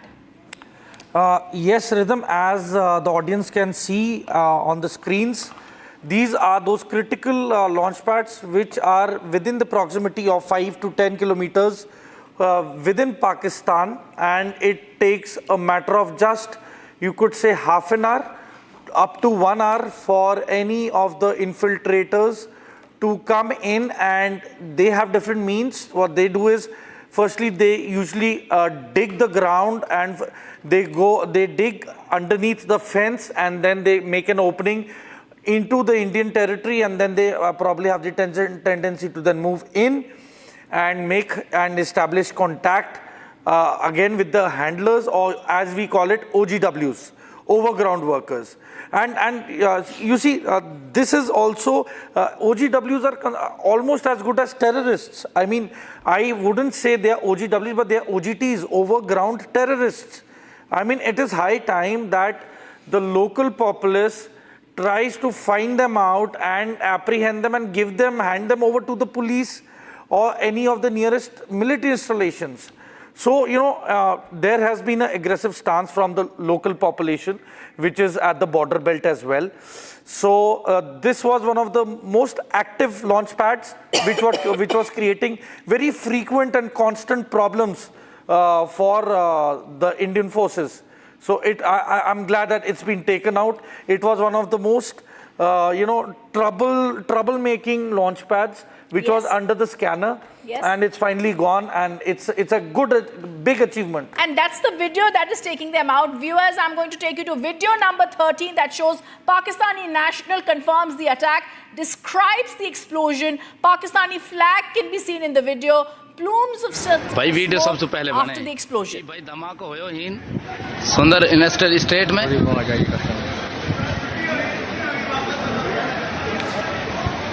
पता ना है कोई drone गिरो है कि कहाँ रोड़ो है अभी धमाका होयो हम फैक्ट्री पहुंचा यहाँ अभी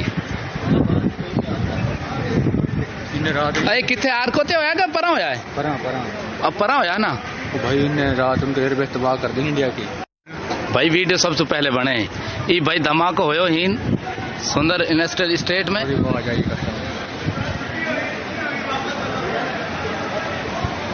पता ना है कोई ड्रोन गिरो है कि कहाँ रोड़ो है अभी धमाका होयो हम फैक्ट्री पहुंचा यहाँ अभी अरे किथे आर कोते होया का परा होया है अब परा होया ना भाई इन्हें रात उनके एयरबेस तबाह कर दी इंडिया की भाई वीडियो सबसे पहले बने ये भाई धमाका होयो हीन सुंदर इंडस्ट्रियल स्टेट में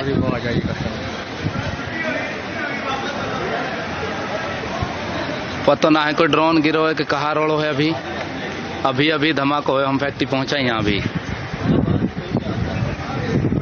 अरे किथे आर कोते होया कि परा होया है अब परा होया ना भाई इन्हें रात उनके एयरबेस तबाह कर दी इंडिया की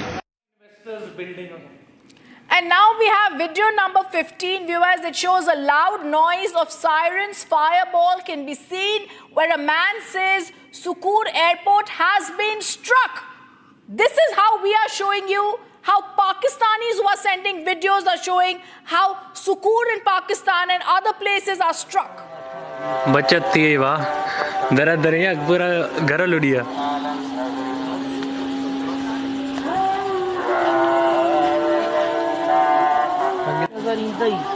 सखर एयरपोर्ट से स्ट्राइक वाह बचत थी वाह दरा दरिया पूरा घर लुड़िया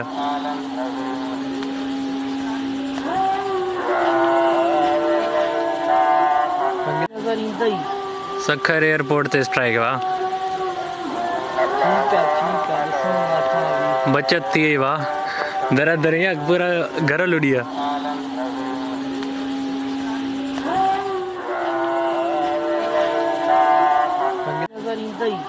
सखर एयरपोर्ट से स्ट्राइक वाह बचत थी वाह दरा दरिया पूरा घर लुड़िया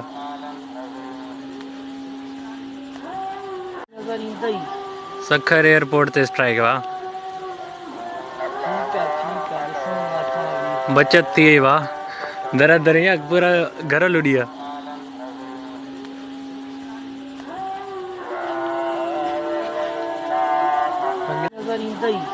सखर एयरपोर्ट से स्ट्राइक वाह बचत थी वाह दरा दरिया पूरा घर लुड़िया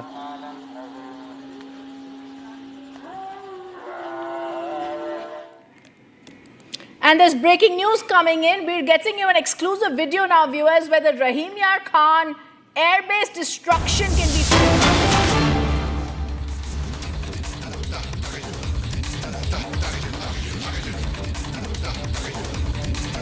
This is the video of destruction of the Rahim Yar Khan airbase in Pakistan. Strategic importance for them. It makes it vital for military operations, rapid deployment, drone activities. The airbase that has been struck shares infrastructure with the international airport in Pakistan, serving dual purposes for military and civilian aviation. The video of the destruction of the Rahim Yar Khan airbase in Pakistan, extremely vital. Abhishek, also give us more the reasons for the strategic importance of Rahim Yar Khan airbase that has been destroyed. Rahim Yar Khan is considered one of the forward bases, air bases of Pakistan rhythm. And the fact that India has hit Rahim Yar Khan, India has hit right there inside inside Rawalpindi, the Noor Khan base is clearly a message to Pakistan and the people, more than the generals, that these generals are not invincible, that these generals can be taken down. They are at our, they are at on our target. And whenever we want, we can move our missiles from, the missiles could have easily moved from Noor Khan, which is about just 10 kilometers from the Rawalpindi headquarters of the general headquarters, as they are called, of the Pakistan Army, just about 10 kilometers from there. This gives an idea of the kind of penetration that Indian forces can manage, hoodwinking the air defense. Absolutely Chinese dud air defense of the Pakistanis. I think it's a revelation to the people of Pakistan that the generals have been fooling around with them and giving them an impression of invincibility, because there has been no war since 1971 and 1999, of course, the loss. This generation of Pakistanis perhaps does not know that this Pakistan army is good for nothing, and Operation Sindoor has just brought that under focus. The Pakistanis today, this generation now knows that the generals were fooling around with them. They cannot defend their country, and it's so easy to take them down that their most advanced of forward bases under the nose of the general headquarters can be hit like we have done today.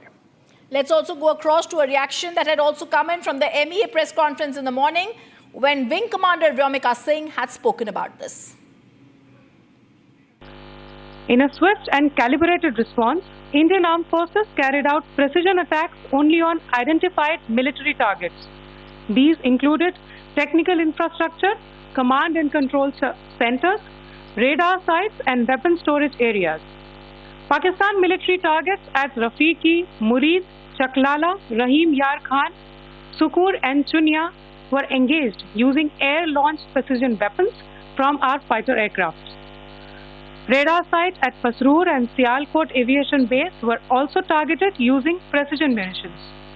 While carrying out these responses, India ensured minimum collateral damage. Pakistan द्वारा सैन्य ठिकानों को जानबूझकर निशाना बनाने के पश्चात भारतीय सशस्त्र बलों ने त्वरित व सुनियोजित जवाबी हमले किए। Technical installations, command and control centres, radar sites और हथियार भंडार को चुनकर निशाना बनाया गया।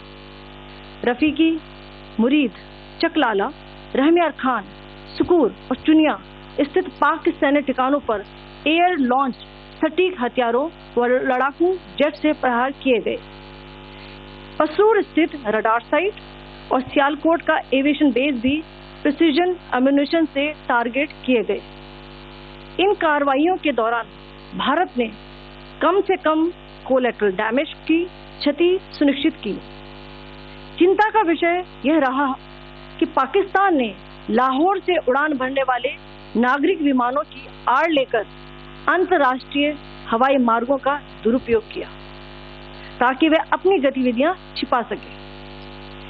ऐसी चालों ने भारतीय वायु प्रतिरक्षा तंत्र को नागरिक सुरक्षा सुनिश्चित करते हुए अत्यधिक संयम के साथ कार्य करने के लिए विवश किया। साथ ही साथ पाकिस्तान ने मिस इन्फॉर्मेशन का सहारा लेते हुए आदमपुर स्थित S-400 प्रणाली, सूरतगढ़ व सिरसा के हवाई अड्डों, नगरोटा के ब्रह्मोस बेस, देहरागिरी के तोपखाना पोजीशन तथा चंडीगढ़ के अग्रिम गोला बारूद डिपों को नष्ट करने के झूठे दावे सोशल मीडिया पर फैलाए। भारत इन फॉल्स नैरेटिव्स को पूर्णतः खारिज करता है।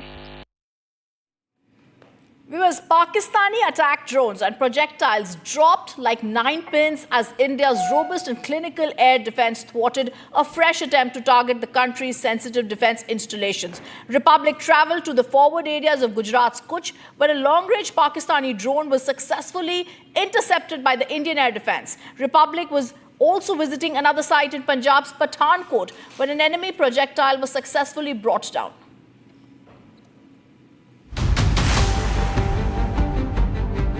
Pakistan launched a fresh wave of drones and missiles to violate the Indian airspace. However, the attempt was foiled by alert Indian air defense. The hostile drones and projectiles dropped like 9 pins. 6 of the projectiles were intercepted by the Indian air defense, dropped over Kutch and Gujarat. 4 of these projectiles were shot down by the IAF in Nalia, while the other 2 were taken down in Bhuj. Republic traveled to the Adipur Gandhidham area of Bhuj, where a long-range Pakistani drone was taken down. 24068 ये number है, ये भी इसका भी कुछ महत्व होगा। Drone number ये है और इस इंटरसेप्शन को किस तरीके से हमारी जो टीम है एयर डिफेंस की उसने कारगर साबित करवाया। आपको नज़र आ रहा होगा इसमें भी कई ऐसे पार्ट्स हैं जो कि जल गए हैं इंटरसेप्शन की वजह से, और ये जब इस जोन पर गिरा होगा तो उसकी वजह से जो हीट यहाँ पर बनी है वो हीट अभी तक आपको नज़र आ रही होगी, क्योंकि जो धरती यहाँ पर है वो कहीं ना कहीं अभी थोड़ी सी गर्म नज़र आ रही है। Republic also visited Pathankot, where several of these hostile projectiles were down.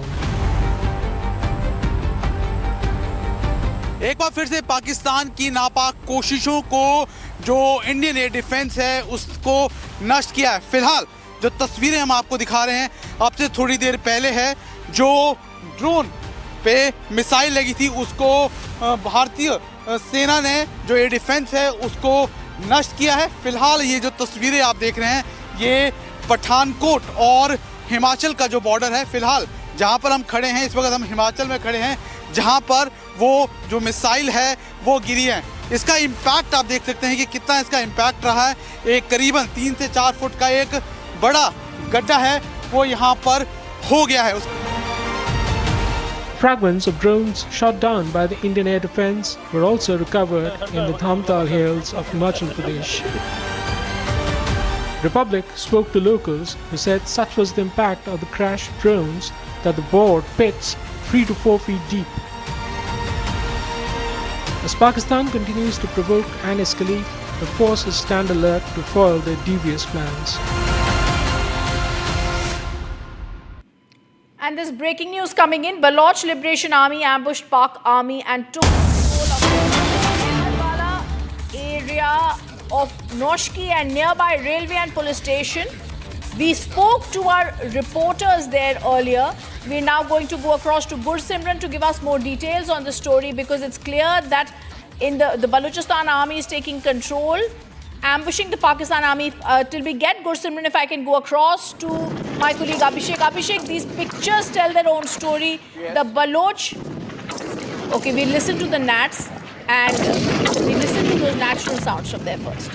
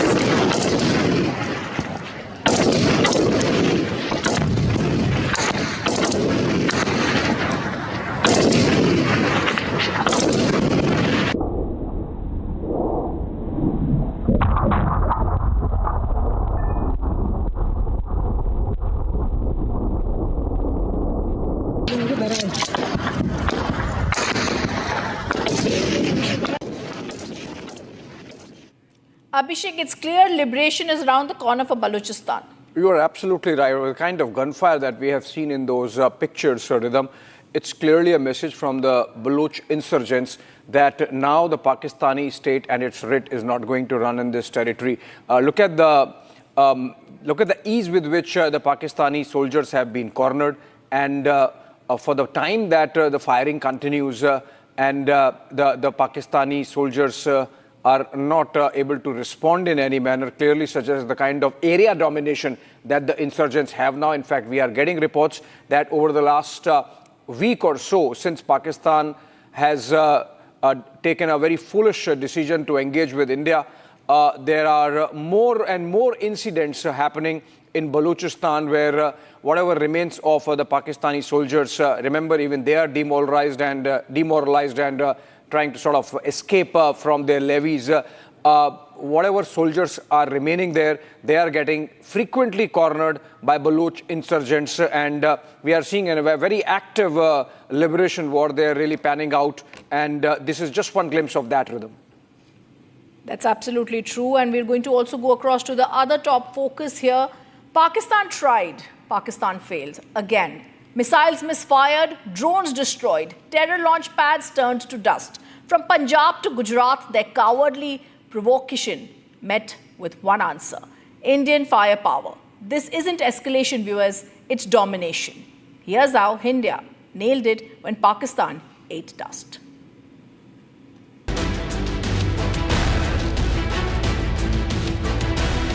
Scattered wreckage,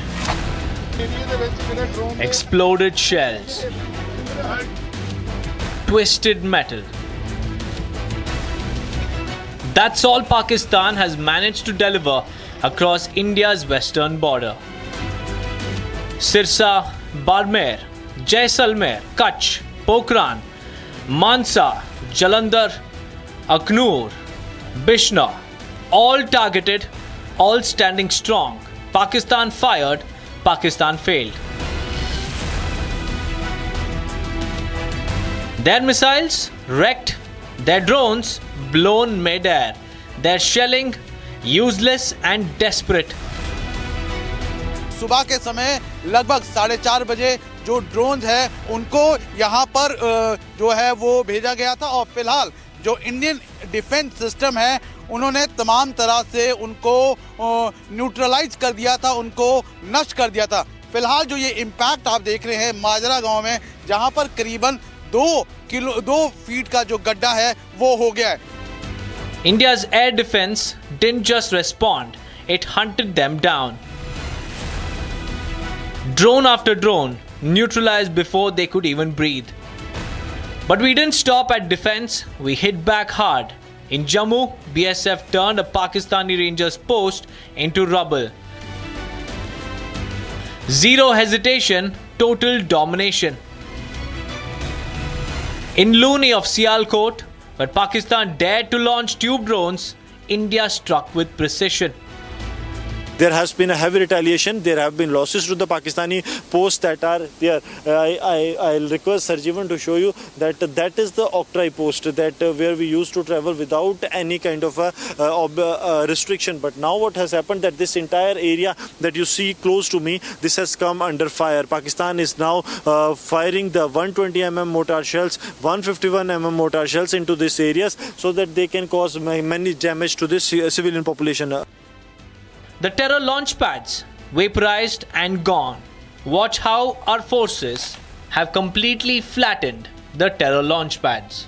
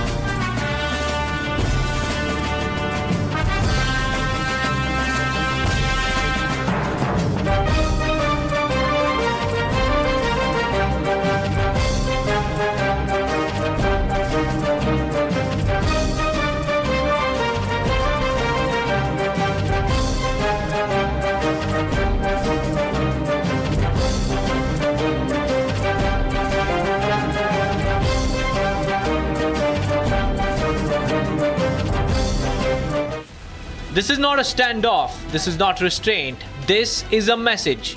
You come for India, you face the fire. Pakistan fails every single time, whereas India nails it every single shot.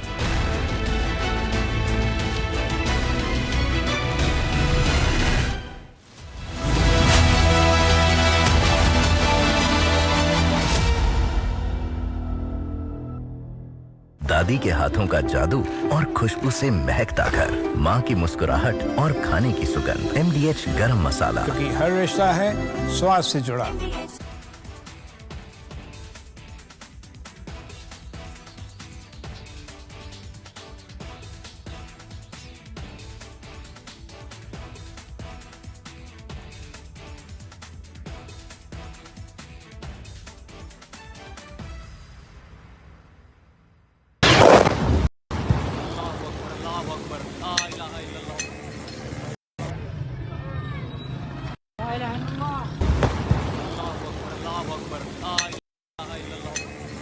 Of different weapon systems because you cannot risk putting all eggs in one basket. ये मशस तैयार मरकज उमर करा के अंदर ये नुकसान है. Not risk putting all eggs in one basket. Summer is here. Is your home ready for the heat? Keep your roof cool and your home comfortable all summer with Roof Cool and Seal.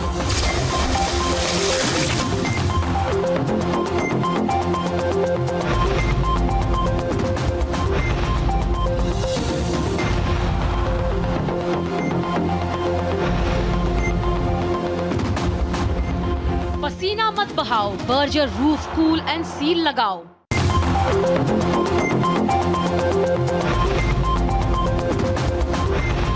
MDH की हल्दी मिर्ची धनिया करे कमाल, ये रंग दे, ये खुशबू दे, ये तीखा, ये कम पड़े, क्या निराला MDH मसाला। पाकिस्तानी और इंडियन ने शुरू कर दिया। अभी मेरे बहावलपुर सिटी के अंदर मौलाना मसूद अजहर साहब के जो है मदरसा है उसके ऊपर 4 मिसाइल दागे गए हैं।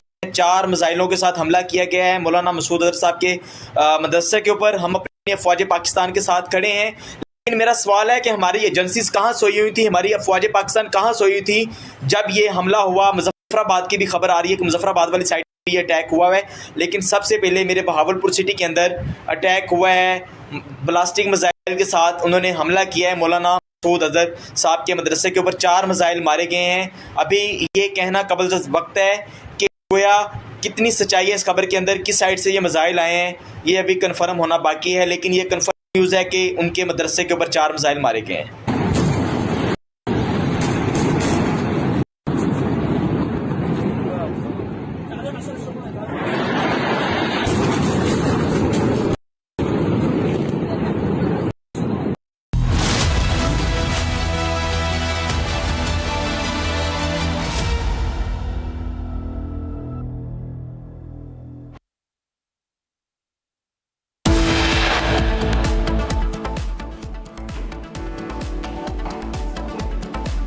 India's big statement on Pakistan says any future act of terror will be considered an act of war against India and will be responded with full force.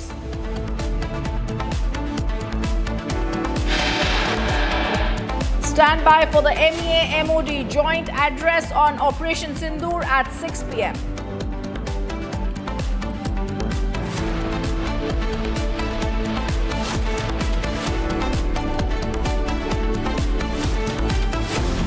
India has defended and reacted in a responsible and measured fashion to these provocations and these escalations by the Pakistani side.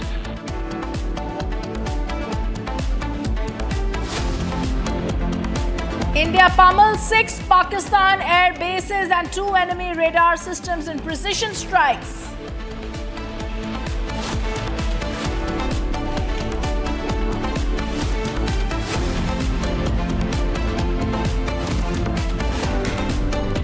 BLA continues its offensive against PAK army across 39 different locations, kills 9 PAK army soldiers in northwest PAK ambush.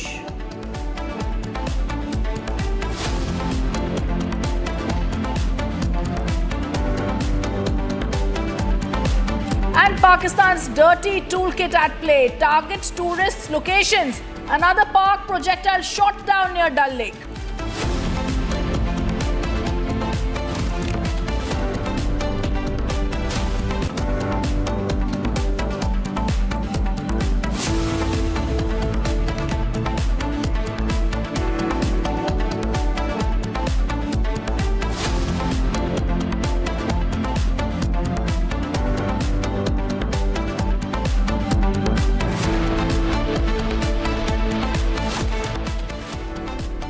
Good evening, viewers. Welcome to the special broadcast. In today's special episode, we separate power from posturing, facts from fear. As tensions flare and eyes lock across the border, India's war chest stands ready.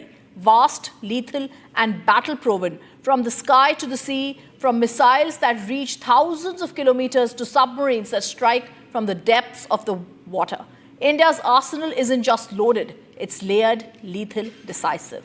Today we decode why Pakistan stands no chance as India's most advanced weapon system takes center stage. Joining us are India's top defense minds. They will be breaking down the muscle behind each machine and why they tip the scales firmly in India's favor. This isn't just a lineup of firepower, it's a message of strength, strategy, and war supremacy. Our silence is not fear, it's focus. Our patience is not weakness, it's control. When the nation cools,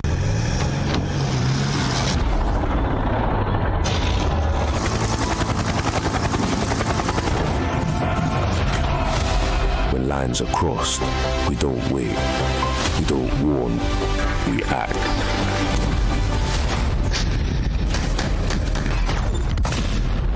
Our silence is not fear, it's focus.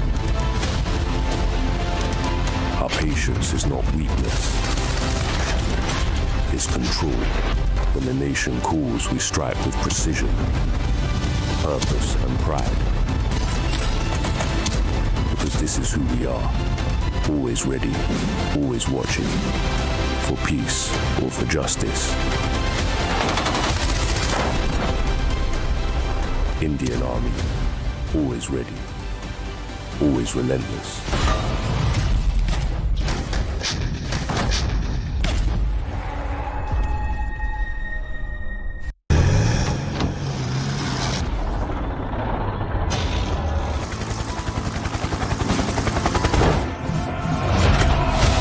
When lines are crossed, we don't wait. We don't warn. We act.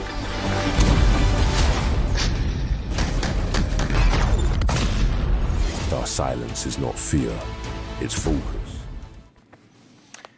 Well, in fact, we'll take you through the arsenal. What makes India and its firepower unmatched? And particularly if you are really placing India with Pakistan, then there is really no match, particularly with regards to how we have, over the last 10 to 11 years, we have seen a multifold jump in the firepower that India really possesses today. And that is the reason why today, Rhythm, we've decided to put together our arsenal, what makes us different, what makes our firepower completely unmatched. Now, let me take you through some of the missiles that we are essentially using. The Agni 2 missiles with a medium range of 2,000 kilometers range, we're essentially able to target the farthest enemies. And that is the reason why Agni series does have that kind of a firepower. Let's move to Agni 3. That's about 3,700. There are multiple variants of Agni. In fact, it's Agni 1, 2 and 3, with 3 being the maximum coverage of 3,500 kilometers range. And as far as its capability is concerned, it has a multi-platform capability. On your screens right now, the Agni series ballistic missiles that India has basically acquired. Let's take you through the other. Yes, there's a breaking news that's coming in. In fact, if we could just go across to that big breaking news that's coming in. All right, the big breaking news that's coming in, if we could just go across to that.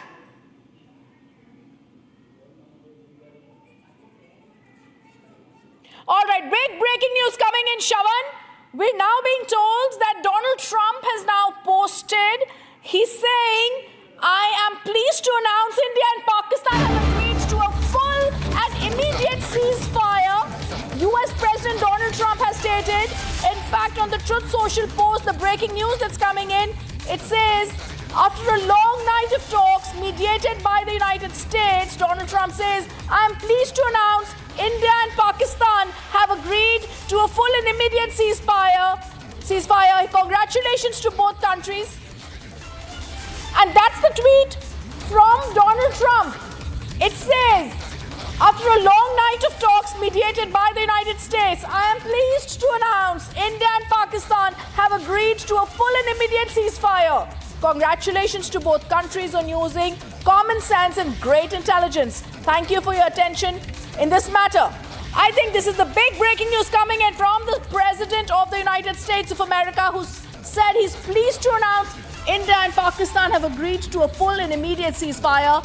US President Donald Trump has now posted on Truth Social post, after a long night of talks mediated by the United States, I am pleased to announce that India and Pakistan have agreed to a full and immediate ceasefire. The words full and immediate ceasefire are in bold and in capital. He also then goes on to state in that statement, congratulations to both countries on using common sense and great intelligence. Thank you for your attention to this matter. It seems, Shavan, US President is now saying India, Pakistan agreed for a ceasefire. Well, in fact, that essentially helps us understand the ultimatum that India had actually given here, saying that if Pakistan resorts to any terrorist activity, then it will be seen as an act of war. So it does appear as some sort of an ultimatum that has now been given to the Pakistanis. Meanwhile, backroom talks that have essentially been taking place. In fact, you've had the Secretary of State, Marco Rubio, who also happens to be the National Security Advisor, who's been dialing the Pakistan Army chief earlier today. In fact, we give it to understand that this comes after multiple talks, a round of talks that have taken place between the United States of America and, for that matter, Pakistan, with the Pakistani Prime Minister also being told about the need for a de-escalation. In fact, as far as India is concerned, let's also re-emphasize this. India is very clear. It was our right to defend ourselves. The message that India had sent across was this, that you cannot escalate any further, and if you do so, then we will certainly retaliate. Now, that's the position that India has maintained. There is no change as far as India's position is concerned. This ceasefire, what are the contour of the ceasefire? We'll have to wait and watch. But having said that, the big news now coming in, breaking news coming in, President of the United States of America, Donald Trump, has made an assertion. He says that after a long night of talks mediated by the United States of America, I'm pleased to announce that India and Pakistan have agreed to a full and immediate ceasefire. Congratulations to both countries on using common sense and great intelligence. Abhishek, what's the contour of this kind of a ceasefire? Because you have the Secretary of State, National Security Advisor Marco Rubio speaking to the Pakistan Army Chief and, of course, also the Pakistan Prime Minister. But it seems that India has made its position very clear. And our position is that if you escalate, we will retaliate. Well, you see, Shawan, this is coming in from Donald Trump, so we have to wait for India to make a statement, and we have to, of course, believe that. And for that, I believe that press conference at 6 p.m. is going to make a statement on that. Having said that, look at the contours. The video released by the Indian Army had that music of triumphalism going with it. The fact that India announced a policy decision under which any future terror attack is going to attract the clause of war. I think there was already some kind of build-up happening. We had our, in the press conference, statement coming in from the officers on the army side that if Pakistan so chooses, we can still de-escalate, but we will de-escalate only if Pakistan chooses so. So I think this was building up. As I said, we have to wait for that press conference at 6 p.m. when you are going to get the contours insofar as India's position is concerned. This is Donald Trump, and remember, Donald Trump has been mediating between Russia and Ukraine, and at least 3 or 4 times he has announced that we are close to ceasefire, but nothing happened. So I don't think militarily, just because an announcement has come from US President, it translates into change of facts on the ground, which of course have their own dynamics. If, for example, Abhishek, Pakistan can I is just, not listening, Abhishek, just a quick, a query here, because India's position has always been that we do not want a third party. We do not want any sort of mediation or coming in from a third party. It is a clear case of overstepping. It is not the job of the President of the United States to make a claim when we haven't even agreed that this is a matter which requires his intervention. I mean, with the greatest of respect to the American President, he has no idea about the ground situation. He has no idea about what's happening here. Till a few days back, he said that this is not for him to look into. And now he's congratulating both countries trying to be a global peacemaker. And I think this is beyond him. I strongly object to the fact that the US President is saying that he has sorted out the conversation between two countries. I think President Trump does not understand the importance of difference between back-channel talks or informal diplomacy or clandestine diplomacy or overt diplomacy. Somebody should you think this is typical Trump overreach? This is typical Trump overreach. This is typical Trump overreach at a time when he does not have a mandate to do so. And I think it becomes incumbent right now for the government to start the press conference, which we were promised at 5:30. If this was a calibrated announcement, which I do not know anything about, then really we will hear, we will go, Republic will go by what our Prime Minister says. Republic will go by what the Foreign Secretary of India says and what the Indian forces says. It is wrong for Donald Trump to go out and make an announcement, but this is typical. And the fact that he's saying, and the fact, Arnab, he's saying that overnight negotiations, while we had the worst of fighting between the two sides. Where are the negotiations overnight? Where are the negotiations overnight? Who has mandated him to have those negotiations overnight? Last night we were pummeling them back after they tried to send their drones. Last night there were people in Firozpur who were injured. Last night there were 36 places where they tried to do incursions, and we have hit them back. And a ceasefire is not a phone call. It is not like one of those things that happen on WhatsApp. I mean, Donald Trump should get real about the situation. I will completely go by what my government says. And Trump has failed for the 5 months with Russia and Ukraine. But that's not the point. He has announced 4 times. Trump is too eager. Trump is jumping the gun. And I do not believe that this can be the kind of announcement that can be taken seriously as an announcement. And that's why I came on air to say this, that ऐसा नहीं होता है कि आप informally announce करें. You take a role for yourself, and 2 days back... And the Americans seem to be heavily invested because Secretary Marco Rubio is now posting, saying over the last 48 hours, Vice President Vance and I have... I don't buy this, and we will finish this. Let us not forget here, with the greatest of respect, that the United States of America was the country which threatened to send the 7th Fleet in 13 days. And therefore, we are an independent country. And he's trying to equalize this. How on earth can Trump equalize between what has happened in Pahalgam and what has happened thereafter? It's a clear case of overreach. Clear overstretch. I'm sorry I'm going to have to go. You can take this forward. But we are going to be on conversation with our channels in the government. Absolutely. So, Shravan, that should be the position, That should be the position, Shravan and Niranjan, because while Donald Trump has this habit of making an overreach, like it did in the case of Russia and Ukraine, 4 times he has unilaterally announced ceasefire, which has never become effective on the ground. The kind of diplomacy that the Americans are claiming themselves to have done over the last 48 hours does not seem to be translating into facts on the ground. And the facts on the ground are that the last 24 hours have seen the worst of fighting between the two sides, the worst of provocations coming in from the Pakistanis, the worst of escalation coming in by way of drone attacks and missile attacks. And for Donald Trump and the American Secretary of State to claim that, there is ceasefire because we have negotiated. Let's wait. We also want to bring across India to make an announcement. Abhishek, we also want to bring and break Marco Rubio's tweet like we were putting out. He says, over the past 48 hours, VP Vance and I have engaged with senior Indian and Pakistani officials, including Prime Minister Modi and Shehbaz Sharif, External Affairs Minister Dr. Jai Shankar, Chief of Army Staff Asim Munir, and National Security Advisors Ajit Doval and Asim Malik.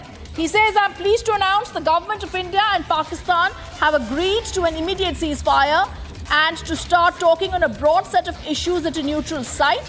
We commend Prime Minister Modi and Sharif on their wisdom, prudence and statesmanship in choosing the path of peace. Now, Abhishek, I want to come back to you and ask you this question. This is something that was also seen earlier. We remember this is how after Balakot airstrike, similar statements and retorts were made by the US president. And now this breaking news coming in. Is this also going to be seen as Pakistan surrender? I'm going to introduce my panelists, Major General Rajan Kochar with us, Major Samarpal Toor with us, Shravan in the studio along with me. Abhishek, I want to ask you this and then to our guests. Just give me a minute. I'm getting a breaking news development. Just confirming and getting back. Just speak to the guests. I'm coming back to you. Getting that breaking news. I want to go across to Major General Rajan Kochar. How are you seeing this development, sir? Rhythm, I'm seeing this development in a slightly different perspective as it is being discussed. Back channel diplomacy has been going on since a long time, and the US has been speaking to Pakistan's leaders and as well as the Indian leaders. But General Rajan Kochar, will India accept? I just want to break. The reason I'm telling you why it is to be accepted is coming in, sir. Sir, just before you come across, there is another Pakistan foreign minister now puts out a tweet. Pakistan and India have agreed to a ceasefire with immediate effect. Pakistan has always strived for peace and security in the region without compromising on its sovereignty and territorial integrity. The perspective which I was actually making was this statement had to come from the US first, because if this statement was coming from India first, it means that we have backed out. It's important that to understand this perspective. It's surprising. It's extremely surprising because for a country like ours, we've always maintained that when it comes to India-Pakistan issue, we do not want any third-party interference. That's been the long-standing position of our country. Shravan, your point is well taken. Your point is well taken. But you have to understand here, when these two countries are not talking to each other, there has to be a mediator somewhere. Why do we need a mediator? For another Pahalgam to happen. Why do we need a mediator in the first place? What's the point, sir? And Abhishek has some more news, and sir, I'm just going to come back to you. First, Pakistan Foreign Minister's tweet where he says Pakistan and India agreed to a ceasefire with immediate effect. Pakistan has always strived for peace and security in the region without compromising, etc.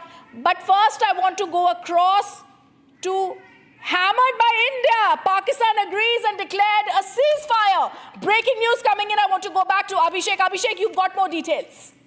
Well, yes, important developments, Rhythm. I've been gathering information. So it was the Pakistanis who approached the Americans that they want ceasefire. They sued for peace. The Americans came back to New Delhi and said that, see, Pakistan wants ceasefire.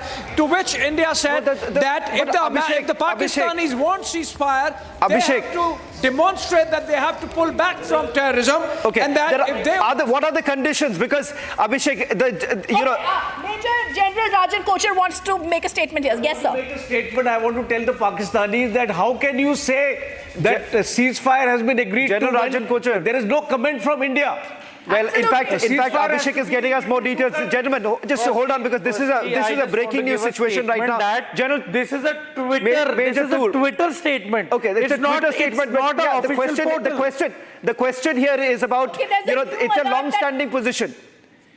We are just getting in more details. They've been hammered here. Look at what has happened. There is an ultimatum. Breaking news coming in. There is an ultimatum that was given to Pakistan. Pakistan declares a ceasefire.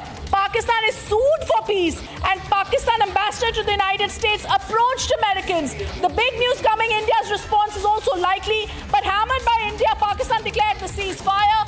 Plummeted by Indian forces, Islamabad scurries to announce a ceasefire. After India's precision strikes, Pakistan declares a ceasefire. After mighty Indian retaliation to Pakistan terror, Pakistan declares a ceasefire. There's also breaking news coming in on sources which Abhishek is getting us.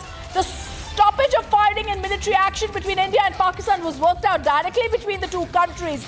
The Pakistan DGMO initiated the call this afternoon, where discussions took place and an understanding was reached. There is no decision to hold talks on any other issue at any other place. Pakistan DGMO approached his Indian counterpart. The breaking news coming, the call happened this afternoon. The Indian government is going to be likely to respond at 6 p.m. But this is the clear truth, Major General Rajan Kochar. Hammered by India, Pakistan has declared a ceasefire. Plummeted by Indian forces, Islamabad scurries to announce the ceasefire. Well, in fact, they've been, when we say Pakistan, remember, had absolutely no choice, General Rajan Kochar, because we have already seen what happened to Pakistan and the ultimatum that has been given here. It's important to point out here, India has made its position very clear. We are not here to have any talks with Pakistan. Let's be very clear. We are not going to have any talks here because Pakistan's DGMO. There's a breaking news now coming in. Let's go to Abhishek. Rhythm, hold on, Rhythm. That's very important information I'm getting for you, Rhythm. This is breaking news development. It is Pakistan that sued for peace. Pakistan sent its ambassador to the United States in Washington, D.C., going to the State Department and to White House and sought intervention of the White House. The Americans approached India. I'm telling you from people who were involved in the process, the Americans approached New Delhi and said that these Pakistanis have come to them crying, suing for peace. Would you agree? India said we can agree only on the condition that Pakistan demonstrates that it has stopped indulging with terror. It should be demonstrable. The clear point here is that it is, as of today, it is certainly, it appears to be a unilateral act of ceasefire by Pakistan. That's the first point to understand. Yes. And they have been offering the ceasefire. Now that they have offered the ceasefire, obviously we will consider it. We are not a violent country. We do not want to We do not want to harm any country or its people beyond a certain point. We have put a condition, terrorism has to stop. Condition that if there is a single act of terrorism after this, then it will be an act of war. So we've taken it to the brink. But the point is, the reality is this, that it is a unilateral, it is completely and entirely and totally a unilateral act of announcement of ceasefire by Pakistan. Pakistan suing for peace. Till this moment, they are suing for peace, they are begging for peace. Begging for peace. They are begging for peace. And now we will see what India does after this. It will have to be discussed, and the terms will have to be understood. The fact is, we put Pakistan firmly in its place. There is absolutely no doubt about it. Pakistan has very clearly and solidly run out of options. And I think it is the precision strikes of last night which have created a set of circumstances that Pakistan does not really have an option right now. They would have to sue for peace. Because if there had been one more round of precision strikes by India, we've already destroyed such significant bases that they would have nothing left to go to their own people with. So it's a unilateral act of ceasefire by the Pakistan. This appears to be more a Pakistani surrender to me. Then anything else. You can give it any formality, but without doubt. And on Indian terms. It is a Pakistani surrender, and it is a Pakistani surrender on Indian terms. And I will be dealing with this tonight in my programs in the evening. Right now, we're looking forward to this press conference that should be coming anytime now. I'm rushing to the studio. Would you like to join me in 5 minutes? Right. Thank you so much. Thank you. Back to your rhythm. All right, if we could just break this once before till Arnab reaches the studio. There is more breaking news coming in. At 6 p.m., only the MEA is going to be briefing. There's going to be no Ministry of Defense briefing. Major General Rajan Kochar, your first thoughts? You see this, the very fact you are saying that it's only the MEA who's going to come to do the briefing, and the armed forces part is out of the briefing, it gives a strong indication that India is also going to make a statement on the ceasefire, and most probably it will be in the positive direction. Yes. Because the United States has made a statement, Pakistan has come out with a statement, and now the statement of India. That's so right, I think it is going to be on the similar lines, and we are going to hear what led to the ceasefire is most important to know here. And I think in this 6 p.m. briefing, we will come to know the chronology of events, what have led to the ceasefire, and most probably it is on Pakistan's insistence, the way things were happening on the battlefield. Sir, that's exactly what Arnab also just said. Pakistan scrambled to America in the wake of India's response to Pakistan's terror, especially yesterday after what they said. The morning briefing also said this. They tried to sow discord between communities in India. They tried a wanton campaign of targeting civilians and civilian infrastructure. They tried to even fire missiles towards Shri Amritsar Sahib. As I said, these were lame attempts to divide India, and they doomed. But I have got one observation here. Yes. Can Pakistan be trusted? Because exactly what we had a ceasefire. We had a ceasefire in 2003. Yes. We had to review it again in 2021 because of frequent violations, including the medium and heavy fire was coming from Pakistan. Yes. So the big question is, can Pakistan be trusted? Can this commitment for terrorism... Can Pakistan be trusted? Absolutely. And sir, just on that, I'm just going to update our viewers because everyone's asking me what's happened in the last 10 minutes of this bulletin. First, there was a tweet from Donald Trump in which he says that India and Pakistan are going to have a ceasefire, after which Marco Rubio, simultaneously there was a tweet by him and by J.D. Vance. And then there was a tweet immediately by Pakistan Foreign Minister, puts out a tweet where he says, the MEA briefing has started. Let's go across to that. All right. Yeah. Vikram Mishri, Foreign Secretary. This is a landmark. Director General of Military Operations of Pakistan called the Director General of Military Operations of India at 15:35 hours earlier this afternoon. It was agreed between them that both sides would stop military action on land and in the air and sea with effect from 1700 hours Indian Standard Time today. Instructions have been given on both sides to give effect to this understanding. the Directors General of Military Operations will talk again on the 12th of May at 1200 hours. Thank you.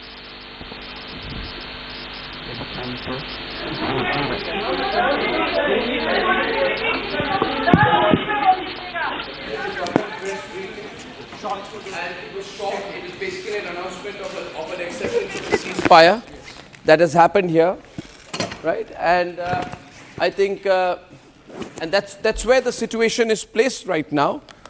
The government of India has made a very, very short statement after the statement of the morning, saying that there will be no fire from both sides from 5 o'clock this evening. All right. Now, the question is, we need to discuss the positioning of this. I think one fact is that the announcement of a ceasefire ideally should have been between two nations, or ideally it could have been made by offer made by Pakistan, to which we agree, right? But of course, I must emphasize the fact that it has happened on our terms. It has happened after a day of precision strikes.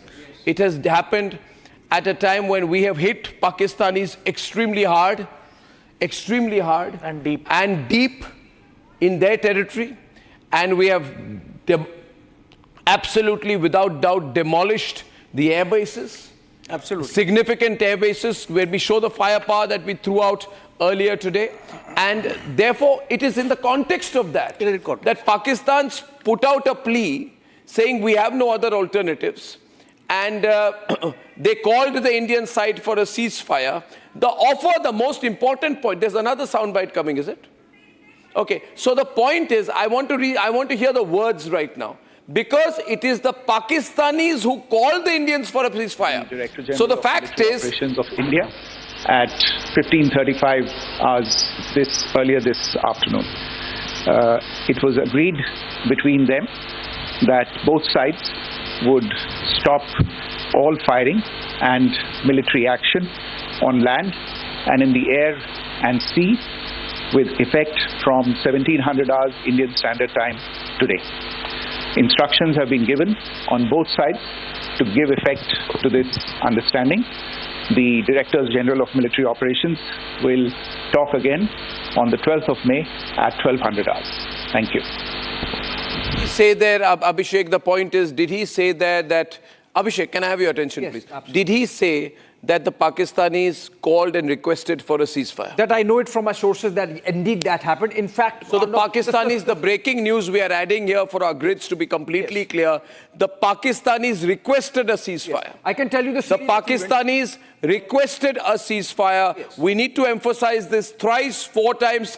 After the hammering they got, Pakistanis requested India for a ceasefire, and the Indians then agreed. Is that the right way to put it? Of events, after being asked by its comment, Rizwan Saeed, the Pakistani ambassador in Washington, D.C., approached the White House begging for peace, suing for peace. This happened exactly 3 days back after the first of strikes by India, where we dismantled the terror infrastructure. And that's what set the ball rolling. And the Americans came to New Delhi. That's what the series of events I'm being told. Americans came to New Delhi saying that Pakistan wants to sue for peace. They are ready for ceasefire. Are you agreeing? We said, no, we are going to agree only if Pakistan promises on our terms that it has to pull back from supporting terror. So, no, the point is that Pakistani, after today, this morning's strike, Pakistanis requested, formally made a request for a ceasefire. Yes. Which proves without a doubt that we clearly had the upper hand. Yes. We had the upper hand. Yes. And, then they requested for a ceasefire. This was discussed within government circles here. And the response was, if they are requesting for a ceasefire, they can be given a ceasefire. But on clear condition, 1 minute, sir, please wait. On clear condition that they understand quite clearly. We also made a very clear statement after the second point to be mentioned here. Yes. There are critical points. The second point to be mentioned here is that the ceasefire was agreed to by India. Yes. On the condition that after this, any act of terrorism would be seen to be an act of war. Yes. So this is the way the whole issue must be understood. Yes. Pakistan pressed and requested for a ceasefire. They opened channels through the Americans. They requested for a ceasefire. And upon the request for a ceasefire, India agreed to the ceasefire, with certain conditions Caveats. which obviously are not going to be made public in a press conference. Now, Deepak Vora is walking in. Can we have him quickly seated here, sir, please? Now, Deepak Vora, we need to understand. Can we mic him up like within seconds, please? Thank you. Deepak Vora, I'm trying to understand this in full measure, because what I understand is this, that this morning, when we were talking earlier this morning, we really hit the Pakistanis extremely hard this morning. I was in the studio and we were celebrating the hammering that we gave to the Pakistanis on various different fronts. And after that, the Pakistanis, through the Director General of Military Operations, requested the Indian side for a ceasefire, post the hammering that they got. And after this, obviously, there must have been consultations, and India agreed to the ceasefire after that. And then there's a very small and tepid press conference that we just had. How do you read this? Deepak Vora. Thank you very much, sir. It's an interesting development. I won't say that I'm terribly excited about it, because we don't trust the Pakistanis. I've seen many such peace agreements that have been signed by different countries under American or other pressure. They last for all of 10 minutes. But in this case, hopefully, because as you rightly pointed out, till 10 minutes before this announcement was made by President Donald Trump, the Pakis were boasting they would do this, they would do that, etc., etc. But now this sudden turnaround, they have to explain to their own people why they've agreed. So I believe what they're going to tell their own people is, oh, we were about to win, and then the Americans begged us to have a ceasefire because the Indians pleaded with them that India was being destroyed, etc. No. I believe the Chinese have played a role. The Chinese have told them that, look, you have exposed all the nonsensical equipment we've sold. Sir, we watch very carefully when Russian or South African or whatever equipment is being used in a conflict. We want to know how good it is. But why did Trump make the announcement? I'll tell you, sir. Why did Trump make the announcement? I'll tell you, sir, because he has very good relations with us. He wants to show that Pakistan is his supplicant. He wanted to take Pakistan away from China. Otherwise, the Chinese, probably the Pakistanis would have asked the Chinese, will you mediate? Of course, they know that mediation or whatever ceasefire means, both sides have to agree. So if you and I have a disagreement, he can't mediate unless we are willing to be mediated. So this is the important thing. I understand that Pakistan was, I believe, was completely exposed, completely isolated. Earlier they had said, I don't know which of their ministers, that we'll wait 1 week because Trump is coming to Saudi Arabia. What does that mean? What is Saudi Arabia? I'm only concerned about the timing, the announcement. The announcement being made on Truth Social isn't the greatest thing, is it? I don't think it is. The announcement on Truth Social is not the way to do it. And Trump would love to jump the gun because he would love to position himself. But he always does that. He wants to play the role of king and kingmaker and kingbreaker. But I have no difficulty with this, sir.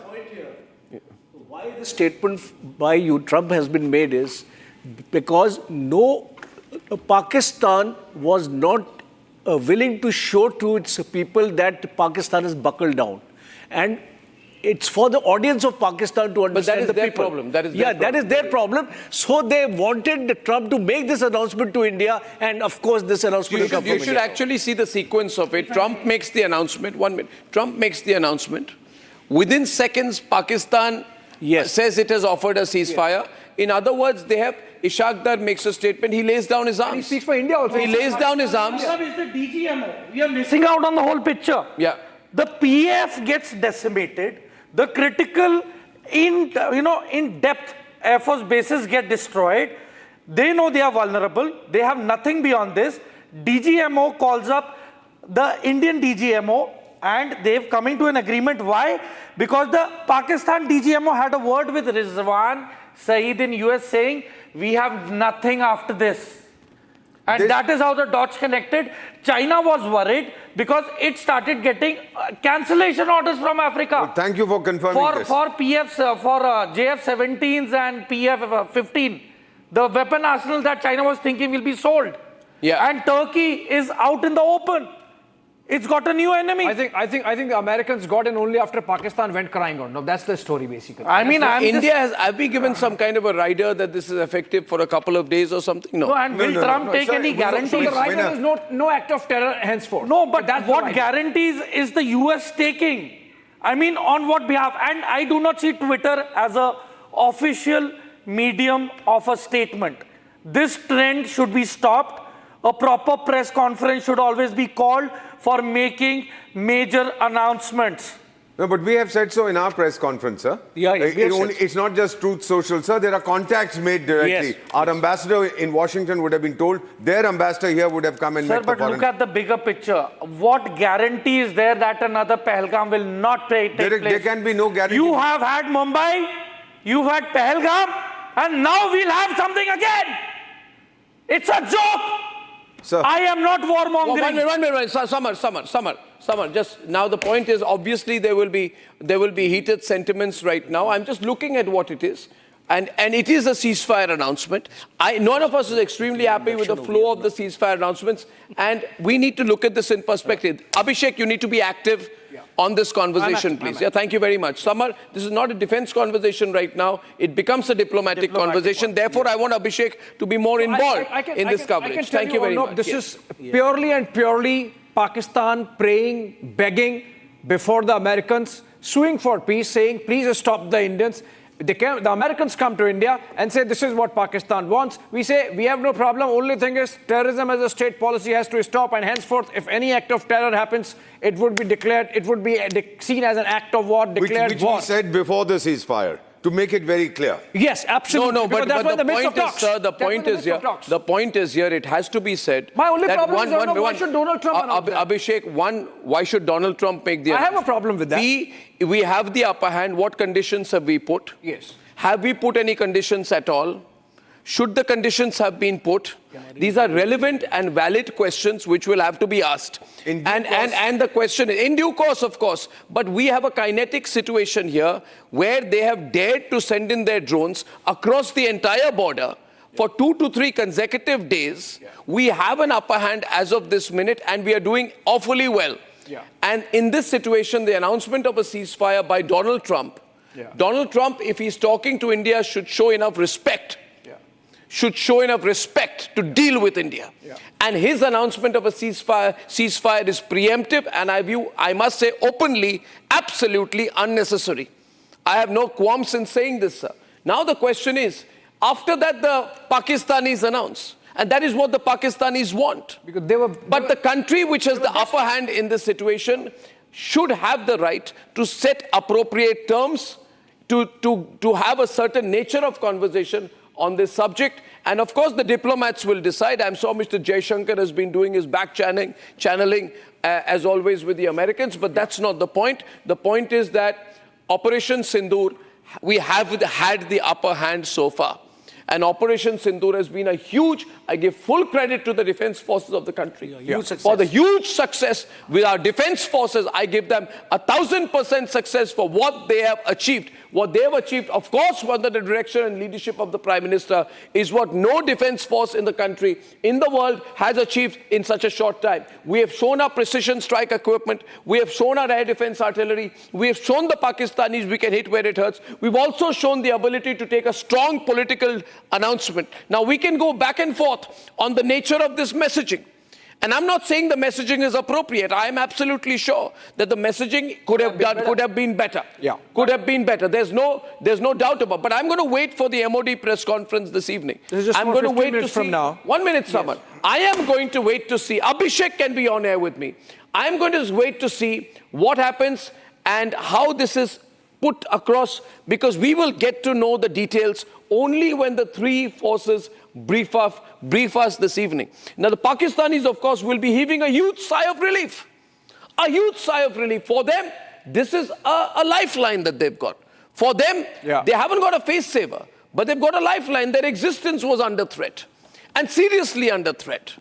We had them under our boots, Abhishek. Absolutely. We've had them under our boots. I suspect. And I think this will be remembered for a very long time by the people of India. That the United Armed Forces of this country put the Pakistanis under our boots. In their place. And we made them squeal, and we made them beg. And whatever we've achieved so far has been a huge military success. Following the military success by India, the Pakistanis have begged for a ceasefire. After being hammered by India, the Pakistanis have begged for a ceasefire. After three rounds of attacks, the Pakistanis have begged for a ceasefire. Could we have pushed them more? Could we have hurt them more? Could we have hit them more? Are matters to be discussed. And I hope and wish that they do in the future.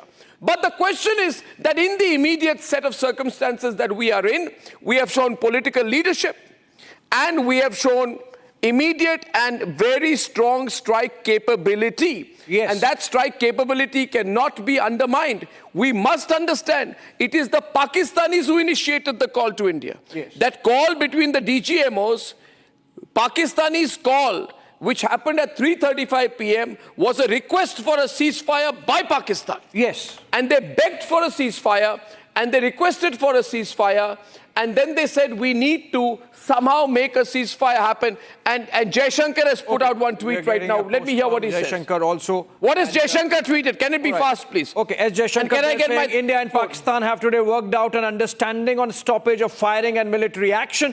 India has consistently maintained a firm and uncompromising stance against terrorism in all its forms and manifestations. It will continue to do so. Sort of a piece of diplomacy, or not giving much by way of the contours of the understanding reach. This is diplomacy. What is he communicating by doing so? Sir, he's making clear India's position that we are ready for the ceasefire, but we haven't changed our position on terrorism. The basic issue remains. He has made that very clear, sir. What could be clearer than this in diplomatic language? He's saying understanding. Hold on. He's saying understanding on stoppage of hold on.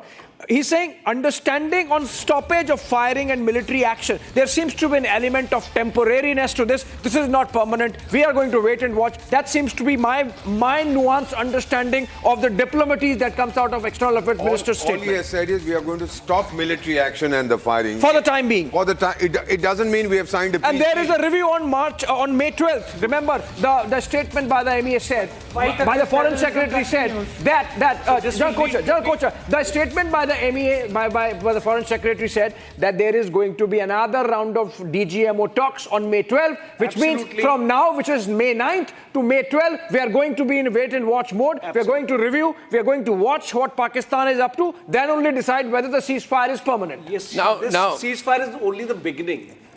This is the first. Can I get some? Subsequently, you are going to see a number of discussions.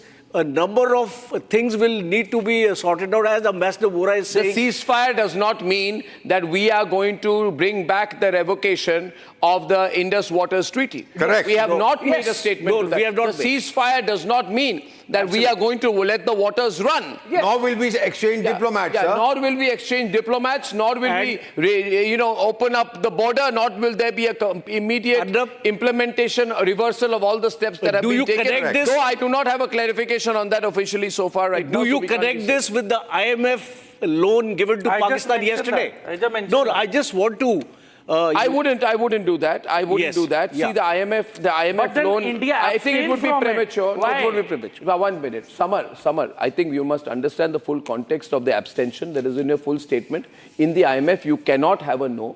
At the most, you can have an abstention. Yes, so I think we can't explain it in those terms. Now, let me go back to the fundamental issue that we are at and how we are going to do this. Can I have Shawan on it? I'm told that the National Security Advisor is reaching 7 Racecourse Road. What we are awaiting right now are more details. Can Abhishek be on air, please? Thank you very much. So that I can get him to speak. Now, thank you very much. Abhishek, I need you to explain this. I need Shawan on air right now. I need Shawan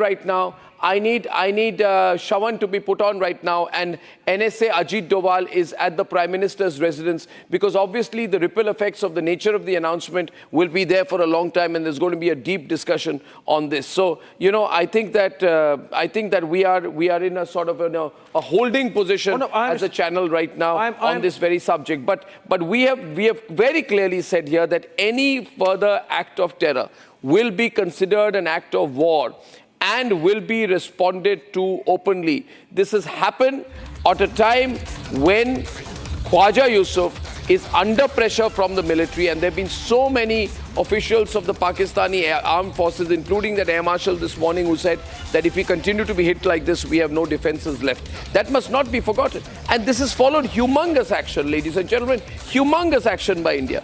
Yeah. India has targeted Pakistan's military infrastructure. We have targeted all their critical sites, command centers, weapon centers. Sir, May I just take you back to Yeah, go back. May I take you back to 1999? They attacked, we responded, we hit them so hard that the fellow Nawaz Sharif went begging, Billu bhai Clinton, bacha lo mere ko. Yes. This is precisely when you hit hard. It's a repeat of that process. In a boxing ring, when one fellow is lying, he's been knocked and he's on the floor. He's the guy who'll get up and say, bhai maaf kar do. Boss, I'm still stuck on this choice of words of Jai Shankar. You know, you have to listen to it. He's saying understanding on stoppage of firing and military action. This is very temporary. I think there is a nuance. Knowing Jai Shankar, the choice, the careful choice of words he does, this is absolutely a case of India still in wait and watch mode. What we have from Trump is typically Trumpism. Yeah. This is typically Trumpist overreach by way of announcing, oh fine, we have victory, we have everything. He has done that 4 times already. Will you and Shawan hold this? Shawan, he has done that already 4 times. Any more details that you have on what we already know, Shawan? All right, Shawan. Well, as far as the Defense Ministry is concerned, there were certain contours that they have basically put out as far as what the ceasefire really looks at, because we have already seen Pakistan violating the ceasefire agreement that we had back in 2021. So there is nothing that we can really trust them for. And the other part basically emerges that we as a country has always believed that we do not need a third-party mediation in the first place. So one thing is very clear. Ceasefire violation would also mean that you need to stop firing right now along the LC. As I understand, just now the report that I got was the artillery firing was still going on a short while back. So we do not know how exactly it's going to really work out. But one thing is very clear, that the government has made it very clear that any further act of terrorism will be seen as an act of war, and this something is being well defined by the DGMO. In fact, there are certain reports that have also been cited by the DGMO with regards to the multiple violations that have essentially taken place. So that is being well defined at this point in time. That's all that we have been told. We're waiting for that press briefing to take place with regards to the developments that have taken place so far. All right, Shawan, you know, we are waiting for... can you tell us, Shawan? Shawan should join us here in the studio, please, very quickly. Shawan, can you rush to the studio because I'm going out to make a few calls. Thank you. Sir? All right, Shawan, can you tell us what time is the military, the MOD briefing, which is going to give us the military view of the developments, Shawan? Well, in fact, I'm given to understand that should happen in a short while from now. The exact timing we haven't been given. In Abhishek, I'm just getting a quick call. I'll perhaps get some clarity on the call as far as when are they really planning to they do the press briefing, because importantly, there have been some developments in the meeting that took place following the DGMO level talks that have taken place. Well, absolutely. And this is, remember, the kind of leadership we saw of Prime Minister really taking the lead and leading from the front in terms of coordinating all military action, taking those meetings, the CCS, which was the Cabinet Committee on Security, and then, of course, directly engaging with the military leadership almost every day. Almost every day for the last 10, 12 days, we had those pictures coming in of the service chiefs along with the Chief of Defence Staff and the National Security Advisor closeted with the Prime Minister, overseeing the minutiae of the operation, which culminated with those strikes on Pakistan's terror infrastructure on May 6-7, the night of May 6 and 7, as part of Operation Sindoor. Right, and more information, essentially what India has achieved in terms of Operation Sindoor. Before this ceasefire has been announced, India has shown Pakistan its place. India has shown its superiority when it comes to conventional warfare. India has shown better military strategy and tactic. India has shown that below the nuclear threshold, Pakistan can be taught a military lesson. India has shown that a certain Rubicon has been crossed, that if an act of terror happens originating from Pakistani soil, India is going to inflict costs. India has shown through Operation Sindoor that if a terror act happens, India would carry a policy of hot pursuit henceforth and go after the terrorists wherever they are, including, of course, where they are trained and manufactured literally, that is Pakistan. India has shown that below the nuclear threshold, India can really go to the brink and scare the hell out of Pakistanis. India has shown through Operation Sindoor that Pakistan army is a case of paper tigers. India has shown that the Rawalpindi generals are absolutely nothing when it comes to making them pay for their indulgence with terror. India has shown through Operation Sindoor that we have exposed Pakistan's fragile air defense. Remember, effectively, none of their machines, the war machine when it comes to air defense, functioned. Right from our smallest of drones to the biggest of our missiles, we had easy ingress into Pakistan territory, into Pakistan airspace, and we could easily go in and achieve our targets. So India has militarily achieved a lot. India has diplomatically achieved a lot. India has shown through Operation Sindoor that escalation can be controlled and escalation can be inflicted in a manner that the perpetrator of terror from Pakistani soil have no place to hide. India has also shown that key terror operatives can be eliminated. It was almost taking a leaf out of Israeli style of going after terrorism. India has shown tremendous amount of tri-services synergy with the manner in which Army, Navy, Air Force functioned. India has shown tremendous amount of joint warfare capability with the Navy holding Pakistan from the scruff of its neck, even as the Air Force carried out clinical operations, and the Army, of course, provided the bulwark and much of support in terms of making sure that there is no misadventure from the Pakistani side on the ground, providing the artillery fire and holding on Pakistanis on the ground. All these messages come out of the manner in which India has held on to its ground in terms of making sure that if at all in future terror happens, Pahalgam-like episode happens. Shawan joins me in the studios. Shawan, I think while the contours of the ceasefire is still to be known, we seem to be in a situation where Donald Trump has made an announcement like he is prone to make in many such situations. We will know the contours over a couple of days, but then there are already some lessons. But what are you hearing from your military sources? Well, as far as the defense is concerned, they are very clear about one thing, that as the ceasefire violations that have essentially taken place and the fact that there was a ceasefire agreement of 2021, that agreement did not last for very long, particularly after this army chief actually came in. And there has been a clear change in the tact itself. Secondly, with regards to the act of terrorism, on that very front, there is no clarity as to how exactly will this be taken forward, because Pakistan is known to have changed this position time and again. And that's the reason why there is perhaps one reason why there has been a delay right now in the briefing that was also supposed to take place. Abhishek, you were asking as to what time. It was supposed to be at 6:15 this evening, but there seems to be some changes coming in. We've spoken to the IDS a short while back just to get a sense of what's happening, but we haven't got a clarity as yet. Major Samarpal Tur, as far as the military is concerned, military does not really trust. Military does not really trust the fact that Pakistan will live up to it. Military does not. The diplomats may understand this, but as far as the military is concerned, I can tell you this much, that they knew about this, that with General Asim Munir being at the helm of affairs in Pakistan, there is no way, there is no chance that they are going to adhere to any sort of agreement. You see, Marco Rubio had spoken to General Asim the MOD Munir. statement starting anytime now. The MOD statement is starting anytime now, possibly a minute. You can hold the conversation till then.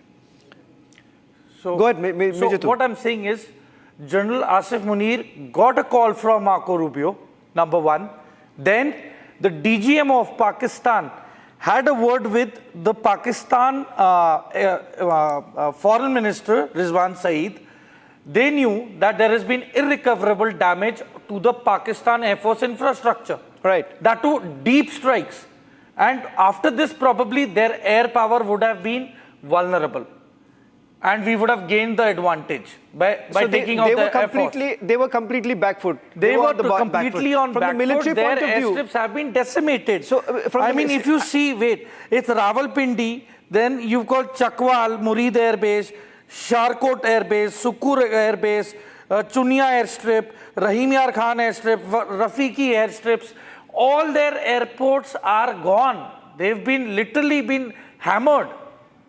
There's been complete decimation of the Pakistan look at the infrastructure. sequence of events. Major Tur, look at the sequence of events, and Abhishek also, even before the operation actually began. You already had the Pakistan ambassador begging for some sort of a session or some sort of an understanding on this entire issue. In fact, there were meetings that were sought with the president even before Operation Sindoor actually took place, because Pakistan was very clear. Pakistan knew that something was going to come their way, and the retaliation, the retribution is going to be something that they cannot perhaps handle. And that's exactly what we are witnessing. In the last few days itself, look at what has happened. With 3 precision strikes that have taken place right inside Pakistan, their entire terror ecosystem has completely failed, or in the sense it has been destroyed. And for Pakistan, which has terrorism or terrorists have largely been part of their foreign policy. Their foreign policy has been defined by these very terrorists. And the non-state actors' entire question that they had basically put up, that has also been demolished right now. Now, what happens thereafter? You've had the Pakistan ambassador seeking a meeting with President Trump even before the operation took place. You've had multiple ministers of Shehbaz Sharif's government literally coming out and saying that if India continues the way they are, we will be left no place. There'll be no place for us to go. They were weeping inside the National Assembly. You've had a Pakistani army official who's now become a politician, weeping, literally weeping inside the National Assembly, begging India to basically stop. So let's understand one thing, that left with no other option, especially with the kind of strikes that have basically taken place, left with very little room to maneuver, you've had the Pakistanis dialing the DGMO. And let me make it very clear, the DGMO talks usually happen on a Tuesday. This has happened today. We're being told that there have been backroom talks that have been going on. But Abhishek, what were the backroom talks that we were talking about? Because late last night, Marco Rubio also spoke to General Asim Munir, and this perhaps was the first time. General KK Sinha is joining us on this broadcast. General KK Sinha, from the military point of view, I don't think so anyone would have been accepting it. I'm told that Jammu and Kashmir Chief Minister is speaking on the ceasefire violation. नुकसान जम्मू शहर में हुआ है, लेकिन जम्मू शहर से बाहर अगर हम बात करें, पुंछ शहर को बहुत ज़्यादा जो है डेवस्टेट किया हुआ है। कल रात को रजौरी में बहुत नुकसान हुआ। टंगधार पहले दिन से निशाना बना है। तो जैसे मैंने अभी कहा, डीसीज़ को वाज़ेह हिदायत दी गई है कि वो फौरी तौर डैमेज का जो है फाइनल असेसमेंट करके वो असेसमेंट हम तक पहुंचाएं, ताकि हम इन घरों को रिलीफ जो है पहुंचाना शुरू करें। इसके साथ साथ कई दिनों से अब हवाई अड्डा हमारा बंद रहा है। उम्मीद करते हैं कि सीज़ फायर के बाद दोबारा हवाई अड्डा खुलेगा और हमारे जो यहाँ से हाजी हज करने के लिए जिनको निकलना था हम भेज नहीं पाए, इंशाल्लाह जैसे ही हवाई अड्डा खुल जाता है तो हम दोबारा हमारे अपने हाजियों को यहाँ से रवाना करना शुरू कर देंगे। भी आज आपने ऐलान कर दिया, वो हमने जो कीमती जाने गई हैं वहाँ पे हमने थोड़ा सा कॉम्पनसेशन का ऐलान किया है, लेकिन उसके साथ साथ अब General KK Sinha, here in the studio also Major Samarpal Tur was saying, and something that, knowing the military well, they wouldn't have really accepted it. The military does not really trust any sort of ceasefire agreement because that agreement has never worked. I mean, good evening. Tur, please. Good evening, Niranjan. I was with you in the afternoon and I said that, the DGMO of Pakistan is dialing very frantically to the DGMO of India, asking, to just give them, probably he must be begging. Today, India has carried out, as per me, Operation Sindoor, 19 days surgical war. This is what I say, surgical war by India on Pakistan. As we hammered them so much, T7 major airfield has been knocked off. There, completely 9 targets of terrorists, which is unprecedented in the heart of Punjab. It has been hit so badly, more than 100 terrorists. Pakistan has kneeled down. If anything is happening, It is India. It is the Indian military might and India's might. They have kneeled down, begging. See, a country which can't do anything. All missiles failed. They're all, even when we were suppressing their air defense, even we have not got the, your air power superiority. We were on verge of that, and then our thrust would have gone. We have made the battlefield condition. We would have hit hard. I just heard Chief Minister your Jammu and Kashmir speaking that this area destroyed, that area destroyed. We have devastated complete Neelam Valley. POK has been absolutely. That is what we have to bring out. It is not that you start your airfield. All airfield is out of action. We have to be. We can't show our weaknesses like this. Here, Niranjan, I'm absolutely very clear. It is a surgical war on Pakistan, 19 days. Take it. He has activated 1,400 kilometer war in our northern front and the western front. He started on 22nd. We concluded on 10th. It is worse than what they did in 71. 13 days war. It is 19 days war and surgical war with a complete Indian might. Complete Indian might. Army with the integrated actions of ours. In the north, the army was on.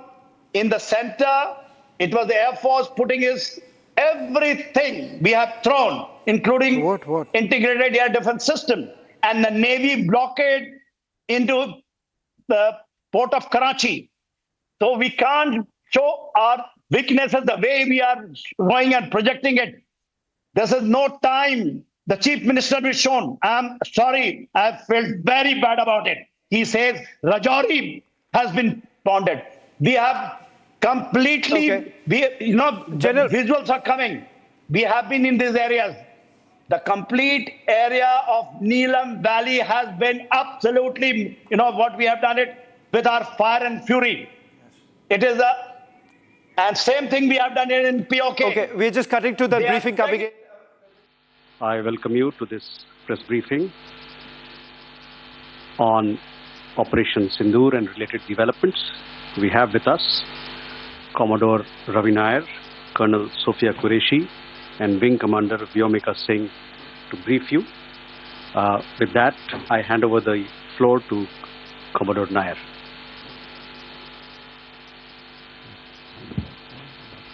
Good evening, ladies and gentlemen.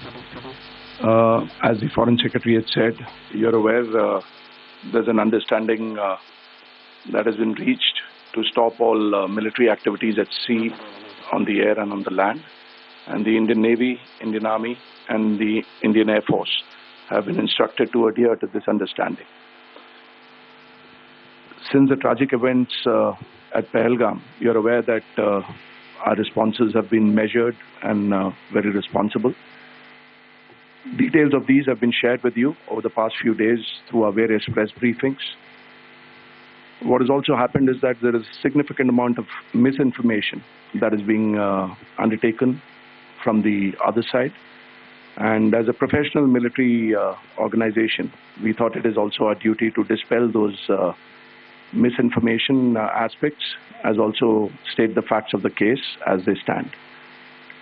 Towards that, I will now hand over to my colleague, Colonel Qureshi. नमस्कार। अब मैं आपको पाकिस्तान की miss information campaign के बारे में अवगत कराऊंगी। पहला, पाकिस्तान ने यह क्लेम किया कि उसने अपने JF-17 से हमारे S-400 व ब्रह्मोस मिसाइल बेस को नुकसान पहुंचाया, जो कि बिल्कुल गलत है। दूसरा, उसका यह भी मिस इन्फॉर्मेशन कैंपेन था कि हमारी एयरफील्ड, जो कि सिरसा, जम्मू, पठानकोट, भटिंडा, नलिया और भुज में है, ये उसका मिस इन्फॉर्मेशन भी बहुत गलत है। तीसरा, पाकिस्तान के मिस इन्फॉर्मेशन कैंपेन के मुताबिक हमारे एम्यूनिशन डम्प्स जो चंडीगढ़ और बियास में है, उसका डैमेज हुआ, यह भी बिल्कुल गलत है।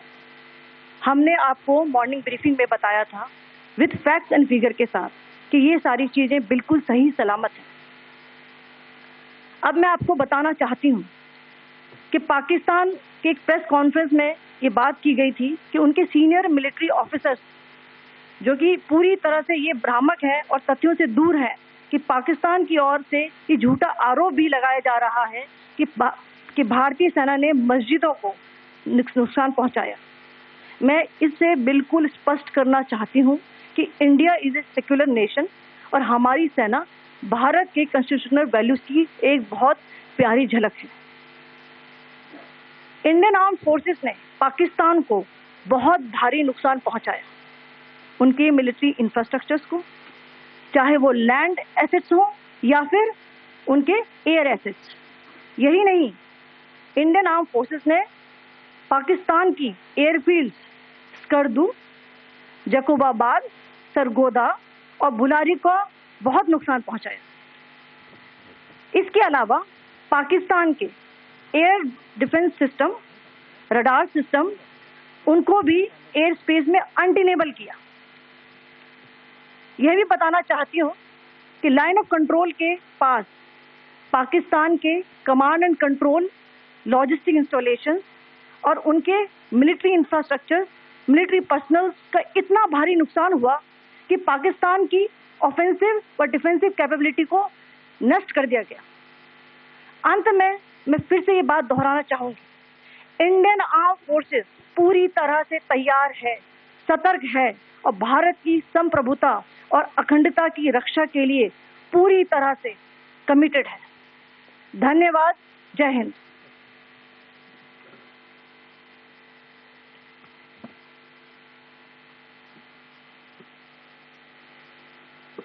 Several attempts were made by Pakistan on spreading a misinformation campaign, as we have seen for the last few days. There were attempts made to say that our S-400 at a northern base was destroyed, which was completely false, and that it was destroyed by a JF-17, it was a false information. Also, that the BrahMos installation was attacked and it was destroyed was false. The destruction of airfields at Srinagar, Jammu, Pathankot, Bhuj, Nalia, etc. was also a false claim. The forward ammunition dump at Chandigarh and Beas are also fit and fine, and we showed you these in the photographs in the morning briefing today.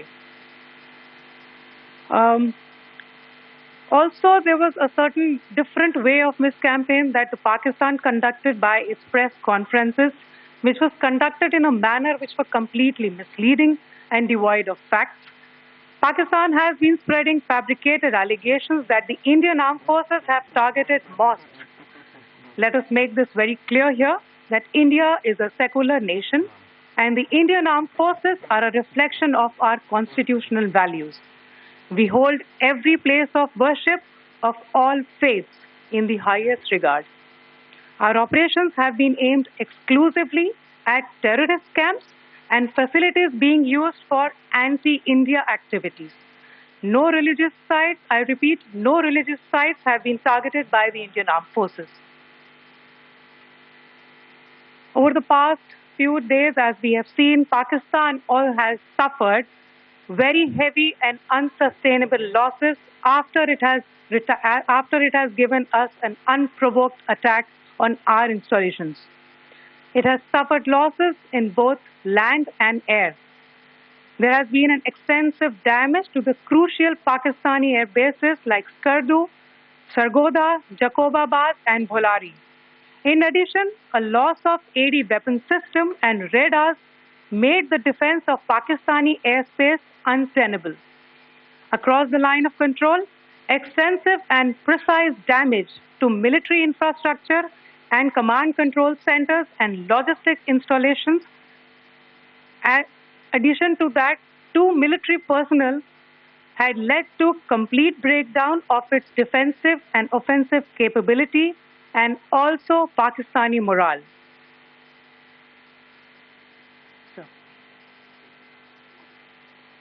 In conclusion, let me reiterate that whilst we will be adhering to the understanding that has been reached today, that is the Indian Army, the Indian Navy, and the Indian Air Force, We remain fully prepared and ever vigilant and committed to defending the sovereignty and integrity of the motherland.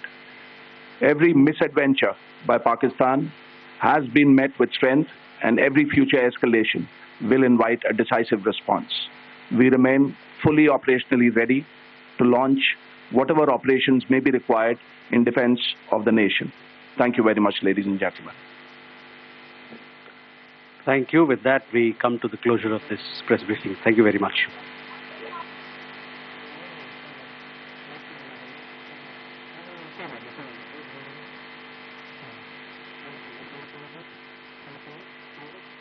You have Defense Ministry making it very clear that this entire operation, the most successful operation that armed forces have actually carried out, has been Operation Sindoor, exclusively looking at demolishing terrorist organizations as well as facilities linked to all these terror groups. That was the sole objective of Operation Sindoor, which has been completely done in a successful manner. Ladies and gentlemen, 3 precision strikes that were carried out by India. The big takeaways over the last 3 days. Joining me in the studio is also Major Samar Paltur, and the very fact that today I believe that we are in a much better position, keeping in mind that we have been able to not only destroy the entire ecosystem, the terror ecosystem has been destroyed. The big news also coming in: the airstrips in Pakistan-occupied Kashmir, in Skardu, has also been destroyed. Now that's a big news coming in. I don't think so this was said earlier in the day. Earlier in the day, it was the other air bases. So Major Samar Paltur, that's a breaking news coming in. Yes, that's now you have the Indian Army. That's the breaking news coming in Skardu. In Skardu, you have the airstrip has been destroyed by India. And that's a big news coming in, Major Samar Paltur.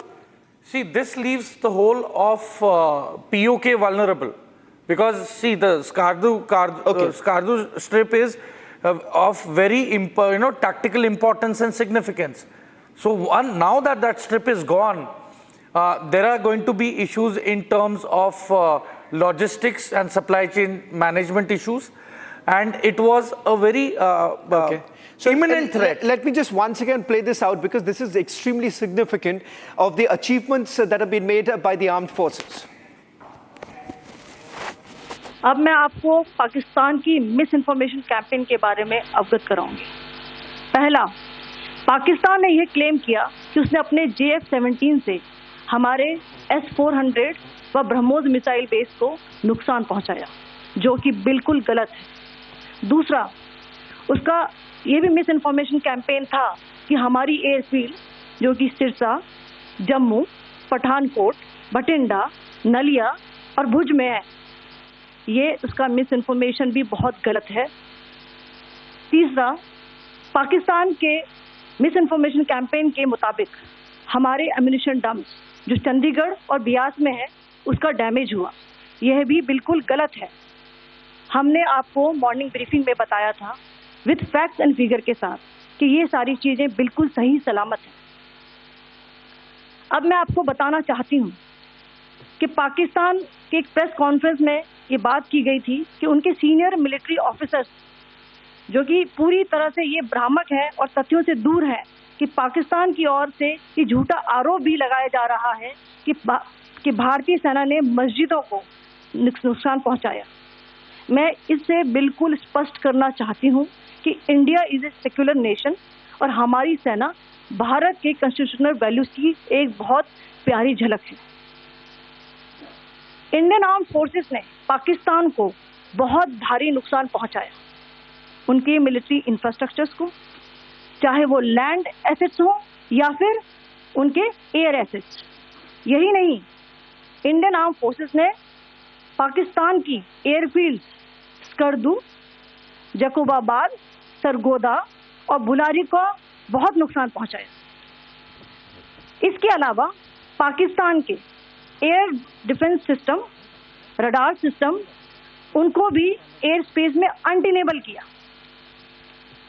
यह भी बताना चाहती हूँ कि line of control के पास पाकिस्तान के command and control, logistic installations और उनके मिलिट्री इंफ्रास्ट्रक्चर, मिलिट्री पर्सनल का इतना भारी नुकसान हुआ कि पाकिस्तान की ऑफेंसिव व डिफेंसिव कैपेबिलिटी को नष्ट कर दिया गया। अंत में मैं फिर से ये बात दोहराना चाहूंगी, इंडियन आर्म फोर्सेस पूरी तरह से तैयार है, सतर्क है और भारत की संप्रभुता और अखंडता की रक्षा के लिए पूरी तरह से कमिटेड है। Several attempts were made by Pakistan on spreading a misinformation campaign, as we have seen for the last few days. There were attempts made to say that our S-400 at a northern base was destroyed, which was completely false, and that it was destroyed by a JF-17, it was a false information. Also, that the BrahMos installation was attacked and it was destroyed was false. The destruction of airfields at Srinagar, Jammu, Pathankot, Bhuj, Nalia, etc. was also a false claim. The forward ammunition dump at Chandigarh and Beas are also fit and fine, and we showed you these in the photographs in the morning briefing today. Also, there was a certain different way of miscampaign that the Pakistan conducted by its press conferences, which was conducted in a manner which was completely misleading and devoid of facts. Pakistan has been spreading fabricated allegations that the Indian armed forces have targeted mosques. Let us make this very clear here that India is a secular nation and the Indian armed forces are a reflection of our constitutional values. We hold every place of worship of all faiths in the highest regard. Our operations have been aimed exclusively at terrorist camps and facilities being used for anti-India activities. No religious sites, I repeat, no religious sites have been targeted by the Indian Armed Forces. Over the past few days, as we have seen, Pakistan has suffered very heavy and unsustainable losses after it has given us an unprovoked attack on our installations. It has suffered losses in both land and air. There has been an extensive damage to the crucial Pakistani air bases like Skardu, Sargodha, Jacobabad and Bholari. In addition, a loss of AD weapon system and radars made the defense of Pakistani airspace untenable. Across the line of control, extensive and precise damage to military infrastructure and command control centers and logistic installations. In addition to that, 2 military personnel had led to complete breakdown of its defensive and offensive capability and also Pakistani morale. Whilst we will be adhering to the understanding that has been reached today, that is the Indian Army, the Indian Navy, and the Indian Air Force, we remain fully prepared and ever vigilant and committed to defending the sovereignty and integrity of the motherland. Every misadventure by Pakistan has been met with strength, and every future escalation will invite a decisive response. We remain fully operationally ready to launch whatever operations may be required in defense of the nation. External Affairs Minister Dr. S. Jayashankar's social media post now. In fact, this is what the minister has to say. India and Pakistan have today worked out an understanding on the stoppage of firing and military action. Let's also make this very clear. The understanding of this ceasefire violation is basically limited to only military terms, and the fact that all the other decisions that have been taken as far as the abeyance of the Indus Water Treaty is concerned, to the High Commission staff that has been reduced, all of these diplomatic decisions that have been taken by India following the Pahalgam attack still remains. Now that's the clarity that we're getting in right now with regards to how does the ceasefire agreement really stand at. And in terms of the negotiations that have essentially been done, we are being told that this was backroom talks that actually took place, and Pakistan literally was begging for peace. In fact, you've had Pakistan's ambassador to the United States of America seeking for a meeting with President Trump. This was even before Operation Sindoor actually took place. And thereafter, multiple statements have actually been made, starting with the Prime Minister himself in Pakistan and his own ministers. In the National Assembly itself, remember, you've had the Pakistanis essentially saying that, hoping that India would perhaps not carry on with the operation. Now, that is the reason why, remember, this ceasefire understanding has actually taken place. That's the big story that we're tracking at this.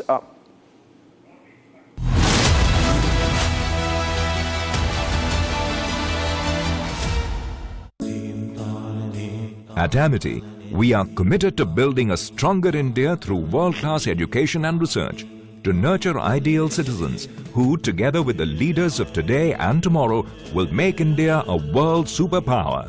Amity University, India's leading not-for-profit private university.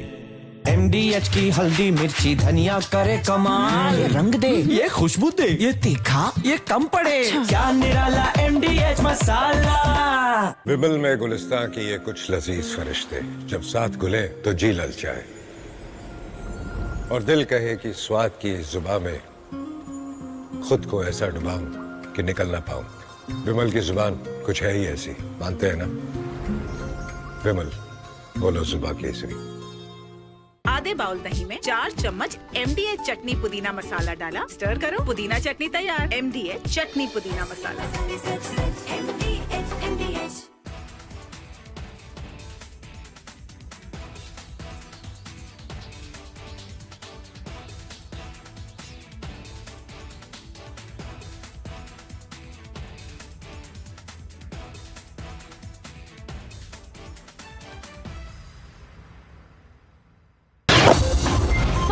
Is here. Is your home ready for the heat? Keep your roof cool and your home comfortable all summer with Roof Cool and Seal.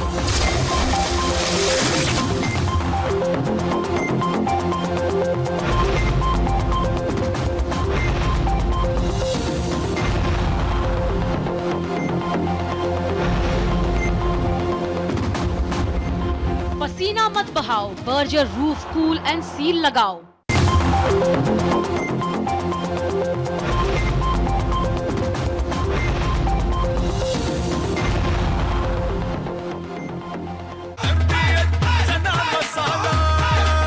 अब छोलिया हो या लोबिया, सफेद चने या काले चने, सब कुछ मजेदार बने। इसको घर पे लगाओगे तो शादी का तो पता नहीं, पर घर पक्का नहीं टूटेगा। रुंगटा नहीं तो घर स्ट्रॉन्ग नहीं। रुंगटा स्टील TMT बार एकदम सॉलिड। पहाड़ों में हाइकिंग स्टिक भी बन सकती है। दादी के हाथों का जादू और खुशबू से महकता घर, माँ की मुस्कुराहट और खाने की सुगंध। MDH गरम मसाला, क्योंकि हर रिश्ता है स्वाद से जुड़ा। पाकिस्तानी और इंडिया ने जंग शुरू कर दी है। अभी बहावलपुर सिटी के अंदर मौलाना मसूद अजहर साहब के जो है मदरसा है, उसके ऊपर 4 मिसाइल दागे गए हैं। 4 मिसाइलों के साथ हमला किया गया है मौलाना मसूद अजहर साहब के मदरसे के ऊपर। हम अपनी अफवाज पाकिस्तान के साथ खड़े हैं, लेकिन मेरा सवाल है कि हमारी एजेंसीज कहाँ सोई हुई थी, हमारी अफवाज पाकिस्तान कहाँ सोई हुई थी जब ये हमला हुआ। मुजफ्फराबाद की भी खबर आ रही है कि मुजफ्फराबाद वाली साइड पे भी ये अटैक हुआ है, लेकिन सब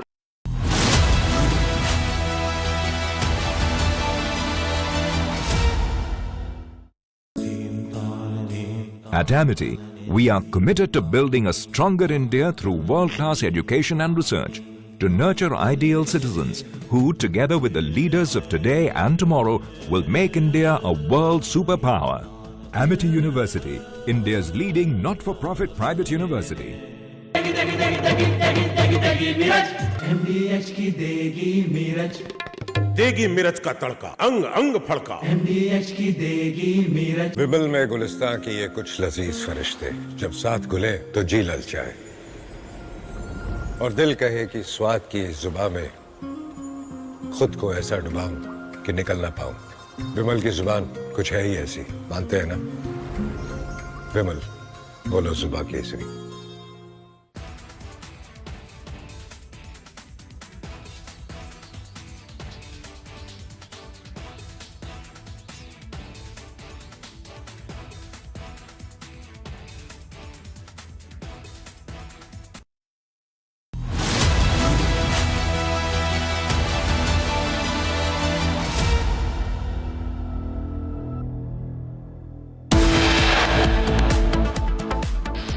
the Director General of Military Operations of Pakistan called the Director General of Military Operations of India.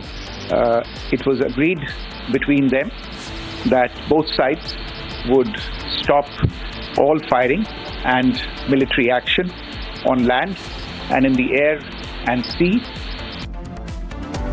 India hammers Pakistan, but the terror state goes crying to the White House, pleading for ceasefire in India-Pakistan tensions.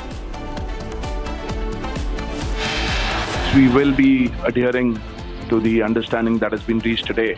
We remain fully prepared and ever vigilant and committed to defending the sovereignty and integrity of the motherland.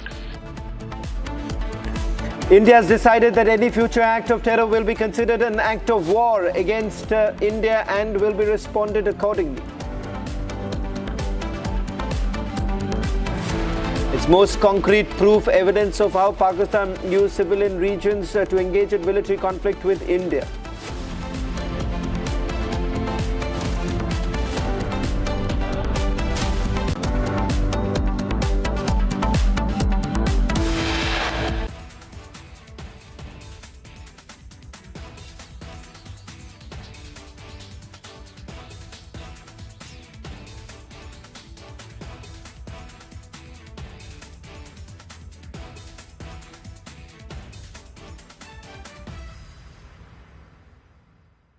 Secret recipe MDH का जीरा SIP जल जीरा मसाला SIP SIP जीरा SIP MDH का जल जीरा SIP MDH का जल जीरा SIP. Unlike in 2019 when we had hit Balakot, which was in the wilderness, and Pakistan got an excuse to say that nothing had been damaged or killed, that we had only killed some crows and pigeons and sparrows.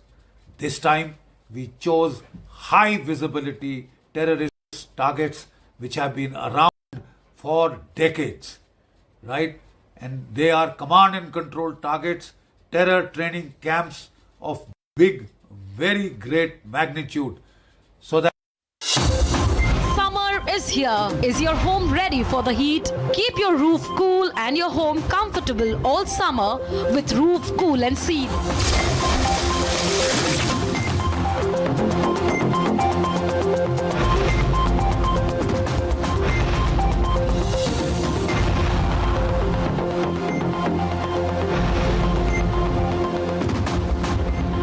पसीना मत बहाओ, Berger roof cool and seal लगाओ.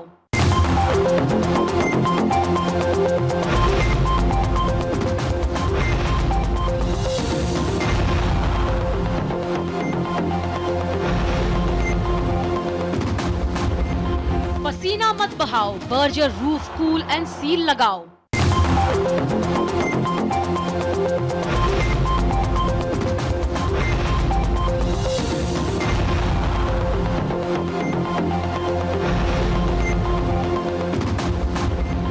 पसीना मत बहाओ.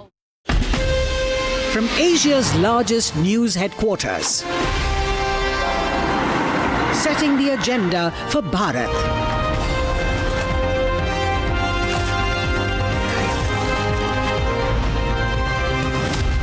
You're watching Republic.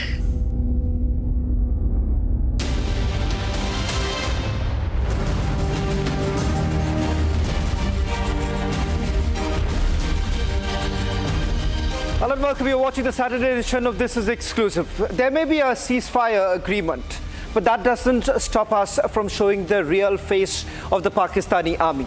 Over the last few days, there has been a humiliating defeat that the Pakistanis have had. Operation Sindoor has destroyed Pakistan. It has destroyed Pakistan's air bases. It has destroyed its radar system. It has destroyed the entire ecosystem that was flourishing all this while. But ladies and gentlemen, this army is an immoral army. They've used civilians as human shield. And tonight on This Is Exclusive, we'll show you the other face. A face that you should never forget. That this is not an army that one can ever trust.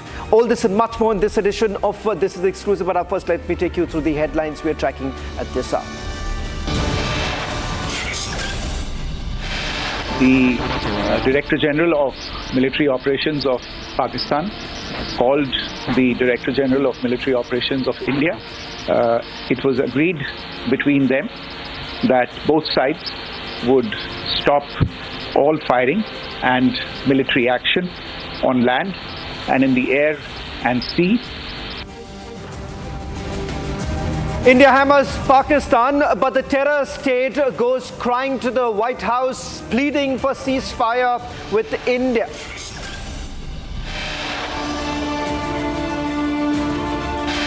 Whilst we will be adhering to the understanding that has been reached today, we remain fully prepared and ever vigilant and committed to defending the sovereignty and integrity of the motherland. India has decided that any future act of terror will be considered an act of war against India and will be responded accordingly.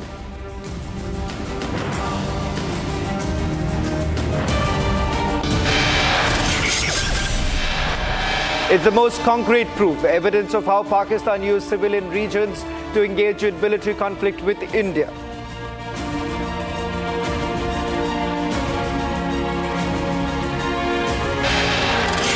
Pakistan military targets as Rafiqi, Murid, Chaklala, Rahim Yar Khan, Sukur and Chunya were engaged using air-launched precision weapons from our fighter aircraft.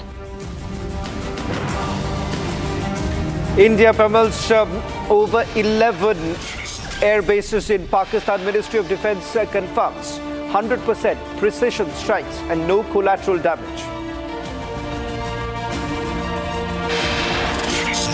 Pakistani claims about activities that they have undertaken continue to be heavy on lies, misinformation and propaganda. Ministry of External Affairs busts Pakistan's fake claims on attacks, fact-checks propaganda with real-time images.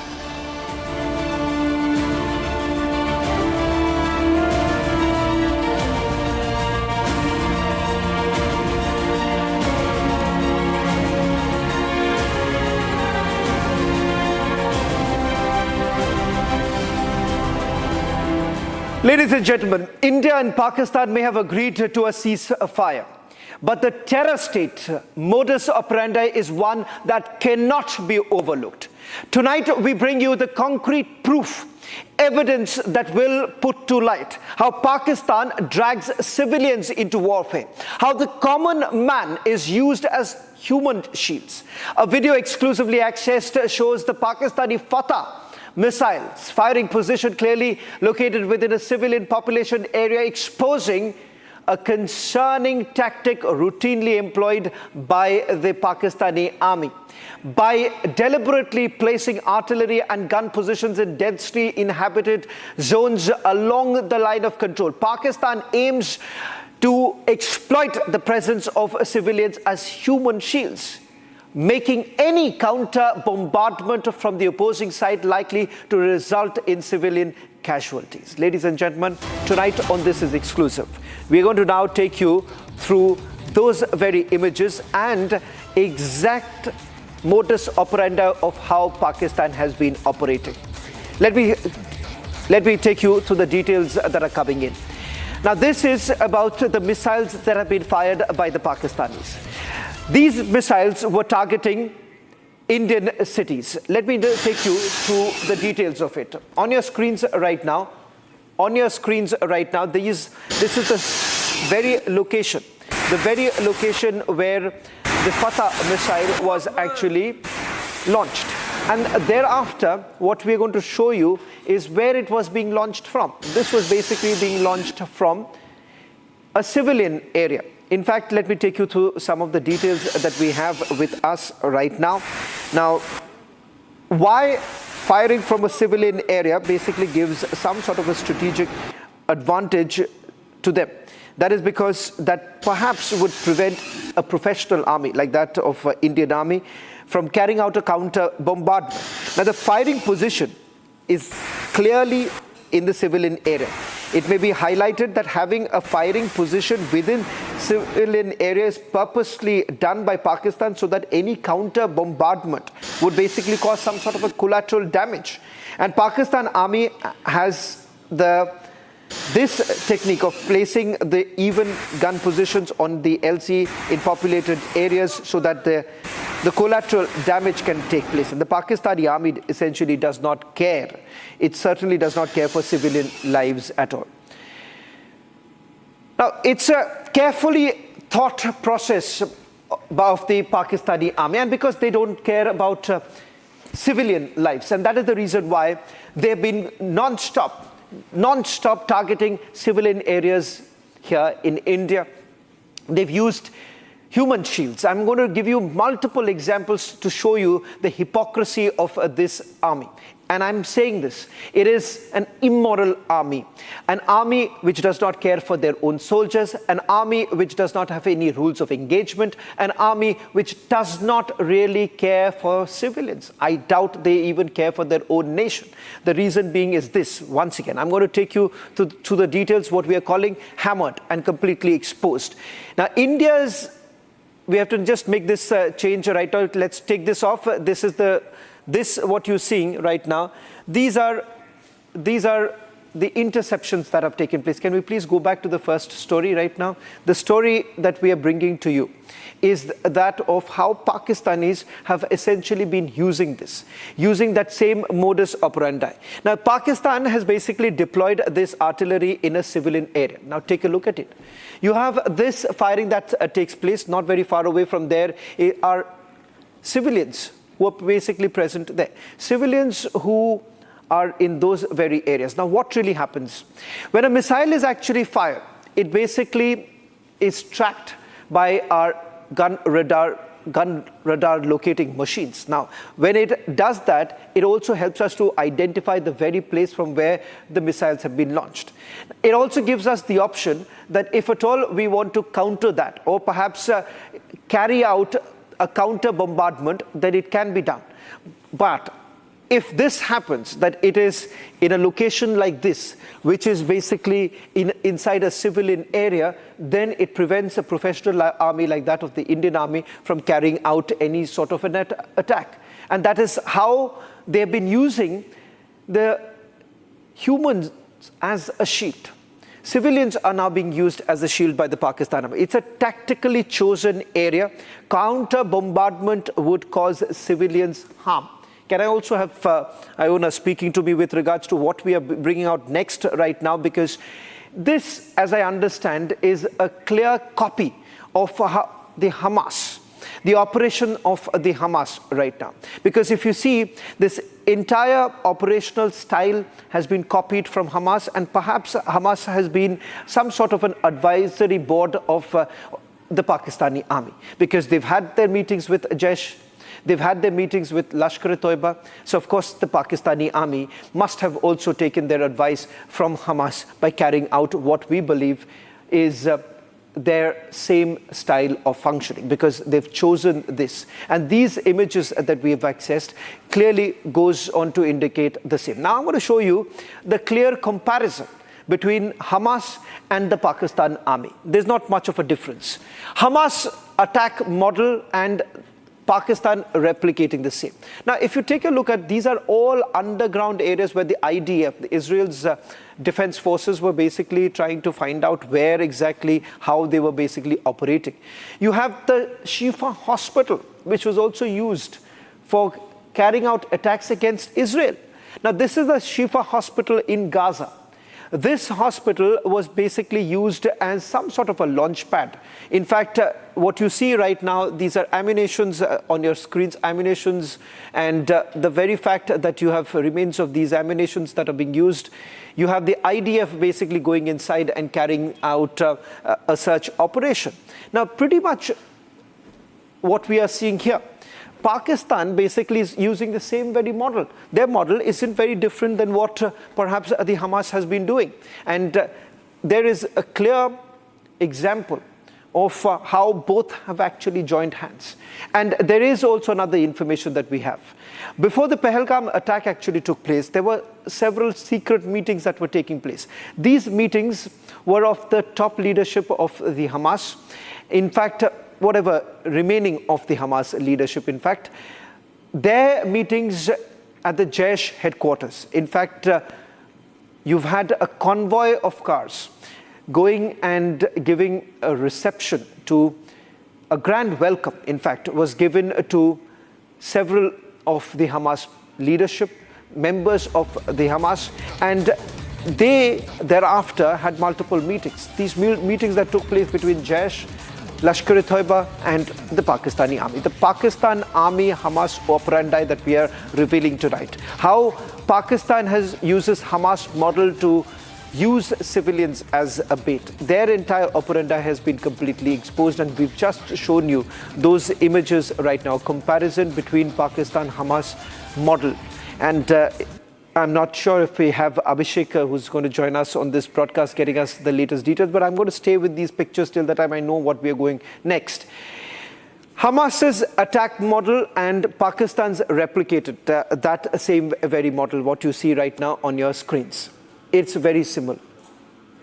And what we are essentially looking at right now is the fact that when the Fatah missile was actually launched, this was basically launched from a civilian area. You can clearly see the civilians who are all present there when the firing took place. Now, contrast that with what you're seeing in Gaza.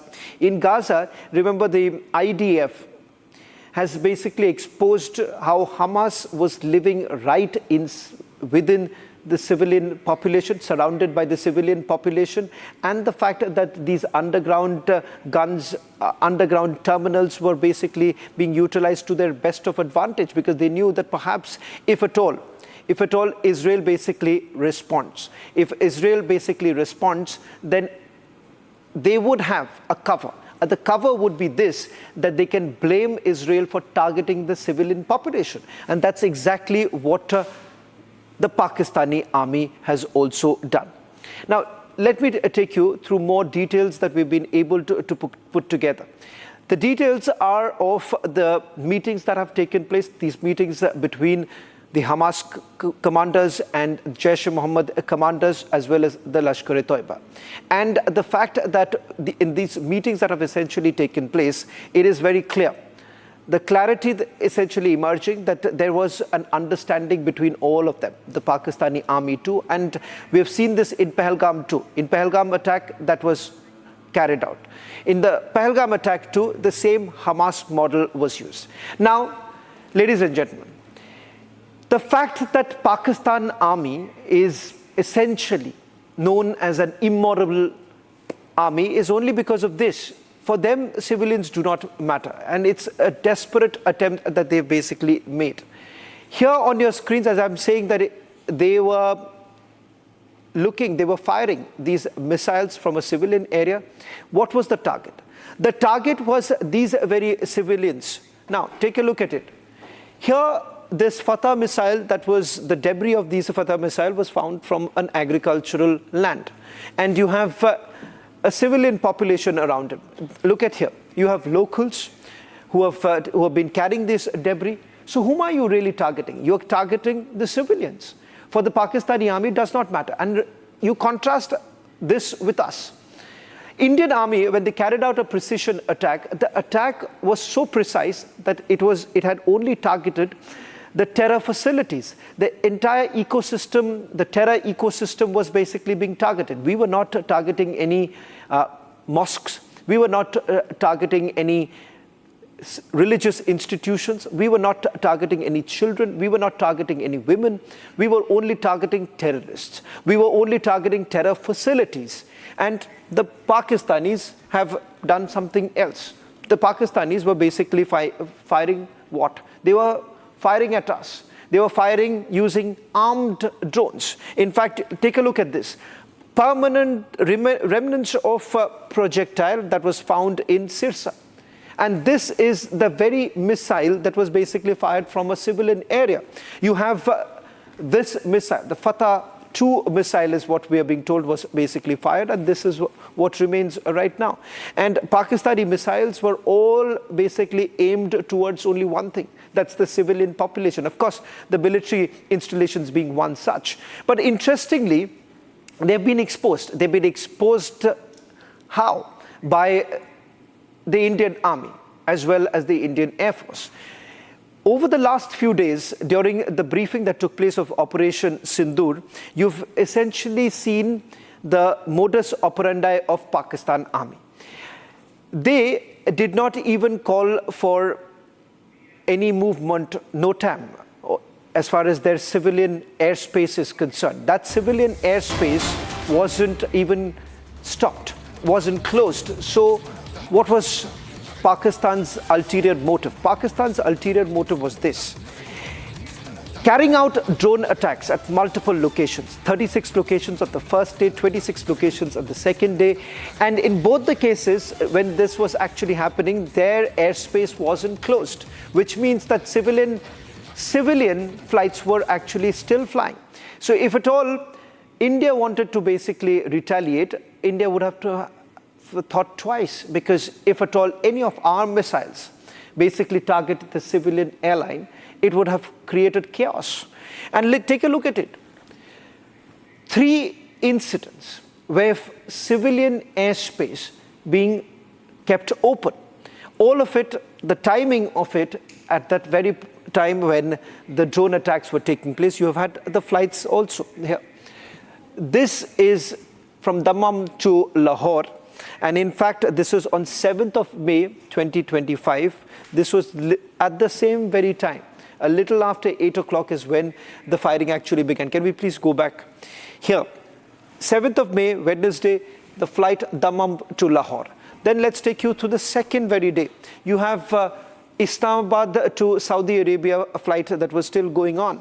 This flight that you see was airborne when you've had the drone attacks taking place. And then, of course, the third day, which was basically last night, even after Indian Army basically exposed them. And in fact, we should keep the soundbite ready right now of Colonel Qureshi, who had exposed the Pakistani Army of using human shields. And take a look at this. Dubai to Sialkot, even after warning them, telling them that this is your real face, you've had the Pakistanis keeping the airspace open again last night when there have been civilian airspace was still kept open.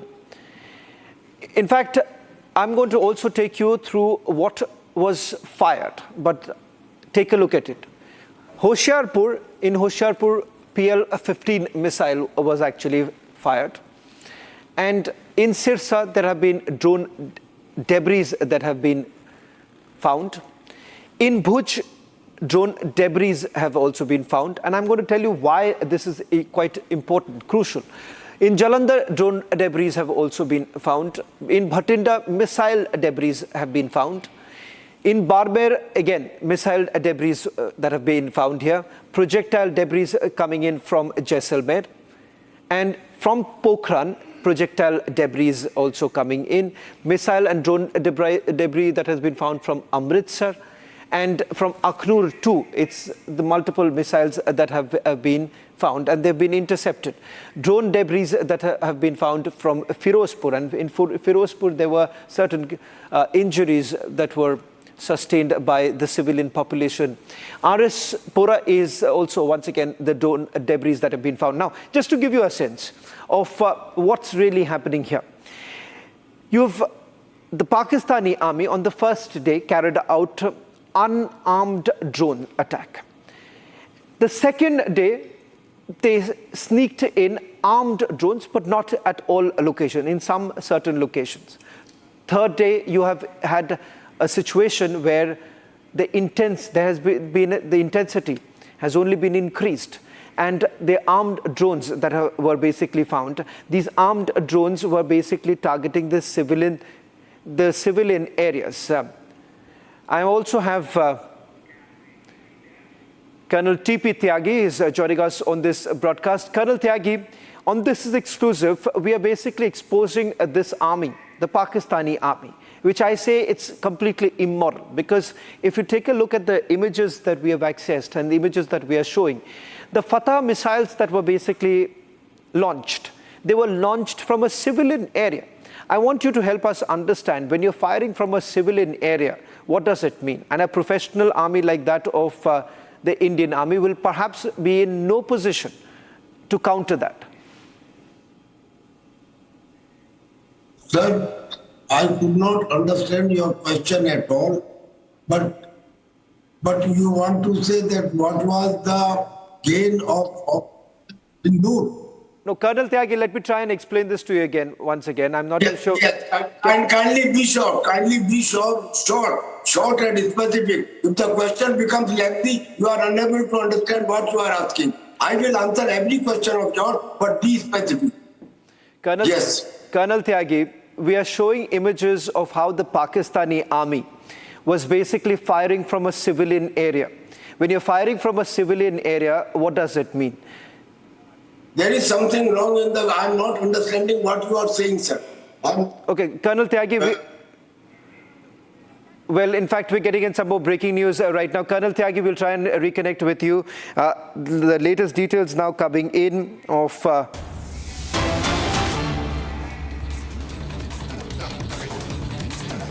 In fact, MEA sources now indicating that India and Pakistan have reached an understanding after the Pakistan side reached out to India. There are no preconditions and post-conditions. Indus Water Treaty remains in abeyance and all other measures remain suspended. India's position on terrorism remains the same. Now, this is again, you have Pakistan that has been completely hammered in the last few days. And they have now gone to the United States of America seeking for some sort of an intervention. And this entire ceasefire agreement has thereafter been drafted. Now, as far as the decisions that have been taken diplomatically are following the attack that took place in Pahalgam, that stands even today. So this is a military understanding that has taken place where you will not be opening fire.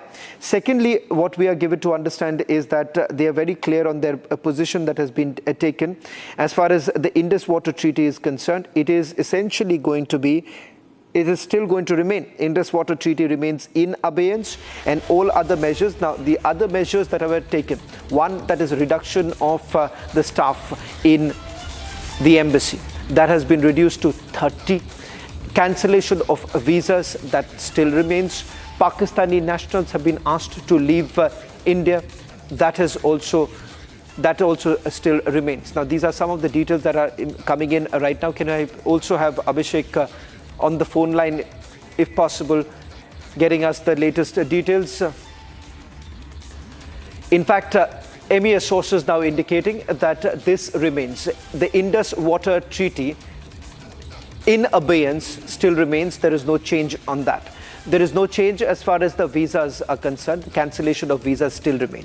The third is with regards to the staff members in the embassy. That too remains. So what is it that the ceasefire agreement really achieves? The ceasefire agreement is essentially on the condition that if at all any terrorist activity takes place from the soil of Pakistan, it is going to be seen as an act of war. Now, that's the position that India has taken, and it is a strong messaging that has been done by India. Well, that's all that we could pack in this edition of This Is Exclusive. Coming up on the other side, Forces First.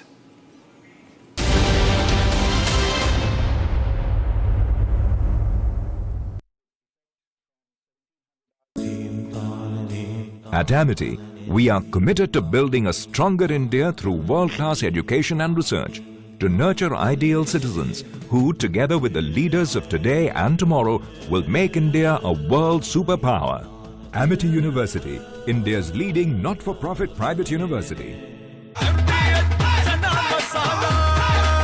अब छोलिया हो या लोबिया, सफेद चने या काले चने, सब कुछ मजेदार बने।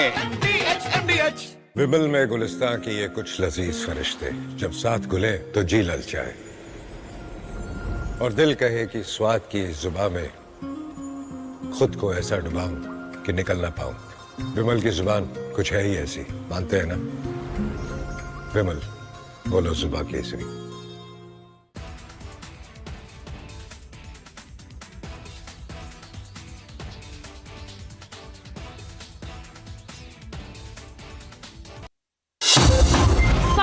Is here. Is your home ready for the heat? Keep your roof cool and your home comfortable all summer with Roof Cool and Seal.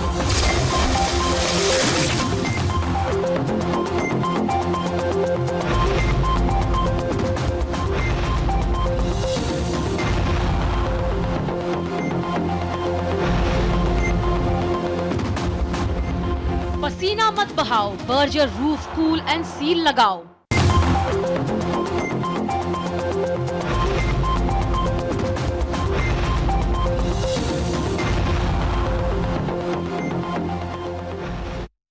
MDH की हल्दी मिर्ची धनिया करे कमाल, ये रंग दे, ये खुशबू दे, ये तीखा, ये कम पड़े, क्या निराला MDH मसाला। विमल में गुलिस्तां के ये कुछ लजीज फरिश्ते जब साथ घुले तो जी ललचाए और दिल कहे कि स्वाद की जुबां में खुद को ऐसे डुबाऊं कि निकल ना पाऊं। विमल की जुबां कुछ है ही ऐसी, मानते हैं? विमल, बोलो जुबां कैसी?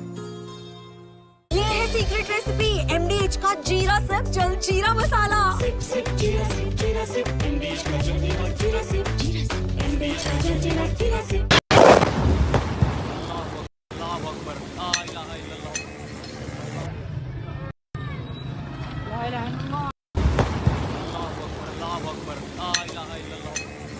Of different weapon systems, because you cannot risk putting all eggs in one basket.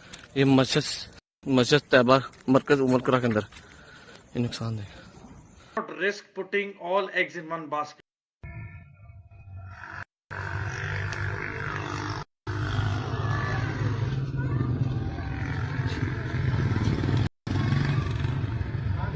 Risk putting all eggs in one basket. Mentor here, and most some of the visuals I can see some are near the LOC. No, this is a long shot.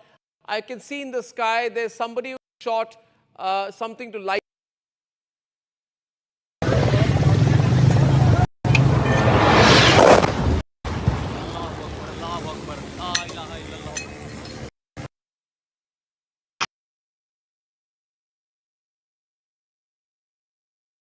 Summer is here. Is your home ready for the heat? Keep your roof cool and your home comfortable all summer with Roof Cool and Seal.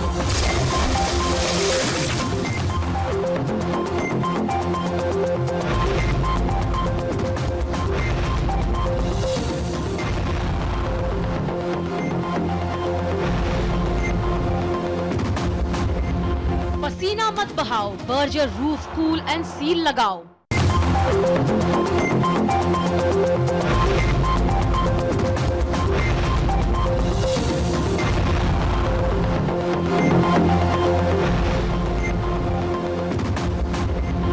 पसीना मत बहाओ, Berger roof cool and seal लगाओ।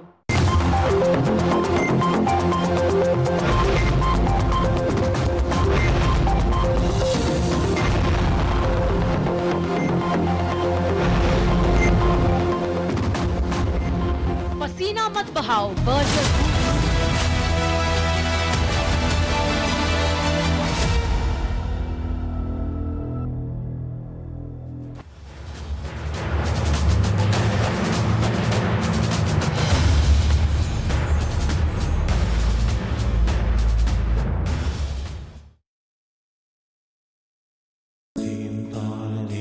At Amity, we are committed to building a stronger India through world-class education and research to nurture ideal citizens who, together with the leaders of today and tomorrow, will make India a world superpower. Amity University, India's leading not-for-profit private university. अब छोलिया हो या लोबिया, सफेद चने या काले चने, सब कुछ मजेदार बने। इसको घर पे लगाओगे तो शादी का तो पता नहीं, पर घर पक्का नहीं टूटेगा। रुंगटा नहीं तो घर स्ट्रॉन्ग नहीं। रुंगटा स्टील TMT बार एकदम सॉलिड। पहाड़ों में एक हाइकिंग स्टिक भी बन सकती है। विमल में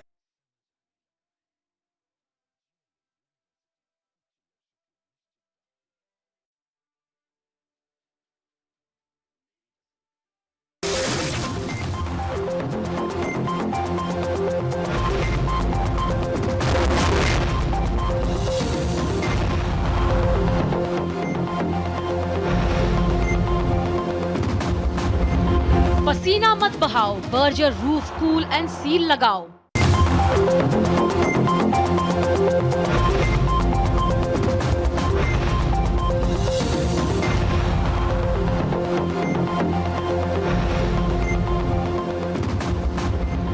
पसीना मत बहाओ, Berger roof cool and seal लगाओ।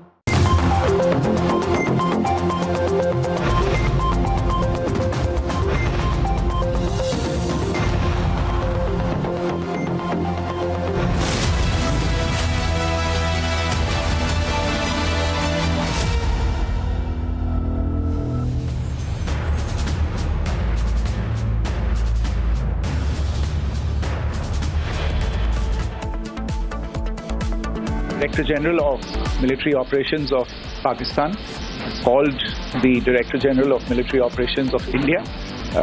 It was agreed between them that both sides would stop all firing and military action on land and in the air and sea. As India hammers Pakistan in Operation Sindoor, the terror state goes crying, pleads for a ceasefire.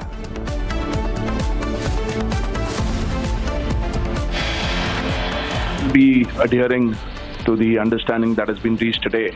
We remain fully prepared and ever vigilant and committed to defending the sovereignty and integrity of the motherland. Forces ready for any eventuality. India makes it clear that henceforth any act of terror will be declared an act of war.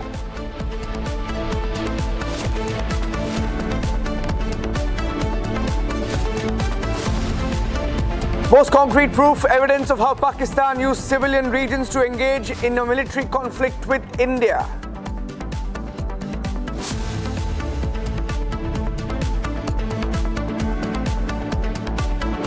Pakistan military targets at Rafiqi, Murid, Chaklala, Rahim Yar Khan, Sukur and Chunya were engaged using air-launched precision weapons from our fighter aircraft. India pummels 4 key Pakistani air bases. That number is increasing. 11 targets hit.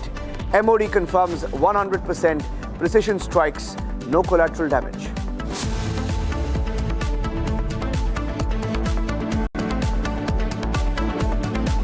Pakistani claims about activities that they have undertaken continue to be heavy on lies, misinformation and propaganda.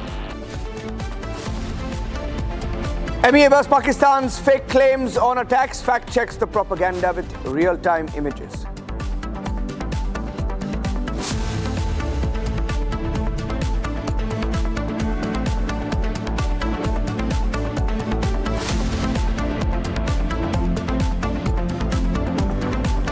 About 2 hours back, we received the information that India and Pakistan had decided to go in for a ceasefire after being hammered by India in the last few days. 3 rounds of hammerings for Pakistan after precision strikes on the terror targets, after their air radars were hit, and after 6 of their air bases were hit, 9 locations in all in the last 24 hours, Pakistan has decided to call for a ceasefire.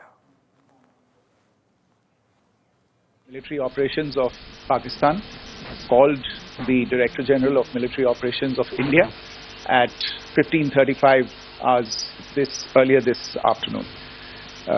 It was agreed between them that both sides would stop all firing and military action on land and in the air and sea with effect from 1700 hours Indian Standard Time today. Instructions have been given on both sides to give effect to this understanding. The Directors General of Military Operations will talk again on the 12th of May at 1200 hours. Whilst we will be adhering to the understanding that has been reached today, that is the Indian Army, the Indian Navy, and the Indian Air Force, we remain fully prepared and ever vigilant and committed to defending the sovereignty and integrity of the motherland. Every misadventure by Pakistan has been met with strength, and every future escalation will invite a decisive response. We remain fully operationally ready to launch whatever operations may be required in defense of the nation. अब मैं आपको पाकिस्तान की miss information campaign के बारे में अवगत कराऊंगी। पहला, पाकिस्तान ने यह क्लेम किया कि उसने अपने JF-17 से हमारे S-400 व ब्रह्मोस मिसाइल बेस को नुकसान पहुंचाया, जो कि बिल्कुल गलत है। दूसरा, उसका यह भी मिस इन्फॉर्मेशन कैंपेन था कि हमारी एयरफील्ड, जो कि सिरसा, जम्मू, पठानकोट, बठिंडा, नलिया और भुज में है, ये उसका मिस इन्फॉर्मेशन भी बहुत गलत है। तीसरा, पाकिस्तान के मिस इन्फॉर्मेशन कैंपेन के मुताबिक हमारे एम्यूनिशन डम्प्स जो चंडीगढ़ और बियास में है, उसका डैमेज हुआ, यह भी बिल्कुल गलत है। हमने आपको मॉर्निंग ब्रीफिंग में बताया था विद फैक्ट्स एंड फिगर के साथ कि ये सारी चीज़ें बिल्कुल सही सलामत हैं। अब मैं आपको बताना चाहती हूँ कि पाकिस्तान के एक प्रेस कॉन्फ्रेंस में ये बात की गई थी कि उनके सीनियर मिलिट्री ऑफिसर्स, जो कि पूरी तरह से ये भ्रामक है और तथ्यों से दूर है, कि पाकिस्तान की ओर से ये झूठा आरोप भी लगाया जा रहा है कि भारतीय सेना ने मस्जिदों को नुकसान पहुंचाया। मैं इससे बिल्कुल स्पष्ट करना चाहती हूं कि India is a secular nation और हमारी सेना भारत के कॉन्स्टिट्यूशनल वैल्यूज की एक बहुत प्यारी झलक है। इंडियन आर्म्ड फोर्सेस ने पाकिस्तान को बहुत भारी नुकसान पहुंचाया, उनके मिलिट्री इंफ्रास्ट्रक्चर्स को, चाहे वो लैंड एसेट्स हो या फिर उनके एयर एसेट्स। यही नहीं, इंडियन आर्म्ड फोर्सेस ने पाकिस्तान की एयरफील्ड्स स्कर्दू, जकोबाबाद, सरगोदा और बुलारी को बहुत नुकसान पहुंचाया। इसके अलावा पाकिस्तान के air defence system, radar system, उनको भी एयर स्पेस में अनटेनेबल किया। यह भी बताना चाहती हूँ कि लाइन ऑफ कंट्रोल के पास पाकिस्तान के command and In the last few days, the visuals that we've been getting you of how India has hammered Pakistan in round 1, round 2, round 3. Take a look at these pictures, ladies and gentlemen. From the precision strikes, look at this, for example, day 3, this morning, that video that you see of the Noor Khan base in Rawalpindi, of how we struck in the garrison town of Pakistan. We struck their air base in Pakistan's military headquarters. Listen to this video. Attack हुआ है नूर Khan base पे, बिल्कुल घर के सामने। अभी एक जहाज गुजरा है और ये नूर खान बेस के ऊपर अटैक हुआ है। भाईजान नूर खान बेस में आके गिरा है। ये अटैक हुआ है नूर खान बेस पे, बिल्कुल घर के सामने। अभी एक जहाज गुजरा है और ये नूर खान बेस के ऊपर अटैक हुआ है। भाईजान नूर खान बेस में आके गिरा है। ये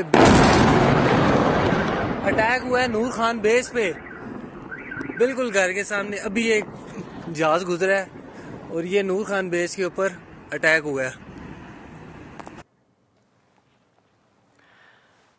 Take a look at this video.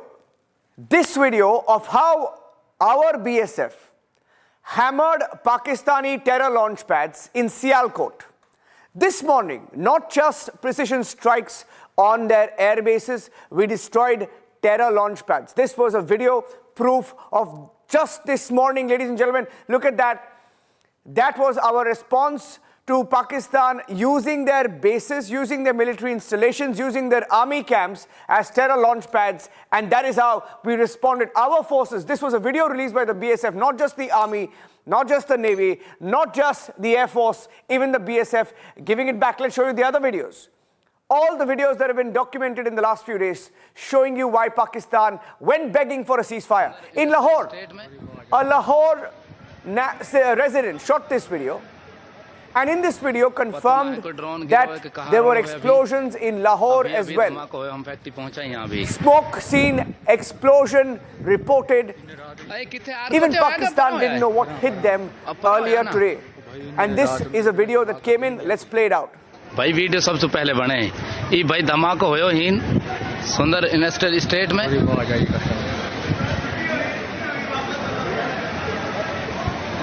पता ना है कोई ड्रोन गिरो है कि कहाँ रोड़ो है अभी अभी धमाका होयो हम फैक्ट्री पहुंचा यहाँ भी अरे किथे आर कोते होया क्या परा होया है अब परा होया ना भाई ने रात उनके एयरबेस तबाह कर दी इंडिया की भाई वीडियो सबसे पहले बने ये भाई धमाका होयो हिन सुंदर इंडस्ट्रियल स्टेट में Look at how our forces responded to them, ladies and gentlemen. How we gave it back. This is video number 15. Just this morning. In Sukur Air Base, Pakistan, a Pakistani shot this video confirming that the Sukur airport, the Sukur Air Base had been struck. A critical air base for Pakistan, a forward base. And listen to how even Pakistanis admitted it was such an embarrassment. बचत थी वाह दरा दरिया पूरा घर लुड़िया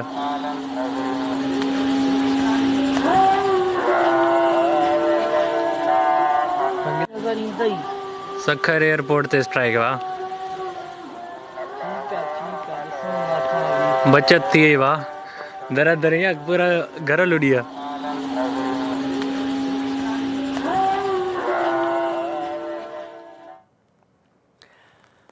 Look at this video, ladies and gentlemen. This is from day two of Operation Sindoor. Playing out this video, we reported that there was an explosion in Lahore. And then it turns out that India had destroyed the radars of the Pakistan air defense. How we had struck their air defense radars, not just in POK, inside Pakistan territory. Deep inside Pakistan territory, in Lahore, we had struck their air defense radars.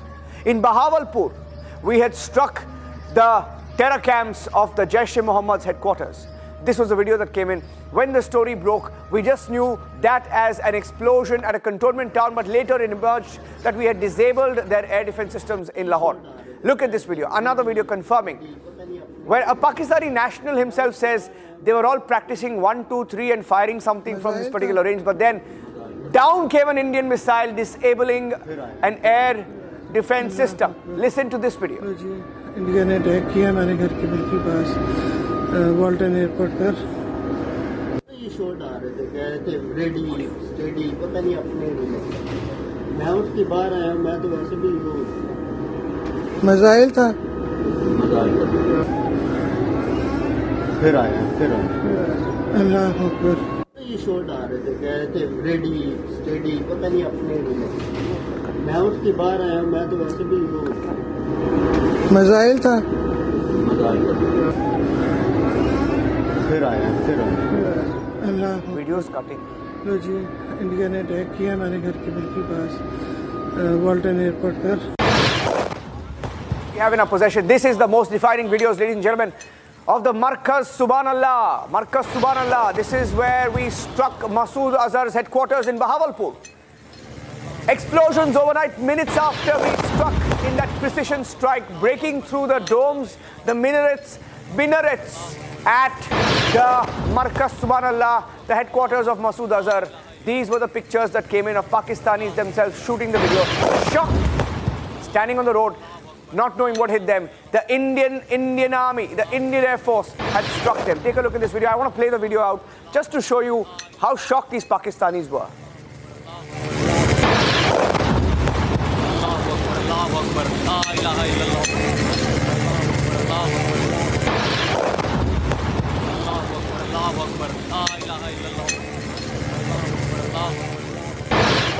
As those videos came in on day one, ladies and gentlemen, another Pakistani national driving captures the moment of a strike. Look at this particular video. Even he doesn't know what hit Pakistan.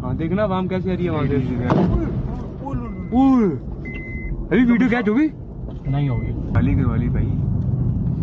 हाँ देखना वाम कैसे आ रही है वहाँ से। अभी video catch होगी नहीं होगी वाली के वाली भाई। हाँ देखना वाम कैसे आ रही है वहाँ से। The day we struck them in the precision strikes, this is Muzaffarabad. Huge explosion as India had struck another terror camp. Look at that. Look at these videos. Series of explosions. We had hit 9 targets on day one, 24 strikes. 9 targets, 24 strikes. This is how our forces hit them.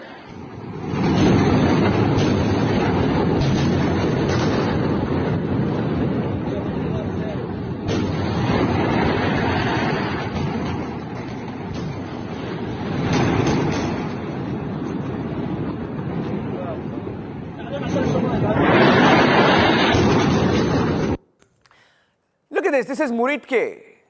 In Muridke, the headquarters of the Lashkar, the headquarters of all these terrorists that were struck on day one. This was one video that came in from Muridke. Take a look as they admit that the terror headquarters of one of the terror groups had been struck. This is in Muridke, Pakistan. Listen in.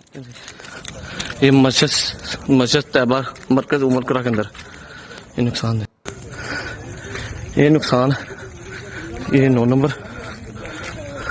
ये मस्जिद तैयबा मरकज उमर करा के अंदर ये नुकसान है। ये नुकसान ये 9 number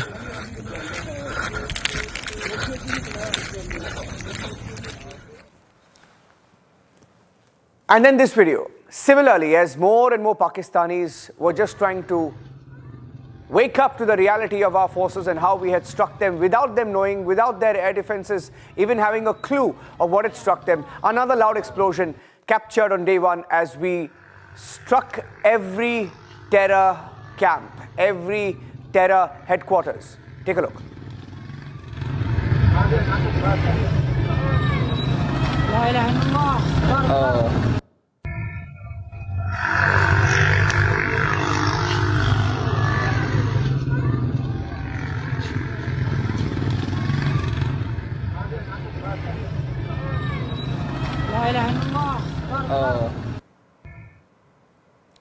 And then this video, where a terror camp has been struck. This is in fact Markaz Subhanallah. This was in Bahawalpur.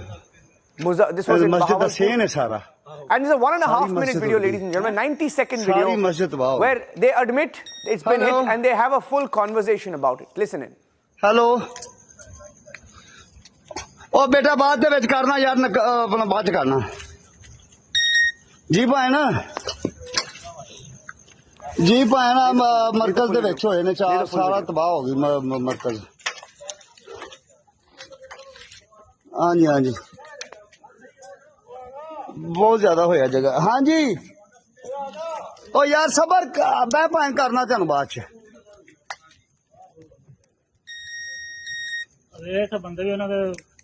आंदे ने साडे बंदे भी उत्थे ने Oh, hello, bhai. Oh, bhai, koi hai? Some more breaking news now coming in, ladies and gentlemen, as we focus on how we hammered Pakistan, and Pakistan begged for a ceasefire. Their ambassador went to America. We are exposing them one story at a time. This is proof of Pakistan exploiting civilians, taking cover of civilians, taking cover of people of Pakistan who are their human shields. Take a look at this video. This is one of their weapon systems. And this was a video that came in earlier of their weapon systems being fired at a civilian population next to a civilian area, so that even if there's a retaliation, even if there was a drone attack, even if India's precision strike hit them, it would be in a civilian area with collateral damage. There's a video that we had access. We broke that on top of 7 p.m. In a few minutes from now, we'll get you that video as well.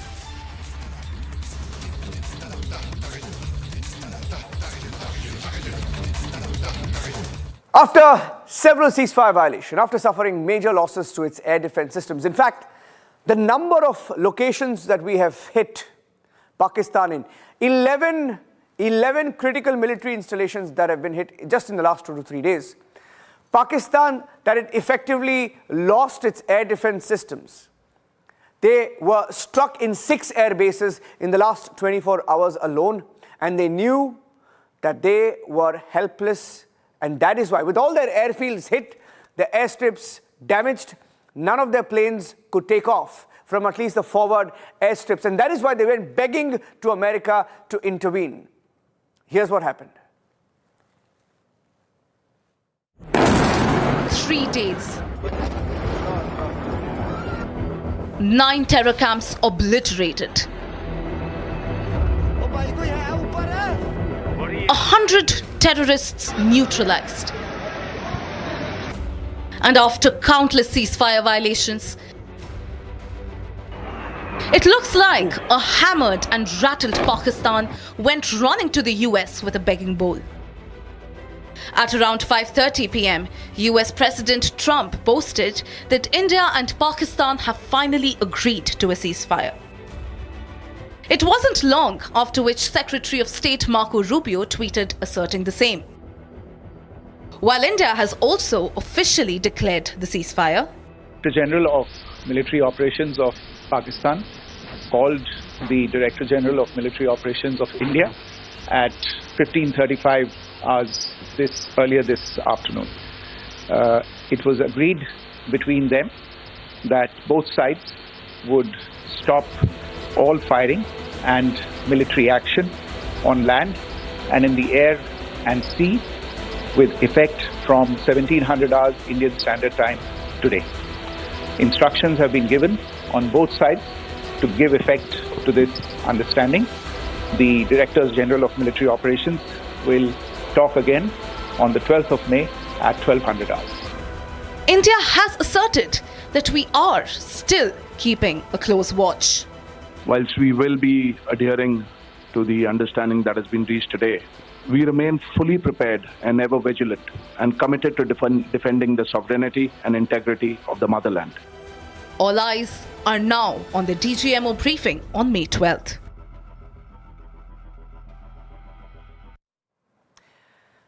Pakistan itself has been left wondering how our missiles, how our drones reached Rawalpindi. Our forces have outsmarted Pakistan in what has been a high-stakes air defense battle for the last 3 rounds. Started on the 5th, has continued until this morning. We've infiltrated deep inside Pakistan territory, not just POK, we went deep inside Pakistan territory, flying past Lahore, flying into Islamabad, and we've struck their airbase today. Take a look.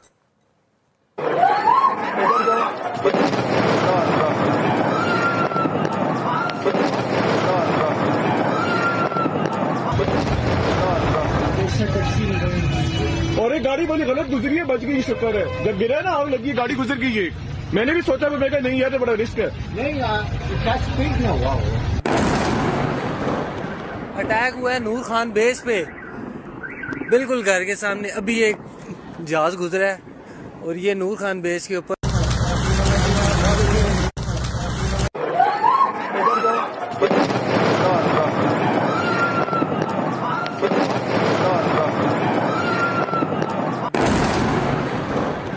Attack हुआ है नूर Khan base पे, बिल्कुल घर के सामने। अभी एक जहाज गुजरा है और ये नूर खान बेस के ऊपर और एक गाड़ी वाली गलत गुजरी है, बच गई, शुक्र है। जब गिरा ना आग लगी, गाड़ी गुजर गई एक। मैंने भी सोचा, मैं कहा नहीं यार, तो बड़ा रिस्क है। नहीं यार, स्पीड ना हुआ। That's it on this edition of the news, ladies and gentlemen. Arnab is live in just a few minutes on his take on Pakistan begging for a ceasefire. Stay tuned.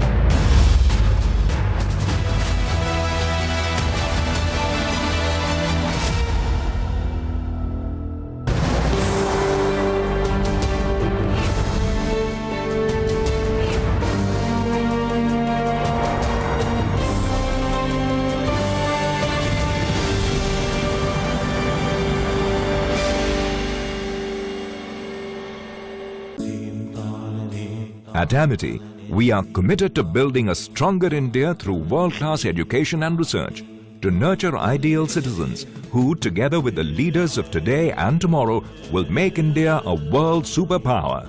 Amity University, India's leading not-for-profit private university. दादी के हाथों का जादू और खुशबू से महकता घर, माँ की मुस्कुराहट और खाने की सुगंध। MDH गरम मसाला, क्योंकि हर रिश्ता है स्वाद से जुड़ा। विमल में गुलिस्तां के ये कुछ लजीज फरिश्ते जब साथ घुलें तो जी ललचाए और दिल कहे कि स्वाद की जुबां में खुद को ऐसे डुबाऊं कि निकल ना पाऊं। विमल की जुबां कुछ है ही ऐसी, मानते हैं? विमल, बोलो जुबां कैसी?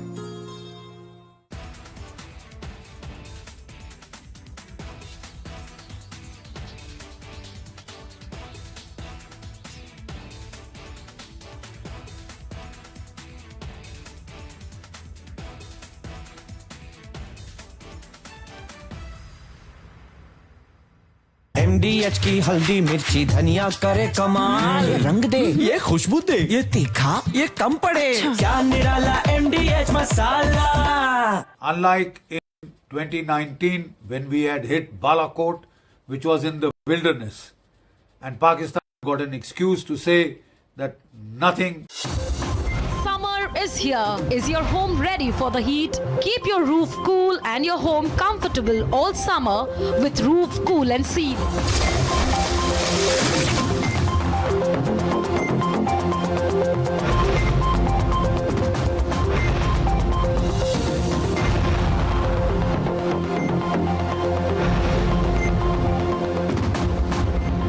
पसीना मत बहाओ, Berger roof cool and seal लगाओ।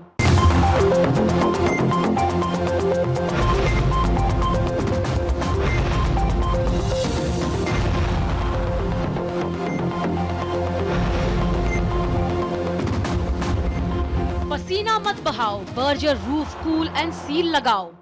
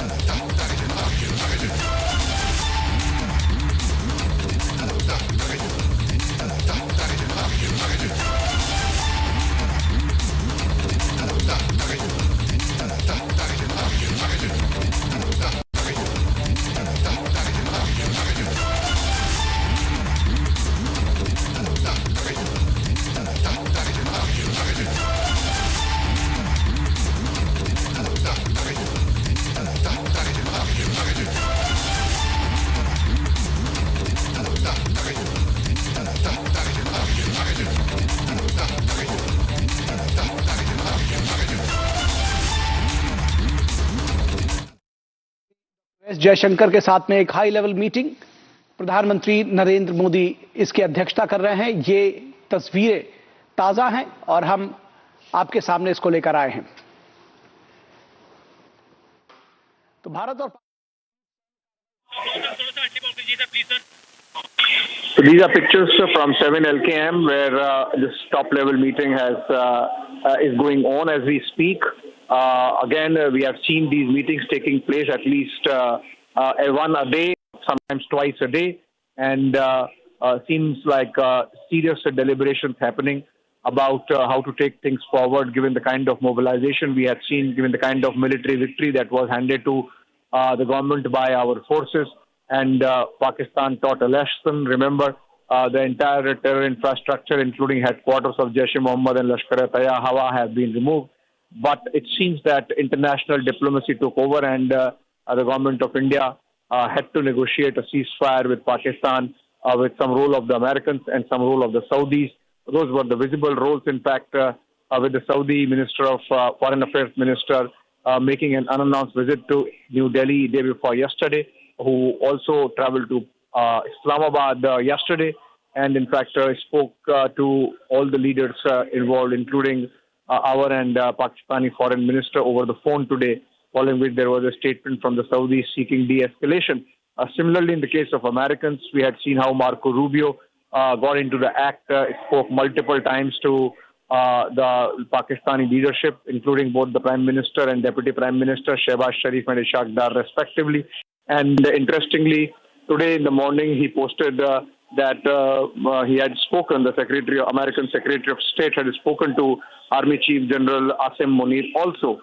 And it seems that there was a lot of back channel happening, because suddenly we had in the evening at around 5:30 p.m., Donald Trump, President of the United States, announcing a ceasefire between India and Pakistan. Interesting. There would be maybe, we will have to try to understand why India has India moved from its position that there is no third-party role. Otherwise, the announcement could have come from New Delhi or Islamabad and not from Washington, D.C. and from the American president. So that nuance there perhaps missed a bit in the flurry of activity, or maybe like it happens typically Trumpist, he just made an overreach the finality of the agreement. Subsequent to Donald Trump tweet, of course, to post, of course, we had Marco Rubio coming out about his dialogue with all the sides. And then, of course, Ministry of External Affairs, they're announcing the ceasefire, which I believe is being discussed in this meeting that's taking place as we speak.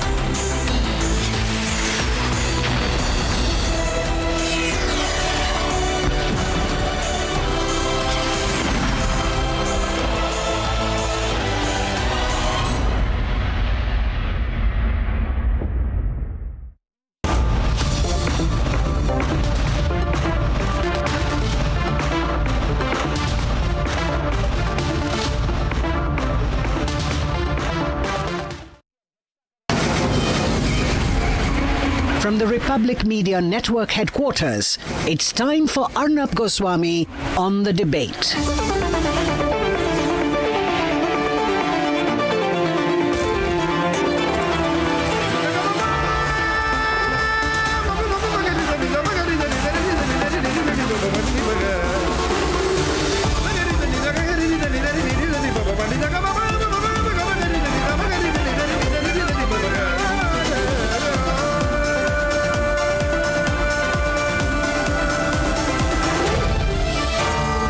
Arnab Goswami on The Debate. On the show tonight, it's forces first always. The Army, Navy and Air Force hammered Pakistan, and we must celebrate their victory. And at 9 p.m. tonight, ceasefire or no ceasefire, it can never be business as usual. Never be business as usual with Pakistan.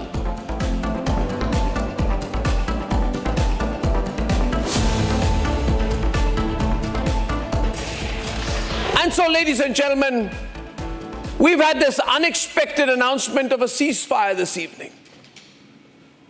But there are a lot of facts which we have about what happened and what led to the ceasefire, which I want to share with you over the next couple of hours.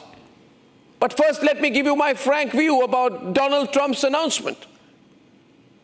I think it's inappropriate, unnecessary, and as usual, Donald Trump has tried to give the impression that he's the peacemaker here.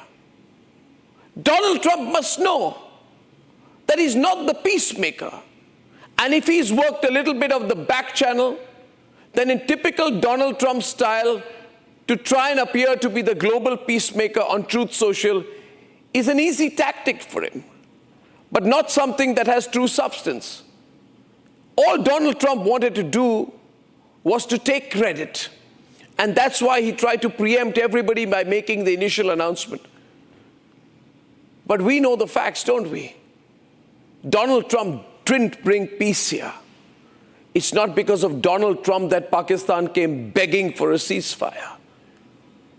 It's not Donald Trump or the American army that hammered Rawalpindi.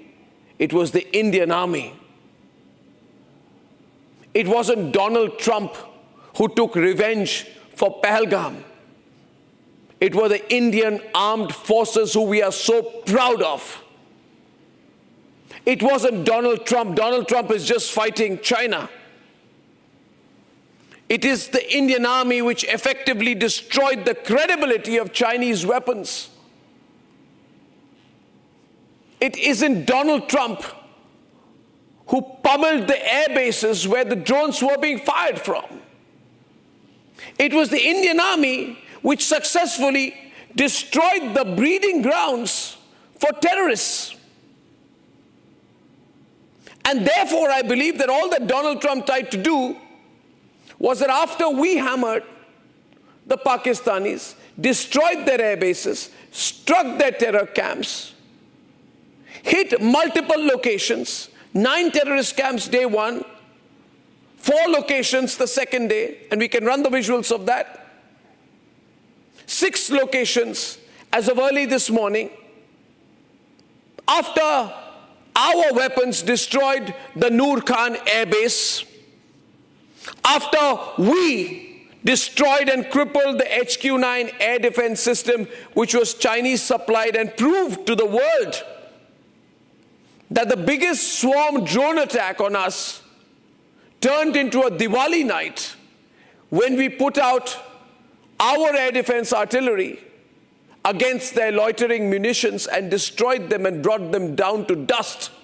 Ladies and gentlemen, I don't have much to say about a US president who's just too keen to take credit, but I know and you know and we all know,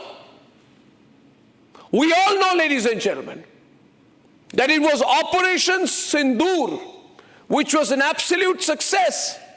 And for that, we must forever be in debt to our army, to our navy, and our air force. We don't need an American president to come and say, I brought peace. You didn't, Donald Trump. Don't make your own story about it. The camps of the Lashkar-e-Toiba, Hizbul Mujahideen, and Jaish-e-Mohammed were not destroyed by the US Marine Corps. They were destroyed by the Bharatiya Sena, by the Indian Army, the Indian Navy, and the Indian Air Force. Americans can say what they want, but the world knows the Americans always did business with those who call themselves the Mujahideen and used them every single day, knowing fully well that they're entertaining and they're in bed with terrorists, but the Americans always did that. And now an American president wants us to believe that he had a role. But no, It was the Indian Army, Navy and Air Force which led this operation. We are the ones who killed hundreds of terrorists, including the relative of Masood Azhar. We did. This is our operation. This is our victory. Donald Trump doesn't even know where Murid Ke is, which we bombed.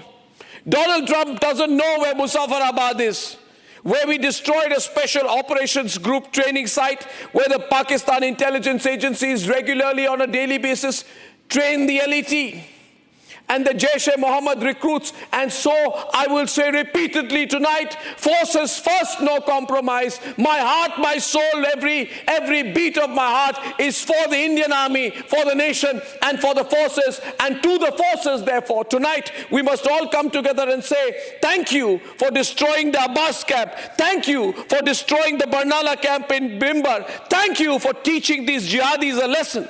Thank you, ladies and gentlemen, for destroying the Markaz-e-Taiba in Murid Ke. Thank you for putting fear into the hearts of those Pakistani jihadis.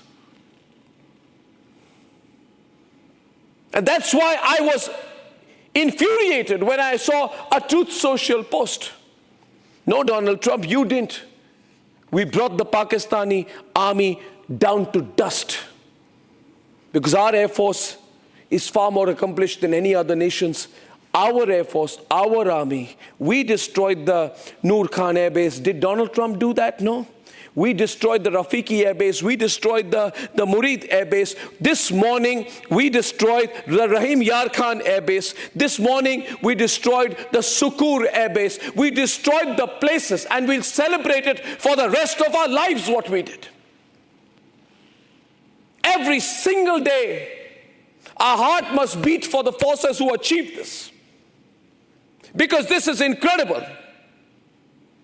When I saw the images this morning of the way in which the latest strikes targeted the radar stations, command and control centers, ammunition depots, aerial strike capabilities, and this morning, ladies and gentlemen, this morning, I heard a Pakistani air marshal go on a Pakistani channel and say, we are rattled by the strength and determination of the Indian forces. We have no option. We have no option. Please don't. When I heard him say that, I said, we won. And for that victory, my heart will always beat for the armed forces of the country. Ladies and gentlemen, our armed forces have destroyed and neutralized Pakistan's air defense systems. And then Pakistan caved and begged and begged and begged and begged for a ceasefire. And let there be an eternal debate on whether there should have been a ceasefire or not. These are political issues. But the fact is, Pakistan had to run here and there, helter-skelter, begging and pressing for a ceasefire, which is why this afternoon they made a phone call saying, give us a ceasefire. Can they deny that? Did their DGMO not initiate the phone conversation to our DGMO saying, let's have a ceasefire? Now you and I can debate for eternity on whether that should have been accepted or not, and on the modalities under which it should have been accepted or not. But the fact is that if there's a group of people in this country who want to say Donald Trump brought about a ceasefire, then they're lying to you. This ceasefire was brought upon in a situation where the Pakistani army admitted it cannot fight the Indian army.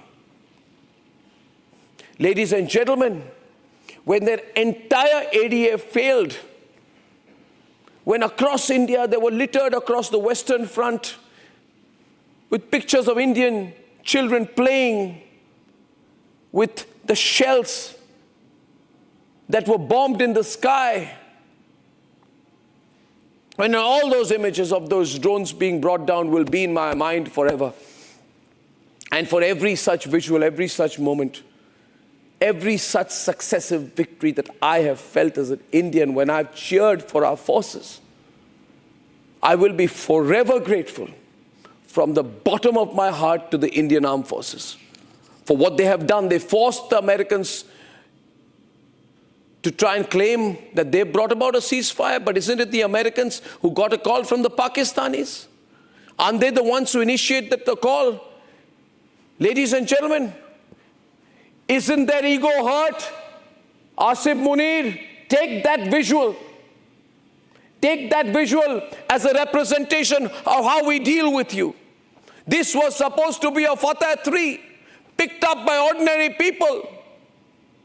And now they'll put these munitions up maybe in their homes to decorate their homes so that generations of Indians remember the crushing defeat that the Indian armed forces delivered to the Pakistanis over the last 4 days. So every single moment, I don't know about you, ladies and gentlemen, I'm going to celebrate what our armed forces did. The rest will be history. The fact is, when the Pakistanis called us for a ceasefire, it is because the Indian armed forces had an absolute upper hand and the Pakistanis knew it. It is in those circumstances that a call was made. Not just because Pakistan could not afford a war economically, but because they had no heart or ability to fight a real war with India. And that is the real context. I know a lot of people will go around next few days establishing the context. For me, there is just one context, ladies and gentlemen. Just one context. That our armed forces delivered us a huge success. A huge success. The ceasefire is a very bland way of trying to put an end to the story. The story is simply this, as far as I'm concerned,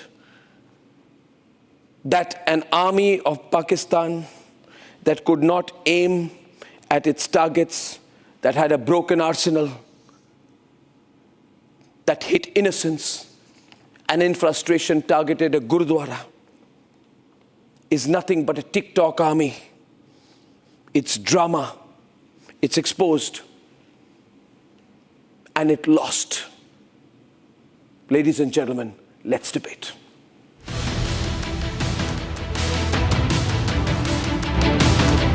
Nine terror camps wiped out in the duration of half an hour. This was India's strike one. देखना हम कैसे आ रही है वहाँ से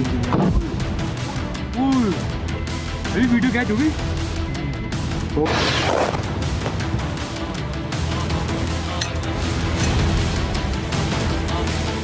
In its second strike, India retaliated to Pakistan's escalation and hit Pakistan hard in cities like Lahore and Sialkot. Since Pakistan ignored the warnings and continued targeting civilians, India struck 6 air bases of Pakistan. Evidence on your screen. In a matter of 2 to 3 days, India brought Pakistan on its knees. Their army veterans went on record to expose their weak position. मेरे ख्याल में तो सूरत हाल परेशान से परेशान कुन होती जा रही है बिकॉज डी एस्केलेशन नहीं होने वाली इस तरह से जब तक कि अमेरिका प्रेशर नहीं डालेगा और याद रखिए 4 दफा इंडिया ने आप पे पूरा अटैक करने का प्लान बना लिया था और उसकी 16 लाख की आर्मी है आपके पास 6 लाख है नो अमाउंट ऑफ जज्बा will save us India exposed how Pakistan used a Saudi civilian flight as human shield. Pakistan's irresponsible behavior again came to fore. Pakistan did not close its civil airspace despite it launching a failed unprovoked drone and missile attack on 7th May at 8:30 hours in the evening. Pakistan is using civil airliners as a shield, knowing fully well that its attack on India would elicit a swift air defense response. This is not safe for the unsuspecting civil airliners, including the international flights which were flying near IB between India and Pakistan. Republic got concrete proof of how Pakistan is dragging civilians into the warfare. A video exclusively accessed shows the Pakistan Fatah firing position clearly located within a civilian population area by deliberately placing artillery and gun positions in densely inhabited zones along the line of control. Pakistan aimed to exploit the presence of civilians as human shields, making any counter bombardment from the opposing side likely to result in civilian casualties. Exposed on a global stage and hammered by India, Pakistan rushed from China to US and finally begged for a ceasefire. Director General of Military Operations of Pakistan called the Director General of Military Operations of India at 15:35 hours earlier this afternoon. It was agreed between them that both sides would stop all firing and military action on land and in the air and sea with effect from 1700 hours Indian Standard Time today. Instructions have been given on both sides to give effect to this understanding. Ministry of External Affairs sources tell us that the Indus Water Treaty remains in abeyance despite the ceasefire agreement. We hit them with diplomatic strikes. We hit their air bases.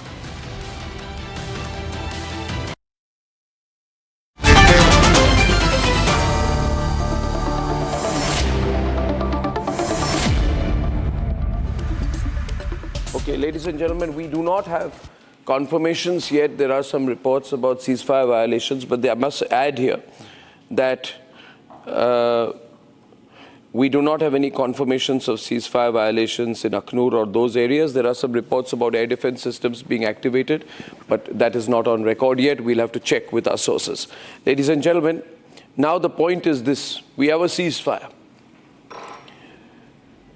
And we have the right visuals on air, please, because the visuals which are so significant today are of what we achieved this morning, of what we achieved in Rawalpindi, about the drubbing that we gave to the Pakistanis right up to this morning, General Bakshi. So I want to get your first comment on, I began my program this evening by saying I am in a debt of gratitude to our forces. I don't trust Pakistan, General Bakshi. I don't trust that they will have a ceasefire because all they've done is violated the ceasefire endlessly over the years. But I want your reading of what has happened after the magnificent performance of the Indian Armed Forces this morning and how you view the present situation, sir. Arnab, first of all, I'd like to salute the Indian Armed Forces. Salute our boys, our air warriors, absolutely, our sir. sea warriors, our land warriors, all of them. I'd like to salute them from the bottom of my heart and thank them for their endless sacrifices.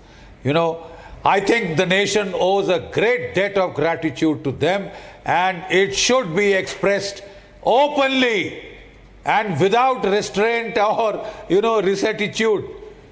I think it would do very well for their morale if the nation acknowledged this debt of gratitude openly.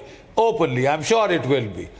Number two, Arnab, in the annals of modern warfare, the 2025 India-Pakistan conflict of just about 4 days duration will go down in the annals, in the staff colleges and the academies as an excellent case study. It shows us the application of the RMA in two critical domains of warfare. One is air defense and the second is drone warfare. It has shown us some excellent, highlights. I'm very happy to state that in the domain of air defense warfare, we have put up a stellar performance. 3 days Pakistan kept banging its head against our Iron Dome, India's Iron Dome.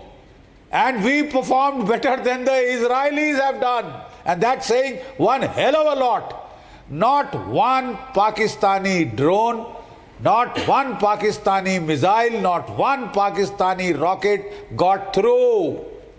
Except one at Firozpur, where it killed, I think, or wounded some civilians.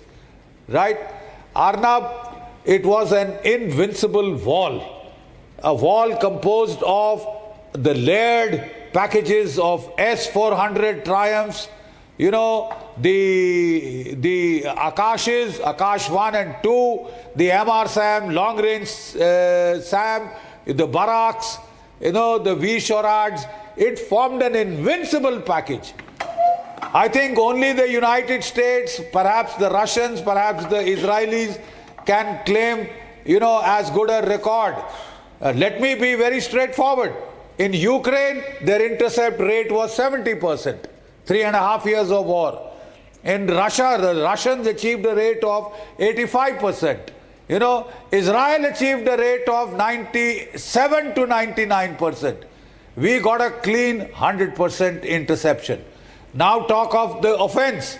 Every single of the 24 missiles fired by India on the 7th of May on the terrorist camps hit. As one Pakistani YouTuber said, every one of our missiles hit their target. And then we fired again, yesterday night. And every single missile hit the target, whether at Rawalpindi, whether at Sargodha, whether at Rahim Yar Khan, whether at, any of their major air bases. Every one of them hit the targets. The Chinese, HQ-9, HQ-16 surface-to-air missiles failed. The Chinese radars failed to detect, right? The Chinese standoff beyond visual range missiles, the P-15s, they were duds. How many of them have our, civilians seen splayed out on the damn fields? It has been a PR disaster for the Chinese arms industry. PR disaster. But Arnab, it was very important that when we retaliated to the Pakistani escalation in Pahalgam, it should have ended in. But can we trust them? A clear victory. My question is, can we trust them? Can we trust them, Abhishek? Can we trust the Pakistanis, Abhishek? Not to send the drones, not to have the ceasefire violations. Can we trust them? It's not in their DNA. It's not in their DNA. No. Can we trust the Pakistanis? Can they trust us? We can never trust them. Can they trust us? Can they trust us? Why do you say that, sir? Arnab, that is precisely what I'm saying, right? It is a ceasefire. It is not a peace agreement. It is a ceasefire. It is not a peace agreement. You see, I want to tell you that in 1973, General Ariel Sharon of the Israelis had gone halfway around, half surrounded the Egyptian Third Army. So I would watch very carefully. No, I would therefore. After he broke that ceasefire. General Bakshi sir, militarily speaking, haven't we lost the momentum? Just one minute. The question is here, sir. The question is right now, we have to be very watchful over the next few days. You agree, Marshal Bhadoria? Because I don't trust the Pakistanis. The Pakistanis can violate a ceasefire, they can turn around tomorrow, and they will test us under cover of this and issue denials because they are a liar country. If this enables them or emboldens them, very much so. Then what is our response going to be? No, we have to watch very carefully, like you said. Should we have had a conditional ceasefire? They can trust us that should they do anything, we would respond robustly. But we had a momentum. Yes, we had the momentum. We had a momentum. But do we have the momentum? Let us understand that we always said that we don't want the escalation. We are responding to their acts. Our objectives were achieved in the first day when we struck the terror camps and the terror infrastructure. Thereafter, because they were doing these acts militarily, we responded with a lot of calibrated response. If it had escalated, we were ready for any level of escalation. No, my point is I don't know this situation. I have never, in all my life, ever taken the Pakistanis at face value, and I never will. Samar, I can't. I don't know. If you take a Pakistani at face value and you believe it, you think he is going to believe in a piece of paper. Will he, Deepak Vora? You tell me. Trusting a Pakistani is akin to committing suicide. Precisely. There's no question about it. Precisely. So moreover, it's a ceasefire. So ceasefire violations are taking place almost every day.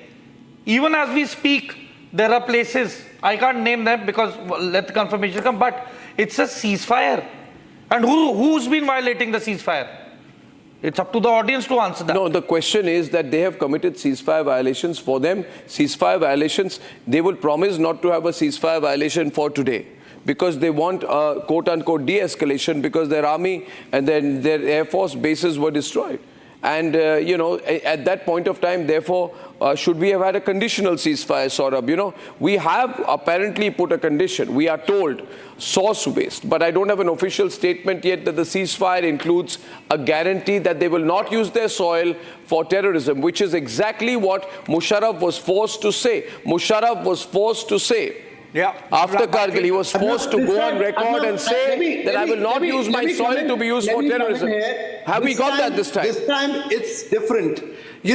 One, we have a 5-0 now, and now our army, our armed forces and the families deserve full credit for doing what we have achieved. We have etched a new strategic doctrine today, and every Indian should be celebrating it, because we have made the world to realize that any time there is a terror attack coming from Pakistan. No, my point is, Saurabh, all this is good. All this is good spin doctoring. This is good spin doctoring. No, let me be very straight. My audience knows I don't mince my words ever. My belief is, first of all, I am upset, Saurabh, that Donald Trump, I'm sorry, I don't blame my government, but Donald Trump announces this. I will, let me tell you the real story. So I'll tell you. What really happened was that the Pakistanis went crying after India met its strategic objective. They not only used their diplomatic channels, but they also tried some business contact. I cannot name them because of some reasons, but I will tell you. They went Name them, Saurabh, name them. They were forced, and India put certain conditions. Based on that, but we only Saurabh, Saurabh, 1 minute. Saurabh, 1 minute. Can I just hold you? See, listen here. Yeah. It's in the statement, not in the statement of intent. If it is 1 minute, just 1 minute. Things you cannot say. Saurabh, this is too public a matter. Let's say our two countries have been in a state of war effectively for the last few days. I mean, this has not been fun and games going on. Now, if you're saying that there's a condition attached that they will not carry out an act of terrorism, no condition means anything if it is not in paper, in writing. Secondly, if it is a conditional ceasefire for a few days and we're going to watch how they behave, then that too, Saurabh, I'm sorry to say, should have been put on paper that we have agreed to a ceasefire for 4 days, 5 days. Depending upon how they behave. Now, we don't have conditions attached to a ceasefire, nor do we have a time frame. Let me get another view on this. Let me get another view. What do you think, Deepak Vora? No, 1 minute. I will agree with... No, I agree that our forces have achieved their objective. I agree our forces have achieved their objective with political support. But, it's a simple question I'm asking. We have Pakistan by the scruff of its neck. Yep. We had Pakistan by the scruff of its neck. Let's wring it a little bit. I would have wrung it a little bit. Yeah. The question then is, Deepak Vora, should we then even from now force them to issue some conditions? Because even now we have a huge advantage over them. Oh, there's no question about it. Some kind of document will emerge. There'll be a briefing the day after tomorrow. Yes, there will be. And in that briefing, our people will make it very clear that we have reviewed the ceasefire. We believe this has happened or that has happened. So I wouldn't be terribly disappointed today, because my intention, and when I say mine, it was Government of India's, is to save the lives of our people, civilians, as well as to prevent damage to property. If we are able to do that and achieve that, and we have already achieved, as you yourself has rightly pointed out, our major objectives, which was to smash their terror infrastructure, their military installations, their ability to carry on the war. Having achieved that, I think a ceasefire, which is the first step, is fine. So we are not talking of a peace deal. We've come to no agreement. We've just said a full and immediate ceasefire. That doesn't mean that it is going to continue forever. Immediate doesn't mean eternal, sir. Well, we word it very carefully what we say. So we've agreed to this. Let's see what happens. If required, if they break the ceasefire, we have every reason. I would say if they break the ceasefire even once, we give it even hard. I'm only saying this, Commodore GJ. Point is, if they break the ceasefire even once, what should be our response this time? Commodore GJ. Because it can't be that, we violated it in the past, this is par for the course, is it? No. It's not. General GJ, what do you think? Yes.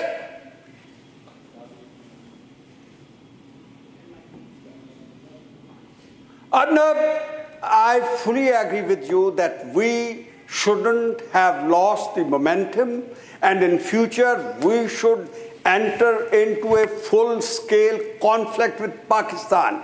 And let me make it very clear that the diplomacy or whatever talks behind the channel or back channel talks goes on, they goes on well in our favor because of the military behind the diplomats, because the power projection given by the Army, Navy, Air Force. It is a military power only and one only which makes a difference and gives strength to the diplomats to make the opponent agree to their terms and conditions.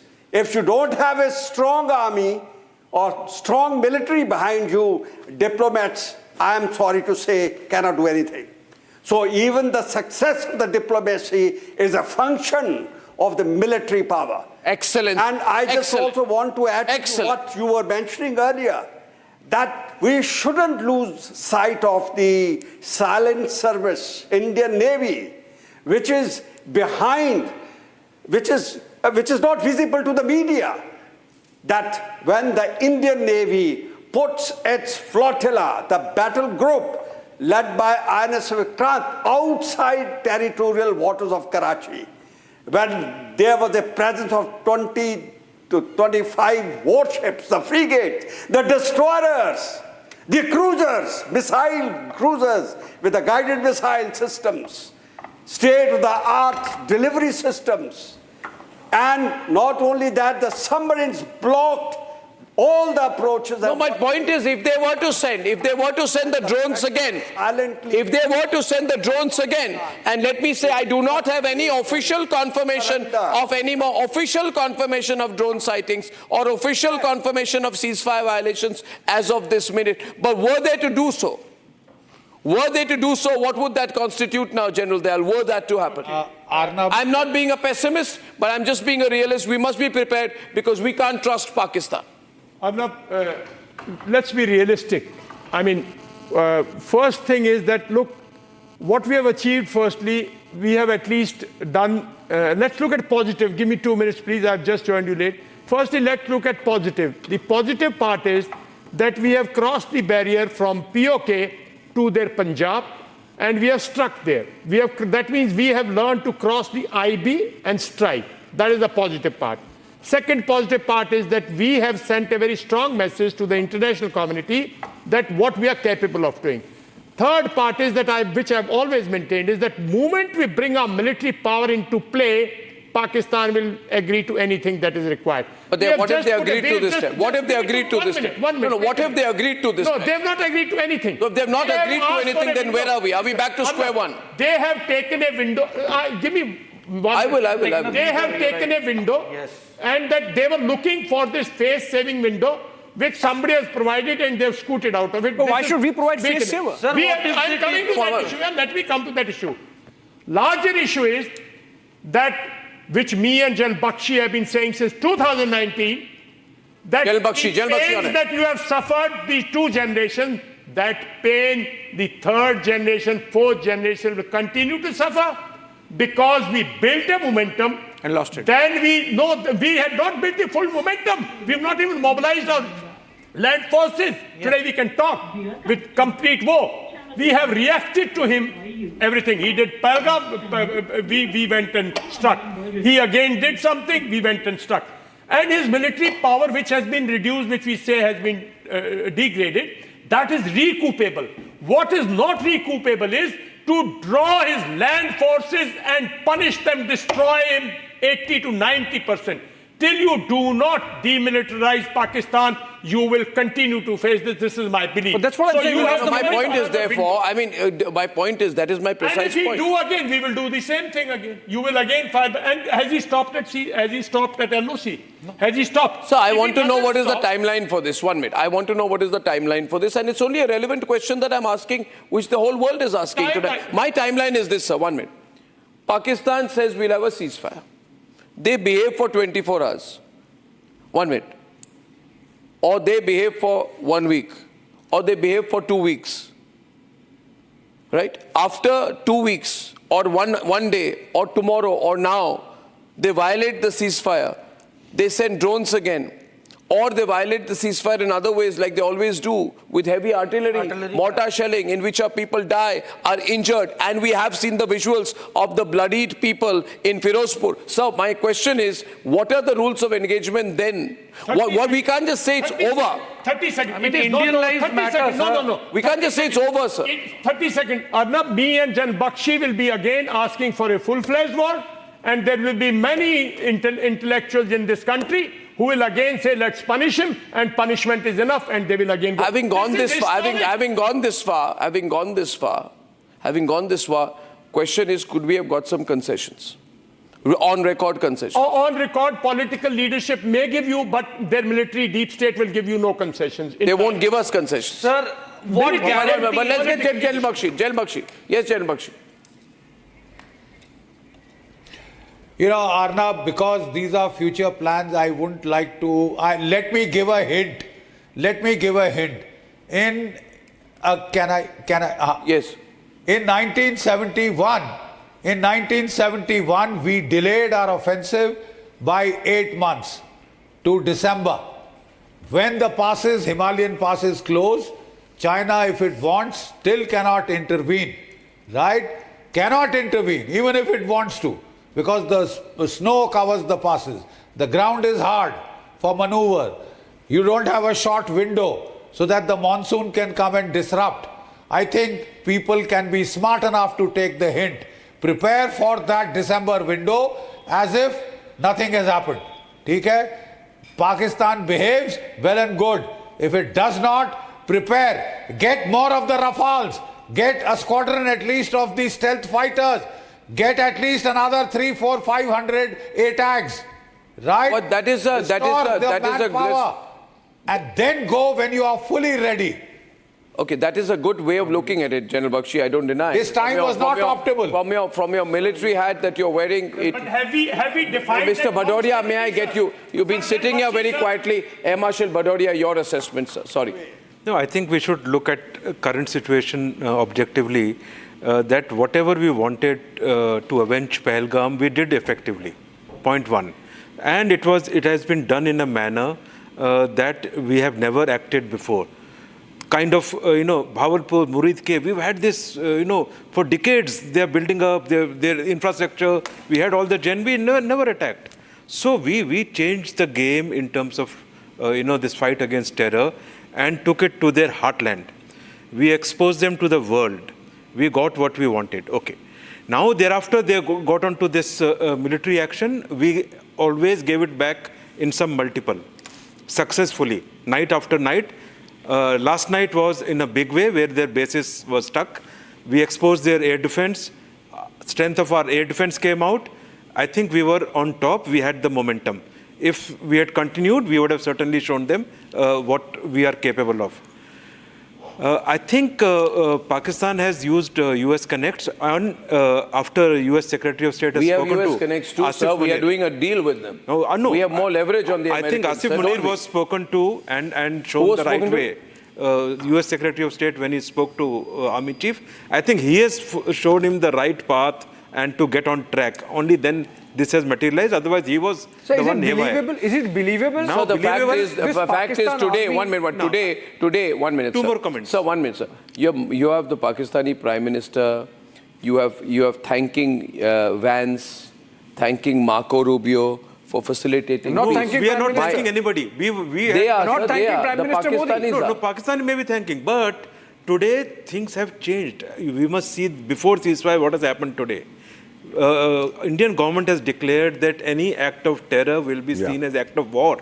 Please don't. I'm very happy with that. But could that have been linked? Could that have been linked to the statement of the ceasefire? Yes, you will see ceasefire. I'm sure they would have done, a proper this thing. Let that come out. But see this very carefully. This is unidirectional statement. No, this is not part of the deal. Important issue is. This is not part of the deal. Important issue is that Pakistan Army and ISI is fully involved in supporting terrorism. This has been exposed to the world. World knew it. But nobody was giving it. Exposed. Who didn't know? No. Sir, all the time they all knew. Nobody was taking action. Sir, Pakistan Today they was have looking taken for action. this window from day one. The day Saudi Arabian foreign minister landed here, they were looking for this window. Sharif brothers have got business. Their son lives in Jeddah, works business there, Saudi Arabia, elder Sharif's brother. So they were looking for a window. We have given them a window now. That's one way to look at it. Don't look at this. We have given them a window. If they had not, let me ask you, if they had not sent the drones first day, would we have done anything? We wouldn't have responded, no? So they did. So what if they send the drones tonight? Tonight? What if they send drones tonight? And what if they send drones tomorrow? What if they send drones 1 week from now? Then they violated and we should respond. Then how will we start all over again? We'll need to. We will need to. We'll need to start all over again. We will need to. But that's why I'm saying momentum is lost. And Pakistan will try to malign India's image by saying that. Someone 1 minute. So Saurabh. You know, Arnab, we will double down on our efforts because I agree with Air Chief Marshal. We have created a new strategic doctrine that we have hit now inside. Okay, Saurabh, let me ask you a question. Saurabh, all of these words are very highfalutin, my friend. I tell you what, this strategic doctrine is very great. Let me ask you this. Yeah. Why did they get the IMF bailout yesterday? If the Americans are here for peace, yet there are ways to broker peace and there are ways to wager peace. In this context, Abhishek, my question in my mind is, you want a ceasefire? You want India to stop pummeling you? You agree to terms or America stands with India and also abstains and this IMF loan does not happen? Yeah.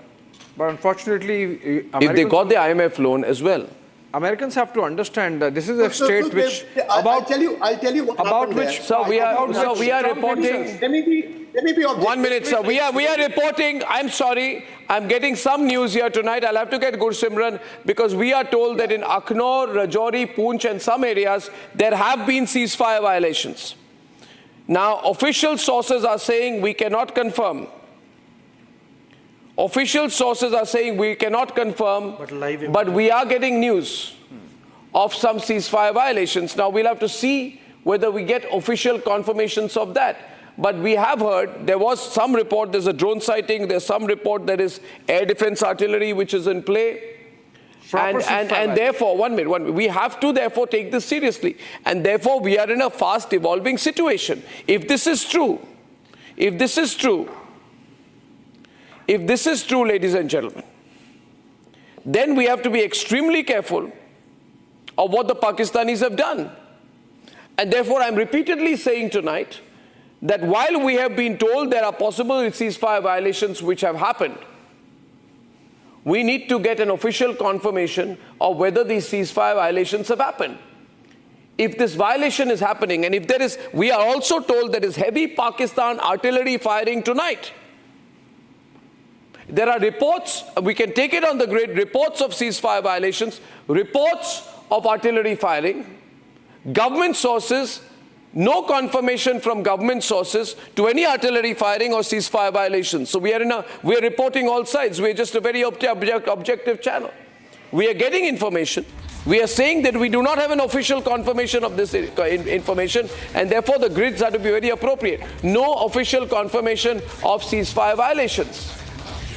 No official confirmation yet of ceasefire violations, and therefore we are in a particular situation where we have to look at what's going on. And I'm sure that if Pakistan is violating the ceasefire violations, we are told that there is nothing. The government sources say there is nothing so far, but I have to now get more from the ground. So we are going to get Gursimran and the others to get some information on it. And what we are saying is that there are reports, and our Hindi channel also saying that there are reports that this ceasefire is being violated from the Pakistani side. And if the ceasefire is being violated from the Pakistani side, then it's a very, very serious matter. And even if today, if Pakistan had to behave well, they should not be doing heavy artillery firing. And we have to be very careful about this. Because if it's a commitment, General Bakshi, it's a commitment on all sides. Gursimran is with us. Gursimran, what information are you getting? Gursimran, 1 minute. Let me get from Gursimran. Gursimran, what's happened? What is your information? Gursimran. Arnab, there is a ceasefire violation that we can confirm from the sources in the Indian Army as well as the Border Security Force. It has been reported on the international border on the line of control. In the line of control, it is in the Akhnur sector, it is in the Palamwala sector, in the Sundarbani sector of Rajouri, it is being reported, and so does in the Poonch. Apart from this, on the international border, there have been ceasefire violation that has been reported in the Arnia international border. This is in the Trewa areas, Budwar post of the Border Security Force, where the BSF has been fired upon by the Pakistani side, and now BSF has retaliated effectively. As we speak, the firing is underway in the Palanwala area, which falls in the Akhnur district. The target is the civilian area, though the civilian area has been evacuated, but the heavy artillery fire is being used by the Pakistani side to target the Indian locations. That is what we are also getting a confirmation from the officials on ground, as well as the locals, those who are there, because not everyone has left the place. The male members are still there for the cattle and everything that they have kept. What are the army sources telling you? What are the army sources telling you? What are the army sources telling you? What are they saying? They're not officially confirming anything. Sources they are not officially confirming, but they are not denying it completely. Their sources are telling us that yes, there have been ceasefire violations that are taking place, and even the drone attacks, the drones have also come and sirens have been activated. You are saying there have been drone sightings? As well as are you saying there have been drone sightings? Yes, there have been drone sighting. I can confirm because the district administration in Udhampur and district administration in Akhnur, they have placed a a complete blackout in the area, and now the efforts are being made to destroy these hostile drones that have been seen in the area. So you're saying there have been drone violations? That's what he's saying. Yeah. Drone violation. I'm just reconfirming it multiple times, because then we are in a very serious situation. Yes. I can confirm you from at least 5 sources, and even for the people of the Udhampur can confirm, because the area has been put under the blackout. Same is for the Akhnur, because there are 2 vital installations. In Udhampur, we have the Northern Army Commander, Northern Army's command, that is the headquarters, and in Akhnur, we have 1 base of the Indian Army that is cooperated by the Indian Air Force as well. So there has been the detections. Even there have been other sectors for which I'm yet to get confirmation, but for these 2, I have got the 100% confirmation, with which I'm saying that the drones were spotted, after which the air defense system has been activated. Okay, so Pakistan is provoking along the LOC again. And then, which means the ceasefire does not hold. Right? No. Which means they're violating. Brokered by Americans is already broken. Yes, so then we have to look back at the situation, and therefore the situation develops extremely quickly here tonight. That Pakistan calls for a ceasefire. Yeah. We agree to the ceasefire. Yeah. And now this ceasefire violation is happening all over again. And is it again the civil versus military divide? Because the Pakistan army perhaps wants a war, itching for a war. The military leadership caved in under American pressure, and now the military really, some local level commander deciding, okay, fine, I don't care 2 hoots about Pakistan. Can this be a local level commander decision, General Bakshi? Can this be a local level commander decision after such a high level announcement? And the BSF is countering the violations. Yes. Yes, please, General Bakshi. It's quite personality based, the personality. Yes, sir. The personality based kind of a situation with the local battalion commanders, depending upon how aggressive or how tame he is. I've seen many instances where the local Pakistani commanders try to show daring do, try to ignore orders coming from Islamabad. They always used to tell us, "Tumhara hukum Delhi se aata hai." But General Bakshi, if there has been a violation today, tamasha takes place on the line of control. General Bakshi, what I'm saying is, if there has been one violation today, do we say that the agreement that happened at 6 o'clock was announced is still valid? No, it's not. Is it valid? Deepak Boraji, if this has happened, is it valid? No, Arnab, wait one. General Bakshi and Deepak Bora. Wasn't it immediate and total? Your point is absolutely valid. Arnab, sorry. No, sir, I was just saying it was immediate and full ceasefire. But that's been violated. It's no longer, therefore, it's neither immediate nor full. Now we reserve the right to do what we want. This is what I'm trying to say in diplomatic terms, in international. Absolutely. It's an international. Well, it's not an agreement, but it was an acceptance by us that we'll stop I need to get information. That has gone. The conditions that were attached to it, immediate and full, those conditions no longer apply. Therefore, whatever we've agreed to no longer applies. Okay, so what I'm going to do is I'm going to go into a short break and I'm going to come back. When I come back, I'll put out the full story as it exists. I'm getting some reports from Srinagar, also not confirmed. Also not confirmed. Ladies and gentlemen, we are back to an evolving situation. I'll have to see whether we get an official confirmation of this from the government. I'll be back soon. Time for a quick breather. Arnab will be right back with the debate.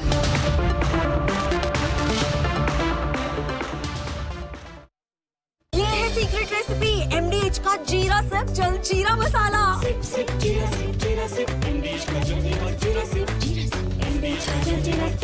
विमल में गुलिस्तां की ये कुछ लजीज फरिश्ते जब साथ घुले तो जी ललचाए और दिल कहे कि स्वाद की इस जुबां में खुद को ऐसा डुबाऊं कि निकल ना पाऊं। विमल की जुबान कुछ है ही ऐसी, मानते हैं ना? विमल, बोलो जुबां केसरी। MDH की देगी मिर्च, देगी मिर्च का तड़का, अंग अंग फड़का। MDH की देगी मिर्च। विमल में गुलिस्तां के ये कुछ लजीज फरिश्ते जब साथ घुले तो जी ललचाए और दिल कहे कि स्वाद की जुबां में खुद को ऐसे डुबाऊं कि निकल ना पाऊं। विमल की जुबां कुछ है ही ऐसी, मानते हैं? विमल, बोलो जुबां कैसी? आधे बाउल दही में 4 चम्मच MDH चटनी पुदीना मसाला डाला, स्टर करो, पुदीना चटनी तैयार। MDH चटनी पुदीना मसाला।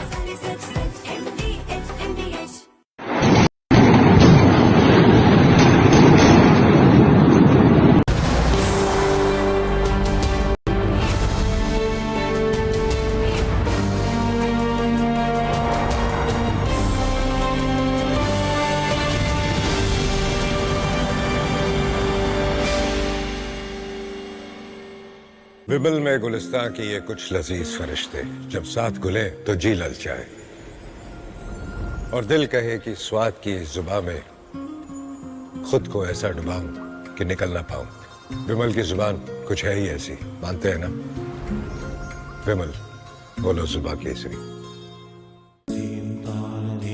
At Amity, we are committed to building a stronger India through world-class education and research, to nurture ideal citizens who, together with the leaders of today and tomorrow, will make India a world superpower.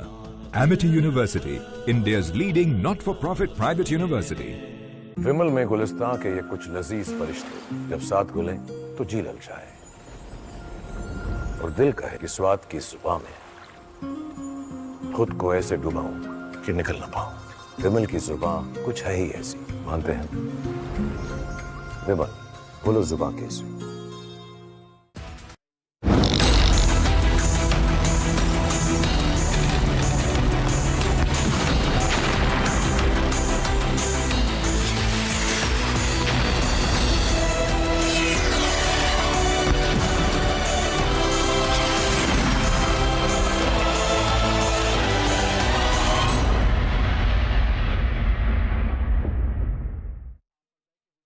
विमल में गुलिस्तां के ये कुछ लजीज फरिश्ते जब साथ घुले तो जी ललचाए और दिल कहे कि स्वाद की जुबां में खुद को ऐसे डुबाऊं कि निकल ना पाऊं।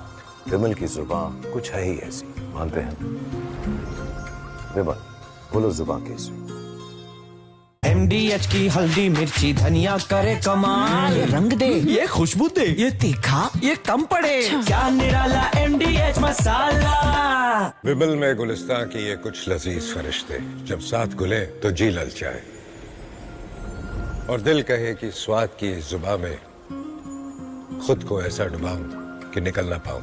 विमल की जुबान कुछ है ही ऐसी, मानते हैं ना? विमल, बोलो जुबां केसरी। इसको घर पे लगाओगे तो शादी का तो पता नहीं, पर घर पक्का नहीं टूटेगा।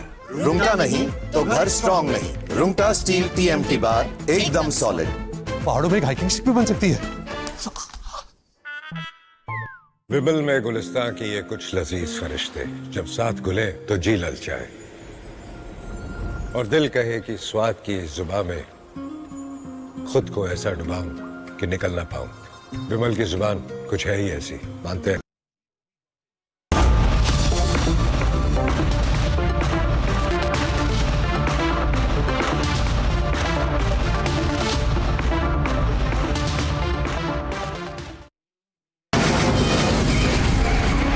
From the Republic Media Network headquarters, it's time for Arnab Goswami on the debate.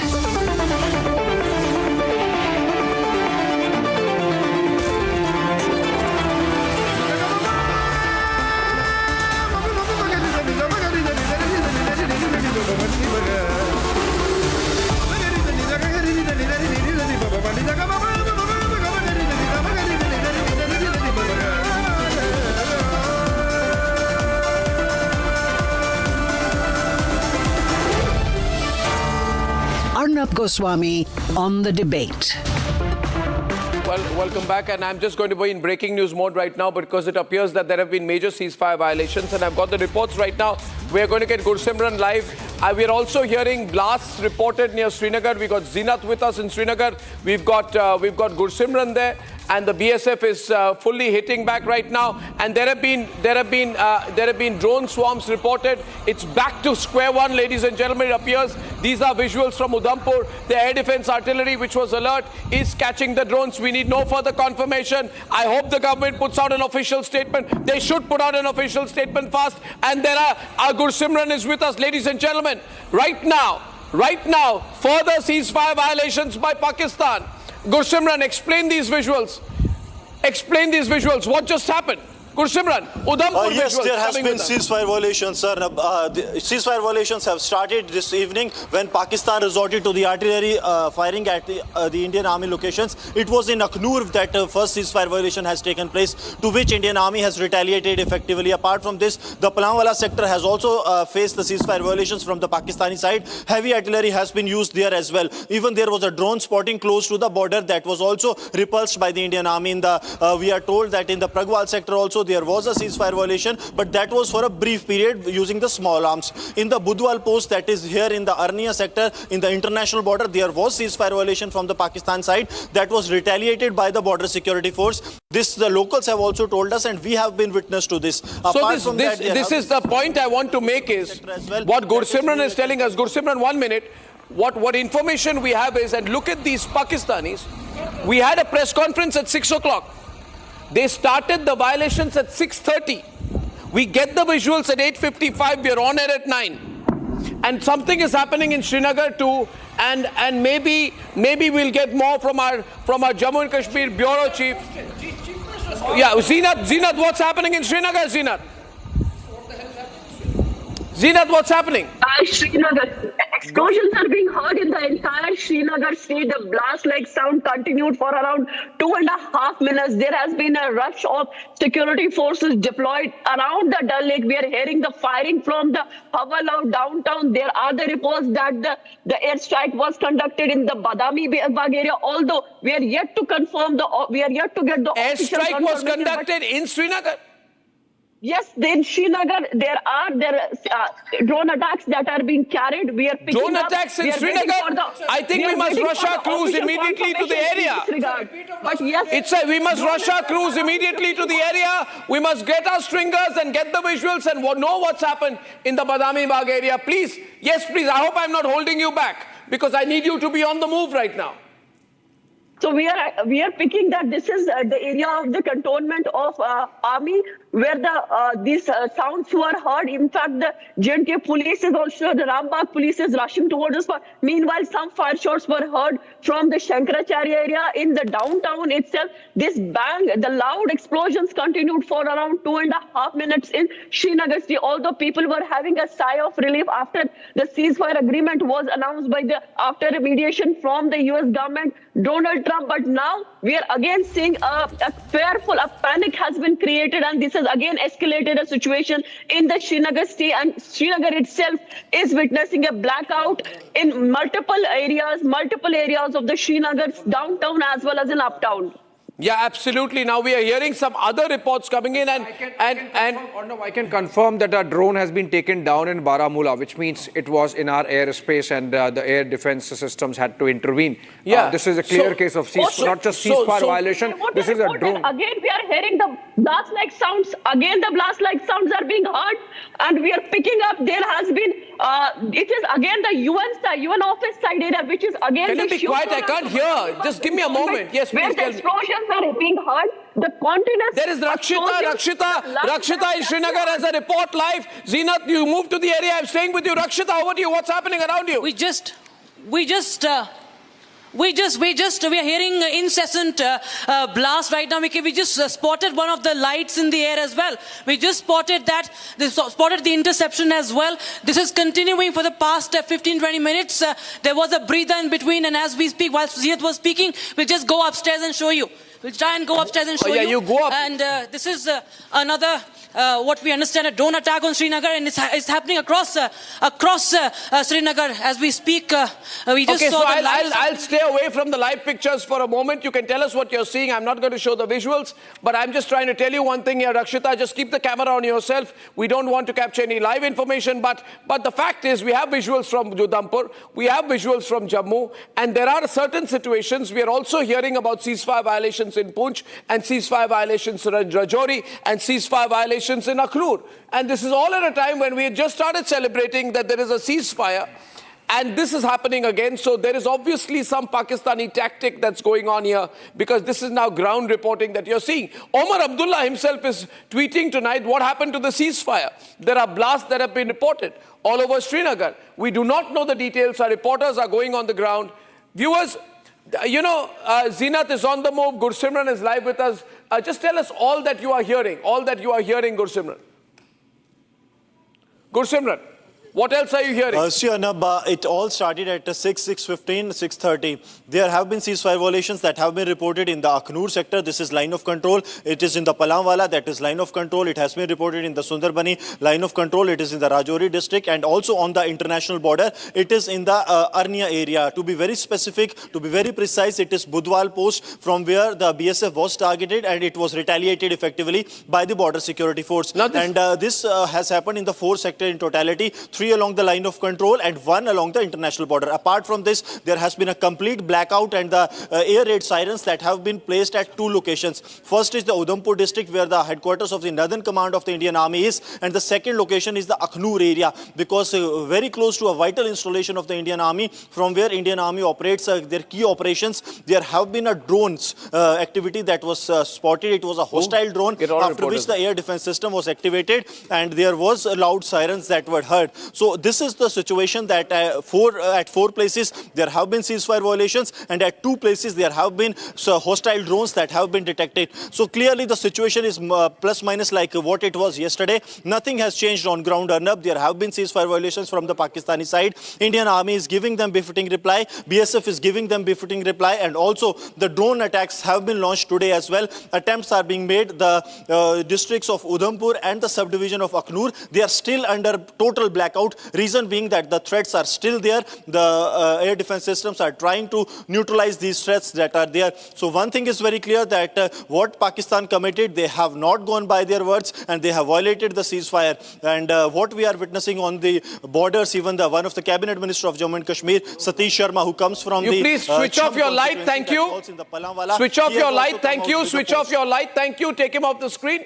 Now, I'd like to go across to our, please, because we don't want you to become a target. Now, thank you. We have another reporter live with us. Can the producers please be active on the story? Arawat, what's your location? What are you hearing? Arawat from Baramulla. अरावत Baramulla में आप है, वहां पे कोई खबर? There is a drone. Yes, absolutely. We are here in the Baramulla right now, and we have also been told from the sources that the drone was spotted in the Baramulla, and the same drone has been shot down by the forces in the Baramulla town, and the drone was approaching towards the sensitive locations in the Baramulla. But we have seen the alert troopers has foiled the drone attempt in the Baramulla. But yes, we have seen that the sirens have been also alerted in the Baramulla, and also we have seen that the blackout has been called across the Baramulla town, and also we are moving towards the safer locations as of now. And right now we have seen that the sirens are still going on in the Baramulla district. Also we have seen the drone was coming from the line of control Uri towards the main town Baramulla, and where the sensitive locations are. But we have seen that the alert troopers has foiled the drone attempt, and the drone has been shot down in the Baramulla. But yes, there are the reports from the line of control areas that Pakistan has violated the ceasefire violation in the Kamal Kot area and other areas of the Uri sector. As of now, we are getting the reports from the sources there as we are traveling back from the Uri. It's a serious situation that has developed all over again. I mean, my understanding of the situation is that if there are ceasefire violations, in Sundarbani, if there are ceasefire violations across multiple locations by the Pakistan army, if there are drones that have been sighted in Gurdaspur, if there are drones that have been sighted in Srinagar, Badami Bagh area, then General Bakshi, where I don't see the guest. Can I see the guest? Then only I'll know who's on air.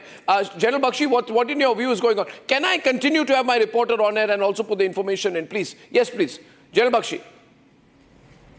General Bakshi.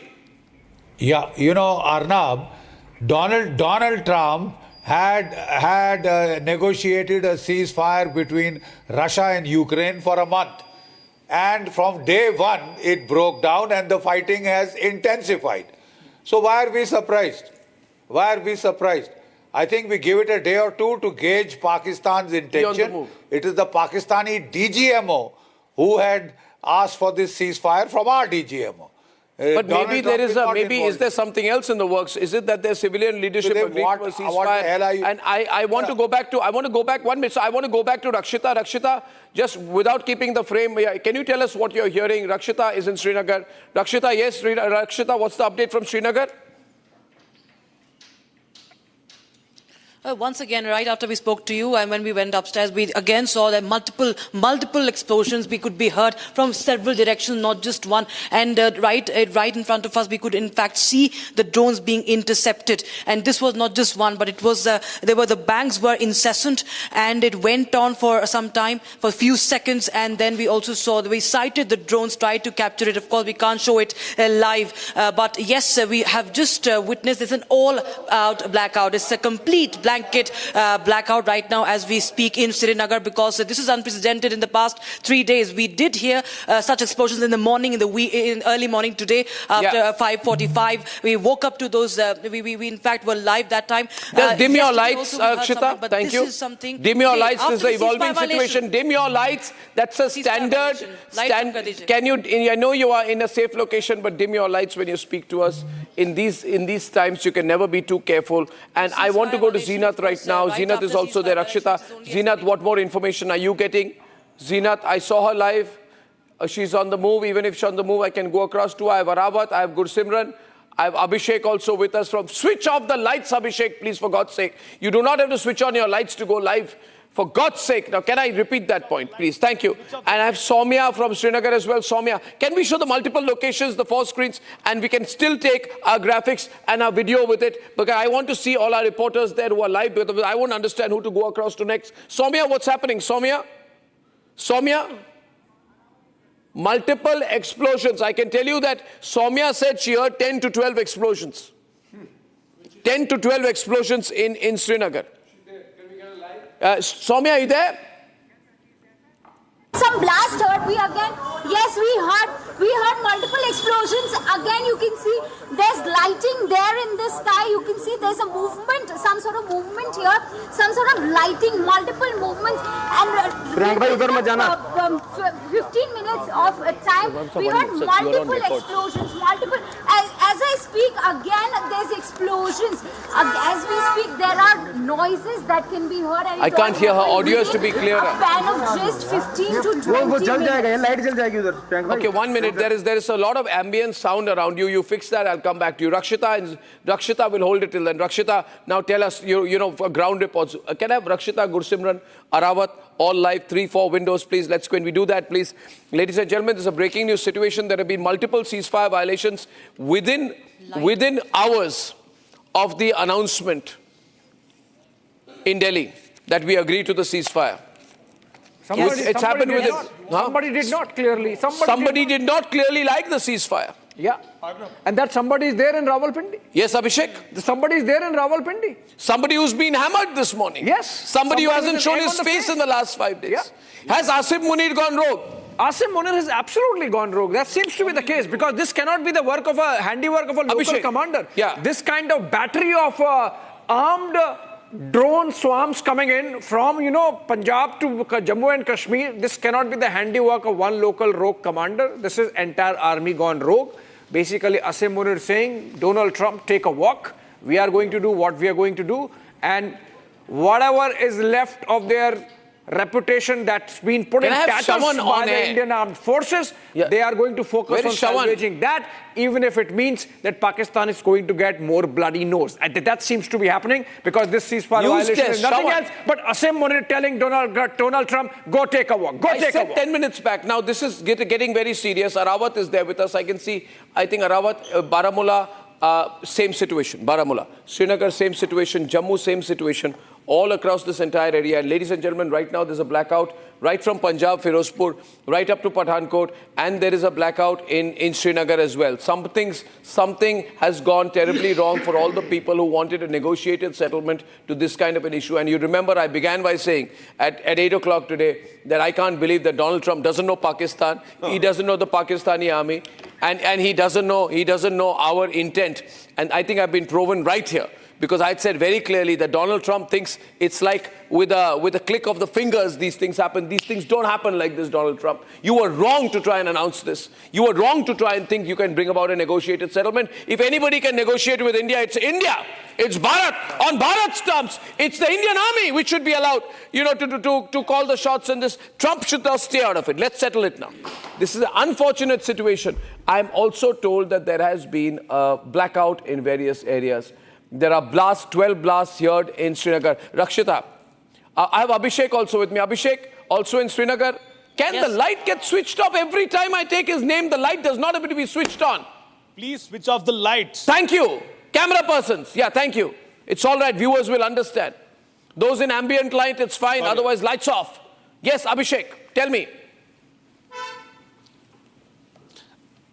Abhishek, tell me. It is very clear, Arnab, that the ceasefire has been violated. As of now, the ceasefire, which was agreed at 5 p.m., has been violated very clearly. The place where I am staying, we and our team, we could very clearly see at least more than 30 shots being fired in the sky. We could very clearly witness the incident.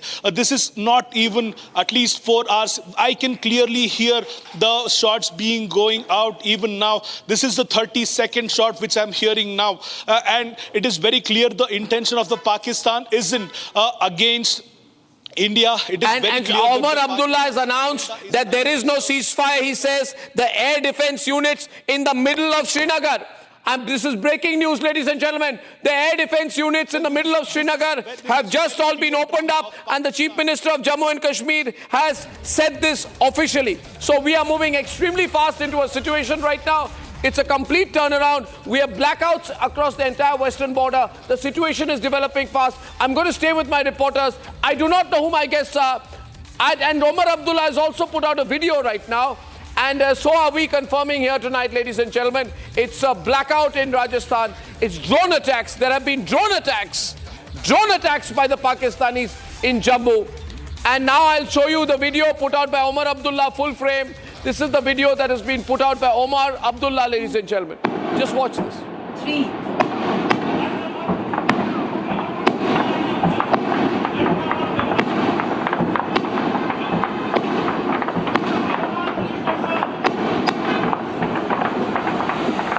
Ladies and gentlemen, Pakistan is attacking Srinagar tonight. Pakistan, this is the news. Pakistan is trying to target Srinagar tonight. There is a very evil, demonic, Machiavellian intent. Either it is the Pakistani army which has gone rogue, but I don't want to give anyone the benefit of doubt because I do not believe there is any real separation between Shehbaz Sharif, Khwaja Asif, and the Pakistan army. General Dayal, please. General Dayal, you're seeing this. You're seeing this, ladies and gentlemen. It's just broken out. Yes. Yeah, General Dayal. Arnab, firstly, we must not say anything because Pakistan is still run by Munir. And who is rogue, who is not rogue? He is the rogue. And you don't trust him. He's not trustworthy. Yeah. So the situation continues. But 2-3 things I just want to add to you. Arnab, the ceasefire in 1965, 71 and even Kargil spilled over by a day or two in this world. And second important thing, in your statement you have said, Arnab, in your statement you have said a terrorist act will be considered as an act of war. Sir, you did not include your LC. No, your statement is incomplete. Sir, please. Yes, your statement is incomplete because you have just defined terror, that an act by terrorist will be considered as an act of war. You did not say that firing across LC will be considered an act of war and India will take action with physically in Punjab. You should have such terms and conditions. It was not there. If not required, then he will continue. It's over, sir. It's over. If it said an act of terror. No, if you are not done, then... Wait, sir. Wait. Two windows. 1 minute. 1 minute. You can speak to him directly, sir. I'll get you on the screen. 1 minute. You can speak to him directly, sir. Yes, sir. No, you can reply to him, sir. Please. All I wanted to say is, sir, that before the so-called ceasefire, we were fighting at each other. We were doing what we have to. And the ceasefire came in for a few minutes, it's gone. We resume what we were doing, sir. Listen.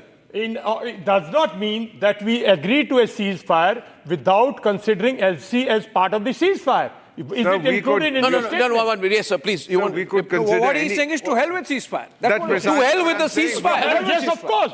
So of course, hell with the ceasefire. So even if we don't say it, they have said to hell with the ceasefire. It's the Pakistanis who said it. If I may, and for the audience, war continues. Sir, if I may, war absolutely continues.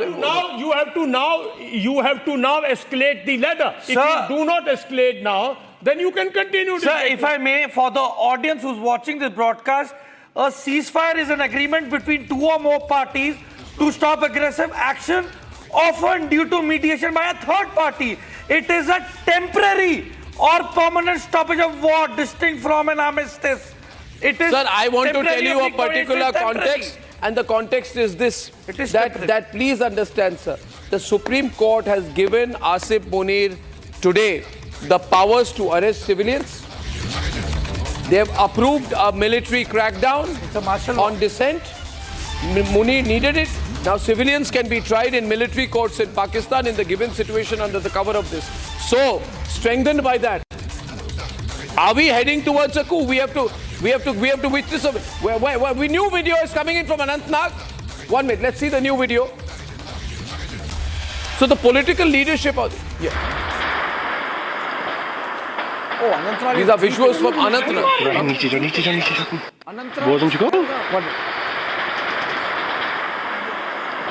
Sir, these are our air defense artillery responding in Anantnag, which means that there have been targeting all over Abhishek. Yeah. So my point is, sir, 1 minute. Sir, 1 minute. Just 1 minute. Sir, Abhishek, how do you analyze this? I'm wondering. This is Anantnag. This is deep inside. That means the terrorists, those who are lying, they are activated, and I'm shocked that they can activate with these drones. I'm quite sure that these drones have not come from across IB. There are terrorists. This is what has been happening around Moscow, and this is what they've done. In the jungle, there hides these guys. They've got these things, and I think they have activated all this in deep areas. I mean, they could not have come from the IB or from the LC. So these could be the possibilities that there hides terrorists which are hiding. They are equipped with drones, and at the right time, they have today started in deep areas like Srinagar. So, but there has to be an explanation for what's going on. On whose orders is this happening? On Munir's orders. On Munir's orders. Because you did not destroy Did you touch the Jaise Mohammed chief? Did you bring the did you bring the HM chief? Did you bring the LET chief? No, they are still there. Shawan has updates. We have a complete update from the newsroom right now from Shawan Sen. Shawan, can you be on constantly, please? We've been asking for you for the last 10 minutes, Abhishek and I. Tell us exactly the full summary of what reports you're getting, confirmed and unconfirmed, because Army is not confirming officially.